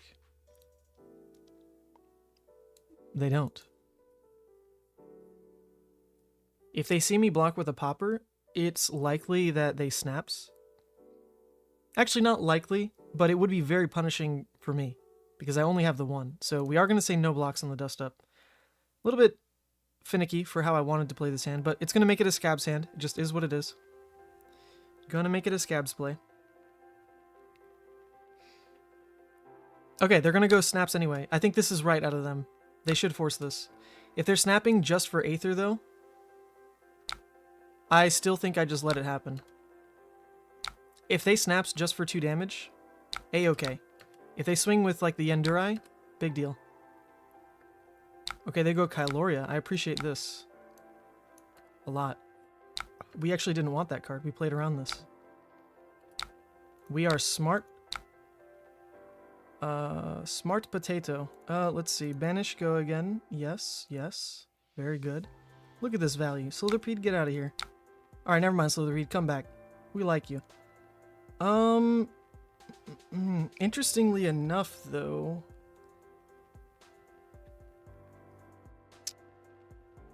Ooh. Yeah, they already used Crown, so I definitely want to launch the CNC. So it's a Slitherpede CNC type of play. That's the life we're living. We are not going to get the swing big value here, but we are making great plays, no blood debt. How is that happening? How is this happening? This feels like a little unfair. I feel like I'm draw sequencing like crazy this game. And we haven't even played a Bloodrush. The Art of Wars have just been so good. Art of Wars, crazy. Next to Slitherpede, just freaking nuts. Alright, Sigil Bait though.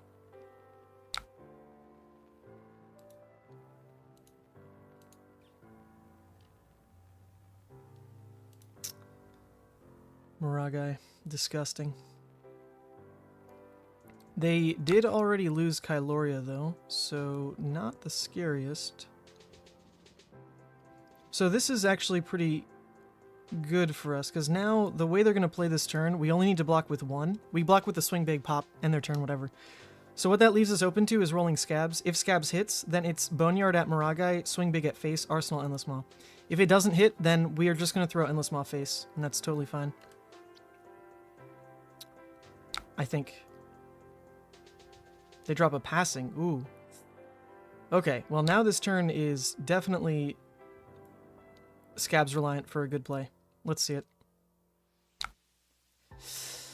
Oh, not gonna happen.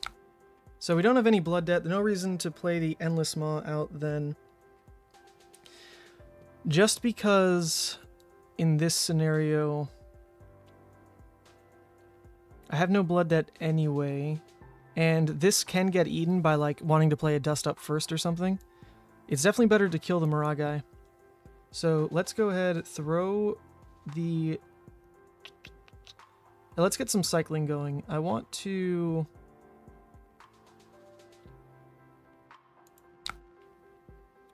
throw this swing big at the Maragai. Since we don't have blood debt yet, I still want this swing big to be our first Bloodrush push.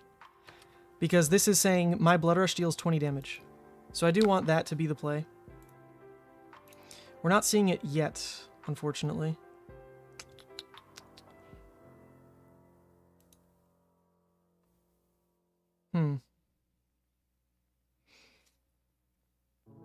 This hand at least Dread Screamers and then lets me claw the Passing Mirage. That's fine. If I ignore the Maragai, just throw 8 at face.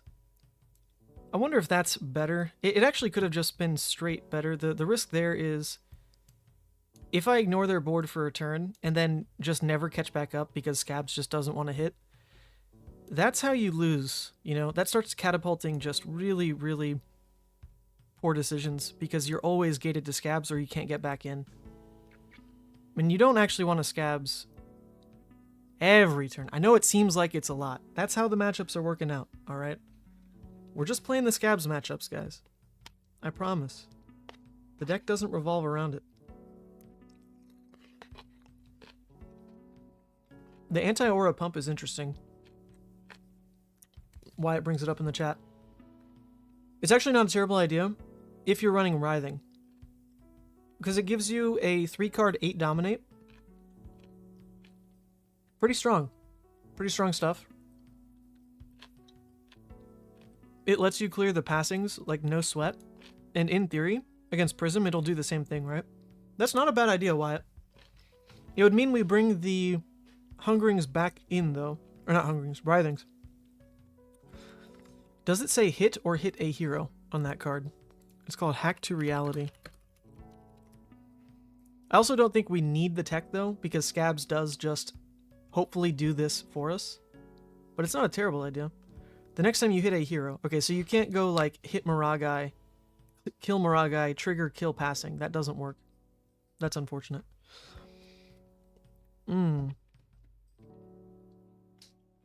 Okay, so I'm going to actually Scowling here. Because the idea being, if they try to pitch a 1 cost and then have 2 floating for that last card in hand to go for like a CNC or something, that's what Meeps can interrupt. I think it's pretty high value here. I don't want the card draw to go through, obviously. Our hand has Gogan in it, so we don't even need to block down with it. Oh, hang on. We're going strong. 3 hours left. Then dinner time. It counts weapons. Really? Your next attack this turn... Oh, what? Oh, I just missed that line of text. Where is that super relevant? I mean, in like a control build, you could use it next to club. Get a 2-card 6 on hit destroy aura.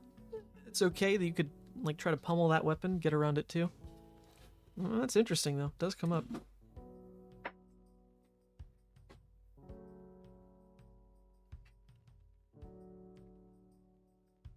Yeah.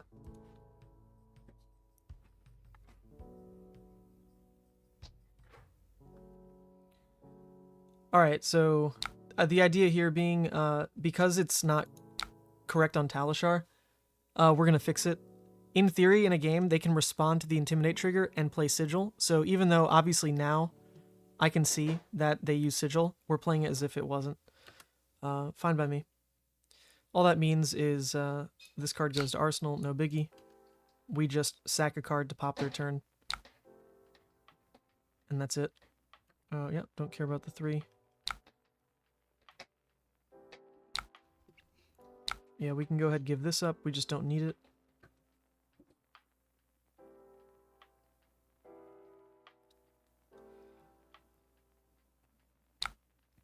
Okay.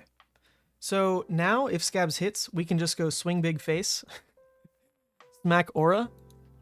Feels a little greedy because we already have just Dread Screamer face, kill aura. That's fine. We're really hoping this lines up with Bloodrush. So I think we just never take that line because in this matchup, it's very unlikely we'll go 4 wide on a Bloodrush because we will need to block with a card to pop their board. So to set up Dread Screamer in Arsenal instead in the hopes of a 4-card Bloodrush doesn't seem super likely. 1, 2, 3, 4 misses. Not likely to miss on this either. Let's launch it. Okay, cool. We have 1 Blood Debt right now. Not enough to really want to go consumed, but it is a pretty good consumed target. As we found out, the way we're closing games is Endless Maw pumped by Dominate for 10. That's been our closer. Is you just slam them with 10 Dominate. Granted, it's a 3-card hand, you need convulsions, whatever. But it's been working. It's been how we won 2 games where we had no business winning, to be fair. Okay.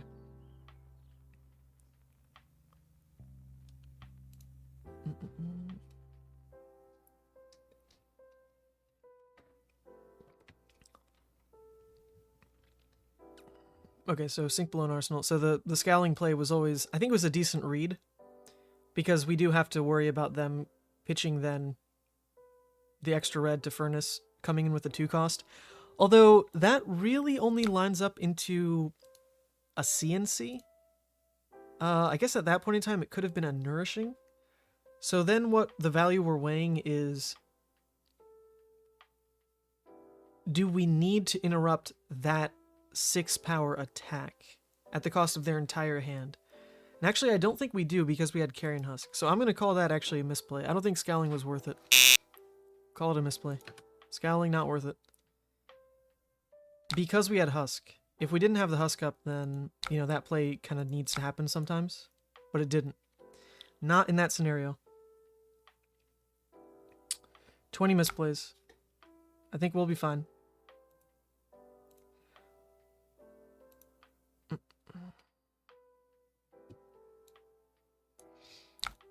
We take this... in theory, we take this all day. Put us at 18. We're then going to take 2 Arcane to burn them all as Vli.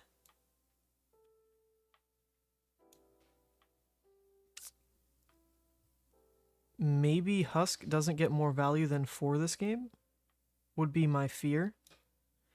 They're not in a position to really keep the 2-cost plays live anymore. So blocking 4 might be all Carrion Husk does. Huh.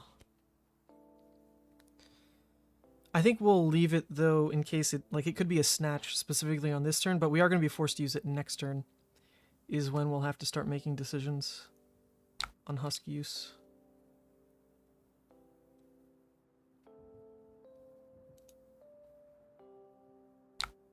Okay, we took the 1 Arcane. Yep, we can go ahead and just make this turn end. I don't hate it at all. Give up the Mark the Beast.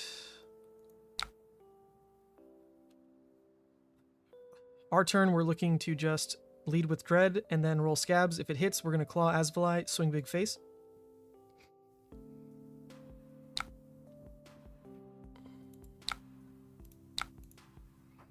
Can't miss anymore anyway.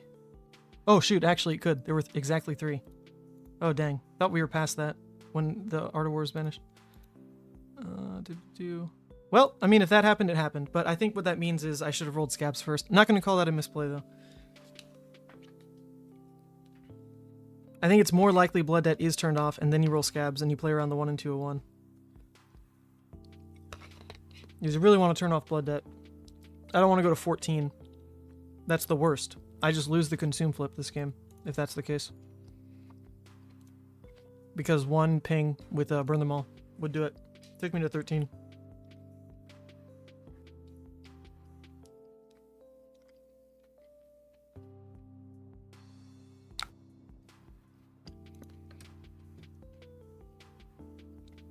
The misplay buzzer gets you every time.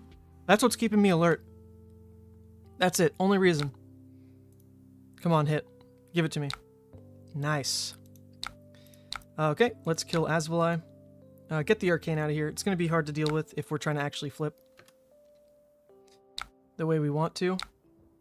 Then we'll throw the 8. We still have not played a Bloodrush. So this is like the really weird mid-range game Levia can play, just if it's up to draw sequence, where Bloodrush is what makes you take greedy keeps because you want to slam them with Bloodrush, right? But if you don't see Bloodrush, then you're much more mid-rangey with your play, and you block a lot more. And if your opponent is playing that same game because they don't feel like they're under like immense pressure of the Bloodrush and they're just trading with you, you trade better than they do because you are above rate when in theory they are not. And so you can play like a very back and forth game where you're eking out tiny like leverages over your opponent, and then you slam them with Bloodrush and it's like, holy crap, the game's gone. So yeah, the Ashikaze, actually what you're saying there makes me wonder if because I know I'm gonna see Bloodrush, like it's gotta be in like the next 2 turns, I would say. Maybe it really should have been Claw.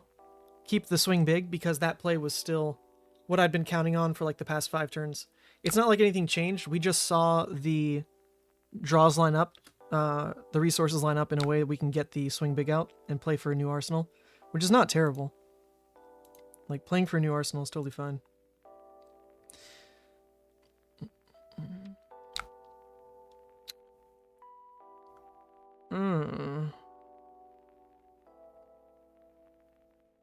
Interesting.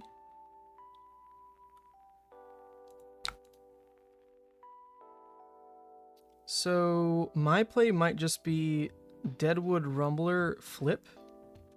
I mean, we'll see here. Asvali, okay. I have no more pops left, which is pretty annoying. Because this is actually going to get slammed. Oh man, okay, just drop passing. Interesting. Does that change what I do? This actually really makes me want to swing Dread at Asvali, claw passing.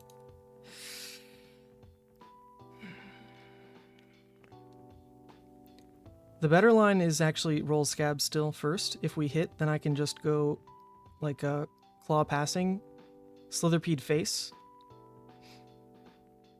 Arsenal the Blue Dread. That's fine. Flip. We're flipping with Endless, Mark, and Growl. That's enough. The Endless is what we really want to win the game. It's how we won last time. The Growl is just fine because we've only played, we played like 2 Art of Wars, so on another Art of War push, it's going to be fine. Mark the Beast, just okay. Okay, so lines being Dread at Asvali, Claw passing. They have a 4-card keep. They've got Burn Them All out. They can push us to 15, no questions asked. If they find another Burn Them All, they can push us to 14. If they find another Asvali, they can push us to 14. If they find those in conjunction, they can push us to 13. Nothing we can do about it.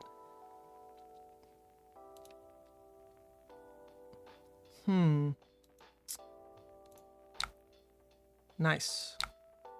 Rolls are hot, baby. Let's kill the passing. And go ahead and get the flip through. Since we don't care about life thresholds anymore, we're going to send Slithering Shadowpede at face. We'll tick exactly down to 13, so we're not milling anything, which is good, because we don't want to mill the blood rushes off the top.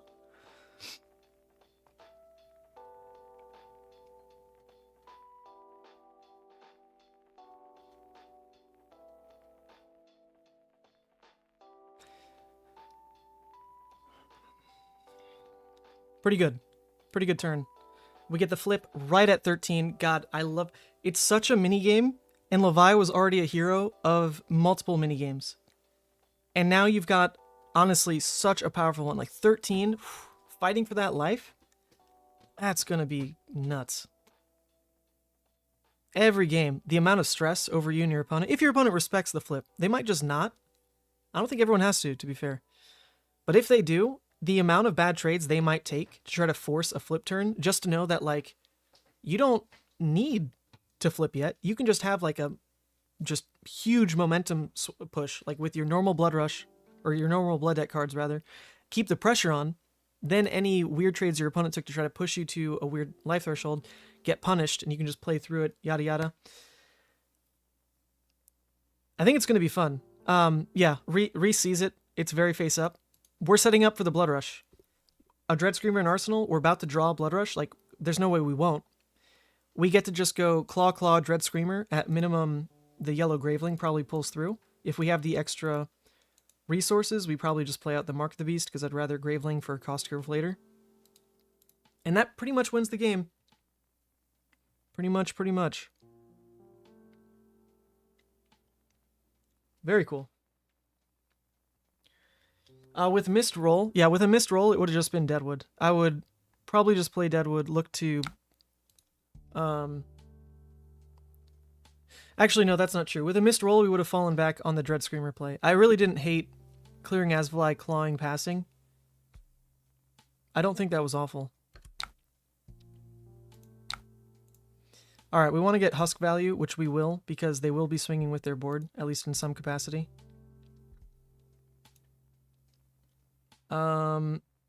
I mean, it's a 3-card Bloodrush hand, and we don't get to pop. I don't think we care about popping, though. We have Husk and Scabs to eat the damage this turn, more than anything.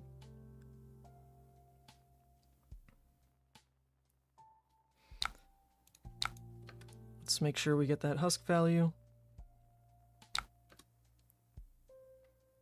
Another Rabble. Alright, so we're looking at 4, 5, 6, 7, 8, 9, 10, 11. We'd get pushed down to 2, which is an Asvali and a Burn Them All tick from death, so obviously we want to get Scab's value here and Shadow Puppetry, just as block, and then we play our hand as a Bloodrush turn. So let's not show that we don't have a popper yet. I mean, it's not going to matter, they're going to see in like 2 seconds. Actually, so did we just make a different play? Did we Arsenal the Bloodrush and instead go for the pop? And then just Dread Screamer into Graveling? Oh, that's probably better. Oh, yeah. I don't think I want to force the Bloodrush then. We don't need to. The turn is just going to be block here. My turn, Dread Screamer into Graveling. Arsenal Bloodrush and just win next turn. Yeah, that's fine. That is so overwhelmingly fine. No reason to force it right now. Too many variables, I think.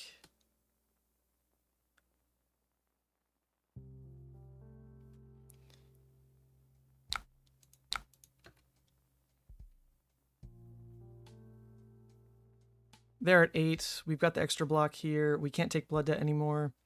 We're guaranteed to put a Bloodrush in Arsenal now. We don't need the 4 wide to win. We're 2 ahead. If we needed the 4 wide to win, obviously we probably take a different play here and force the Bloodrush to try to go Claw, Claw, Dread, Graveling, but we don't need it. We only need the 3 wide Bloodrush, and we can pull out Mark the Beast in Endless worst case if we don't have the attacks in hand. So, this is fine. Fine. I'm also eager to see what I mill on these 2 mills. Is it that last Bloodrush? That pesky Bloodrush?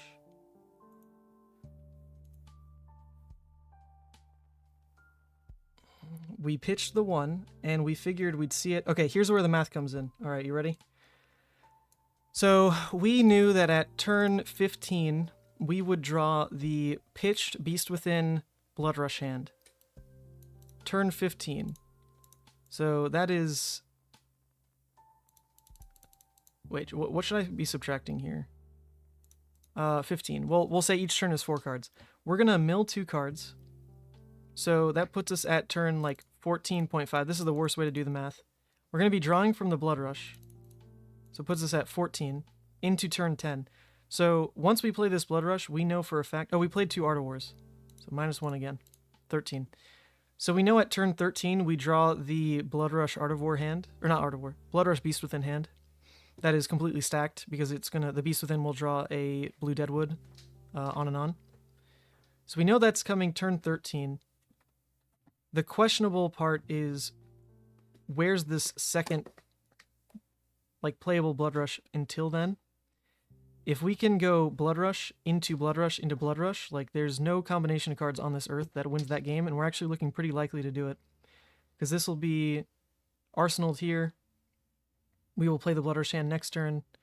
It'll be turn 10. We draw a little bit closer, so it'll be like one turn off-ish, in theory, from going Bloodrush, Bloodrush, Bloodrush, just by the pitch stack and the like ghost stack of where the cards just end up in deck.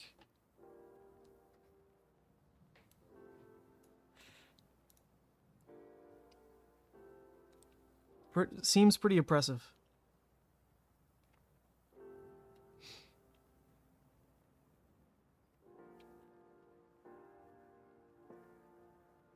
They're blocking down with 2, which is good. I think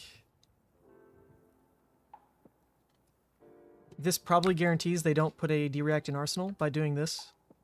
If they blocked with 1, they could have just paid for like a Maragai, dropped something in Arsenal. Oh, beautiful. Oh, hand full of poppers. Bloodrush.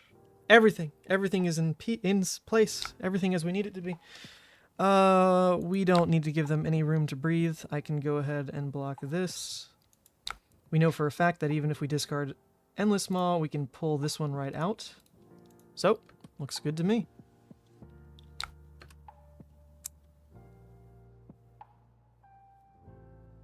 Beautiful.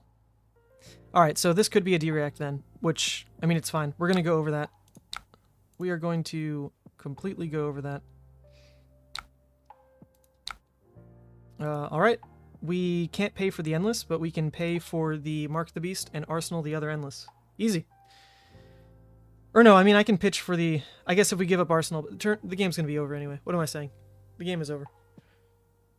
But yeah, we could pay for it all here. Consumed, so powerful. What the hell? Consumed, you're nuts.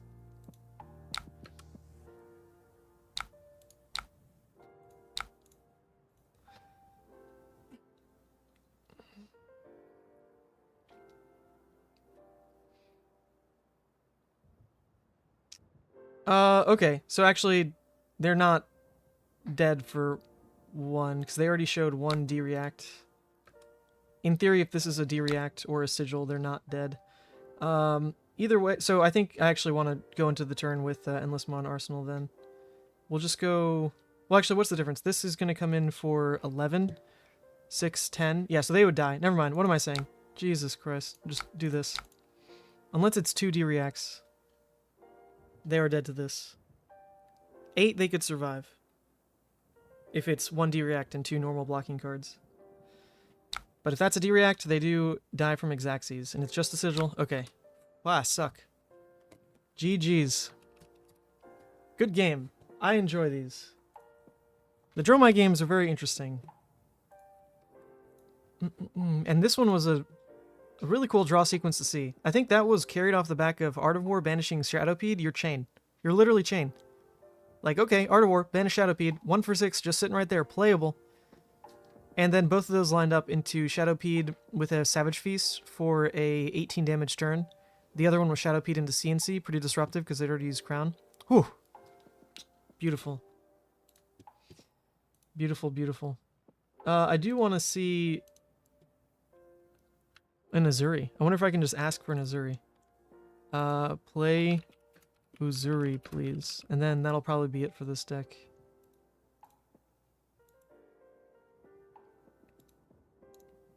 If anyone wants to play Uzuri, jump on in. Oh, actually, okay, here's one. Pat and I have a tournament match we need to play. So if you want to play that, Pat, let's do that. You want to play the tournament match on stream? I'll do it. The unfortunate part is not everything I want to play is coded. So I don't know how we'd get around that. I mean, we could switch to TTS. I'll allow it. I'll allow it. Coastal Wizard, first or second. We're much safer going first, so we'll take it.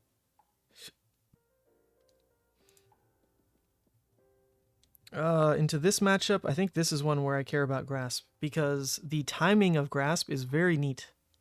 You know, I don't have to commit to it until I would be dealt damage. I can just eat Grasp instead. Unfortunately, not coded, so we don't get that choice. We're just going to be a Scabskins gamer. Up until then, these are not useful against Uzuri. Honestly, I don't expect to be very behind against Uzuri, so I don't know if scars really matter. I think I'd rather do this.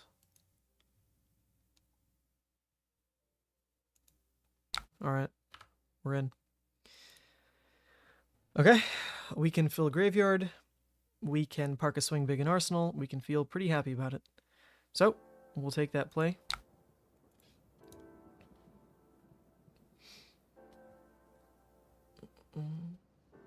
What do you want to play? Well, Pat, you just pick whatever you want. Pick whatever you want. We could do the Levia Mirror. You can play the, like, more control version. I can play this version. Whatever you want to do.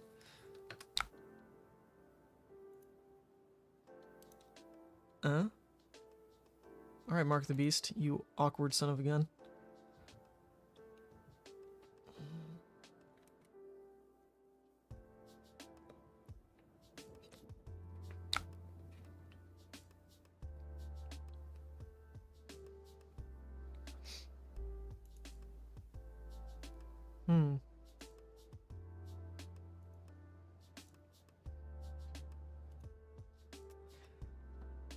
Okay.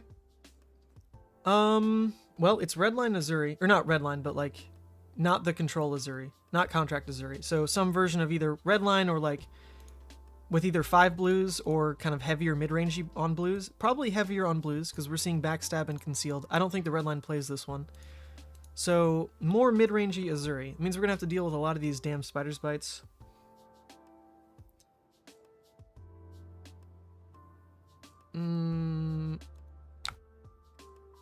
At the end of the day, like, I'm kind of fine potentially blocking 6, just returning Swing Big. If they come in with an Isolate, then I'm just gonna block here, I guess. My turn might just be Mark if my arsenal gets blown up. Just Backstab A. I don't super mind, I don't think. The difference being, if I just block with Dread and they come in with Shakedown, it doesn't really matter which they call. Swing Big is still playable. If it's CNC, I lose the Swing Big. My turn is just playing Mark the Beast. If it's a Death Touch, then I guess that's best case, but I'm like 1 card inefficient still. So I want to block. I think because I want to block, I'll block with both.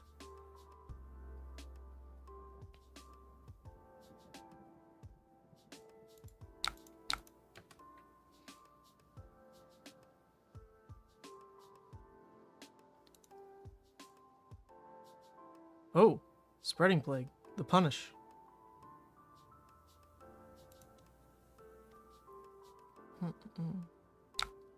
The Punish. I was dealt 4, even though I blocked 6. That's not fair. That's not fair. Okay, now we've got the Graveyard, so we can actually start to make plays that play into Banish. From pretty much here on out. Don't worry about it too much. To do anything else last turn would have been just, I think, a little too greedy. In the end, we got punished with the Spreading, so it looks bad. But, yeah, if it was the Shakedown swap or the CNC swap, then our turn, if we only block 3, is that still better? If we showed that we were blocking with Mark of the Beast, that wouldn't have been right. Because if it is CNC, we want to have a playable hand. So it would have been blocking with Dread, basically. Is that better? If it's CNC, we lose it. We're just throwing the Mark.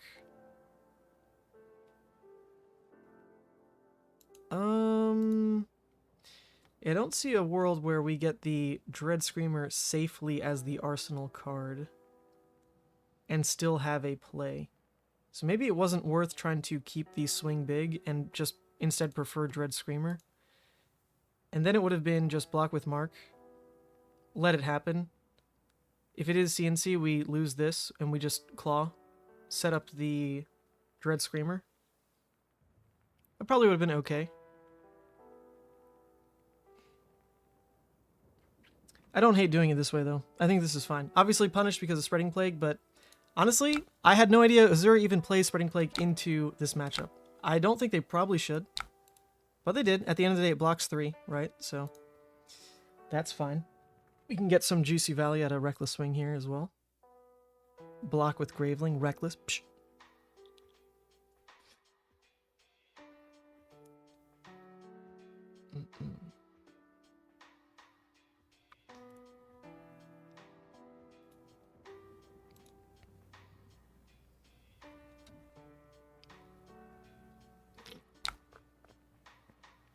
Shakedown would have been fun because they were likely to choose red.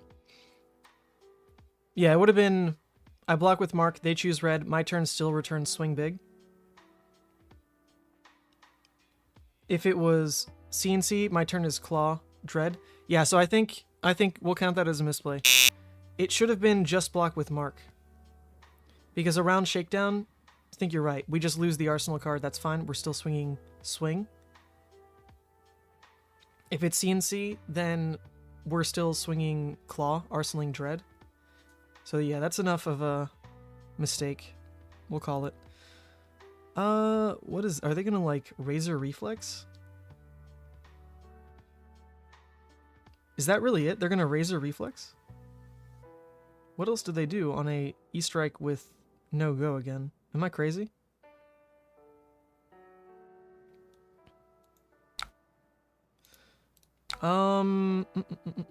This hand is pretty bad. To the point where I kind of want to cycle a Beast Within out with Reckless Swing just so I might take the full block. I mean, let's see. It's pretty much Razor every time, right? So I guess if that's the case, I should have blocked with Beast Within. Oh, wait, sorry. Yeah, I think that's what we'll do. We'll just block the 6 on it. If it is Razor, we'll Reckless on top. Beast Within will filter, we'll Arsenal a new card, that's it. Sorry. Redo. Block. If it's not Razor, then we'll just return Swing Big. Or not return Swing Big. Return Beast Within and call it good.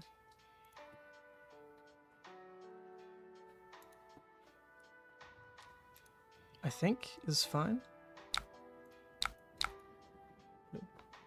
Ooh, nice.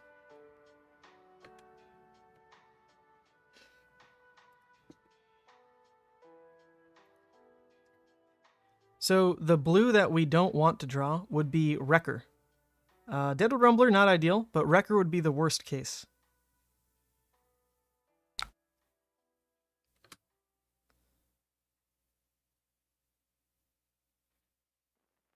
Alright, let's see if they have another reaction. I don't think they really could. They could, I guess, double Razor. If they do, crazy.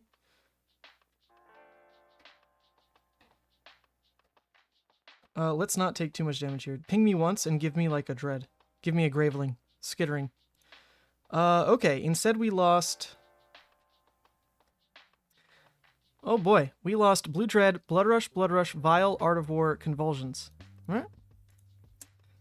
I'll take that for my sins. On our turn, we can at least Vile. Broken. Yeah, look at that value. Played Vile. Traded Blood Debt, basically. Alright, this is our last Bloodrush. Because there's the other two. Oh boy. I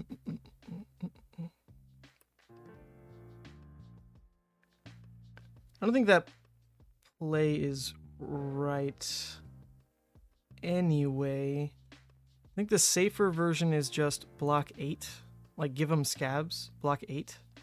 Their turn is over. Our turn is just Beast Within for 6. Super weak turn cycle across the board, though. In my head, it was going to basically end up doing exactly this and not milling all these cards. Not all of these. Some would be allowed, but not all of these. To be fair, drawing the deck in this order would have been miserable. What the hell? Imagine we actually drew that. Blue Dread, Bloodrush, Vile Inquisition, Bloodrush, Art of War, Convulsion. That's unplayable for like 2 hands. So maybe I don't mind the Beast Within milling those. They're good cards, but they were not playable cards in that order. Huh. Huh. Spider's Bite. Yeah, you can hit me with it. I'll allow it. I will allow the spider's bite.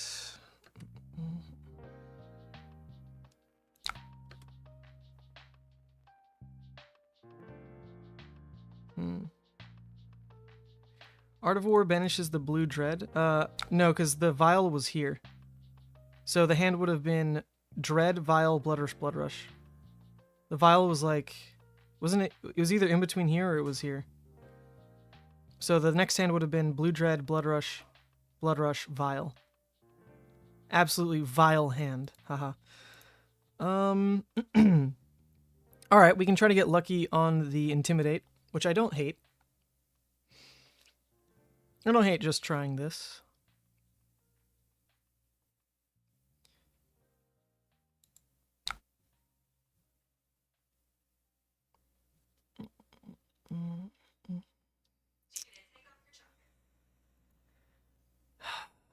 It's not the easiest position to know if it will get value though, right? Because it's a 50-50. I think a lot of other times you're guaranteed to be intimming the card. So because it's a 50-50 now, that could just be a little too low value to want to try it. The problem being if I just like husk. I guess it could just be no blocks, honestly. Could just be no blocks. But if it's shakedown, they probably call yellow. Because if they know it's a no block hand, it's because it's Bloodrush.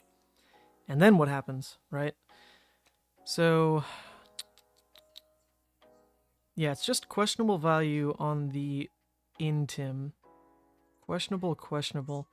If I husk, there's a good chance like one of these was a shred anyway. And they get more play around still swapping than shredding the husk. Low value there. The 50-50 for the 50-50 for the value play, the if they don't have shred value play. Let's take the 50-50 and probably feel awful about this. Let's see it. I'm down to try. Taking all kinds of risks.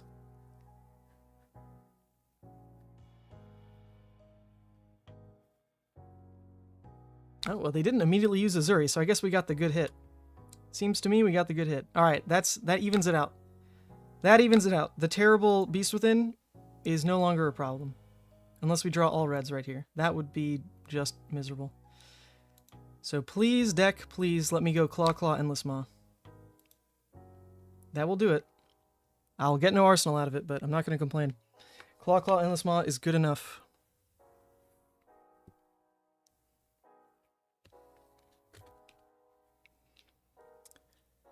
No, Arsenal actually isn't the biggest deal into Codex because if I can put an Endless Maw back in Arsenal, huge value.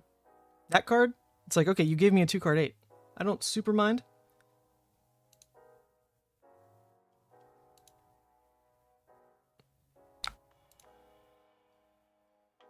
Okay, actually, hold up. I think I'm supposed to roll Scabs.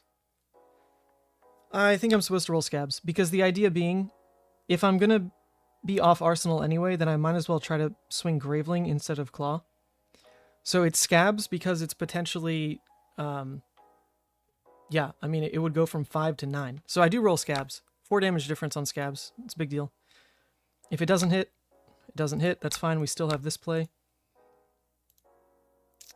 So missing 4 damage on the otherwise pretty big deal hit. We do have 1, 2, 3, 4, 5 misses, so worst case turn is Endless just only comes in for 8. Whew.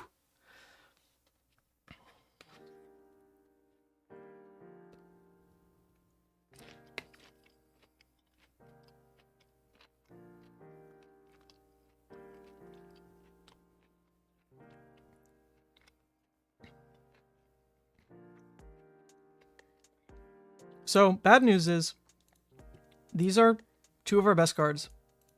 Here's our other best card. Here's our second best card. The other 2 are somewhere in here. So, so much of the deck is just bye-bye.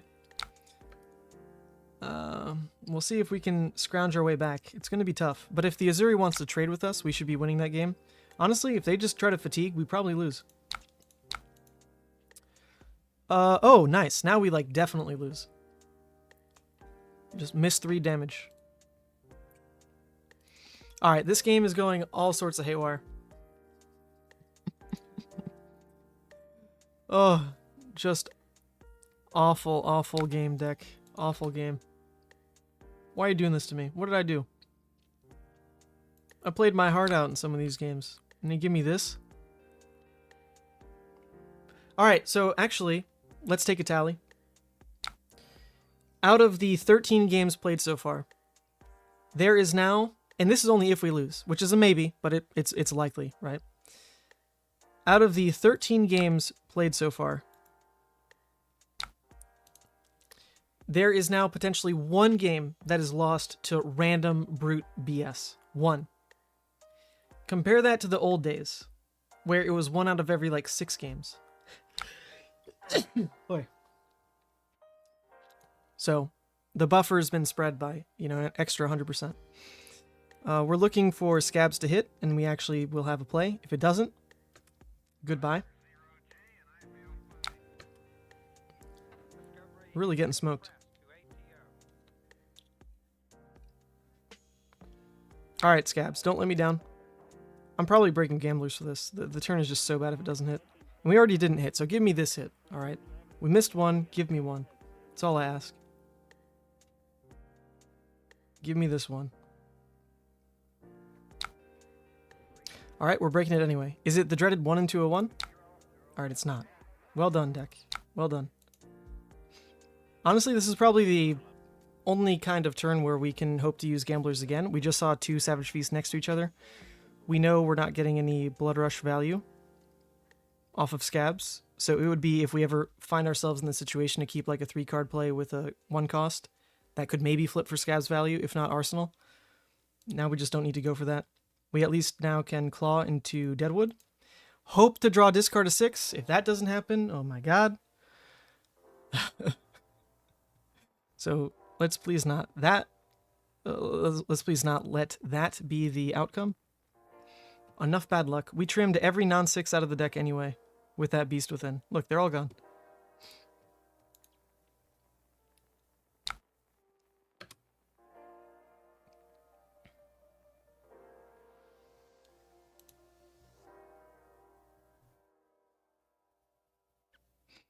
Alright, this is good though. Our opponent is trading with us.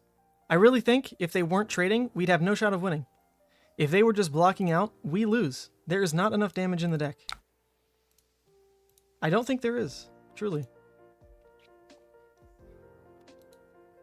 Bloodrush is that crazy important, yo. Alright, come on, let's hit. Come on, come on, come on. Give me a 6. Yeah, there we go. Alright, we can turn off Blood Debt. This is interesting. We don't get this interaction a lot, but if we're thinking that we're flipping, which we, I guess, are trying to do to win this game, right? We have pretty trash cards, a Mark the Beast, a Dread, and a Dread. So now we specifically want to banish a good Blood Debt card for us. Best one being, in theory, the Red Dread. That can push us pretty far. The Endless Maw is pretty good into Codex, so I don't think I want to yank that. Let's make sure we get the Red Dread parked, because we could at least go off of 2 blues. Dread, Dread, Claw. And if we have 3 Dread Screamers, we can get that 3 times, which is not terrible, considering there's another 3 in the deck. So yeah, let's park the Dread and banish. Strictly off the hopes that we even get to control it. We're about to take 18. Or go to 18. We have Scab Skins and Carrion to control the flip. Nope. Alright, this hand doesn't turn off Blood Debt anyway. Oh my god. Well, okay, it would if we keep the Wrecker. Holy moly. The draw sequence in this game is one of the worst, some of the worst I've ever seen. Like, this is crazy. Crazy how bad it is.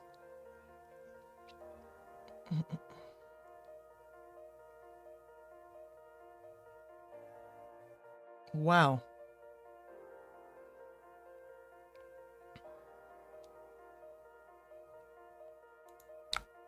So our turn is just throw 6, flip.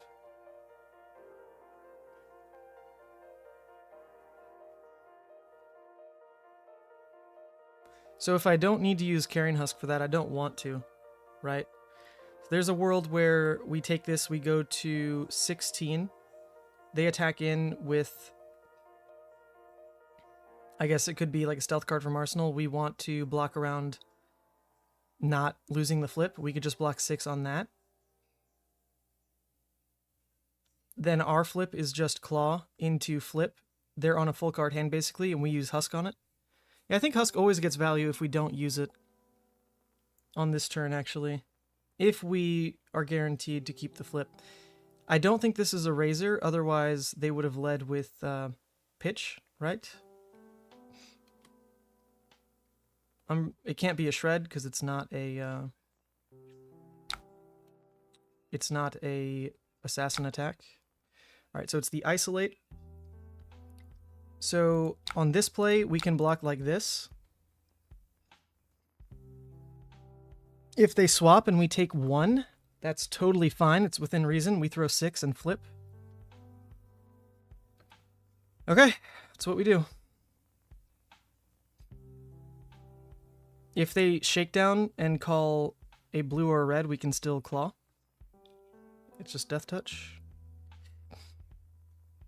Okay, so in that case, if they give a Blood Rot, then I think I'm just gonna Mandible Claw, pay for Blood Rot, right?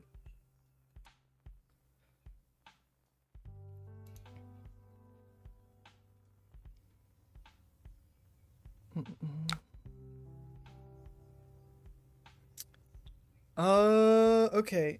So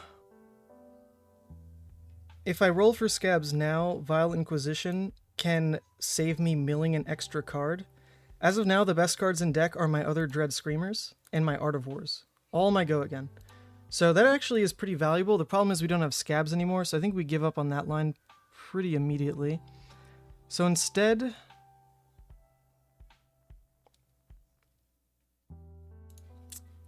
Huh. Is it go to 11, basically? Or is it swing, go to 13? It's obviously 3 more value used offensively.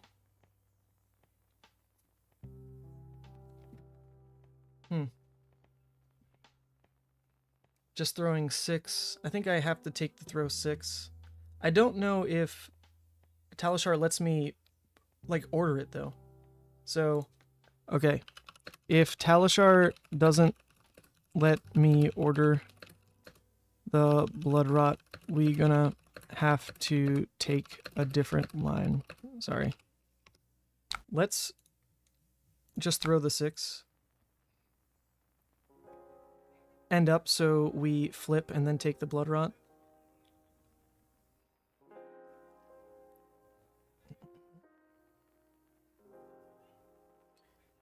Technically, rolling a 1 isn't even that bad. I mean, it's pretty bad. I want to throw the 6 because we need every damage.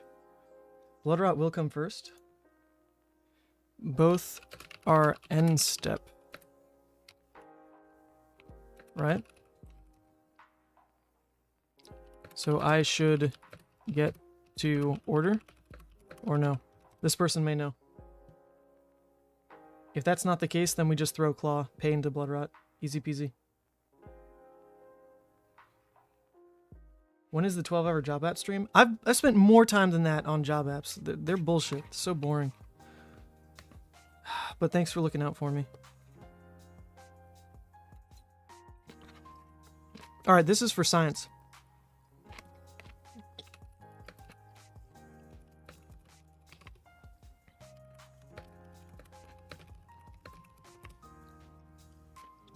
Alright.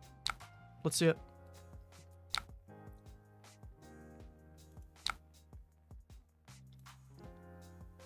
Okay, well, that's definitely not how it works. LOL. That's not right. I'ma take 2 damage in manual. Okay, so in the banish, we lost a Dread Screamer. That is fucked up. That sucks. Manual mode. I should be 2 less life. Unless someone says otherwise. Oh, hello? Game? Huh. It doesn't let me subtract. Hello?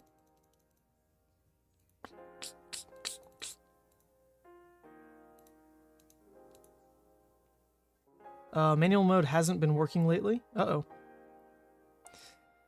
Then, what do we want to do? Okay. Add... Well, that is questionable then. I'm not sure how we fix that. If manual mode doesn't work, then I guess we'll play as is. Wait until I have priority, then might work? Okay. Might work when I have prio. Just play. I can just pretend I'm at 11. Yes. No matter what, I was always going to husk here. I have to. I have to. I have to.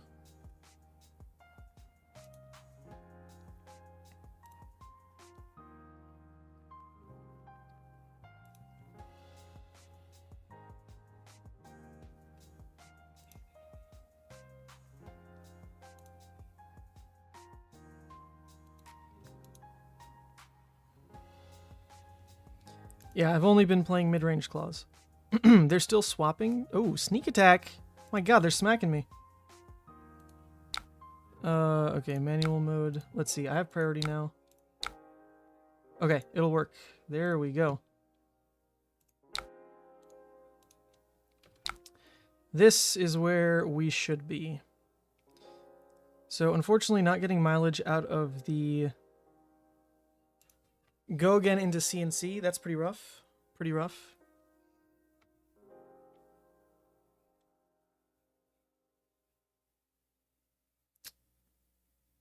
If we want to pretend that we can still win this game, the convulsions is going to be most likely pretty key to it, but I don't want to discredit what an Art of War draw might do either. We want to get these blue dreads out. So I think we'll just make that our turn. We're going to play out a blue dread. There's exactly 3 misses. 1, 2, and 3. So if that happens, GG's.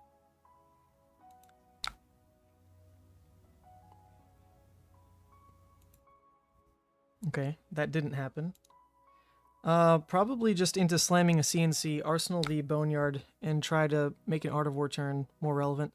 Actually, that's not true. The Boneyard isn't the right play there, then. I think let's just use the Boneyard to clear the graveyard, then. If I'm waiting for Art of Wars and Dread Screamers, then I need the CNC to be the final attack to try to get value out of it.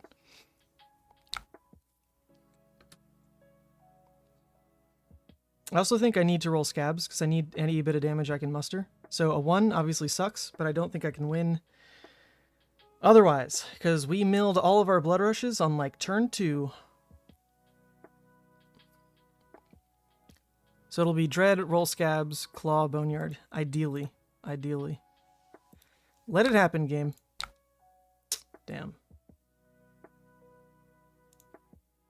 Okay, banish 2 misses. That's good. Can't miss now. It's just the 2.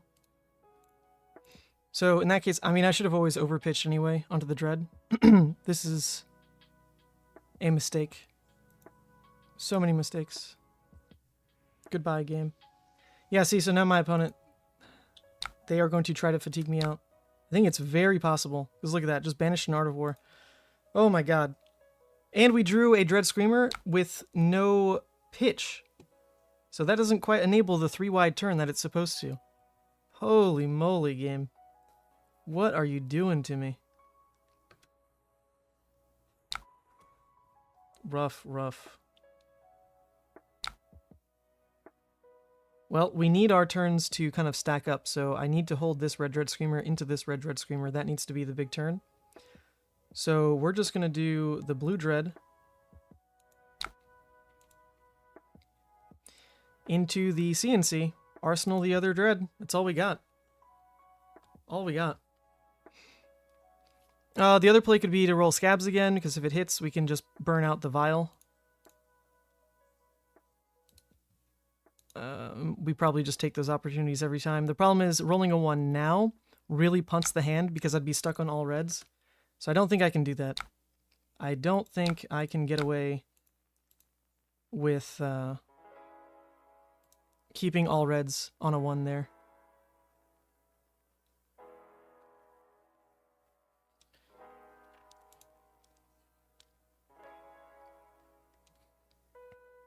Alright, opponent is on the fatigue strat. We've got to do it. We've got to build our win con. Not impossible, but we need to draw this last Art of War. If we can draw the Art of War, there's a chance we go 4 wide. Dread, Dread, Art of War, attack, attack. It is possible. And never mind, there goes the last Art of War. So this game we have milled literally like all the good cards. Every single one of the good cards. Craziness.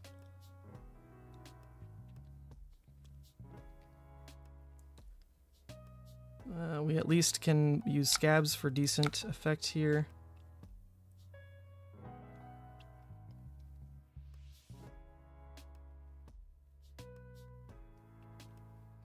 Like, I don't even... Like, I really shouldn't even play out this Dreads yet. Like, we have to wait. So my turn is, once again, just awful. Dread into Mark of the Beast. Oh, so bad. But, game's not over yet. Game's not over yet. Okay, hit 2 misses. It could have missed there. There was the Dread. Alright, now we roll scabs, though. We're not giving up much. We're not giving up much if we roll scabs here to get the vial out and mill 1 less card.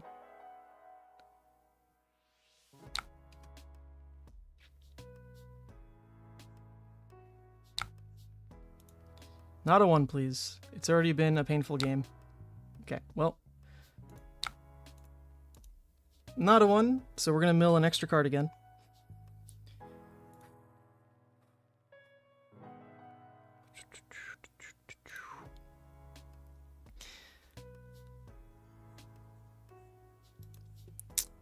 Can we win the game having only played 1 Bloodrush Bellow and no other good cards? That is the question. Can we win the game? Those were fine to banish. The Doomsday, pretty good. Alright, if there's a world where we do it, it's going to be this kind of play. Their turn is no disruption, we don't die.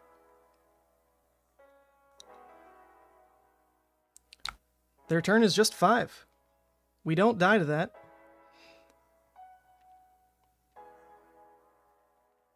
Oh wait, oh no, Doomsday. We've been playing the Blood Deck cards out. It doesn't work anymore. Rip. Alright, even so, we can go Dread, Dread, Savage Feast, if Scabs is hit, Claw, Claw. That is possible, and that is our last push of the game. That's literally all we have. All we have. So, we gotta do it.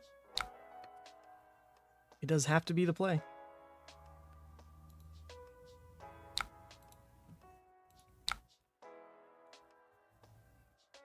Couldn't miss anyway.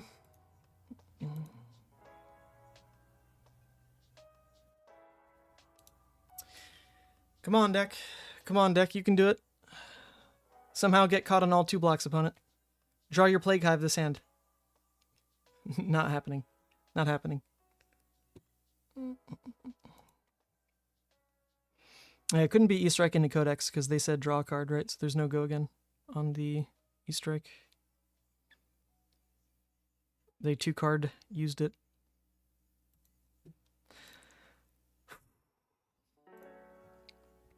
Alright, I also haven't tracked if Reckless Swing is still in the deck, but that could also be a win con.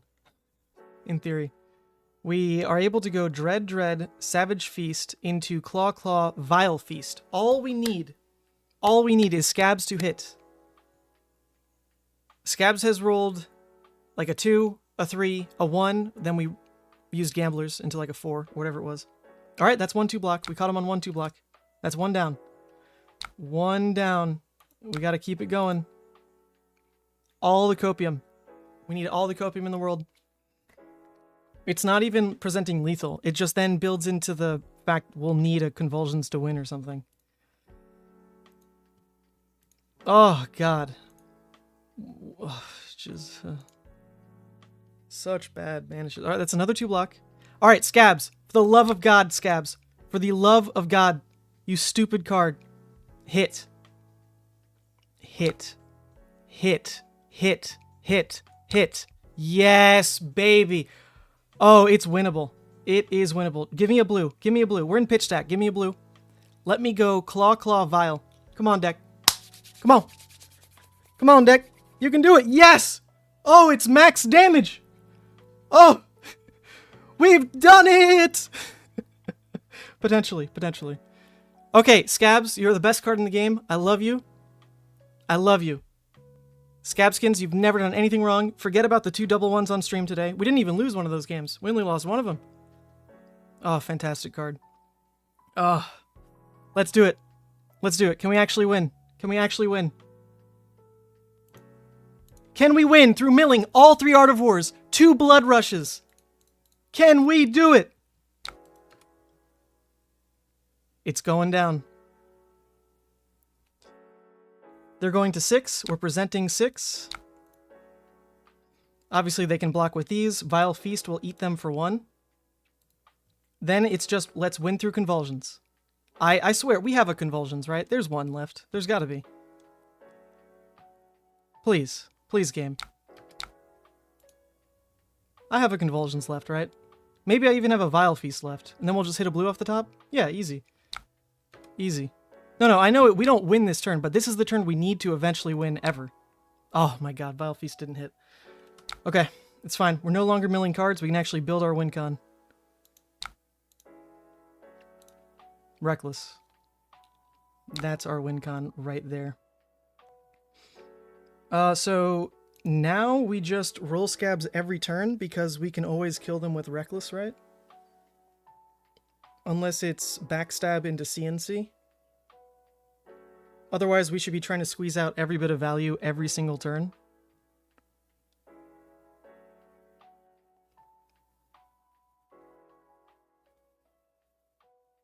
That sounds right. That sounds right. Oh, okay. Okay, well, in that case...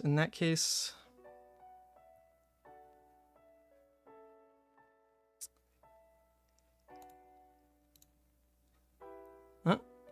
Well, if it's a backstab into CNC, I guess, we could lose.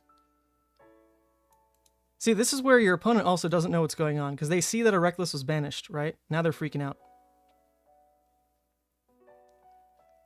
Can they even attack? Or do I just win by default now? Because I can just, at minimum, just claw forever. Diabolic can block for 0. Yeah. No, I mean, obviously. It's just the problem with, like, isolate into CNC swap. Now we potentially lose to that. Well, no, we're at 4, so it'd have to be, like, with the shred as well.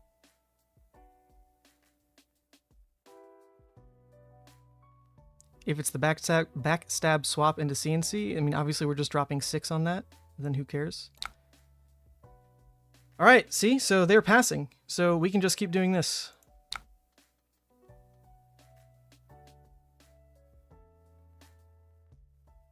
I'm trying to think. The only draw that screws us is the Doomsday, and we know that's at the bottom of the deck.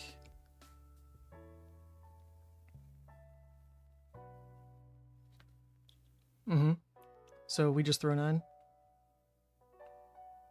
I mean, I don't see how they actually win. If all they do is pass, then we're going to win by deck out, because we will claw them until they run out of cards. I'm pretty sure. Or we'll just draw the convulsions, because we should have 1 left there as well, I think.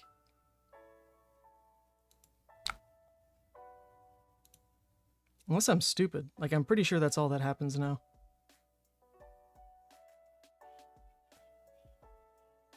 Unless they wait until I draw the Doomsday. Yep. That is why I think the Doomsday will eventually need to go in Arsenal.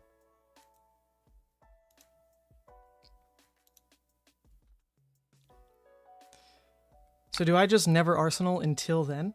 I don't think there's a point in Arsenaling then. I need to hold Arsenal for Doomsday, or I actually can lose. So there's no point in using Arsenal. Okay, and we have a Dominate here anyway.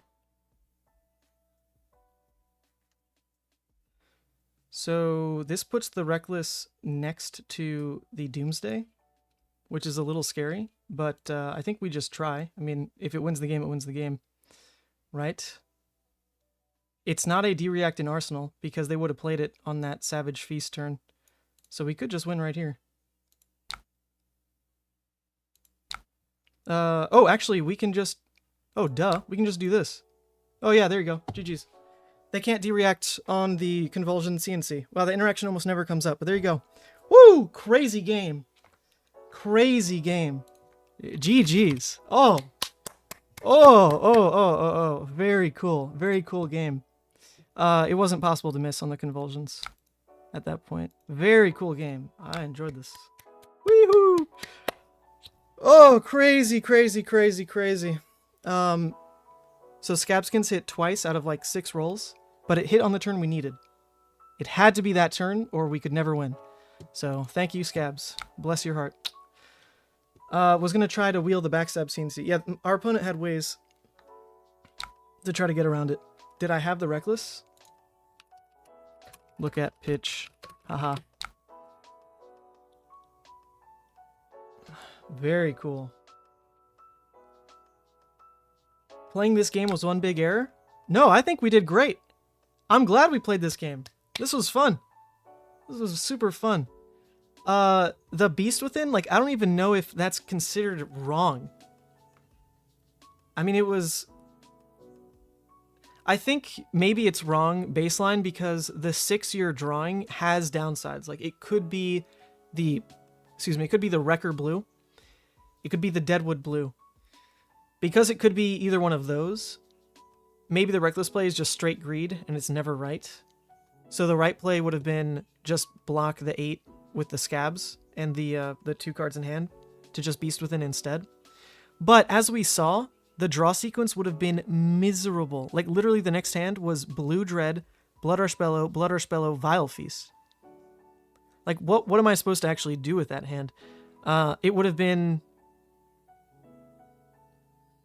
Oh man, yeah, it would have been like block with Vile Feast, return Blue Dread, 2-card 4, Arsenal Bloodrush, and Prey. So if I could have gotten through that one bad hand, it would have unlocked the rest of the cards to be playable, but that was a good test of like what the deck can do post milling 3 Artivores and 2 Bloodrushes. I think that means Savage Feast has to stay in the list. You're a Claws deck at the end of the day. You might as well run the Baby Bloodrush all in one. That was also us crafting the banish. We had the Deadwood that specifically banished Red Dread because we knew the line that was going to win was to go 3 wide. And then that turn went crazy and we went 5 wide. 6 if you count Vile Feast, but it didn't deal damage, so I guess it doesn't count. Ooh, man, good game.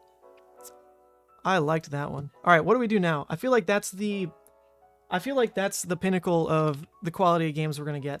Absolute roller coaster of a match, but Levia wins. Chance to see the list? Yeah, let's take another look. Whew, Levia, you are crazy, girl. Calm down. Look at all these lists we're not even getting to because I like this one too much. All right. Bloodrush Levia with Dusk Till Dawn as a little spicy flavor on top. For anyone who came late, the idea with this was we are looking to pull from the only 2 Levia decks with results in the last season. There were a couple other top 8s, but if we make like the cutoff, top 4 to ProQuest, which I don't know why, but let's just call it that, and then like top 8ing a bigger event, right? If you look at only to decks that performed in that vein last season, there were only 2 in the world, and they were 3 cards different from each other. It was my ProQuest top 4, which is actually not a stream. It was this one. So my ProQuest top 4, Oliver Braun brought a 3-card difference of that list to the Pro Tour Invitational, or Pro Tour Invite. What is it called? The PTI event, whatever it is, that was attached to Battle-Hardened Metropoli Ruhr. He brought a 3-card different list from this to that event and made top 8. So the idea we had going in was, let's crack Levia and try to make and give her the best list possible. So if you look at the only list with results in the last meta, and then start adding on top, whatever Dusk Till Dawn gave us. It is a strict upgrade. Strict upgrade. Because this is a clause list at its core. Clause list love their 1 cost. And when you splash Art of War, you love your 1 cost even more. The fact that Slithering is a 1 cost with an upside with Art of War, crazy, crazy on top of it as well. The big difference that we've changed now is because we're so heavy on the 1 cost with the Gravelings, the Shadowpedes, we added in the Mark of the Beast, was kind of like a shift. Because the Mark of the Beast has discard synergy alongside Bloodrush. But then you start looking at, okay, you added Mark of the Beast. Let's look for more discard synergy then. So that's how Savage Feast came about. I think this card's actually very, very alarmingly good. And that's a little scary for me because I don't like running Gamblers and Scabs. I thought this was going to be the version of the deck that just runs Scab Skins plus Grasp for pure block. But man, you cannot overstate how beautiful some of your turns are when you just hit on Savage Feast. Just crazy. Just nuts. Just nuts. Not to mention when you get grindy with it, the fact that you've got like some Vile Feast recursion, that also is like a really good Scabs play. You have the Scabs lines open to you naturally whenever you keep, and have an open arsenal, whenever you keep a 3-card hand of Mark of the Beast and a blue. You can always fish for Scabs. If it hits, then you slam a 1 cost after the Mark of the Beast line, and that just always feels good. So I think there's enough baked-in Scab Skins lines that you cannot take it out of the deck. I really wanted to, but I don't think we would have won like 5 of these games even. 5 of these games if Scabs wasn't in the deck. And that's not even with Scabs high rolling most of the time. I think the games where we did the best were just off of the natural combos happening. Like Art of War, Banishing Slithering, those games were nuts. Blood Rushes, like lining up perfectly into Blood Rushes, like those games were nuts. It's filling the gaps and like trying to milk value when the cards just don't innately give it to you on the draw. That's when Scab Skins pulls a lot of weight, because you're going to lose games with Levia if you draw your hand and it only does 6. Why are you playing the deck then? Because not only does it probably only deal 6, you probably also are like missing a way to turn off Blood Dead or who knows what. So that's how this version of the list was kind of built. It's why it performed well in the last metagame, was really trying to plug those holes with Scars. I think the addition of Slithering, Savage, the Marks is its own little baby engine that's just insane. I like the blue base shifting into Vile Inquisition. I feel like this card is just crazy. The Diabolics also feel pretty good. I think one game was maybe lost due to the fact that it was a non-block. One game was absolutely won due to the fact that it was a 1-cost 8 off the back of a Bloodrush. That just like won the game on the spot. It also has so many synergies, being the 1-cost piece next to the Art of Wars. If you can make Art of War a 3-card 12, pitch a blue, say banish. If you banish a Slithering and then come in with a 1-cost, like literally any of them, right? There's so many in the deck. So many in the deck. 3-card 12. 3-card 12. And that means you also reset a card, right? Because one of the 1-costs is what you drew. The other card you drew goes to Arsenal. Massive, massive tempo gain. It's right alongside what Bloodrush does when you have a 1-cost in Arsenal. When you're able to like keep a Boneyard in Arsenal, play a 3-card Bloodrush, and you go Claw, Claw, Boneyard, the second card you drew off Bloodrush, doesn't matter what it is, it goes in Arsenal. Because all you needed was the starter blue, and then the blue you draw. So now you've got like 2 hidden ways of just gaining card advantage. It's not quite a Ponder. It's not quite, as obvious as like, oh, 3 of a kind, Ponder, Heatseeker. It's not obvious, and it won't happen every game. But you've got just like random card value with the Art of Wars and Blood Rushes refilling Arsenal that is crazy good. Not to mention the highs on like Blood Rush discarding Beast Within, that's massive. Savage Feast discarding Beast Within. Feels pretty good. Feels pretty good. I think this sideboard worked really well. In the Lexi games we played, I don't know if they like really count, but what would we go into Lexi? Like 3-1? Or like 2-1? But these cards were very good into the Lexi matchup. Very strong. In the Lexi matchup, you also are siding out the Savage Feast, and you get the extra block with Grasp, which I think is pretty massive. We can't try it because it's not coded on Talishar, but that feels like it would be huge because the one game we lost to Lexi was off of the Grasp. The fact that we didn't have it. Whereas if we did, we could flip and we'd probably win the game. Hold the Line, just a better blue in that matchup over like the Diabolic, right? Which may not be true. Maybe Diabolic is better than the Deadwoods. I'll have to try which one I want to side out, but the hold the lines definitely come in over a non-block in the Lexi matchup.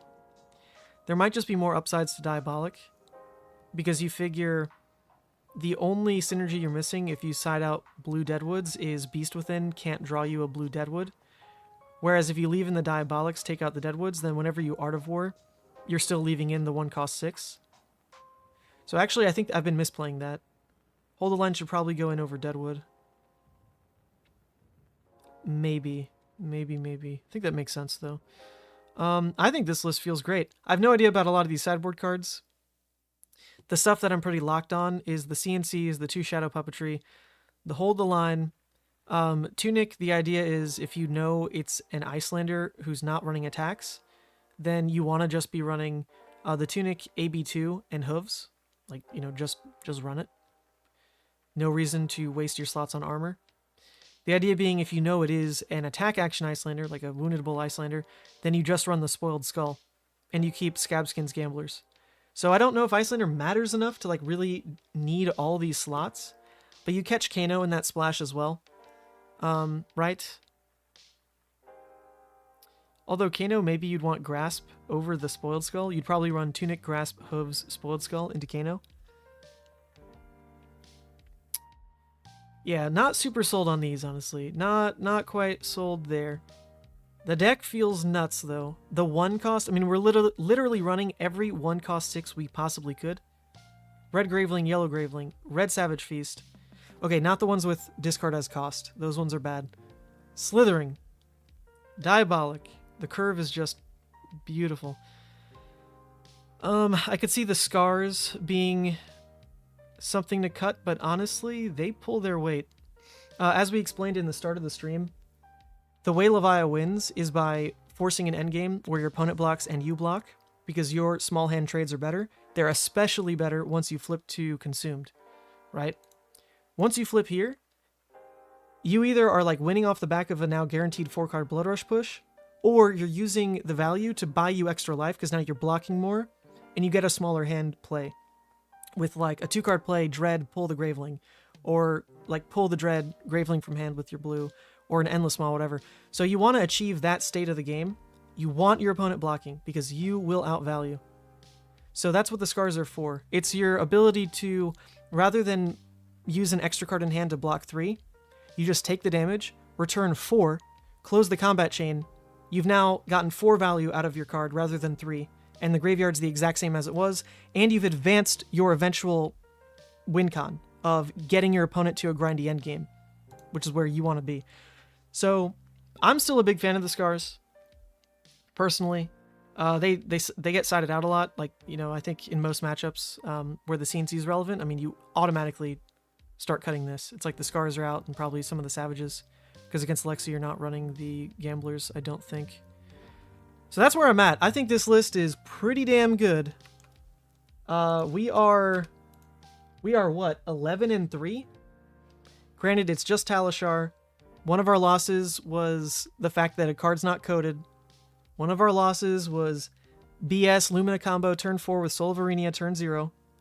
One of our losses was into an aggro Levia because they're just more aggro than us. They started with a stronger start than we did, and we were kind of behind. So that's still scary. Still scary. But yeah, I'd rate this. This is like a solid. It's the strongest Levia deck I've ever played. I mean, obviously, it's strictly better than anything we've been able to play before. This card's crazy. Redeemed is crazy. The 1 cost curve is crazy. Art of War gets nuts value, more so than it ever did before. I think this card's sleeper hit. Shout out to Tommy and John when we did the card rating stream. They're the ones who pointed it out. Yeah. Oh, man. Good deck. Very good deck. Let's try a Hexagore game so we can kind of see the flip side of what that looks like comparatively. This is the Redeem list, which we never got around to playing because I've been having too much fun. But the Redeem list is my favorite way to play Levia. I just think this list sucks into an aggro meta. Like, this deck is going to beat, like, the Fatigue decks. I mean, it'll probably beat, like, Vynnset as well. Anything slower than your average deck. Probably really good. It's going to beat the, like, Fatigue Axe Dori, Fatigue Axe Boltyn. It'll beat, like, you know, defensive Rhinar. It'll beat Bravo. It'll beat Vynnset. But I don't even think this beats Dromai well enough. Dromai's always been like, a little tough. Kind of depends how fast you get your engine going. And because of that, I just have no idea how Prism would go. You're probably fine into Prism, though. That's probably a very okay matchup. But yeah, so while this one is my favorite way to play Levia, I don't think it's viable at all. A Hexagore list is probably also just a straight meme because Levia's strength is to accelerate an endgame and then win in the grindiness of it. Whereas Hexagore just isn't, it's just not that. You are trying to ramp a weapon that takes a different kind of tax of your deck. You don't need to just worry about having cards in the graveyard to banish. You need to worry about those cards that banished having blood debt so you can start swinging Hexagore more. It's like a little bit too much of a minigame for this to be the best way to play her, I think, but we can try it. We have not played Hexagore yet, so let's get some Hexagore gaming in. Alright, Hexagore versus another Levia. Well, if this is any kind of aggro Levia, we don't want them going second. We are definitely weaker to an aggro Levia list, so I think we have to hedge because of that and go second. Even though we like going first, we are significantly weaker if this is aggro Levia. It just does not line up. Hey, look.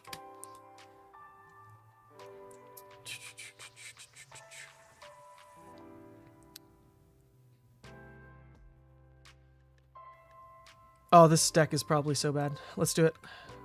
Oh, I didn't even click submit list. How did this happen?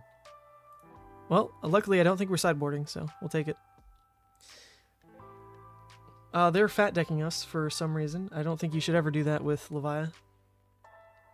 Run a clean 60. Find your good cards, you know? Yeah, this hand sucks.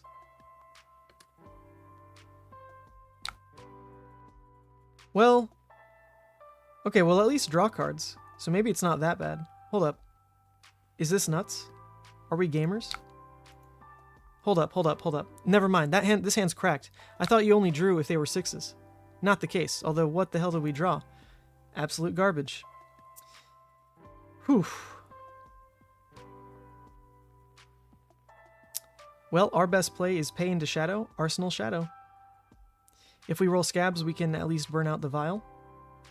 I don't even know if we want to do that, because our graveyard is about to be filled with a Blood Dripping and then the Guardian most likely.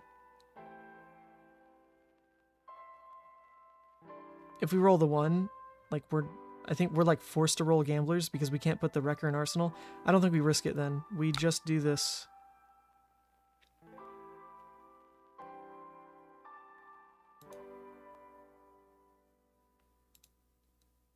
Boom. What a great turn.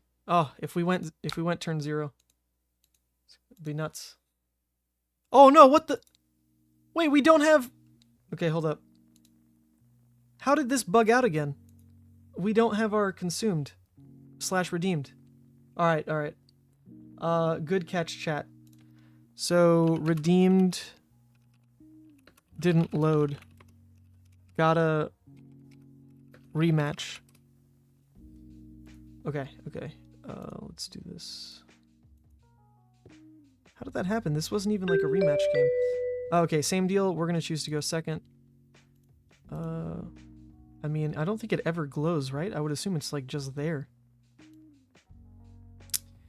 I think we will try sideboarding though. I want to not lose to Bloodrushes. So let's take out good old Diabolic. Replace it with Hold the Line. That seems good enough. We'll take it. Okay, much worse hand. Oh my god. No value at all in kicking off the game with Shadowpede alone. Ew.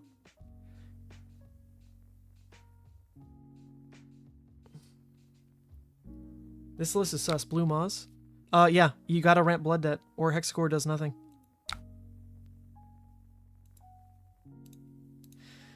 Idea being, if you can open Blood Dripping Frenzy, just banish the hand. Boom. Start kicking it off. You need blues, and they might as well be Blood Debt blues in this. Alright, we've got our Endless Maw into Endless Maw turn, in theory. Pretty strong. Pretty strong. No, you can have that. If your turn is just Claw Claw, we love it, right? Yeah. Get that blue Endless out of here. Trash. Oh! Outvalued. Well, I also have a 2-card 9, I'll have you know. And mine only really messes up my Banish Zone. But it's halfway to Hexagore, that's all we care about. Halfway to Hexagore. If you want any chance, you gotta ramp this sucker up. That's it. Terrible graveyard management, but it's okay, we'll just draw an Art of War. We will just draw Art of War and be fine. Not the case. If they swing it all, then we just block, though. Yeah, we want to keep the Blue Dread in deck, so we can just do these. This is a terrible arsenal. Actually, it's such a bad arsenal that I think I prefer the Blue Dread over it. Now that is mighty sad. But you just don't want to play that out. At all. Yep, we'll do this. Alright, Hexagore is online this turn. We roll. Disgusting. Alright, we did it. Turn 3 Hexagore. Online. Turn 3 Hexagore. We did it. Hexagore lists have to be Scabs lists. The only curve that's naturally good for Hexagore is with Art of War, so you get 3 uses, right? Also, if you Howl with a Dread Screamer off of 2 blues, you can go Howl, Dread, Hexagore, 3-card 15. That's it. Those are the only lines where Hexagore is good. Otherwise, you have to roll Scabs. That's just the reality. It's a sad reality. It's the world we live in, though. But we did it! Turn 3 Hex. Turn 3 Hex. Deck works. It works, it works, it works. Busted list in progress. Oh, hell yeah. Art of War turn. We're going hard. Hit me. What do you think you can do to me? Ha! Only a Dread? You wish.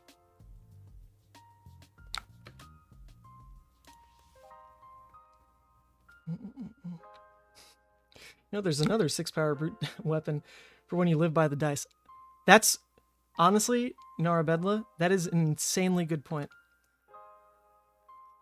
Oh, they rolled a 1 and 2-1. Alright, they are brute gamers, just like ourselves. They have learned the way of the brute. They understand the same way we do.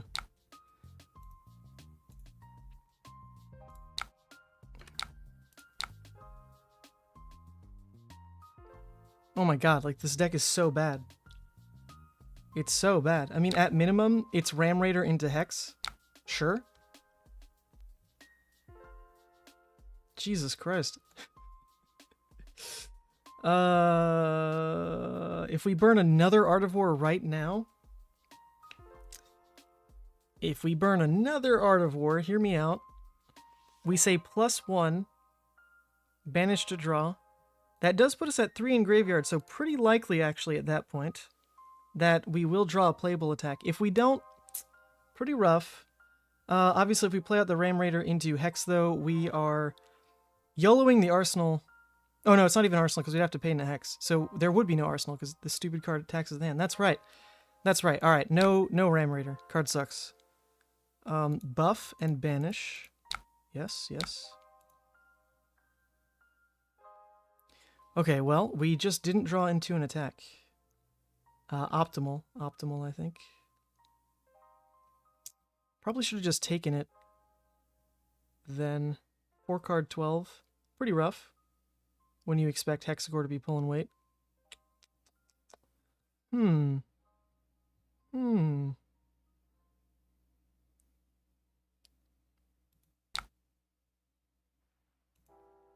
Okay. 4-card hand for 6. Seems pretty good. Seems pretty good.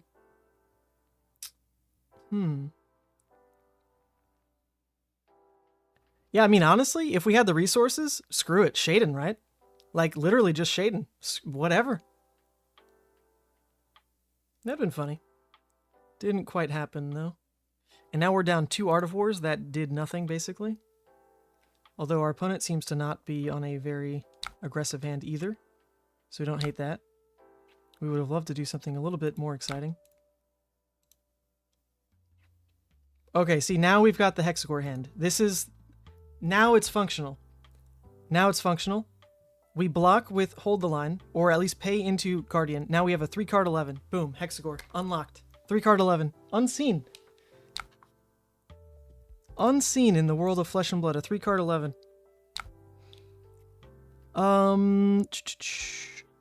Yeah, so we're going to pay into Guardian. Just get that going. Better than blocking 2, I think.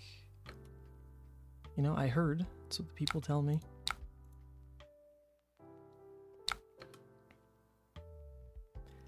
And look at us. Oh, 3-card 11. Disgusting. Disgusting. So double Artivore and have our setup done to do 6. I mean, that was pretty bad. Yep. Thanks for reminding me of that awful turn cycle. I mean, the deal was we would be at 3 graveyards by casting the second Artivore. So ideally, we were going to draw into an attack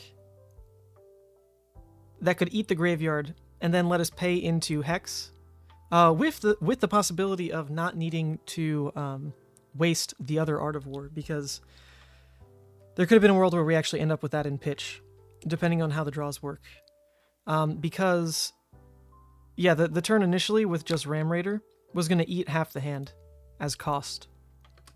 And then, yes, we'd get to swing it into the Hexagore. That would have happened, true. Well, we are kind of forced to keep this hand because Ram Raider sucks. In fact, if we hit Scabs on this hand, we can go Mark Ram Hex. That's pretty good. That's pretty good. Oh yes, invite the chat. We're going to hit Scabs, aren't we? We're going to have a 3-card, or 4-card 18. Right? 4-card 18. Coming in hot. We are not cursed by the 1 and 2 of 1, are we? No, no, no, no. Not possible. Not possible. Okay, okay, okay. Not worst case. Pretty bad, though. Let's keep the Mark of the Beast in deck. Guaranteed. Okay, well, both of our Scabs have not been treating us nicely. I doubt we ever roll again, because we're going to be on the tipsy side of basically dying to blood debt. You don't want that to happen with the Scabs deck, but we did just lose 6 value off of a Scabs miss. And Gamblers is cursing us. I doubt we do it again.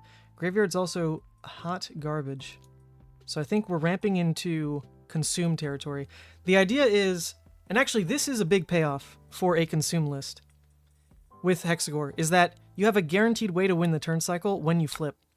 Because you can fight for life thresholds, and then end up spending 1 card for Hexagore. And then that normally means you block 9 with the rest, you would think. That gives you a 15 value turn cycle. And then you get to flip. So it's like supposed to work that way. I don't know if it always will. This hand is pretty bad. This is kind of like forcing us to flip, or we lose. So that's no fun. This one...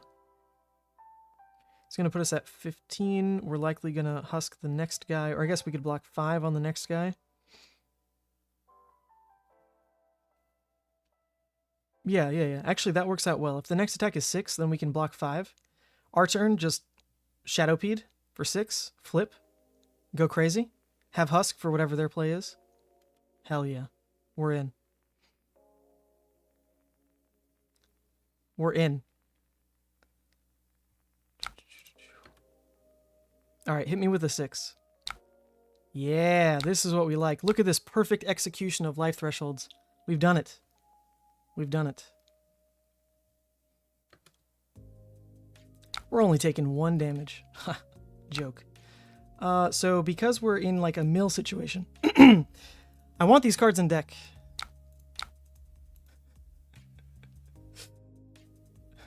Two card 6, definitely worse than what we just talked about. Definitely worse. Oh god, can this deck like ever win a game? Jesus Christ. We're about to mill a ton of the deck. And we're hoping to basically not hit the Art of War. The Art of War is the theory behind how you win. Where ideally you can... Oh, I don't see an Art of War in there. Ideally, you go for like a crazy Art of War into Hydra, Hexagore turn. Boom, that's it. End the game. Smack him for 19. Just go hard. That's the goal. That is the goal.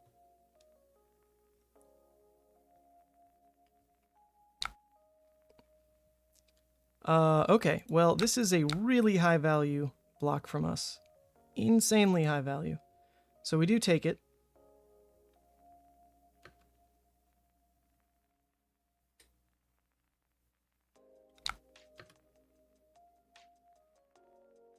We can then play out Hydra, and it's really not that big a deal.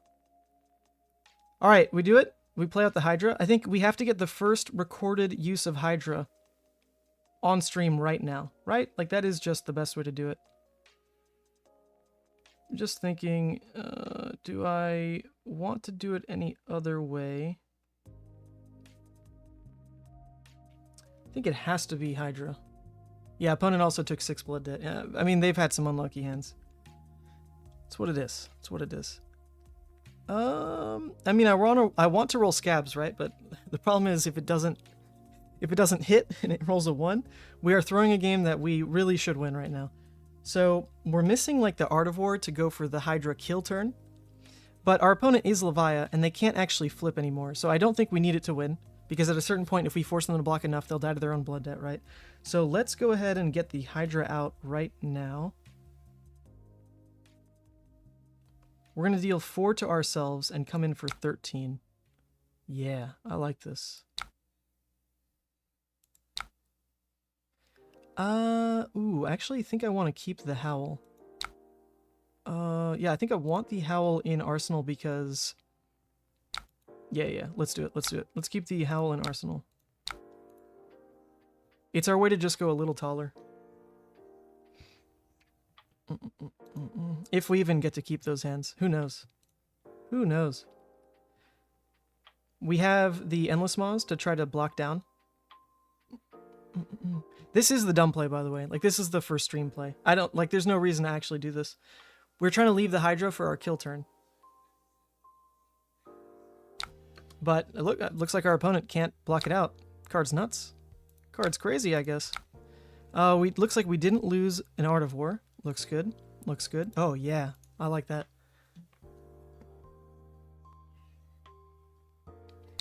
They are going to take 6 blood debt and die. Oh, no. Oh, no. Alright, this is why you play my Levia list, people. That's why you listen to me. Listen to me. I mean, it doesn't matter. They die. I'm gonna stop stalling now. They die. Goodbye. Alright, that's 1-0. I can't howl for the Hydra first. I was off 1 pitch. The Hydra costs 6. The Howl costs 2. So if I had a yellow over the Writhing, obviously, yeah.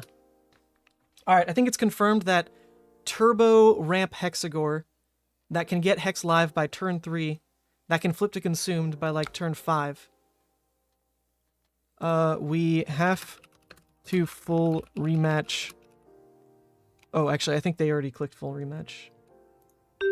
Yeah. Okay, nice. Nice opponent. We're going to swap these around again. Take those out.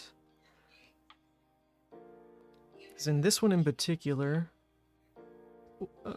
actually... Actually, I think I'd take out the Deadwoods, right? It's kind of the same deal in that if I'm taking out a non-block, I'd rather the synergy with the cost on Diabolic with the rest of my stuff.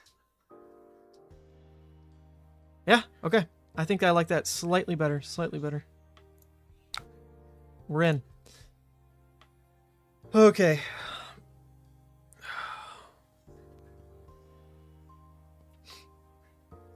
All right. Well, it's Levia, so we don't attack.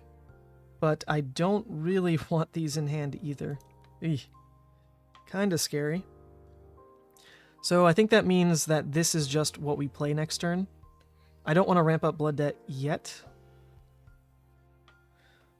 Although that could be wrong. You know, what if I just go Shade and Scream into Mark the Beast? Screw it.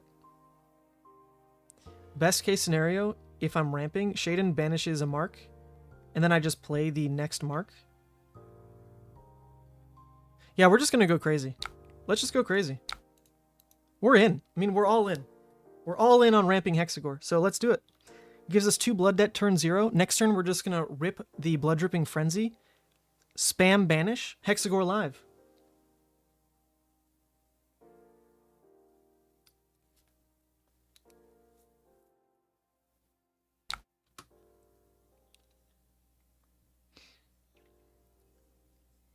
Alright, this hand is really bad for turning off Blood Debt. Who knew? Yikes. Big yikes. We can't even fill with a 6. Okay, not great. Not a great redraw on the hand here. Not perfect. Diabolic, worse than Deadwood in this case. Now we're feeling the pain. Deadwood would have been pretty crazy. We can't even, like, pitch Diabolic away for Hexagore. That's really rough. Funny stuff, eh? Yeah, okay.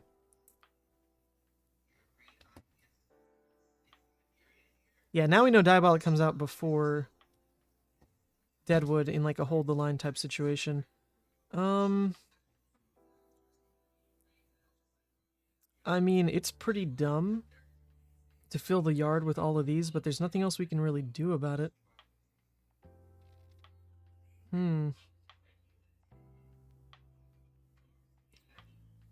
Just to keep things moving, it could be blocked with Shaden, Dread, return a 2-card 4.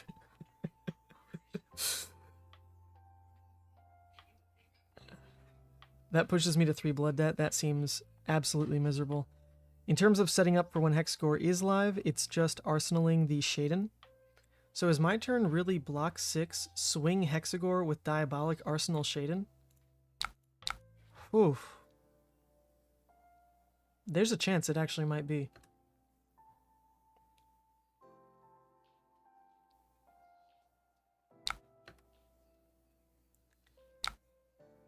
Is that what we're doing here? We're just taking 6? 4 and then 2 from Blood Debt? Send it. Send it. I'm in. I'm all in. We're turbo consumed. Turbo consumed. Oh, yeah. That's the good stuff. Graveyard, absolutely atrocious state. Shade and Scream, though, not bad. 3-card 11s. We love them. Okay, these can at least block to try to flip our Endless Maw into a playable turn. That's pretty good. What happened? Oh, okay. There's no way this has been a 12-hour stream. I'm not, like, there's just no way. I just started. I started like an hour ago. There's just no way.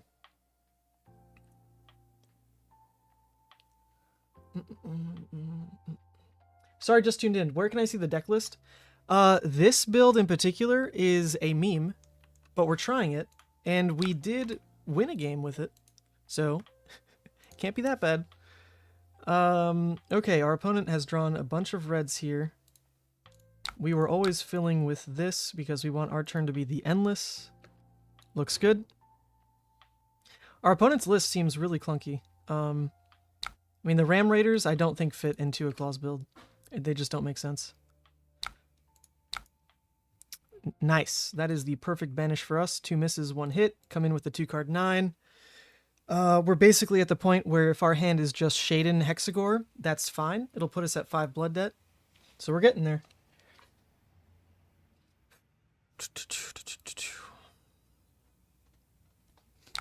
I've hit the delirium phase? What are you talking about, Shamir? I don't see pretty colors. We've definitely hit the, like, mild slurring phase, which is always a problem. I hear it way too much. My speech pathology background just terrifies me. I haven't eaten any of my snacks, which might be the problem. I had a bunch of cherries. Just haven't eaten them. Okay. Can I have some? Can I have some? Alright, we got our 3-card 11. Can I have some? No, can I have them? Please. I need them. Please. I haven't had fruit all day. Leave them. Okay. So our hand is going to be the Shaden play, where we keep the 2 yellow Hungerings, we Shaden, and then we Hexagore. Ramps our blood debt to 5. Gives us a 2-card 11. We do take 1 off the back of it. So we're going to block with both of these guys. Question is, where do they get most value? There's a world where it's just Claw Claw, and they can't do anything. In that world, I block with 1 claw, 1 card here. 1 claw here just for full value, and that's fine. A little weak to if their last attack is like a swing big, I won't get full value on what these cards could have done in terms of buying me a Quicken. Although I wouldn't use the Quicken anyway, right? Because I know my turn is Hexagore swing. It has to be. So yeah, we're always going to take the 3 block where we can then. And we dealt 6 to ourselves in this game. Just took 6. Okay. Taking 8 down to 22. They're going to be off Arsenal though. Their graveyard is pretty messy. 4 misses, 3 hits. They don't have Crown anymore. I think we're fine. I want to get value on Scabs here just to start controlling potentially like 1 more time when we pivot to Consumed. I want to get that value, so let's go ahead and do that. Disgusting. Disgusting.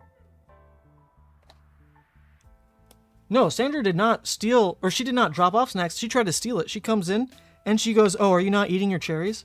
She tries to take it. The hell, Sandra?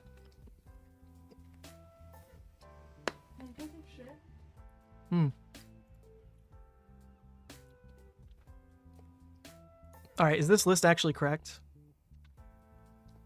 I mean, it's an actual Hexagore deck. Hexagore is playable. Look at this. We're smacking them. I think Hexagore Levia is best Levia, confirmed. After, like, 10 hours of tryhard Levia, useless.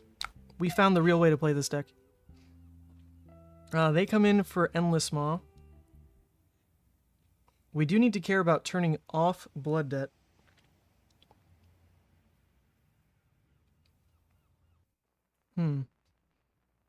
So that's really just a 2-card 6 is all we have. Oh, so sad. 2-card 6 is so boring. There's no way we actually take damage to get the flip off. I don't think. Although, what would that world look like? It is block 9, swing Hexagore, take 5, go to 18. Nope. Not worth it. The other play could be we just let this hit and would just play the Blood Dripping Frenzy. What does that look like? That looks like pitching Wrecker into banishing Vial, banishing Mark the Beast, turns off Blood Debt, draw 2 cards. I'll have 1 floating, 2 cards in hand. At minimum, that swings Hexagore for 7, and I get to Arsenal? Whoa. Tell me more about that terrible rate play. No, we're not going to do that. We're not going to do that. It's boring, but this is our turn. Their graveyard is still pretty messy.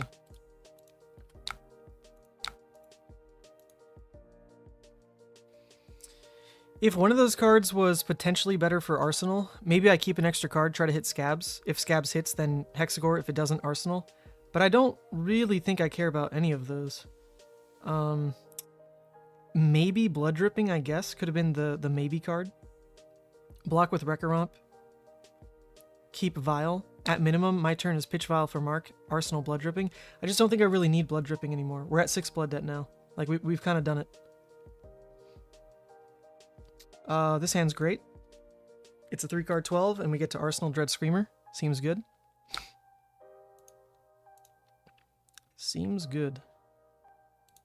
And at this point, we actually pitch the Slithering back in, so it's a 3-card 12 using Hexagore. Value. Value.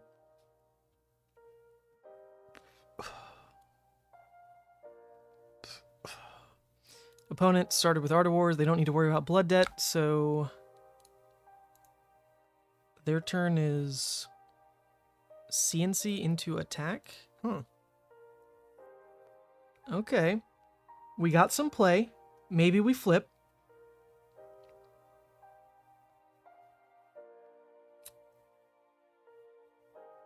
The flip play would be we let this hit, go to 14. They attack again. We just block 6. Swing Hexagore. Arsenal the Shadowpede. That's not bad. That is not bad. We might take it. Don't pummel, bro. There's no way. Like, there's no way you have a pummel on the list too somehow. It could have been another Art of War, actually. Maybe that's worth playing around. Alright, I think we're going to take the flip. I hate to block with the Dreads. I hate it. I hate it. But we can do this. We can roll Scabs on our turn. If it hits, then we go Hexagore Slithering and throw 12 and then flip. If it doesn't, then we throw Hex, Arsenal, Slithering. That's still fine. Ooh, I just hate losing the Dreads. Oh my god. If we do the smart play and just Carrion Husk and then go for Dread, Slithering, Arsenal, other Dread, that puts us on needing to block out on the next turn, which is pretty likely because Levia doesn't come in for breakpoints. It'll be all 6 unless they draw into a Bloodrush.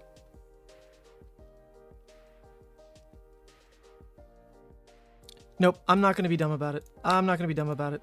I think that play is just pointless. Like, I'm wasting the Dreads, and the Dreads are the best card in the deck.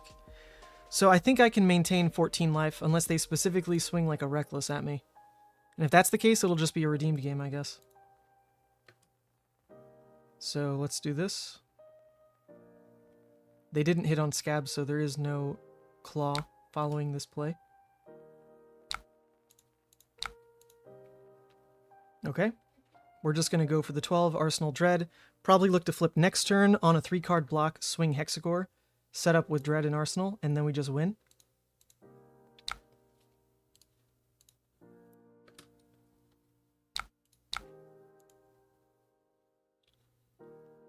Oh, actually... sorry. I want to play this out. I want the 6 in the graveyard right now. Better than Hexagore. I don't think milling is ever going to be the lose con in this matchup. Our opponent not playing for Consumed. Okay.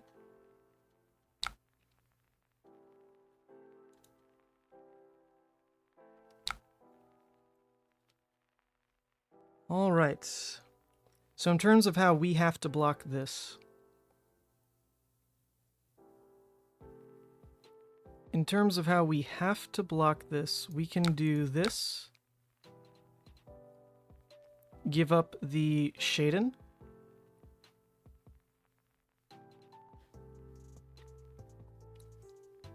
Ooh, if their turn ends though, what if we just Shaden it to flip? Oh, that won't work because we're going to take damage from Shaden. Alright, so we're never using Shaden. We're going to block this here. Hope that this interrupts the next attack. If it interrupts the next attack, then they're probably just going to claw. And then if all they do is claw, we're going to block with Ram, try to hit Scabs on our turn to go Hexagore Doomsday. Yeah, seems right. If they do have a 1 for 6, we're still fine with that. We block 6 on it. Just pitch Doomsday. Or actually, no, there's no reason to pitch Doomsday. We would just summon Blasmafet. Duh. Oh man, that'd be nuts. Yeah, we just summon Blasmafet, swing Blasmafet, flip. That's like best case. Holy moly. I like it. I like it a lot.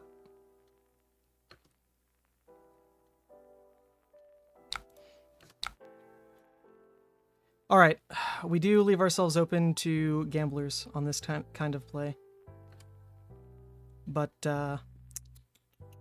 It's too good a value. Like, I can't ignore this, you know? If we are able to 2-card 12 into flip, how do you beat that? It's just crazy. Come on. Let it happen. Oh, God. Not today, apparently. We're still gonna summon our boy. Swing it. Let the flip happen. Ah, so close to cool plays. So close. But we did that right. We controlled life thresholds really well. I think this is something to learn about the matchup, is what you can assume out of your blocking capabilities turn by turn. Into Levia, we know that there's no breakpoints. Okay, we lost an Art of War. That's fine. We know there's no breakpoints, right? So into that, it's probably like pretty safe for us to always play around assuming we can block their next turn. We're lucky we didn't see the dominate last turn, right? That would have been kind of the worst of it. Oh, Carlum joining. Yo, Carlum, spam your emotes in the chat. I put work in. You should see them. They're so cool. On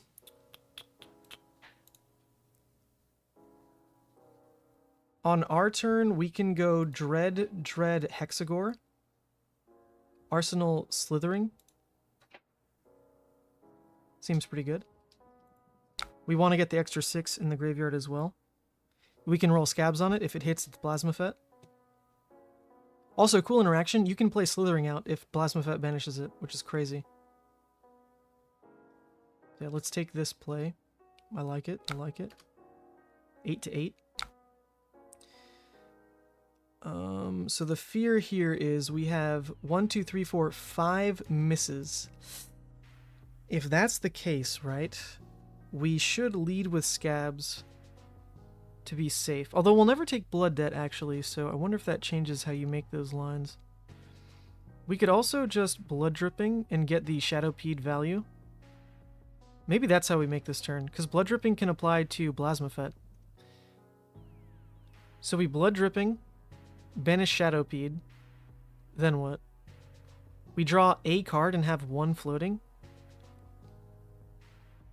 Ooh. So the way to get best value would have been to keep the Endless Maw, but then I'd be 3 lower, which I don't want to do either. I think the window's gone for that. Let's lead with... Oh, so much risk, so much risk. How about Red Dread, hoping it hits, then Scabbies, alright? Okay, it missed. Oh my god. The fact that they had Gamblers scared me out of making a different play. Oh. The fact they had Gamblers. Does that even, like, really change the thought? Should I have always just rolled Scabs first anyway? You have the extra scenario then of you roll a 1, you're forced to pop Gamblers, then they have the window to pop their own Gamblers. In person, it doesn't work that way, but on Talishar it does. In person, you can make them have to choose first, and then if they don't do it, you do it, and they can't respond. But it doesn't work that way on Talishar. Unfortunate. Unfortunate. I don't think we're in a terrible spot, though. Most of these cards block, not all. They're playing into a Bloodrush turn. We still have a Sticky Blasmo, and can in theory roll for Scabs to try to come in for 12 still. Pretty scary, though. Pretty scary. They also need to focus on turning off Blood Debt. We can't miss again on the banish, which is relevant. So, if it had to come up, you know, at least it came up now.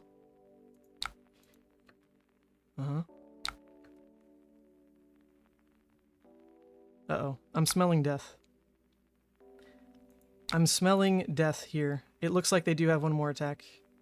And then we just die. If it was claw into attack, we were fine. But now it doesn't matter if they can't turn off Blood Debt. We're just going to die to this.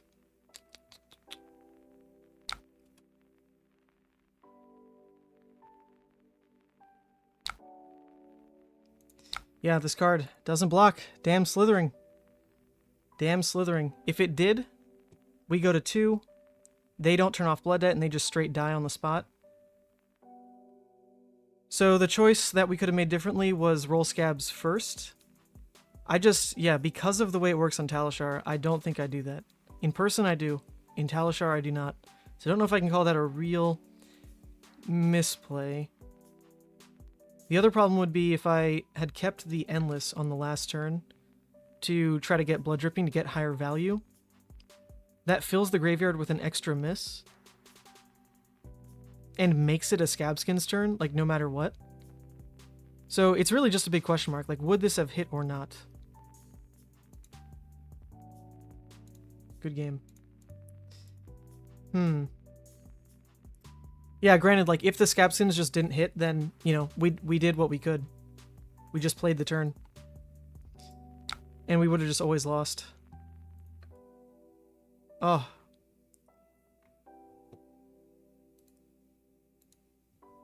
I don't think this deck is that bad.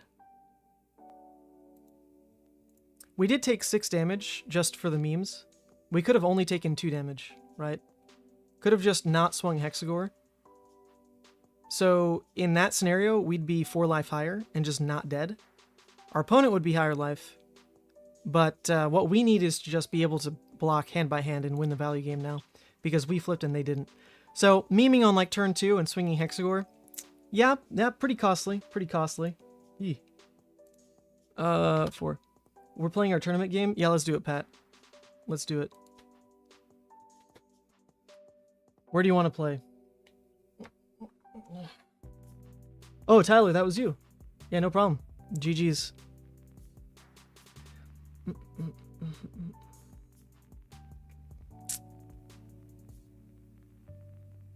All right, Pat, we're doing webcam. What are we doing? Play the Consume Redeem? Yeah, I mean, obviously that one is much better. Oh, you're saying the one that's called Consume Redeem. Oh, no, that list, there's no point going back to that. I don't even know if I still have it. The core of a Bloodrush list is definitely this, not anything I was randomly smashing around before. We can play on Talishar. Okay, that must mean it's not a matchup where I want Grasp. That's good. Don't be Lexi, Pat. Don't freaking Lexi. Alright, I'm in room 1, Pat. Room 1.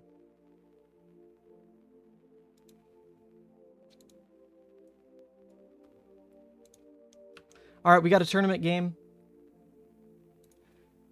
Tournament game coming up.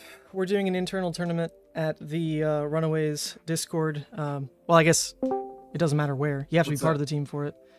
So Pat and I are paired. All right, I'm in gonna the have first to mute bracket. the stream here. Okay. Send me the I link still hear when you're you. ready. I can't hear you. Oh, you I can't hear muted the me? stream. So you can hear me through Discord or no? Can you unmute yourself? I guess. Oh, shoot! I didn't see I was muted on Discord. Okay, there we go. Will you hear? Do you hear yourself twice if you No. do that or no? No, Okay. no. It's all good. We can keep this up. All right. I think you haven't played any Dorinthias today, if I remember correctly. No, I have not. So we can get that for stream. Seems like it'll be cool. Sure, let's do it. Played against that one damn Boltyn. Yeah, One Boltyn. that game was rough. That was like right around lunchtime. I actually watched that game.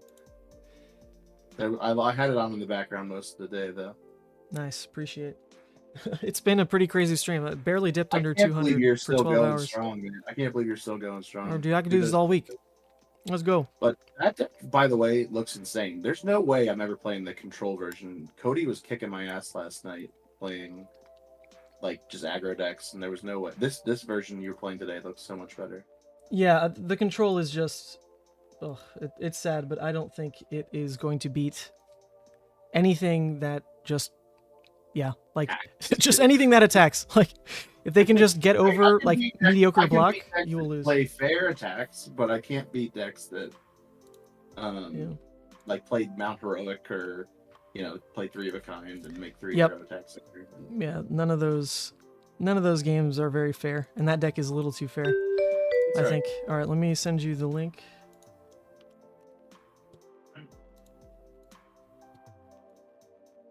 All right, I think you all can hear Pat, I'm pretty sure, and he says he's on Dorinthia. So we haven't had the Dorinthia match today. It is a little sad though, because the Dorinthia match I would like to run Grasp, which I cannot run on You Talishar. would run Grasp into Dorinthia? Probably. The timing window of it is so good. It's if your hero would be dealt 2, I can banish it to prevent. So you don't get to react. It's just like it's kind of like Quell. I mean, You know, do you want to switch to tabletop? We can No, switch to no, screw tabletop. I'm over it. I'll take the tabletop. game I mean, I know as that it you're is on not a fan of Talishar. it. It's okay. We'll just roll scabs and hit every time. I feel like you're gonna want Scab. I feel like you're not gonna miss it that much against this deck.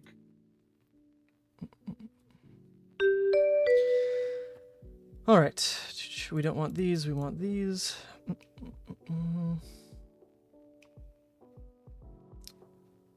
That should be good.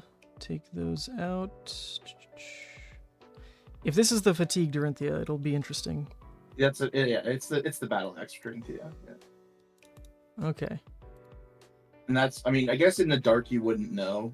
You would probably play Grasp in the dark against a random Dorinthia, but Yeah, feel so like knowing it against- is yeah, would you make me probably run gamblers want anyway.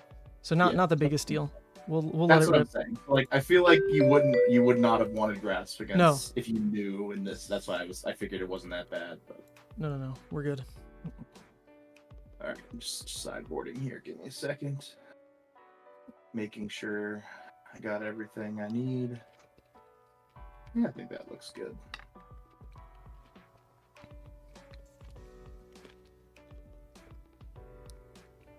All right. All right. If I was playing the recursion list, this would be a buy. But I'm not, so this will be a real game. And That's what that'll make it interesting.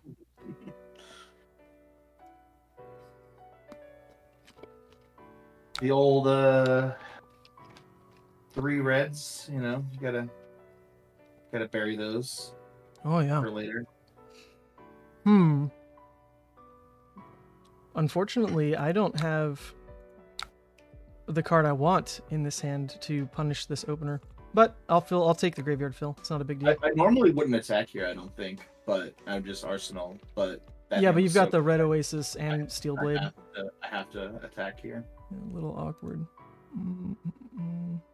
Yeah, let's just do this. I could fill with one more card. I don't think I Do you want to. know if this is correct? So Talishar is giving me the option to pick which one of these 2 cards to have. Is that how it's supposed to work? Yeah, it says like- target defending card. You choose. But it says the first time, right? So like I thought that would mean that Oh. if they choose which order they block with their cards in, then because like a lot of my locals was saying that it's functioning as, you know, designed, but I wasn't sure. That is a good So, question. like, I Yeah, do not know. don't know the answer. If somebody in the chat can let us know how that interaction actually works, I'd appreciate it. All right. Can we beat your head in? I guess we'll find out. Greedy play number 1 activated. I love it. All greed. Every time you rolled scabs, I fist pumped in my cubicle. Okay. 0 payoff achieved. Questions. Is this really all I do? This into this? Arsenal here? It is how I conserve my cards instead of burning them all at once. So that seems about right. Yep.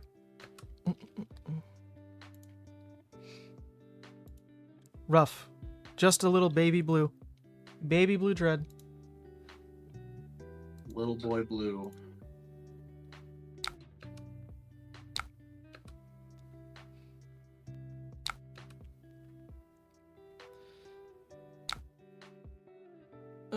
Do I really want to burn you with Vile? Do I want to swing Claw? I mean, you actively want to block. So maybe Vile gets more value. It is also Graveyard Fill.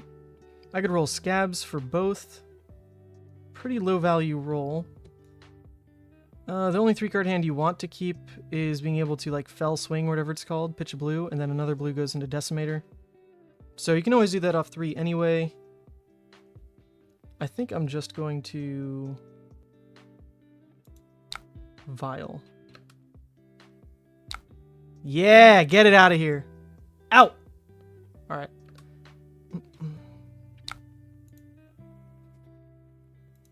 Oh. Disgusting value. Vile. I'm gonna play that sucker 59 more times, Pat. Watch out. Vile Inquisition card. That card is so good, man. Like the first time I read it, I was like, "Oh, this card's okay," and then I was like, "Oh, it costs 0 from banish." It's pretty disgusting. Mm. I mean, it's also a turn 0 fill. Like you draw it, you just play it. You Just can get just it out. cast it for 2. It's like not the end of the world if you cast it for 2. No, not at all. Oh, what the fuck? Oh, sorry, I skipped. Okay, yeah. So it went back. I still do this. I then Arsenal.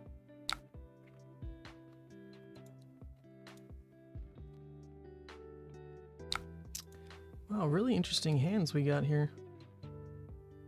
Hands that say take 5. I mean, not the biggest deal, right? Like we kind of expect that. Got me. It was no felling swing for sure, but you know, I was also mad because I drew hold the line and you played Art of War and you didn't attack me for more than 4.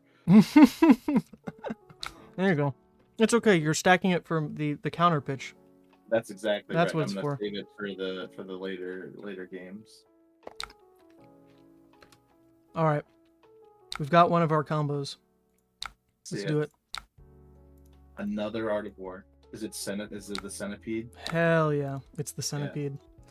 Craziness, dude. Craziness. Now we can go hard. You already know the centipede's coming, so we can throw that first. I don't think it harms anything.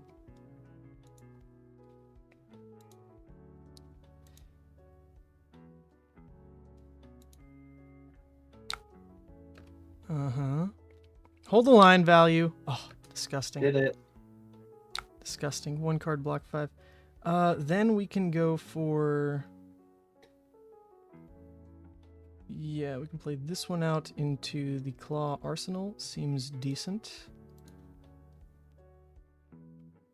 Yeah, I think I need to clear the graveyard, so unfortunately...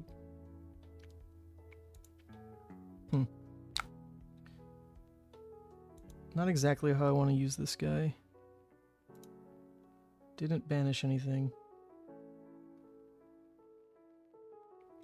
Actually, I roll scabs here. Yeah, I absolutely roll scabs. Okay. So you want to rewind? We're in. No. After this. After this. Oh, after this. Okay.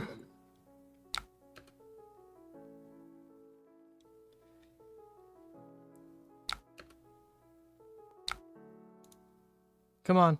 Give me the money. Nope. Right. Okay. Let's instead then... Yeah, I guess just launch everything, save this in deck. We've got the 1 miss right now, so I don't hate doing it this way. Yeah, save the yellow Graveling. Over the blue later. That could be a throw.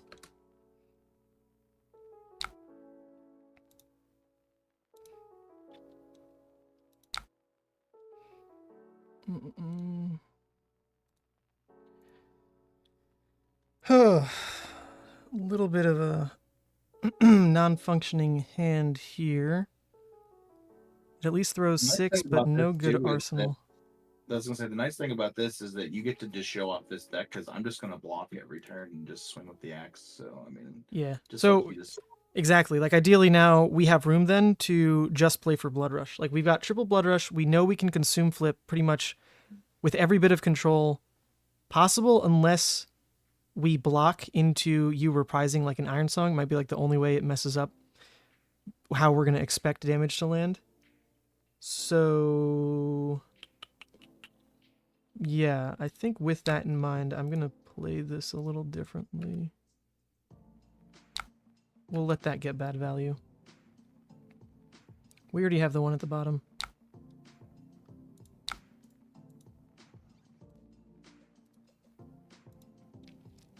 We're gonna play the slow game. See if we get punished on this. Maybe, maybe not. Oh, fell swing. Incoming. Yep. Okay.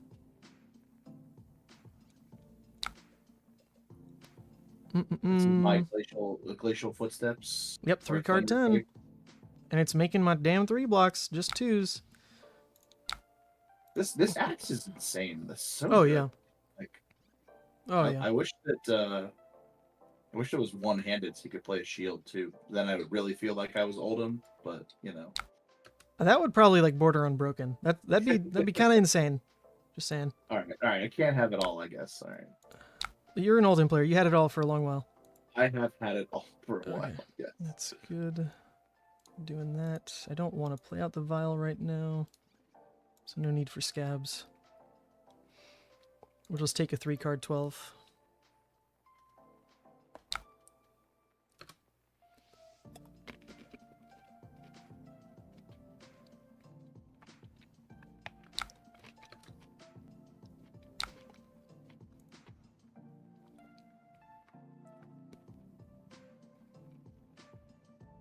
Oh, another felling swing? No. Okay, No, it's sink. not a DBA.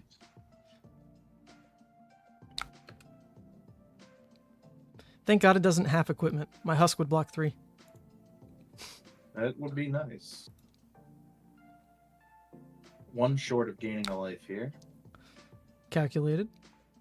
I'll admit.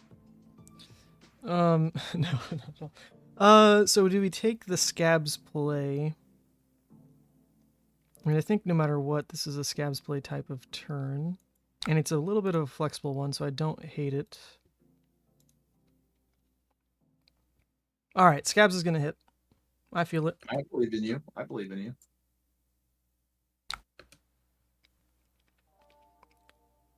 Scabs will hit. Scabs will hit. Come on. Uh-oh. Oh, not like this. Oh, not like this. Terrible, terrible. We're back to equal. Alright, so I do want to push through the Banish still. That is terrible for all of the upcoming Savage Feast plays. I think I'll keep this card for the synergy here.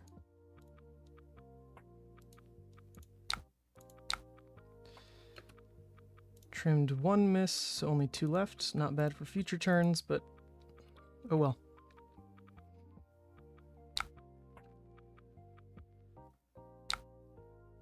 Uh-huh. Steel blade shot. Sure. Alright, I guess we'll summon a distraction for you. No value here, but we'll just let him sit.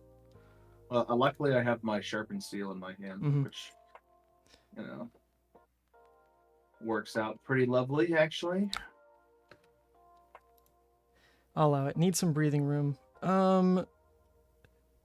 Although, yeah, I still have to make this a scab's turn, unfortunately. Ew, gross. Gross. It can't be another one, though, right? I mean, it can't be. Can't be another one. It's never been 1 into 1. Okay, no. It's better than a 1, you know? Endless Maw. Okay, hits. Alright, clear the graveyard.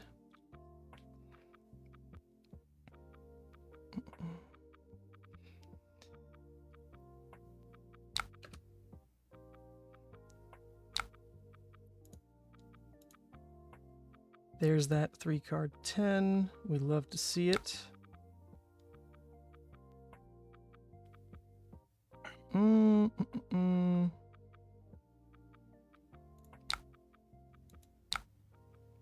I don't think I hate how this is going to line up. I will end up taking 5 down to 20. I'll throw this back. That'll be an arsenal. I think that's allowed.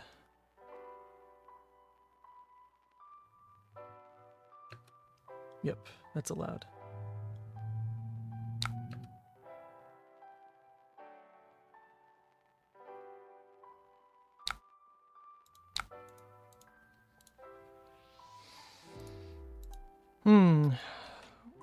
Running out of room to just like draw our good cards. I mean, we're at 20, so okay. Not that far out of room. You play 2 red fell swings. Okay. So it's not like you can just smack me for 10 and then 10 again back to back. But I don't like how slow the early game has been. But we're at least getting the early clunks out of the way, I guess. And then hopefully drawing strings of gas. That would be nice. I would allow that. This round's on me. Ooh, okay. What, you think I'm gonna Bloodrush you? I don't know. You haven't played one in a while, and my Tunic Mana was just sitting there. It seemed like a decent chance that that might do something this turn.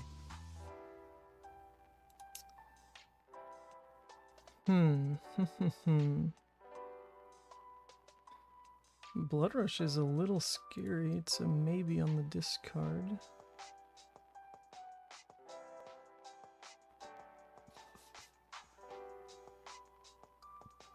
Flipping is pretty low value. I don't want to mill any of my good stuff, so we might be playing a redeemed game. We've got room for it.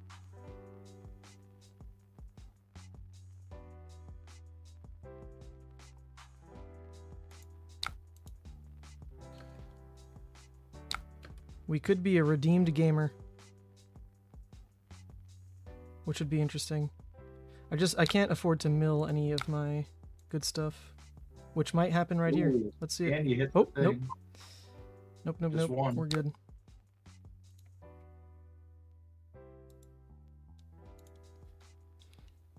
Well, 4's better than 4 is better than 5. You got yourself a frailty token, my friend. I did it. Although it's not as good as a frailty token, but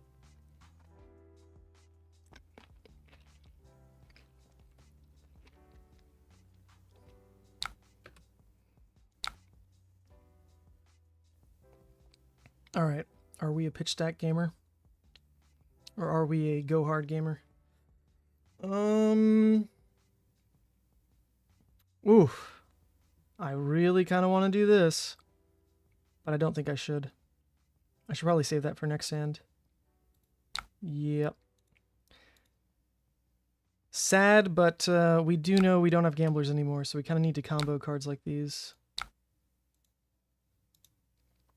We're pitching a Bloodrush that we'll likely get to, which feels pretty good.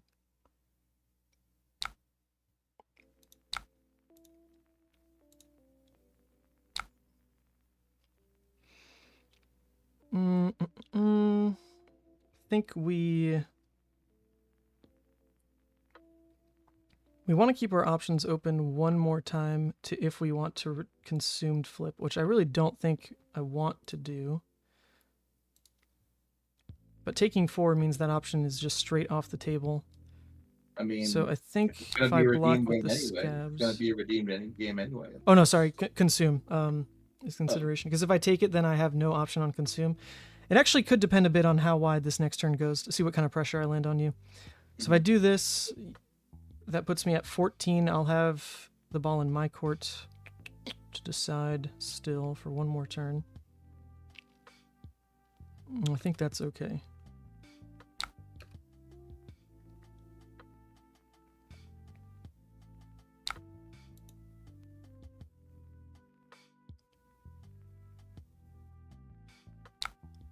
See what kind of damage we can do on this hand. Ooh.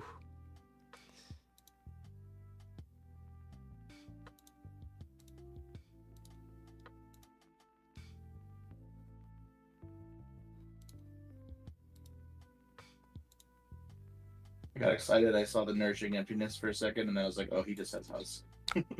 True. There's the D-React. Okay, makes this turn much less exciting than I had hoped. Not the worst, though, because we're going to get to play out the Vial. Hit a miss. It'll be 4 or 5 misses, though, still. Kind of scary, but I'm not going to lose the Vial value. No reason. Yeah, got him. I put one of those to the bottom a second ago. Did I hit the wrong button? Does it say what I did? Oh, was that like a sync thing, or would you? I thought I faded that to thing. the bottom. There could have just been the third one because I had like it's just funny. I had one in my hand. Oh and my then I god, put it yeah. to the bottom, and I was like, I mean, it's possible. I don't know. I just Dire Straits with this hand as well. So let's make sure this happens. Ooh, Lord. Not like this deck. Please, no.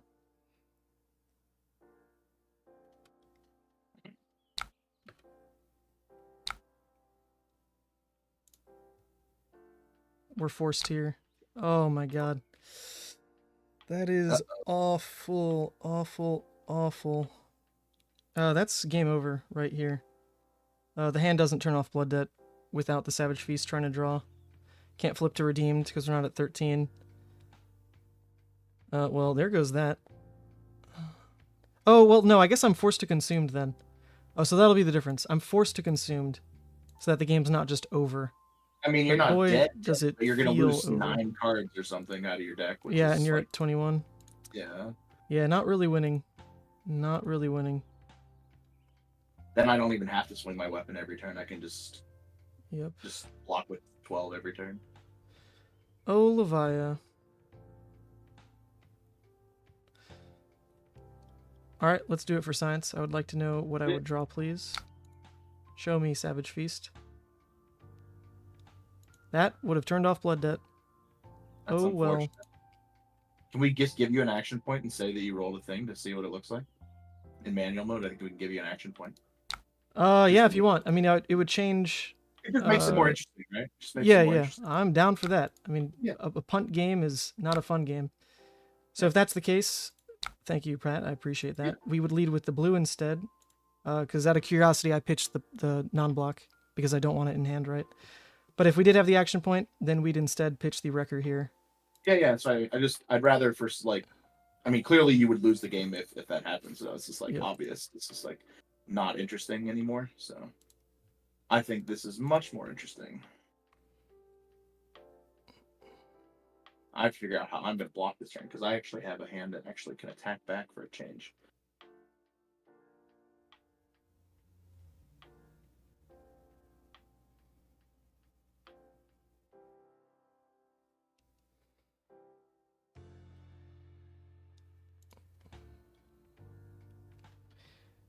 I still have to do that though. That's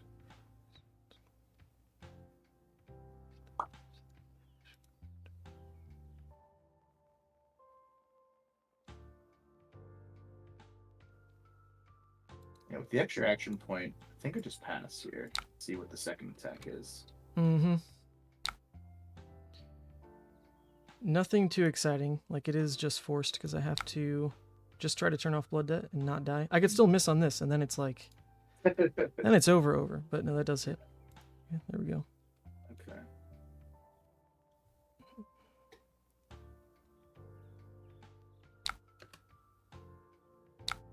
And that is the pass. Awkward, awkward.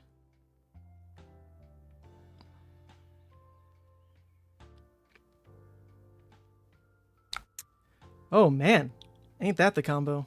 Yeah, the old Tunic Warrior's Valor, it's pretty disgusting.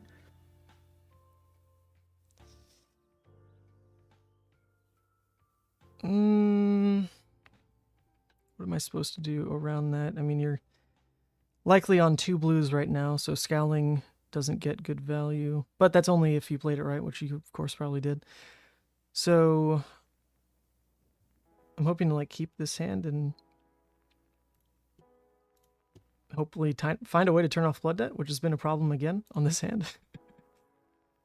I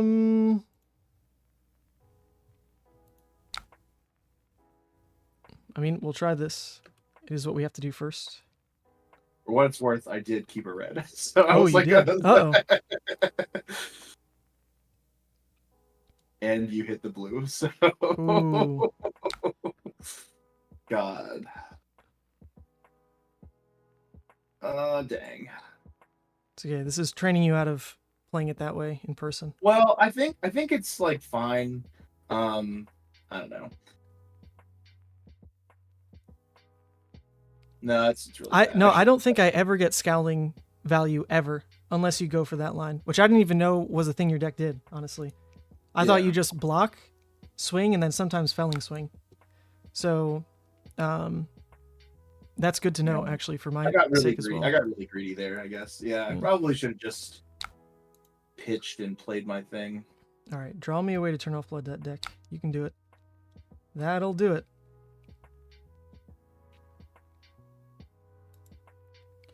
That will turn off Blood Debt, you would hope.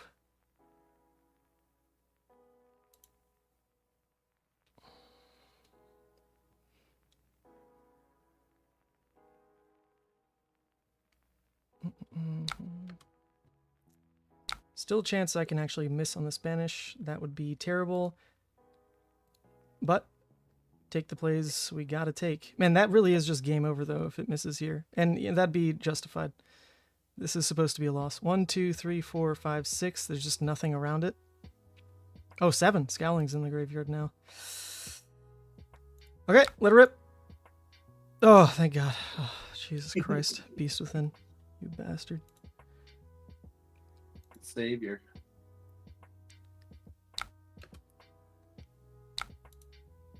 Okay. Now we're getting to the comfy zone because we can count the remaining pushes we have left in the deck, which is 1 Art of War, 1 Bloodrush.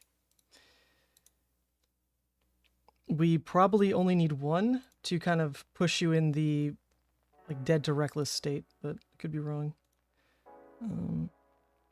Oh, I died a reckless if I make this play, don't I? Fuck. I can't make this play. Sorry. All good? Uh, Because if you die to reckless, my game plan is going to be get to redeemed, flip, and then just, we're just going to, yeah. I'm going to throw Mandible Claw until you deck out. Yeah. Which is like kind of the fallback plan. I have the red Felling Swing in my arsenal. I Mm. should have just thrown the Felling Swing on the turn with the Warrior's Valor. Just should just not gotten owned by the Flesh Bag and just should have pitched my last blue and just came in for 11 or no, even more than that, 13 or whatever on that turn. Right, so I'd now be... So that I didn't get owned by the Flesh Bag, but I was greedy and wanted to like be able to actually use the go again from the Valor in an arsenal, the Felling Swing. Mhm. But yeah, that was just idiotic.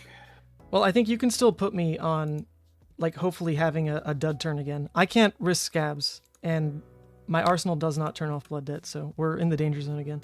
Yeah. I just have to like go to 3 and just like I can never take another point of damage again. Yep. Well, you have Oasis and Sigils, I right? do have Oasis, that's true. And 1 more Sigil? I think there is 1 more sigil. That's Yeah, good. so as long as you didn't go to 2 on that turn, you can play the game again, I think. Yeah. Okay. This hand, I think I say no blocks on pretty safely, and I get 1 more turn to make that call, basically. So we don't hate this. The late game is shaping up. Go again, banish.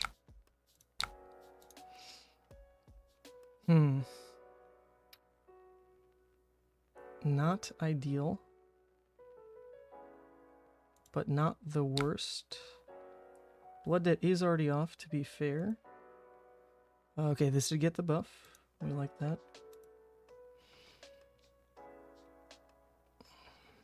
Oh, I could redeem flip right now, actually. That's interesting.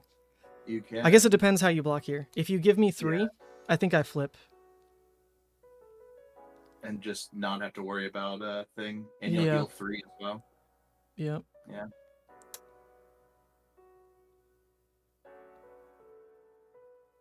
If you try to keep 2 cards on this, then I'm going to be forced to throw my last attack, I think, so I can make you skip a turn. But then I do risk just dying to Blood Debt, so maybe I always flip no matter what. Ooh, Yeah, I've so not I'm flipped to trying redeemed think, at all. So my hand's a little awkward.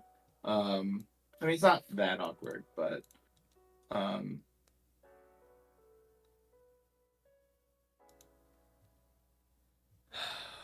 When did I pitch my Bloodrush? I think it was turn 2. We're about to draw into turn 14. I'm ahead on draws because of 3 Art of Wars now, so that's a turn and a half. So I might draw my Bloodrush hand in the next hand. yeah, I wasn't tracking. I think. Um, I could be off by like 2 cards. Yeah, I think I just have to block 9. I don't think I have another play. All right, so the super safe play now, since I saw you block 9, is I just flip to redeemed. And that's it. And then I know for a fact I'm buying myself just a new hand that I don't have to worry about Blood Debt with, right?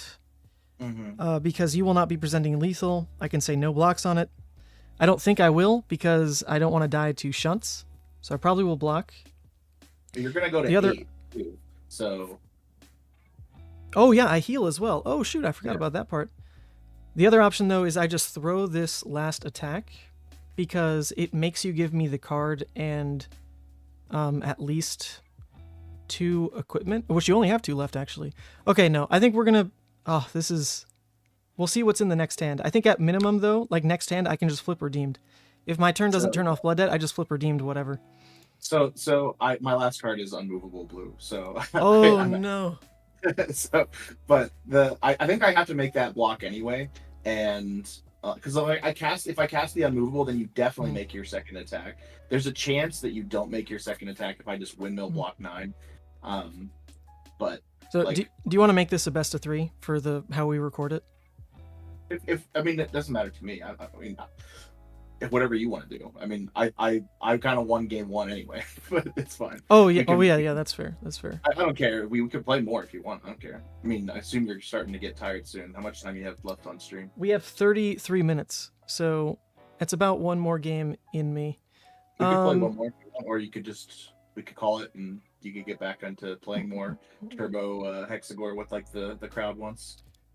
Yeah, let's do that. Sure. We'll record this as your win, and that'll be that then. For the tournament. And cool. It was still fun. It was still a good game. I think that this is not that bad for you overall. I think. No, it shouldn't be. I think it's knowing that the lose con is just drawing a hand like that. There's no reason to arsenal the Gravelings. Like they're great cards, but they are the brick. Mm-hmm. They do not turn off Blood Debt. There was a few turns where I could have been more aggressive too, and I took the coward stream, like where I would, like when you draw the red sharpened steel, it's like you can either play it or block with it every time, so you kind of have like to gauge whether you're willing to trade 3 for 3 every time you draw it. And every time, like, there's only one time I cast it, and it was the turn you cast Splash Net, so that was pretty lucky. But yeah, I mean, I had to do that to save life, right? Because if you swing the 7 at me, this is a different scenario. Oh yeah, so I mean, it was worth it in the end. Like Bossman to gain 7 life was great. Like, I mean, didn't really cost you anything. It's an instant. No. It's like a super sigil. So true. Oh, damn scabs this game though. Right. Oh well. Yeah. All right. I'll let you get back to it. I'm gonna keep watching the rest. So sweet. We'll squeeze in one more probably, and then call it. I'll let me die to the first stats. Boom. Look at that. All right, that's a stream win. That is a tourney loss though. All right. Cool. GG's, Pat. Yep. All right, we've got one more game in us. I want to play the. Where'd it go? Bloodrush build. That was a tough loss to stomach. I think it was a little greedy to add in the shadow puppetries in the end. I mean, also you could blame that on Scabs. Scabs was just a dumpster fire that game. But to add in the shadow puppetries when he said it was the fatigued Dorinthia, obviously not going to run the scars in, but I added the shadows as like an extra go again, and that really hurt how the hands were drawing. Like even just that little bump, the extra reds, deck's a little off kilter, and this hit effect, just not relevant. The extra go again, not relevant. It's not pushing any breakpoint, and he's a deck that is going to cover up the fact that this might ever turn off Blood Debt for me, which is what I was hoping it would do on like one of the turns it was played. So, not worth it. Should have just ran the 60 as is. Or rather, swap the scars for CNCs and call it there on the deck. We'll retire it, though. It did well. I want to play the Hexagore list one more time, and then we're going to wrap the stream. Or actually, we should do the Recursion. Let's finish the day with the spicy Recursion list and see if it can win anything in this metagame. Open format. It is public. Hit me. Alright. If we get queued into aggro, this is about to be a turn 3 loss. We get paired into anything else, it's a game. Alright. This should be pretty interesting. Hi, good luck, have fun. I am into playing this matchup. We can take Null Rune, not sweat it. I actually think We need Carrion Husk a little bit more than being greedy with Tunic.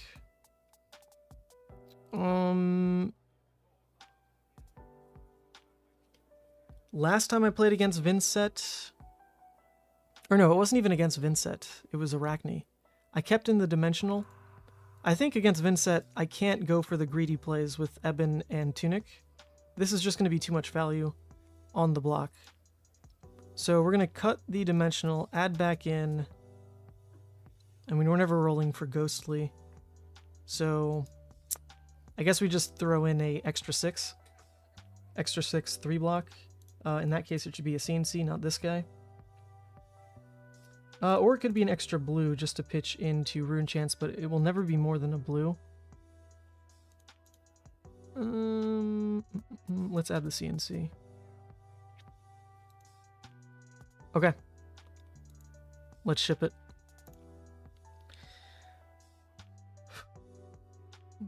Alright, ideally in this matchup, looking to use Artivore defensively with Diabolic.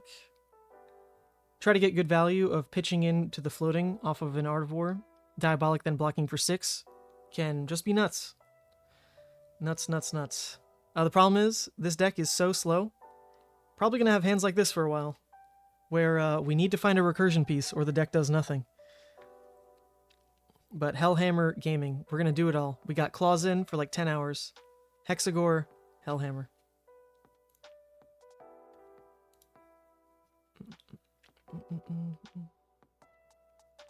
Deadwood defensively? You can. It depends on what quality of Blood Debt they're playing.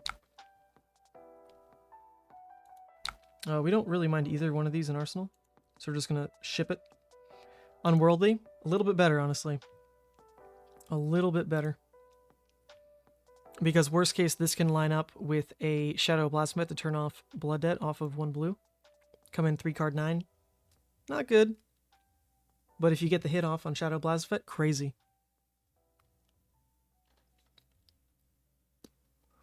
Kalashar devs posted they fixed the Of Darkness cards. Oh my god! Our record should be like 14-2 then. What the hell?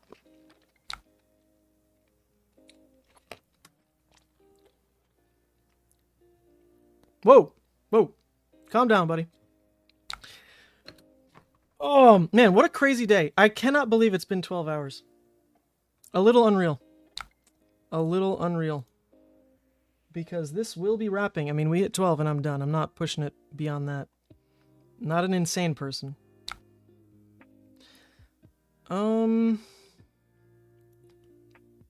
Yeah, I guess I don't hate losing the Unworldly. We can reset our arsenal with a Dread Screamer and just call it good.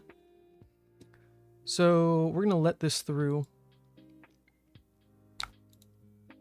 We lost the Unworldly, but it was turn 0 anyway. It's not like we took damage to set this up. So we're just going to do this. We're going to lose the Unworldly. We're going to return Endless. We're going to Arsenal Dread. Sounds good.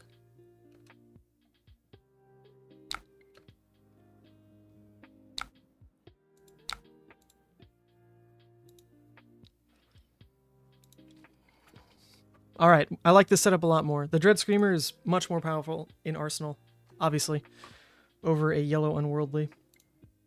Am I streaming again tomorrow? No. Short answer. I have to get ahead on some Cincy prep.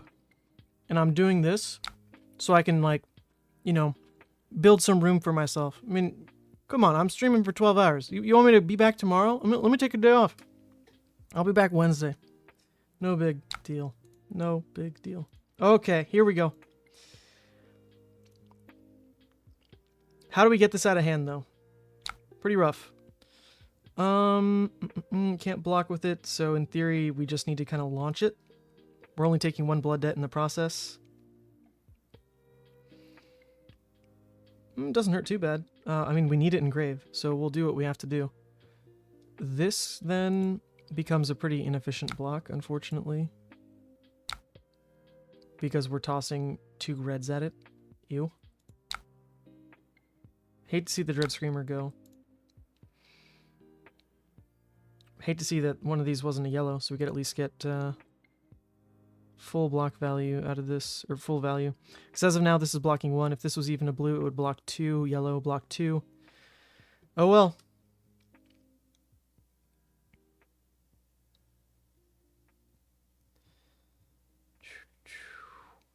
We just need to find our windows. We need to find a howl, and we're gaming.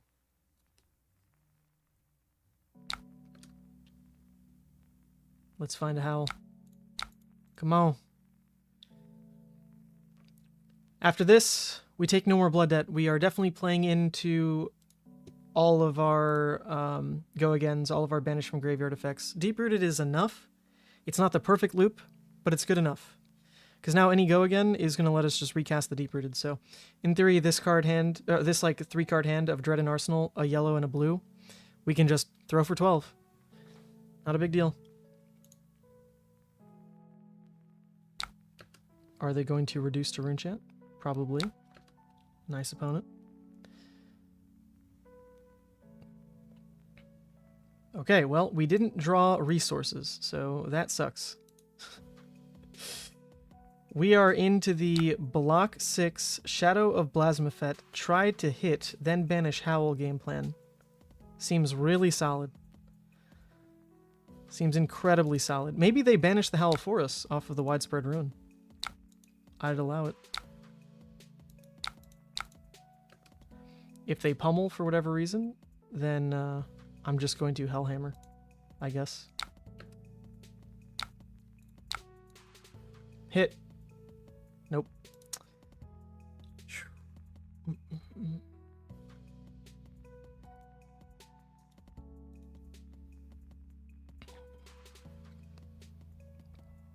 Give me room.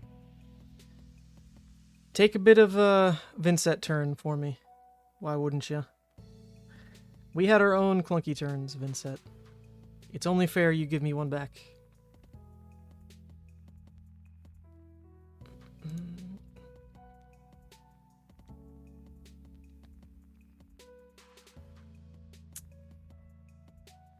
Missing on Shadow means we're still on the wait for Howl to like fully commit game plan, with the graveyard getting bigger because of those blocks, since we didn't draw resource cards. Hitting the deep-rooted is going to be even harder, so that feels awful, because if we'd drawn even one blue on that hand, then Dread comes in for a 3-card 12 pretty easily, and we don't sweat it. Like if we'd seen this, that's a play we make. Now we're going to have to pivot. It'll have to be Dread into Boneyard, which does clear the graveyard enough to start making real plays.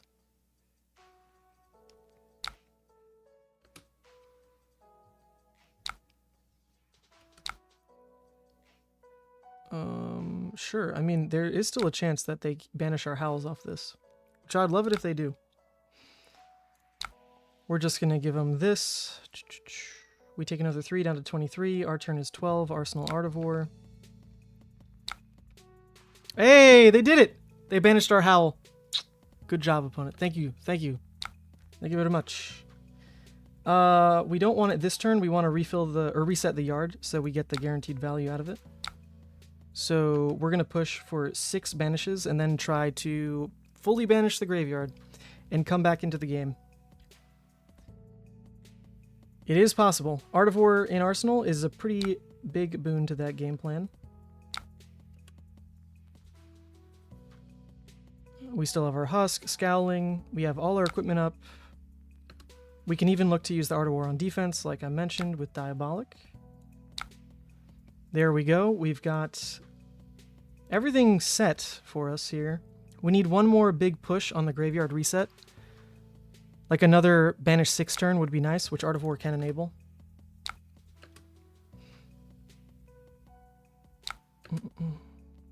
Alright, so it took turn 6. Yeah, against like a 5, we're dead on turn 4, you know? So, there's no way this deck can actually be the right way to play this hero, unfortunately. But we have the 3-card hand to loop Howl and Deep-Rooted here. Our opponent also is taking an off turn. They're going to Vile me, which I will allow. Well, I took 1 from it. Don't love that.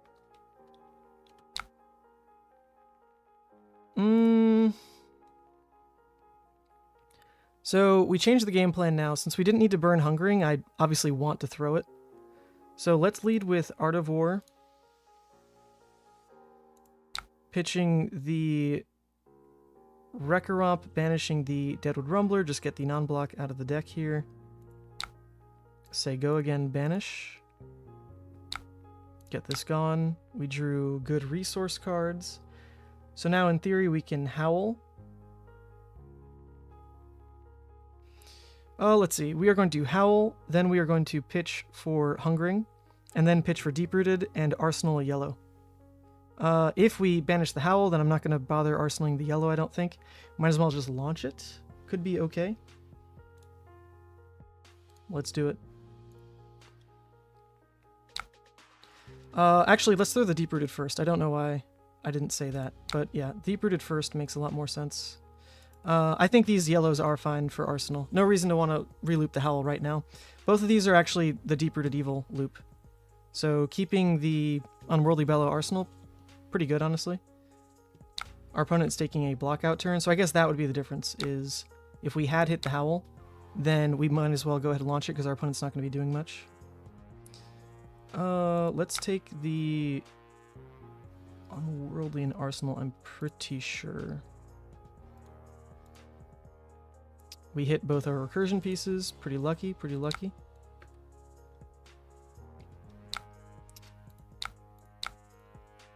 Here we go. We found another Howl. We have our blues. That is all we need. All we need is an Unworldly and 2 blues, and we do the thing. Our opponent here is making us banish a card from hand. That's easy. I will banish a Howl from Beyond, friend. I will gladly banish a Howl from Beyond. No sweat, partner.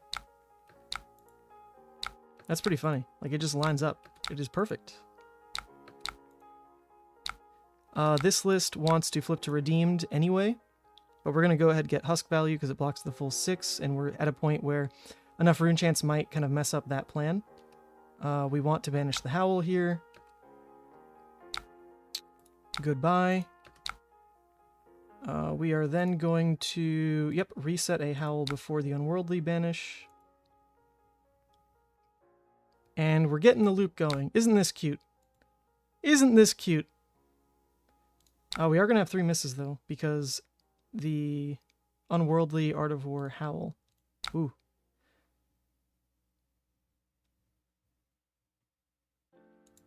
Yeah, actually, that may be a misplay. I might have needed to play Endless there just to clean the graveyard again. I could see that being a throw, actually. I want the graveyard control. Even if it means I miss, Blood Debt was already off, and then this comes in for the same damage as Deep-Rooted. Do I really need Endless Maw and Arsenal is the difference maker. Endless Maw and Arsenal is pretty good if I need to start blocking down. I guess that could come up. We're just not on the hand where there's enough blues, not on a hand with the kickstart for the banish loop. So we just pivot back to an Endless Maw, and that's a fine play. So yeah, maybe it's fine in the end. Maybe it's fine. Well, I mean, this hand does it though, right? This hand is Unworldly. Although, could miss, actually. Could miss. Okay, this is fine. What is this doing? They gain life. Alright, we're going to block with the Endless Maw because if these do miss, then I'll just play out this Endless Maw. If it does hit, then I'm going for the Deep-Rooted, right? So we have the second Howl, so we're always going to have that curve open to us of Howl Unworldly. Even if this one doesn't loop, we're going to start with this Howl though, obviously. So let's do that. If for some reason this is a pummel, we can just play the Endless Maw. Not a pummel. Okay. There we go. That is all the perfect hits. So now we don't need to play out Endless Maw. Once again, we could for pure graveyard control. I think it's more flexible if we don't, though. So, we'll just keep doing this. Keep doing this. 13.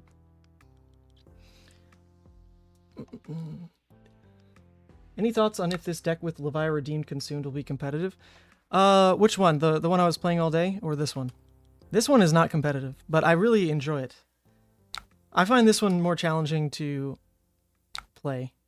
But that actually might be false, looking at how the games went today. Those games were all very hard. Very hard. Some of the wins we pulled off were not the hardest games of Flesh and Blood I ever played. Definitely not. But they're up there, and it's literally just because of this card. It makes Levia games infinitely harder to play. This version, probably actually not comparable then. Because this version, you're just pretty set in on the loop and then flipping to redeemed. You just need to make micro decisions well. Oh, and we drew all reds. Okay, well then we really appreciate the Endless Maw Arsenal here. Good stuff, good stuff.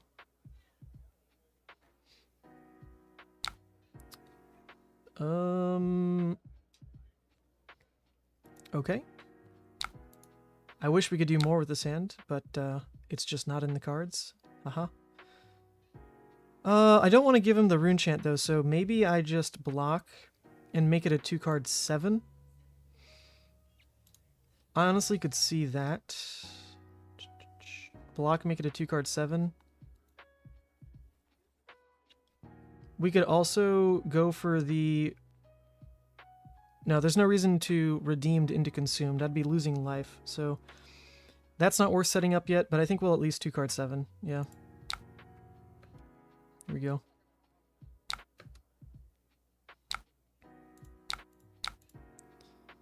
Okay, thank God. We hit the banish. Whew. There were the 3 misses. But that's the all-red brick, so that's probably out of the way. We still have our Hellhammer as a panic button. And we have our redeem flipped when we care about it. When we get to 1. If even one of these was a blue, you know, you can loop the Howl on it. Actually, if it was a blue, though, we'd make the Endless Maw play instead, pretty much every time. Okay.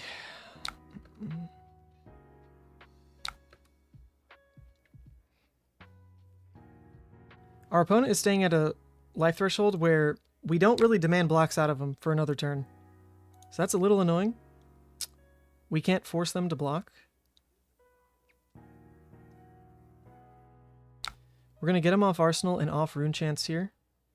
So do we want to make this a decent pivot turn? We can pitch into the Rune Chance. Return back a Endless Maw. That seems pretty decent.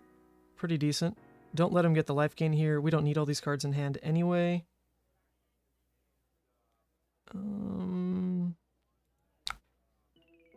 Yeah.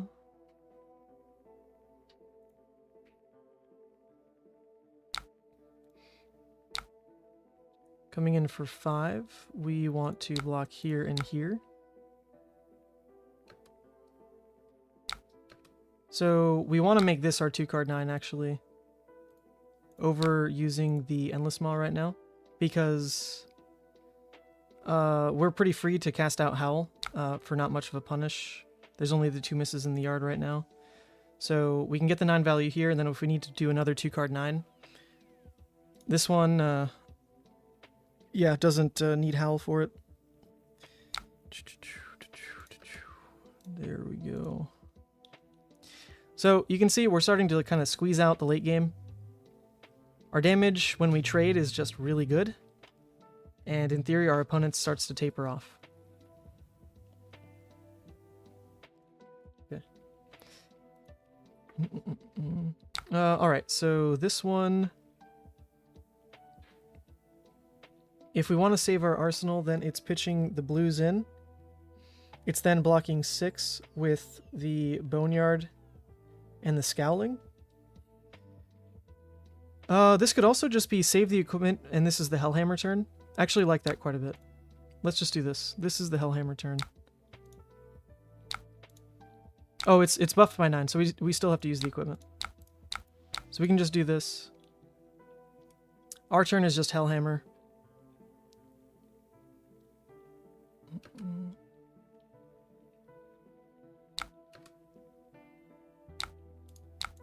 Alright, Hellhammer, do your dirty work.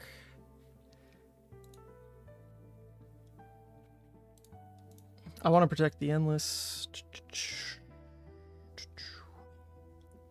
But I could be wrong about that. In this point in the game, looping the Convulsions, the Dreads, or the Unworldlies Probably a little bit better. But we've had it sitting there for so long. Might as well keep it. It's a nice little pet. Pet Endless Maw. Such a good rate. And now Blood Debt's off. Beautiful. We can also likely swing this into an Art of War play with Endless Maw. That's pretty powerful. Oh! They actually dealt us the damage. You gotta quit that. Quit that, opponent. If we can go Endless Maw Swing Big, absolutely massive, because now we're pushing lethal. Let's do that. Banish, go again. Get rid of this guy. Yep, that's all the resources we really need. So we could just go swing big, swing big. One less damage. Blood Debt's already off though, so I don't see the harm.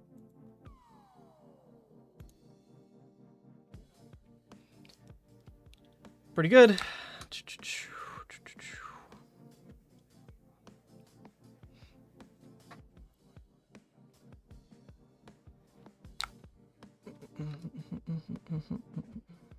Ooh, very nice opponent.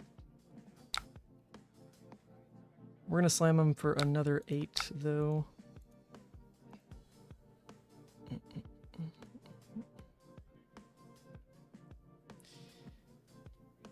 They're only going to get use out of the Quicken if they are able to throw the 2-card, or like rather the 2-cost guy into a flail, and the flail will still cost them a life.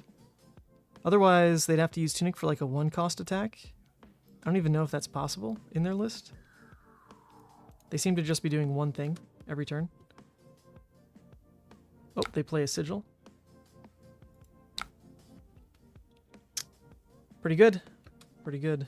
Can't stop that damage. But we're also counting them down to the point where we don't need to be afraid of the last one. Or rather, we can play around a singular one. This. They're banishing Deathly. It is the 2-cost. They can play the Whale afterwards off the Quicken.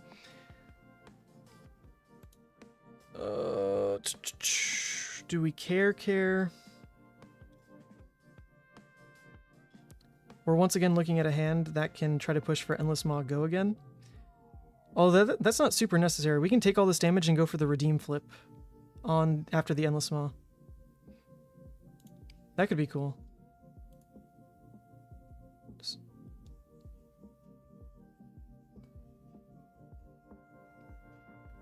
Even block 1 here and just say Art of War +1 go again.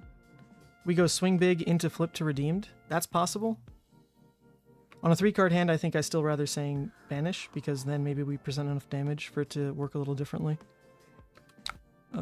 Sure. We're not pitching this turn.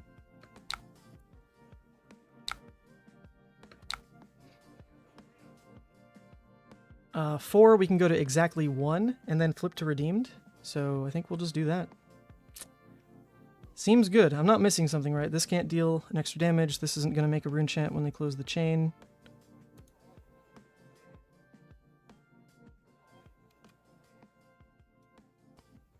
So we'll use our blocking card to deny the rune chant, I guess. So we won't go to exactly 1. So in that case, maybe I do the swing big Art of War play then. Just say Art of War, go again, swing big, come in for 9, flip. That seems pretty good. We're not gonna have the Deep Rooted, but we have the Howls on rebanish. That's probably good enough, but I could be wrong. I don't want to give him the rune chant. I think we can do this. The other option then is I just say banish, go again, can at least play out the Deep-Rooted Evil, and then flip, but that's only coming in for 6 in that case. Huh.